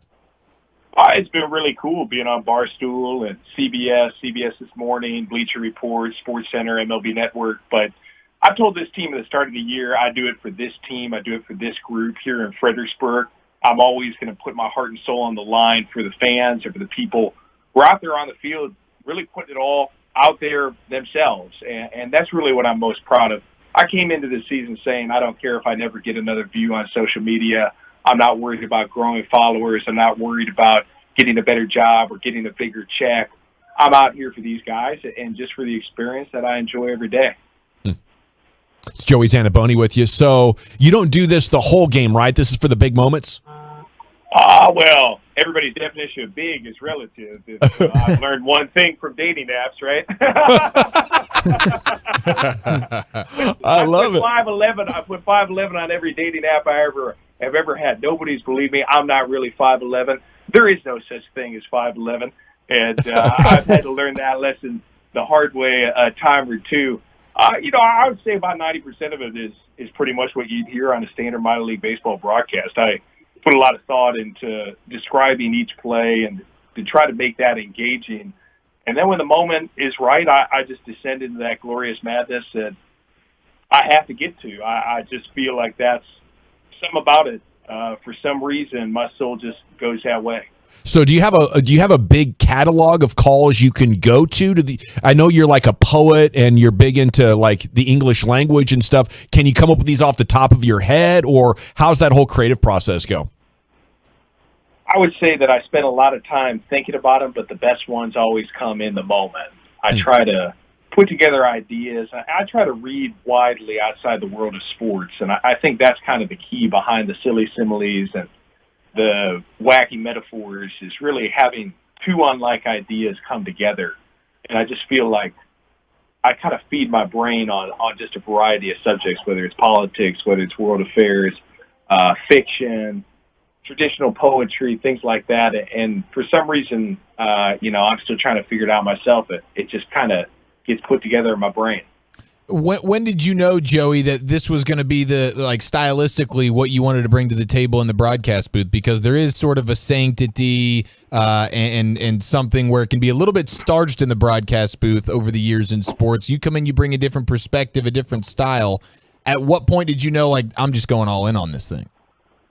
Well, appropriately enough, it was with the Texas Air Hogs. I was with them in 2016 and 17, and we were kind of your standard run-of-the-mill independent organization. And then before the 2018 season, the team was essentially sold to a Chinese steel conglomerate called Beijing Shogun. And we became basically two-thirds of our roster were players from mainland China. And it was probably the biggest shift in the history of professional baseball. It was a challenging season in many ways. The team was 25-75, but the players brought a certain innocence to independent baseball and to professional baseball that sometimes is missing. And from my perspective, I lost a lot of listeners because we basically relied on players' friends and families to listen to the games. And I found out about a month and a half, 2 months into the season that our streaming portal, AmericanAssociationBaseball.tv, basically it couldn't get through the government censors in China. And we were not able to actually broadcast over there. And I remember hearing that and kind of finding that out from one of the translators. And it kind of was freeing because I just realized that, in the words of Bob Uecker in Major League, nobody's listening anyway. And so I really let myself go. And it was probably just a couple weeks later that I was saying, sitting them down quicker than extra strength laxatives and things of that nature. And it just felt right to sort of pioneer that style. So yeah, ironically becoming the announcer for essentially the People's Republic of China was the thing that set me free. Joey, when they teach a class about broadcasting, do you think they use you as a good example or a bad example? Well, I hope it's a bad example. I'm not trying to be the good example. But you're so good at it. You really are. You're so good at this, and that's what's so unique about you. And you know, we always talk about everybody's like, oh well, you know, hey, Eric Nadel or you know, all these great Red Barber, whatever broadcaster. You're just so different and so unique. I wonder if they would use you as a good example of what things, you know, it could go this way. This is the way we're going. I'll say I know for sure that English and literature teachers have used it. That's really what I studied in college. I never took a journalism class in college. And, you know, to be honest with you, after I graduated, I kind of lied and fibbed my way into my first couple of jobs in professional announcing. But I know that those subjects, teachers of those subjects have used some of it to teach about simile and metaphor. And I have people reach out and say, you know, you should teach a broadcast class, you should teach a journalism class. And I thought about it a lot. It's a tremendous compliment to know that people admire it and that maybe there's some people out there that are starting to kind of model after it. So you think you're going to be part of a trend here? Do you think we'll see big leaguers working in a little bit more creative fun like this? Oh, I absolutely do, because I think that's the only way you're going to be able to stand out in the coming world of fragmented internet consumption. I mean, we're talking about TikTok and whatever else comes after that. Generation that's behind me, I was born in the early 90s, the generation that was behind me, it's a much different thing. You have to bring it to them in pieces and in shards, and people are looking for things that are just a little bit different. So I really do believe that I'm just at the tip of the coming wave. And while talk shows and radio programs, I mean, this is kind of par for the course. It's fun and it's exciting, it's funny, that kind of thing. You're right. The play-by-play booth specifically has been well behind that. There's a lot of starch in it, and it's probably been too glued to a tradition that was essentially based in information sharing. I had a chance to read a couple of years ago Red Barber's book, The Broadcasters, and just learning about those early experiences that he had as a child, and then into the 30s and 40s when he began broadcasting baseball. It truly was an information sharing mechanism. But now we live in a society that's been overwhelmed by information, where the challenge isn't too little information, it's people getting overwhelmed. And this fun and zany style that I do think people are starting to get on with, it offers relief from that. It offers a place to let go of your worries and your cares rather than add more data and more analysis to complicate things for yourself. Do you have a personal favorite little metaphor or one-liner that you've spouted off on a broadcast? Well, that OnlyFans one might be my most popular ever. I keep hearing that all the time. So I have to go with that, you know. Cleaner than the Lysol brand OnlyFans account would be way up there. Well, Joey, we thank you for your time. I didn't know what to expect. Very impressed with how thoughtful and how deep your range is on a variety of subjects. If your travels ever bring you to Texas, we'd love to have you in studio and talk more sports and baseball announcing with you. You can't keep me out of the Lone Star State for too long. I'll be back there, and I'd love to catch up with you guys. I'm just thrilled whenever somebody, especially the G-Bag Nation reaches out to talk a little sports and talk a little sports announcing. Yes, sir. That's good broadcasting about games. Salute to you, sir. Give him hell. We'll be pulling for you. Thank you, guys.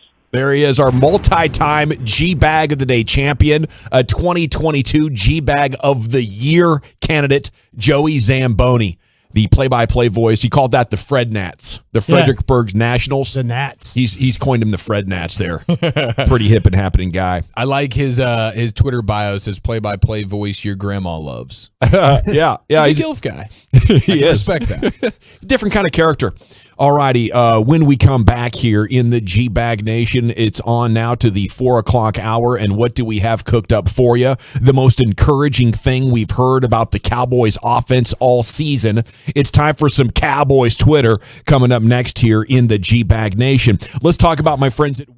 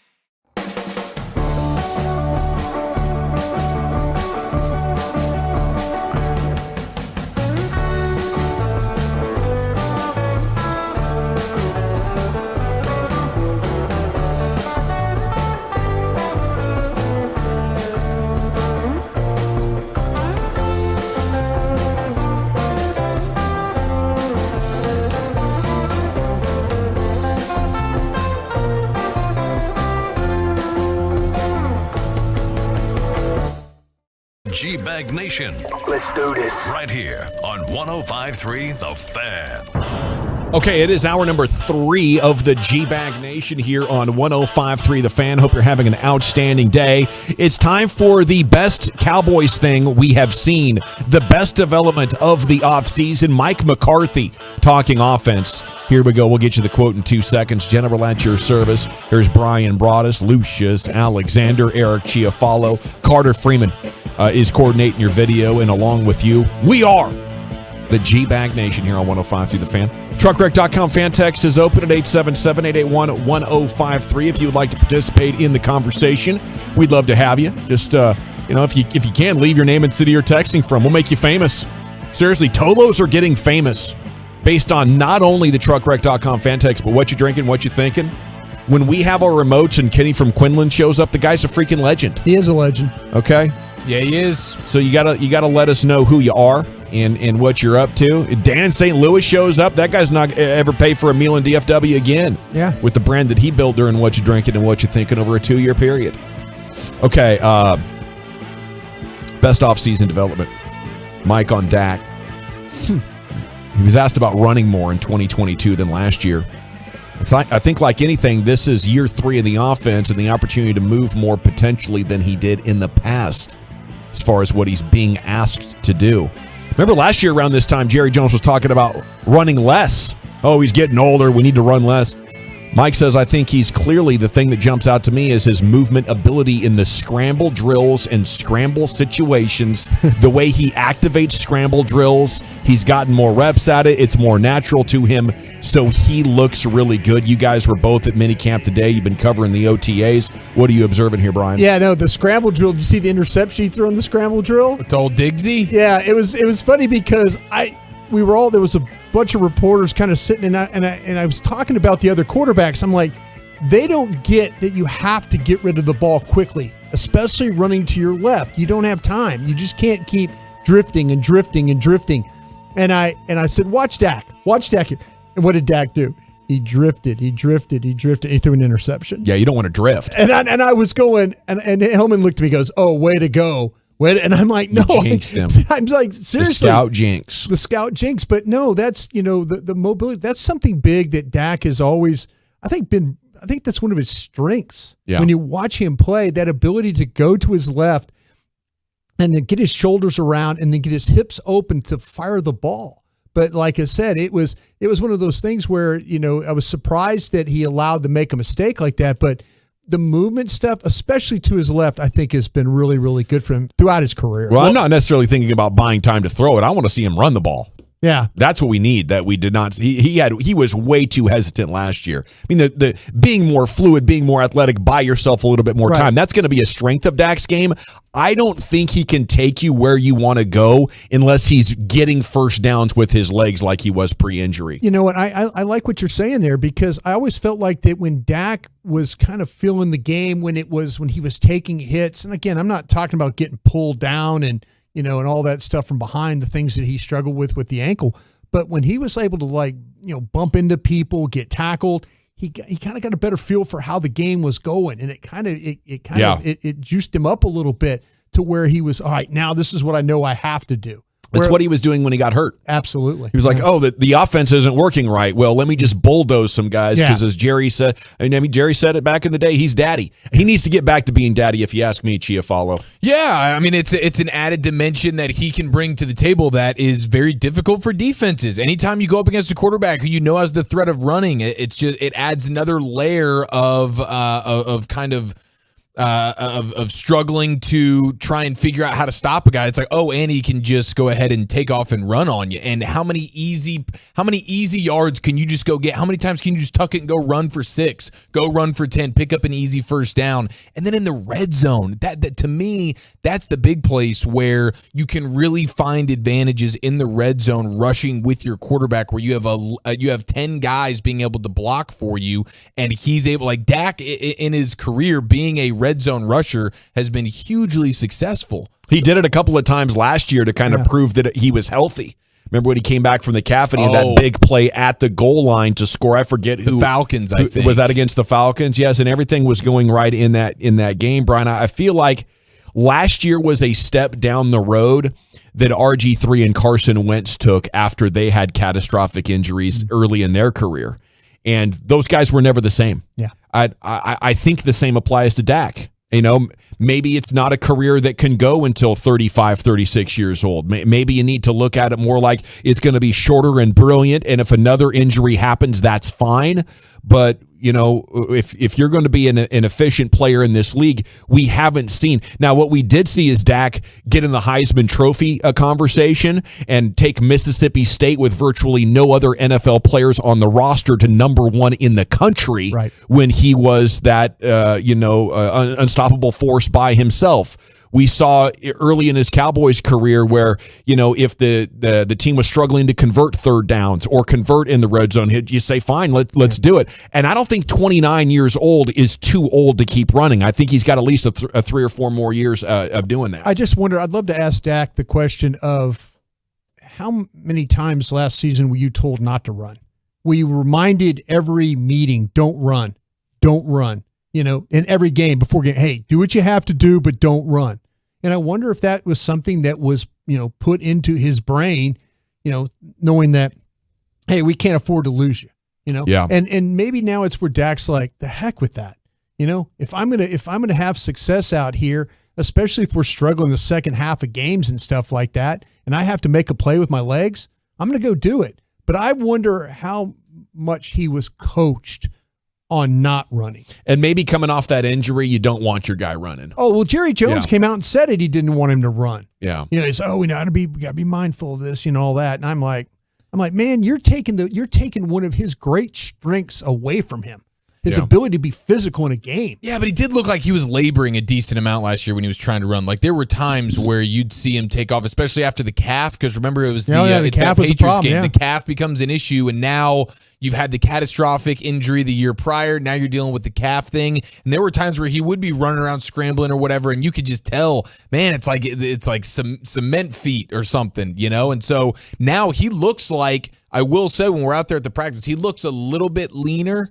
And maybe where he's been able to, okay, now I can do all the running and conditioning things that I want to do, to where he looks a little bit leaner and he's moving around really nicely right now, much better than I feel like he was after that calf injury, especially last season. Joe Theismann said that on these airwaves. He came on with Sean and RJ and said he won't be the same when it comes to his fluidity. And not only did Joe think it was impacting his scrambling ability, but just his throwing motion, because it takes away from that sort of energy that you can bring from your feet all the way up into your arm because of how your body is continuing to recover. It doesn't get the balance and the timing and the power and the strength and everything back. But I thought last year was absolute death when you couldn't run the ball with your running back. They were dropping into shell coverage and Dak wouldn't take the 6 to 8 yards. You know, like if you can't do that, truckwreck.com fan text, didn't we get a preview last year of what the career is going to look like when Dak doesn't run it? Because I just don't think he sees guys that are open enough. He's not precise enough with his ball placement. Now, listen, I'm not saying Dak sucks.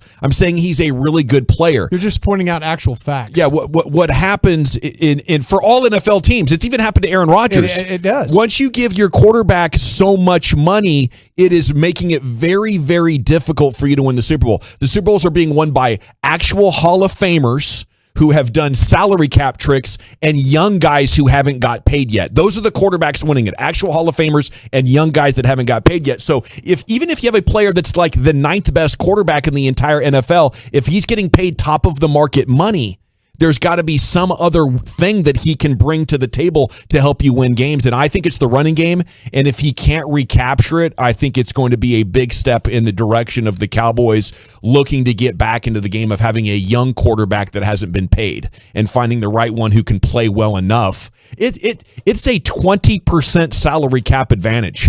That's what you have when you have a young quarterback who can play well enough. And that was a huge deciding factor for Patrick Mahomes. 3 trips to the Super Bowl or whatever that was. He was on his rookie deal. He got good really, really quickly, and the team made a lot of smart decisions with veterans like Honey Badger and so on and so forth that they were able to pay.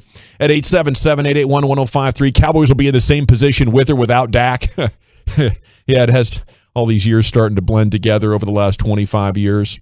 Y'all sure they would just change their mind about not wanting him to run? One wrong fall and Dak got another bone poking out. Well, that's the risk of football, isn't it? That's football. You know what I mean? To me, his game is not going to be about fluidity and movement as far as looking pretty. He is a rough and tumble type of a player. And that's when he absolutely feasts in games, when he gets that feel like I'm talking about. You take that away from him, take them out, and you say, okay, be pinpoint passer guy. It's not happening with him. The more that he's involved in the game, the more feel he has in the game, the better player he is.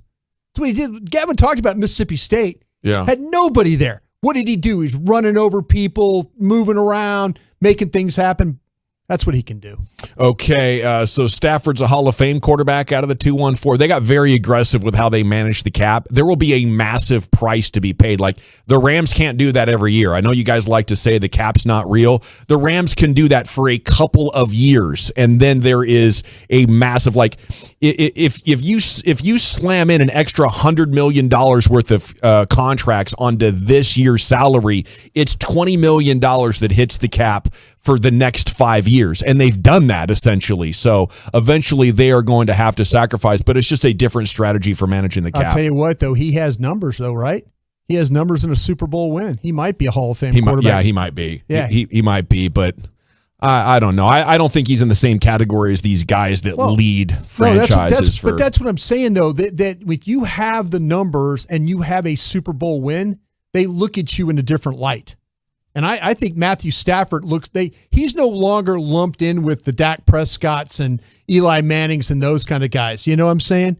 I think he's elevated himself out of that group.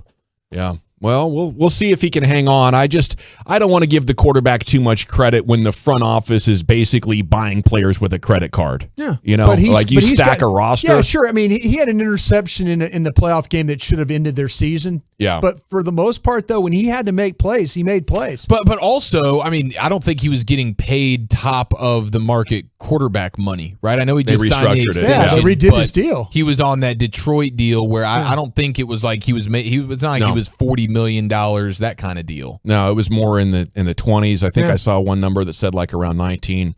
We have an NBA player that went full Nate Newton on a cross-country road. Do you guys see this?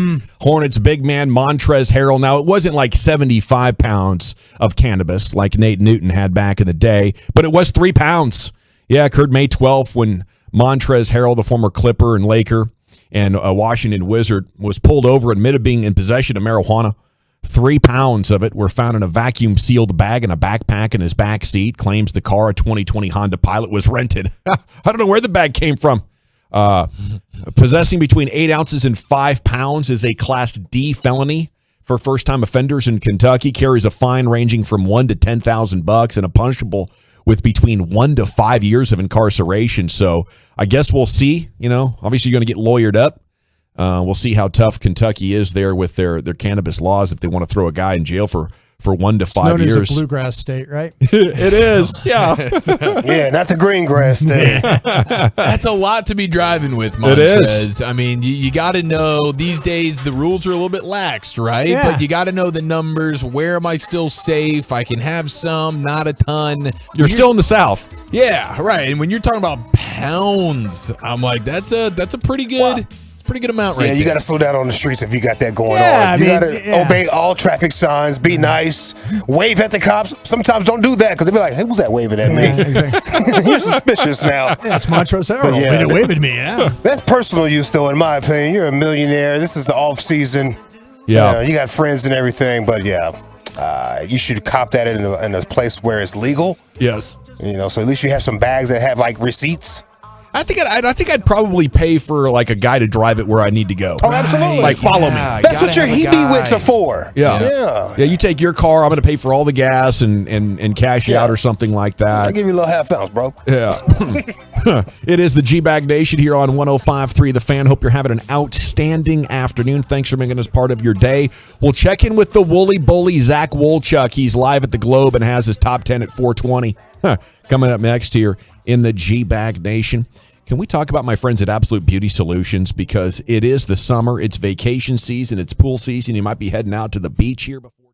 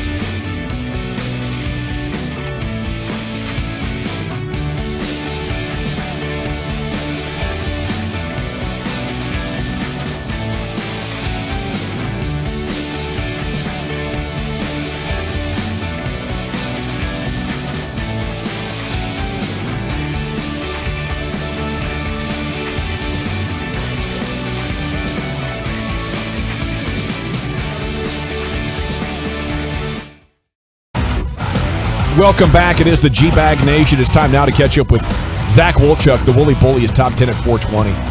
Segment's brought to you by Autoflex Leasing. It's brought to you by Rubin and Associates as well. If you're struggling financially, facing foreclosure, repossession, have IRS credit card or medical debt, you don't have to face it alone. One phone call, Mark Rubin, to take the weight off your shoulders, get you to live in life again. Call him right now at 1-800-Warriors. Now here he is, the Wooly Bully himself, Zach Wolchuk.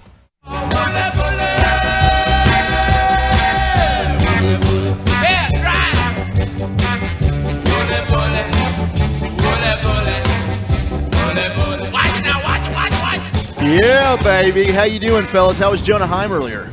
Terrific. Oh, gosh. Just outstanding. You never said, Walter, you've been in that clubhouse all season long. You have not explained to us just the dynamic personality that Jonah Heim has. How dare you for not doing that? That was unbelievable, man. We're trying to get a weekly with him now. Big Buffalo fan. Big Buffalo guy. Big fan. He's a Bills Mafia guy. He wears it on his sleeve. Like, this is a guy who's broken a lot of tables. He smashes beer cans on his face. This guy is a riot, dude. When I think of Jonah Heim from here on out, it'll be synonymous with personality. Well, he doesn't care about his safety. Really bring it out. We didn't even have to.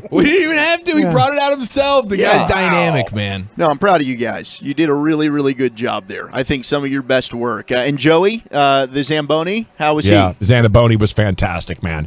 He's a thinker. He's kind of a Renaissance man.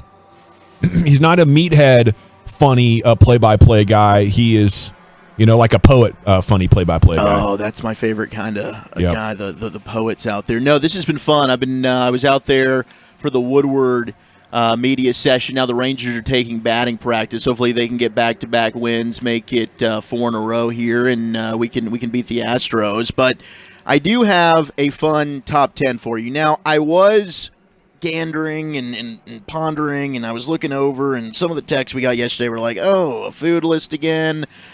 Somebody wanted sports, and I'm a man of the people. Eric, you know this. I'm a man of the people, for the people, by the people. And if the people wanted a sports list, I'm going to give them a sports list. Yeah, you are. And you can always hit me up at Zach Wolchuk if you have a top 10 and you're like, hey, I'd like this for a top 10 list. Let me know. Slide into those DMs. They're open for you.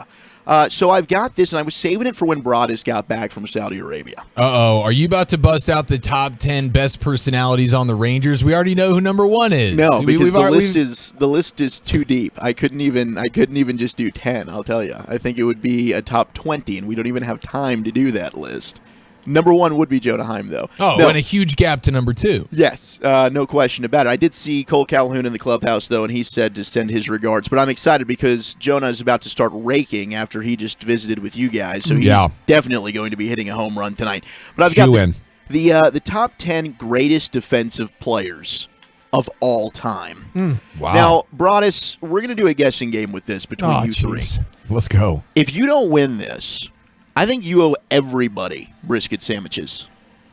I talked about a show bet, maybe. What do you think, fellas? In honor of Jonah Heim, if I lose this game, movie passes for everybody. How about I show up at the Rangers game? I'm so happy about that. Show up at the Rangers game in full catcher gear. Ooh, wow! You're willing to do this, Broadus. You're willing to do this. Yeah, like if I lose this game, if it's just a show bet, okay, it's just a show bet.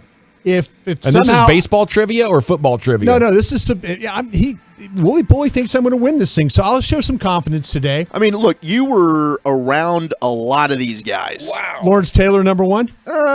He's going to be high up there. Okay. There's no question about it. All right. Definitely high.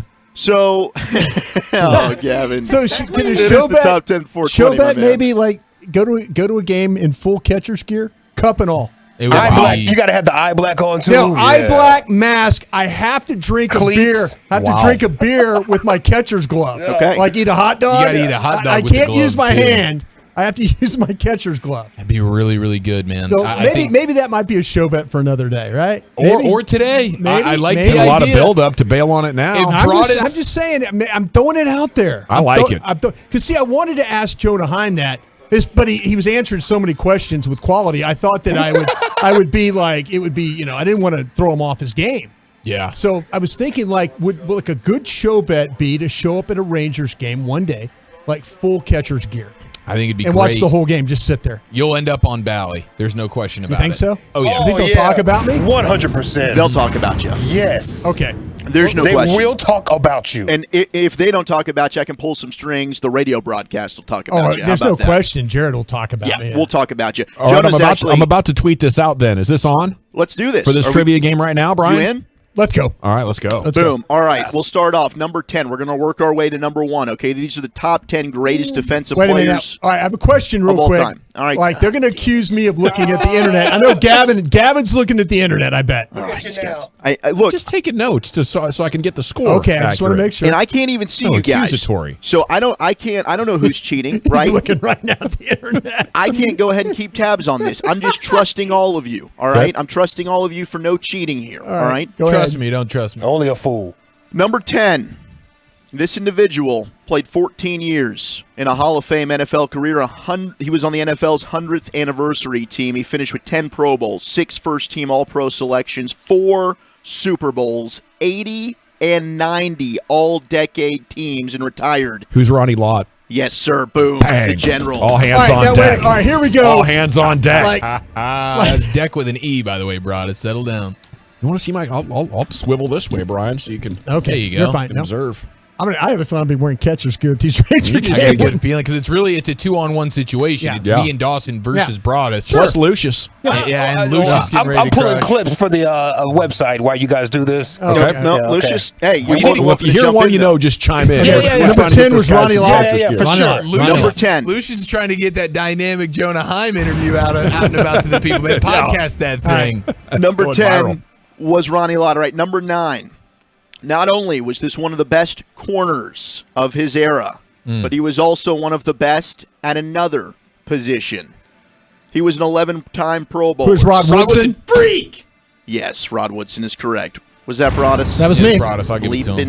Bleepin' A, Broadus. No, wait a minute now. Okay, so if I win, Come on, fam. Don't do this. No, nobody else. No, this is only like if you I'll get lose you a because you cupcake. should be such a favorite in this category, okay, Brian. No, Okay, I'm just making sure. you're a football lifer. Come on now. Maybe. Now I would kick your ass if I was the one that was guessing these. But If you win, you have to buy us sandwiches. Yeah, I would have to buy you sandwiches. Yeah. Okay, number 8. One of the greatest defensive linemen to ever do it. He's still the only player to have this 200 sacks in his career. That might not ever be duplicated. He's a 2-time Defensive Player of the Year. He recorded double-digit sacks 13 times in his career, despite playing in a 3-4 scheme over the majority. Where's Lawrence Taylor? No, of that career. He was an 11-time Pro Bowl selection and first-team All-Pro 8 times, and he was selected to the 1980s and 1990s All-Decade team. Nope, not Reggie White. He led the league in forced fumbles twice, and he's one of the greatest pass rushers in league history. Okay, it's not Bruce Smith. Or is it? Is that your guess? That's my guess, yeah. Boom, it is Bruce Smith. Let's go, Giafalo. There we go, boys. Jonah Right, everybody's Heim, on the Buffalo board. Bills, let's go. Now, what happens if we get an incorrect guess? We have to hold out That's what I was stopped. until I stopped. everybody is I guessed? stopped. Yes, if you get an incorrect guess, you're out until everybody's at least guessed once, and then everyone's back in. Okay. Fair? Fair. Good. Fair. All right, number 7. A knee injury derailed one of the greatest careers for this defensive player in NFL history. But he remains one of the greatest at his position. He reinvented the position, some would say. He was a member of Who the is Dick Butkus? Dick Butkus is Oh, correct. jeez. This is such a crusty list. Yeah, it's a crusty list. Rigged. It is. But it's hard to argue. All right, number 6. It might save me. Well, the NFL didn't actually start counting sacks when this guy was playing, and if they did, he might have Deacon been. Martin. Excuse me? Deacon Jones. Yeah, that's correct. I nailed That's it. Giafalo. But wait a minute, was there like controversy? No, Like, that was like- right. That was right. Eric got that one. Oh, okay. Yeah. So All right. make sure you said at the same time. Yep. Okay. Well, it's difficult not being in the same room with you boneheads, but Okay. I'm trying to do my best just listening. Number 5. Donald. Oh, no. Aaron Donald. We're going to throw that one out. Number 4. One of the most electrifying players in the history of the league. Dion. That is correct. Let's go. Chia follow. All right, Eric has taken the lead. He's got 3. Gavin has 2. Brian getting his ass kicked has 1. No, I have 2. I have 2. I have Woodson and Butkus. I'm sorry. All right. Taking Brian brought has us to the 2. woodshed. Yeah. All right, this is close, boys. All right, we got 3 left here. Number 3. This is a 2-time Super Bowl champion and a 2-time Defensive Player of the Year Ray winner. Lewis. Excuse me? Ray Lewis. That is correct. Okay. We are tied. 3 for Brian, 3 for Eric, 2 for the General. Number 2. I'm standing down. This player was an NFL MVP who led the league. Lawrence Taylor. That is true. Wow. That is correct. Brian Broaddus has recaptured the Can't lead. lose. I can't lose. Number 1. This individual is one of the best nicknames in all of sports. He finished with just under 200 sacks. Reggie White. Boom. That Minister is of correct. Defense, right? We have a tie, ladies and gentlemen. 4 for Eric, 4 for Brian, and 2 for Gavin. I think Brian said we're going to have to check the tape if I don't win this game. I think a tie falls under the umbrella of a lost show bet. I'm also calling a technicality on number 5. Well, for Aaron Donald that was just blurted out. Yeah, well, I got that one anyway. I think I went the same time you did on no, that one. one definitely would have been the General had he have gotten that, which would have made it 4-4-3. All right. But here's what we can do, gentlemen. No, Broaddus needs to go get his cup ready because it's catcher time, baby. Gonna have to custom order that at uniform. I'm gonna get the Babe Ruth model. Well, Chuck, what do you say? Do you have a tiebreaker situation? Or I think he's trying to, but he's going to mess it up. I do have a tiebreaker situation here. I've got number 11. All right. Oh. Okay. Number 11. I am number 11. This individual is considered, well, he might have a school mascot named after him. That might be near and dear to my heart. Oh, Mean Joe Green. Eric, boom, he got it. He's done it by a score of 5-4, and your defensive trivia champion, Eric Chiafalo. Taking down the crusty, there man. it goes. Boy, you must watch some NFL films. That's what that is right there, Chiafalo. That's outstanding work. I do love the NFL films. I'm a big fan of the Football Follies. That's my particular favorite of the Steve Sable NFL films genre. But yeah, I appreciate that, guys. Anything to get Broaddus in a cup, sweating, and going full on catcher gear. This is going to be outstanding, boys. It was my pleasure. Thank you, Wolchuk. Have a good evening out there at the ballpark. Thank you, fellas. Let's get a Rangers win tonight, boys. Zach Wolchuk will have your Rangers pregame coming up at 6:30 as they look for a 4th win in a row, taking on the Disastros. Okay, around the NFL is coming up next here in the G-Bag Nation, all the stories from pro football. Before we get there, though, I would love to chat with you about my friends at the Frankels. They're who you want to call if you're hurt in an accident that's not your fault. Commercial vehicle hits you.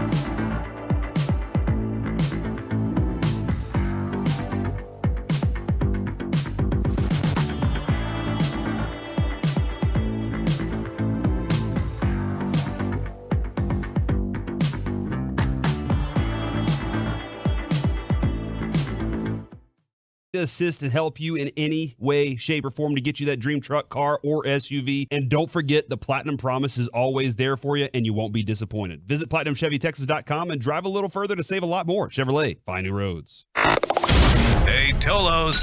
The Fan is bringing our Brew Crew Tour to Parker County this Saturday. We're bringing our one-of-a-kind Brew Crew glasses and personalities out to the shops at Willow Park from 1 to 4 for some amazing food and the coldest brews. We'll see you and beat the heat at Parker County Brewing this Saturday.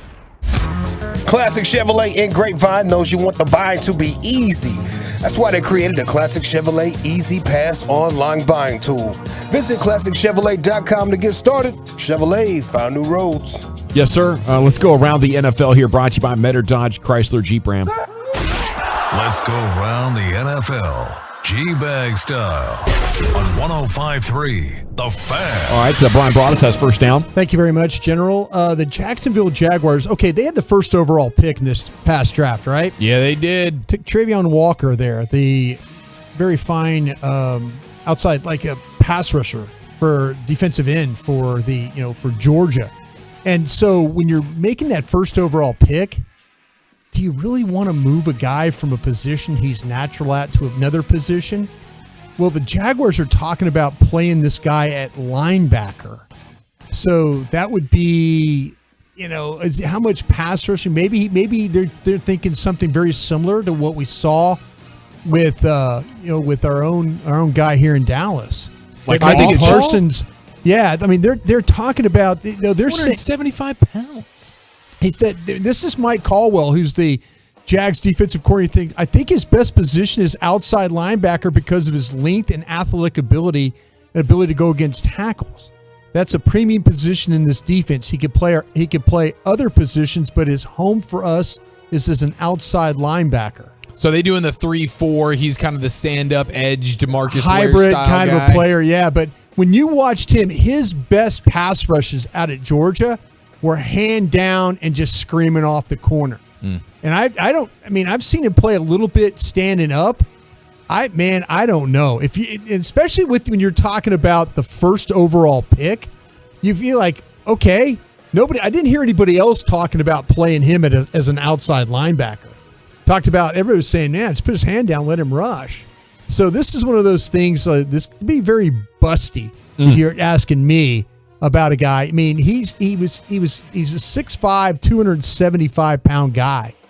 But that sounds like he sounds pretty busty. He sounds like an end, not playing really, with fire. Not with he's not light like a linebacker there. So I'd be really interested to see how many really quality snaps, because if you look at in Georgia, he's only dropped 32 times over his 3 seasons for Georgia. Dropped dropped into coverage. Yeah, that's so all of a sudden. I think you're messing with the guy when you do something like that. But I do feel like Micah and other players are showing you the farther you can get a guy who can rush away from the line of scrimmage with his hand down, the more disguise you can have. Sure. And now, your pressure per snap is going to go up because the defense doesn't know what to expect. So I think it's worth a shot. But I'm with you. But not the first overall pick. That's the thing. Yeah, and probably not at 270 pounds either. Yeah, that's the thing I'm thinking about. I'm like going, okay, do you really have a plan for him? I mean, I never heard anybody talking about playing him at outside linebacker. I'd never heard somebody use the word busty like you just did either. Yeah, in a negative way, Very busty. Yeah. Potentially. Well, all right. Here's Eric Chiafalo with second down. All right. What are your retirement plans? Broaddus is going to the lake one of these days. Yeah. 877-881-1053. What are your retirement plans? Because we have a potential retirement plan for one Bill Belichick, as we have one of the co-founders of the PLL, which is the Pro Lacrosse League. Apparently, Bill Belichick, big lacrosse guy, played his daughter lacrosse. coaches. His daughter coaches? Yeah, his daughter coaches, yeah. Okay, I did not know that. Yeah. Well, he played lacrosse in college. And so this guy, co-founder of the Pro Lacrosse League, says, yeah, Belichick is no joke. He's a lacrosse guy. He's been in and around our teams and facilities. Yeah. And he does some coaching. Like when he walks into these locker rooms, he can't help himself but do some coaching. He knows the sport. And so this guy is like, hey, I wouldn't be surprised. Belichick retires from the NFL. This guy might want to be a lacrosse coach. So might we see The greatest coach in NFL history roaming the sidelines of a lacrosse team near you. If I was young enough, I think I would like to be like a youth soccer coach. I think that would be a really fun use of my time, at least until it started to feel like a job. But I'm thinking about just trying to get a house at a river close to where my kids live. Hopefully have a mountain close and just relax. I don't know exactly where that's going to be. It could be East Texas. It could be New Braunfels. Just go full Don Nelson. Yeah, with the could be Colorado. Could be Maui. Could be something cool like that. That'd be outstanding. I'm fortunate. My wife is from Mexico, and her mom and her mom both grew up in the exact same house. Like that's how. And so I went back and visited a couple of years ago, and they still have that house. It's their house, and it's in their name, and so it's going to be hers by proxy. Yes, I will. So hopefully, I'll get to retire in Yucatan, Mexico one day, and I'll just make sandwiches at the local little spot down the street and have myself a great time. Yeah, one of Abby's good friends, her family is from Mexico, and they go there every summer, and they show me pictures, and they got this great ranch, and he told me how much they paid for it. I'm like, dude, that might be a pretty sick retirement option. Mm-hmm. He's got 40 acres and all these different horses and a mountain to ride up, and it's cool. It's not hot because it's so elevation so high. Yeah, around the NFL here, brought to you by Metter Dodge, Chrysler, Jeep, Ram. Eagles rookie wide receiver Devon Allen won the 110-meter hurdles at the NYC Grand Prix on Sunday. It's a track and field event, finished at 12.84, the third fastest time ever. This gentleman can fly. 27-year-old former Oregon wideout signed a 3-year contract with the Bird Turds in April. Hasn't played since 2016 when he was with the Ducks. He caught the attention of scouts at Oregon's Pro Day in April when he ran a 4.3540. 0.04 of a second off the world record set by Aries Merritt in 2012 in Brussels, Belgium. Said, I thought I could break the record today. Clean up a few things, and 0.04 of a second is 0.04 of a second per hurdle, which is so small. Gonna have to wait for another race. Grant Holloway, who was the silver medalist at the Tokyo Olympics, finished second to Allen in the race, and he holds the second fastest time ever. So this guy with the Eagles might end up being the fastest hurdler to ever do it. He told reporters at Oregon's Pro Day he planned to compete at the USA Track and Field Championships and then turn his attention to football right before training camp. Do you think a guy can do it like this in today's day and age? I mean, he was a Division I football player. Yeah. But I just think there's a conditioning to play that game at this level. I'd be surprised if he's successful. Yeah, there was way back in the day, there were guys that were always interested in bringing track athletes. I remember Skeets Nehemiah was one that, that people, what's his name? Skeets. Okay. Skeets Nehemiah. And so I remember him. The Cowboys, You look at with the Cowboys and what they've done with some of their guys back in the day, with the receivers that they've had. They've always Bob Hayes. Yeah. But it's I think it's a little bit more common that you would have, because a lot of these Williams. Well, a lot of these track guys have it's the conditioning part of it. They're conditioned to run for just a short burst of a time. Yeah, but then and they can't go side to side. Yeah, but to play like a whole game or to be a part of it, it's a little bit of a differing thing. But there's a lot of these guys are just such good athletes. You got to take a shot at it. You got it. Alexander Wright was one I was thinking of. I think it was a big time player. And so. That's the kind of thing. It's tough. It's going to be tough for him, though. Let me get you a football fourth down here. USA taking on El Salvador tonight at 9:00. It's a CONCACAF Nations League game, the last one of the year. Earlier, Costa Rica beat New Zealand 1-0 to take the final spot in the World Cup. So congratulations to them for advancing. Took them a little bit longer this time, but that's the final spot. And the announcement on where all the games are going to be played in America is coming up on Thursday. We're quite excited about that, and we have details on how you can join us for a watch party coming up here before too long. All righty, when we come back, it's hour number 4 of the G-Bag Nation. Of course, we got the Expressway starting at 5:20. We're going to take a look at Cowboys Twitter, though, and the top storylines coming out of today's mini camp practice. That's coming up next here on 105.3 The Fan. I want to chat about Diamonds Direct because you can celebrate your love this summer with a spectacular offer for the rest of the month. Right now, At Diamonds Direct, you can make any purchase and take advantage of 0% interest financing for 5 whole years. Just find your item, look at the price, divide it by 60. That's your monthly payment over the next 5 years. Diamonds Direct's most popular offer ever. So yeah, a $6,000 designer ring for just $100 a month. It's doable now. You've been putting off the engagement probably.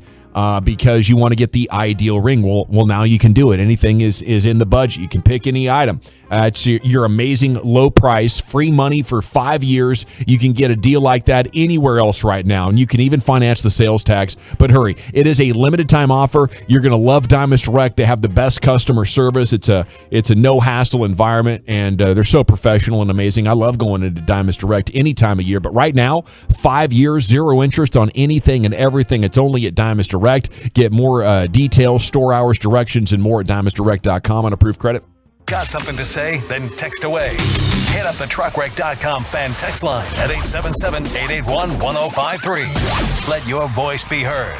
Yeah, I mean, your words be read on 105.3 The Fan. Previous segment of The Fan was brought to you by BuyersBarricades.com. Buyers Safety is a local personal protective equipment retailer offering the highest quality safety products, educational training, and PPE for industries ranging from healthcare and food service to construction at unmatched prices. Visit them online at BuyersSafety.com. This Odyssey Sports Minute is brought to you by AutoFlex Leasing. This is Maggie Gray with an Odyssey Sports Minute. I'm curious how golf fans are going to treat Phil Mickelson at this week's U.S. Open. Phil has spent a lifetime being a gallery favorite. His aggressive style of play and unfiltered opinions set him apart. But now Phil is the face of the controversial Saudi-backed Live Golf Tour, reportedly cashing in on a 9-figure payday. The first tournament was in the U.K., but now that Phil is on American soil at the country club in Brookline outside of Boston, will the fans still revere him or turn their collective backs? I'm Maggie Gray. Nothing says summer like an ice-cold Twisted Tea Hard Iced Tea. Smooth, refreshing, real brewed tea with 5% alcohol. Look for Twisted Tea in the bright yellow cans. Keep it twisted! Twisted Tea Brewing Company, Cincinnati, Ohio. Please drink responsibly. You can unlock more cash than you realize from your home's equity with a cash-out refinance today. In the last year, average home values have gone up nearly 20%. And with Rocket Mortgage, you can unlock thousands in less than 3 weeks. But you've got to act right now before rates go up. So when you're looking to unlock the cash in your home, Rocket can. Call 833-8ROCKET today or go to rocketmortgage.com to get started. Rates current as of 12/12/21. Call for cost information and conditions. Equal housing lender license in all 50 states. And MLSConsumerAccess.org number 3030. Call 800-490-1233 for disclosures and cost information. Broken.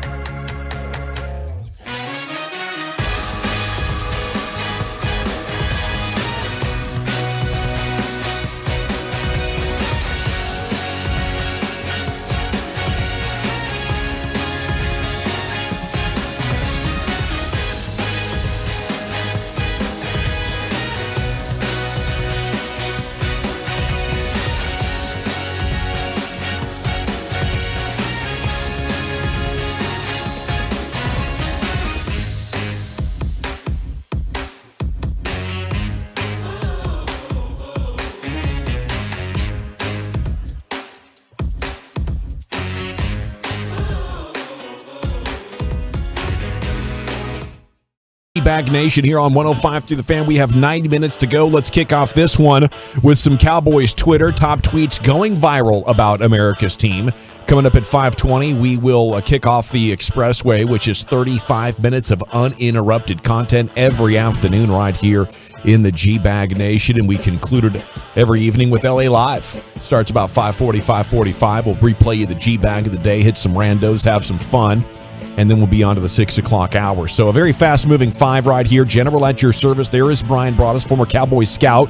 Lucius Alexander's in the Pimp Cup. Eric Chiafalo. Carter Freeman's coordinating your video. And along with you, we are the G-Bag Nation here on 105.3 The Fan. Okay, here's a fun topic. It comes from a Cowboys podcaster. Not the biggest account, but that doesn't matter inside Cowboys Twitter. It is an equal opportunity content stealer. That's what the segment is right there. Woo! We go to the account of Shane Carter. My biggest fears for the Cowboys in 2022. Gallup's already hit his ceiling. Terrence Steele regresses.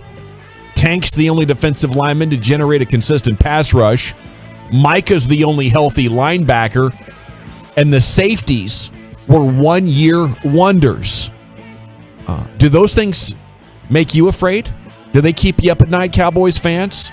Panelist here inside the talk booth. What are your biggest Cowboys fears for 2022, Chiafalo? Yeah, I like those from Shane there. And Shane's a good dude. Definitely have that follow button clicked on the Twitter for Mr. Shane. I respect where he's coming from on all these things for the most part. It's not really where I'm at, where in terms of like at the forefront of my fear, but like Gallup's injury is one that is a little bit concerning for me. How long will it take him to come back and be himself? Because we see what's out there for the wide receivers right now, CeeDee Lamb, Tolbert, and then you're kind of a little bit up in the air in terms of confidence in these guys. For me, I would say one, the most immediate, that they caved to Dalton Schultz. And his contract demands. Yeah, I love that one. I mean, because after Tom Pelissero tweets out what he tweets out today, Dalton Schultz is at camp today, and it's like, okay, why is that? Well, it's because Schultz and his team feel good about the conversation they're having, and we'll know before we even get to camp whether or not that goes down. We're about almost a month away, I think a month and a day away. July 15th is the deadline to get these tagged players a long-term deal, so within the next month, we'll know if that fear was warranted or not. I think when it comes to in the season, I have a big fear that the O-line still sucks or is just often injured. And if that's the case, the entire offense is bleeped, and then who knows where the season even goes. Yeah, those are some good fears right there, Chiafalo. As far as what Shane Carter said, I think Gallup already has hit his ceiling, and I think it's pretty good. So I'm not worried about that. I'm not worried about Terrence Steele regressing either, Brian, because he is what he is. Yeah, I don't think he was that good last year. I mean, he is what he is. I mean, I think that with Terrence, he has a chance to improve, but that's, the more I watch him, the more I realize that's kind of what he is. You would think that like every year you want to say, oh, he needs to get a little stronger. Oh, he wants to redo his body, develop a little bit more. It hadn't happened. No. He's the same looking guy as Some guys can't get all bulked up. He can't get bulked up. He can't get bigger. He can't get stronger. But, the technique, the willingness, all those things are very, very positive. But no, I mean, the one thing that I need him to do is get bigger and more physical and stronger, and he hasn't done that. So I think he is who he is. Maybe my biggest fear is that Tyler Smith is a project, and he wasn't starting at left tackle or left guard today. I don't know. I'm pretty confident he's going to be good eventually. I think that Tyler Smith, if it was me, I would figure out a way. I would figure out a way to get him some reps at right tackle though too, because he's a lot stronger. He is a lot stronger than what Terrence Steele is. That's interesting. So if you had, if you're going to play McGovern at left guard, I'm going to get Tyler Smith some reps at right tackle and let him compete a little bit over there. Man.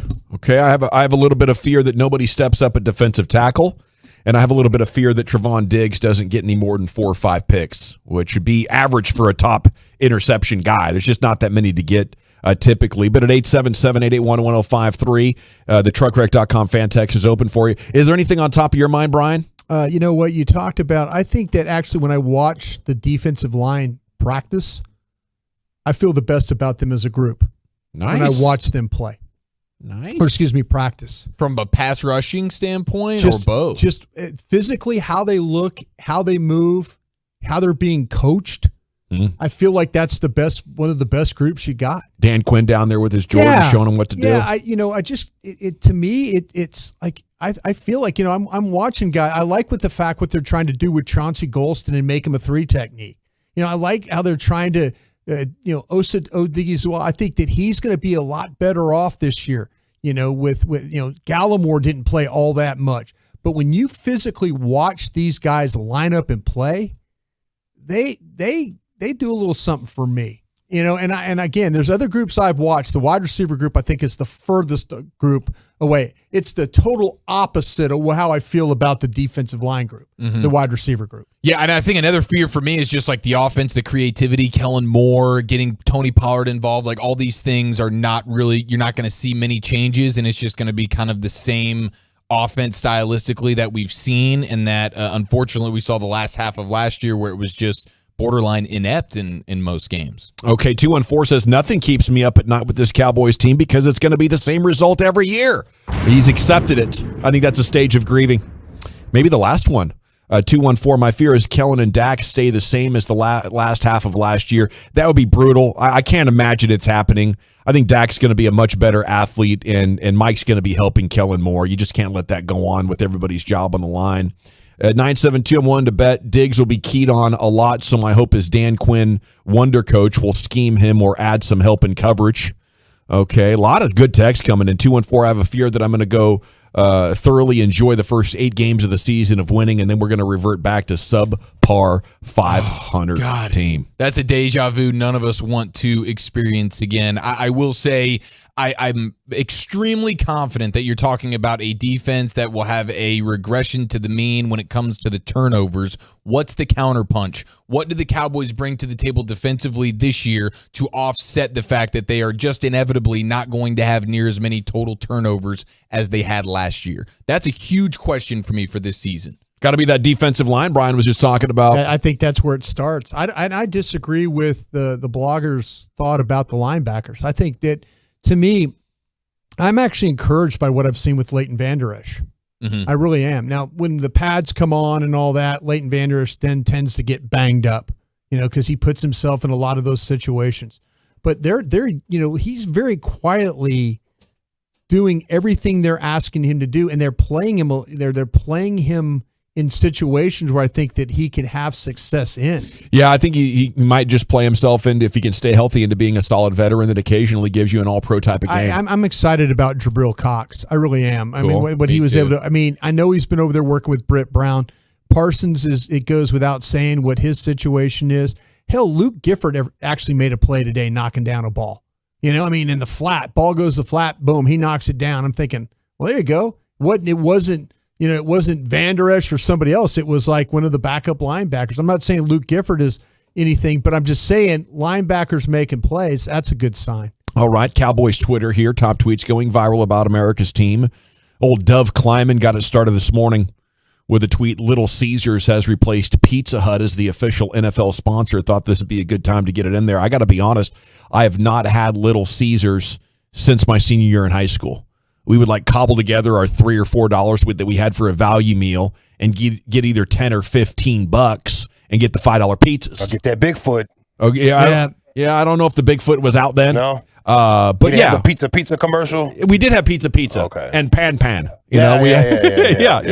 And I loved those commercials. I just haven't had it in forever. So I don't know. Is it still a budget pizza? Oh yeah, because it was pretty bad bar pizza. That's what it tasted like, was frozen bar pizza. But maybe the inflation is so bad that that's what the consumer is dying for right now. Yeah, you got to eat it real fast though. When you get Little Caesars, Yeah. within 15 minutes you have to eat it, or we'll go to cardboard on you. Okay. But I seen somebody on Twitter saying their deep dish pizza is actually good. Okay, I've never heard that before. Detroit deep dish pizza is usually pretty good. I'm willing to try it. Yeah. Maybe they got it. Yeah. The Jets pizza. Jets does a good deep dish Detroit kind of deal locally here. The Little Caesars, definitely the cheapest route on pizza you can go. I think the frozen pizza game has stepped up in a way that makes me really not need the Little Caesars pizza. but they do have that. Is it the crazy or the monkey bread? Yeah, the crazy. Okay. Yeah. Oh man, is that the dessert pizza? The dessert knots? No, that is not a the garlic bread. Yeah, it's the garlic. Okay, and that's a strong bread right there. You said you don't need them yet? You got 2 daughters? Yeah, let that time stretch. You be pulling up real fast. All right, let me count 1, 2, I'm talking 3, about for me 4. personally. Oh, okay. Yeah, me personally. You fill up the gas tank, and then you look at your other budget items, and you're like, man, maybe that Little Caesars is going to make a lot of sense for us this Sunday afternoon. Get you 2 tall cans, and then you got some change left over. I just don't want the pepperoni. Let me get pepperoni and sausage flair. Appreciate it. Splurge. Man, I do think it's a downgrade from Pizza Hut, though. Oh, big time. Because Pizza Hut kicks a ton of rear end. Yeah, it's a good product these days. Nobody can out Pizza the Hut. Amen, dude. We go to Michael Gelkin. Cowboys are back to work and are beginning what is scheduled to be a 3-day mandatory minicamp. Tight end Dalton Schultz in the building. His point being made, he skipped the involuntary OTAs to express displeasure. Since then, there's been dialogue between the sides. Guys, what's it going to take? Here's what I got for Dalton Schultz if I'm the Cowboys. I'm like Steven and Jerry. I'm like, Dalton, you and your agent, come on up. Now, we got you for 1 year at $11 million. Pretty good value for us.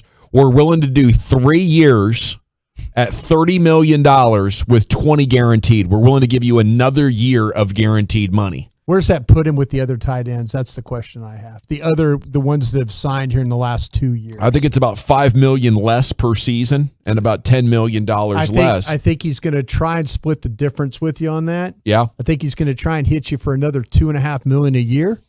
Are you willing to do that? I don't think so. Okay.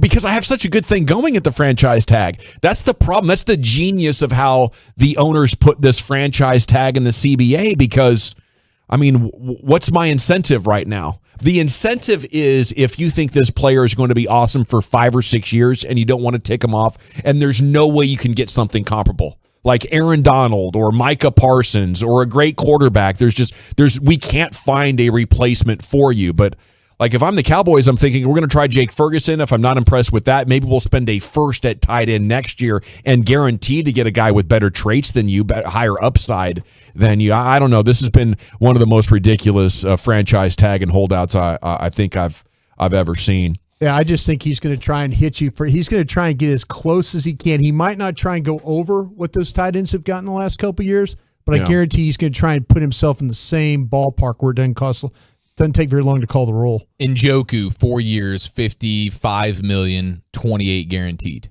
Okay, so he's at like 13.5 or something like that per year. Mm-hmm. There you go. So I'm down at 10. And what did he get guaranteed in Njoku? 28 guaranteed. Yeah, and I'm at 330 and I don't know. I guess I'll just keep my fingers crossed as a Cowboys fan that I don't have to wake up and see that a deal is done. I think the Cowboys have their heads on straight with this one, and they know he's not worth a big second contract, but the coach and quarterback like him. Yeah. And in a year where the coach, the offensive coordinator's jobs are on the line and the quarterback likes working with those guys, I think it's a decent solid for them to do for those trio of guys while 2 of them are working for their jobs.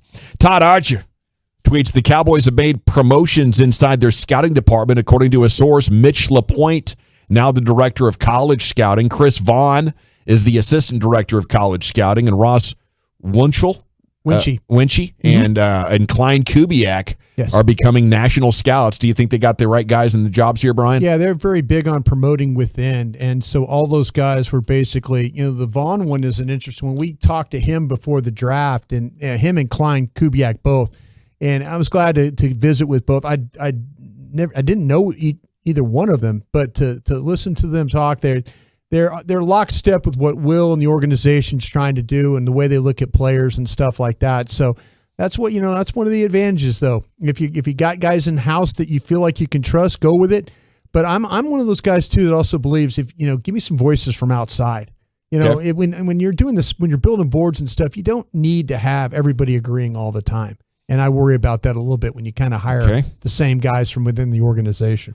Yeah, you get people that avoid those fights or they know each other's personality triggers. Try and hire somebody smarter than you. There you go. That's the whole idea. If you get people smarter than you, you'll probably do pretty good in life. All they did was fight on the set of The Godfather. Fight back and forth. Look how brilliant that movie is. Yeah. All they did was fight about ideas. Yeah. I can't believe how long it took me to watch that trilogy, and I did one holiday break. Yeah. I was like, holy cow, that's some outstanding filmmaking. Michael Gelkin, Morning News. There appears to be a sizable gap between Cooper Rush and all the other Cowboy backup quarterbacks. This is over, right? It's over. For a while? It's over, yeah. Ben DiNucci and Will Greer. Yeah, Will Greer looked awful today. Well back, okay. I still love watching Nuge throw the ball. That sidearm, he looked bad today. David Hellman, largest workload we've seen from Jalen Tolbert this spring. Back from his hamstring, Tolbert got a ton of reps Tuesday, a lot of it coming in the slot. Yep. Highlight came in the low red zone when Dak sprinted out right and found him at the pylon for a touchdown. You think we got something here, a rookie producer? Oh, no, it's nice to see him practice. That's the whole thing. We just don't need him to go to training camp and that soft tissue injury again, something like that. It keeps him out from practicing. But yeah, this kid's a really good football player. And by the way, Cheech, you see him, he was returning punts. Yeah. Him and Tony Pollard were back there. Correct. Doing the punt stuff. Correct. Yeah. We were wondering about that yesterday a little bit, and that's what we saw out there today. I thought Tolbert looked outstanding today. All right, it is time now for the Expressway, 35 minutes of uninterrupted sports content. We kick it off with the biggest developing stories of your broadcast afternoon coming up next in the G-Bag Nation. Let's chat about my friends at Window Nation, though. I love telling you about these guys.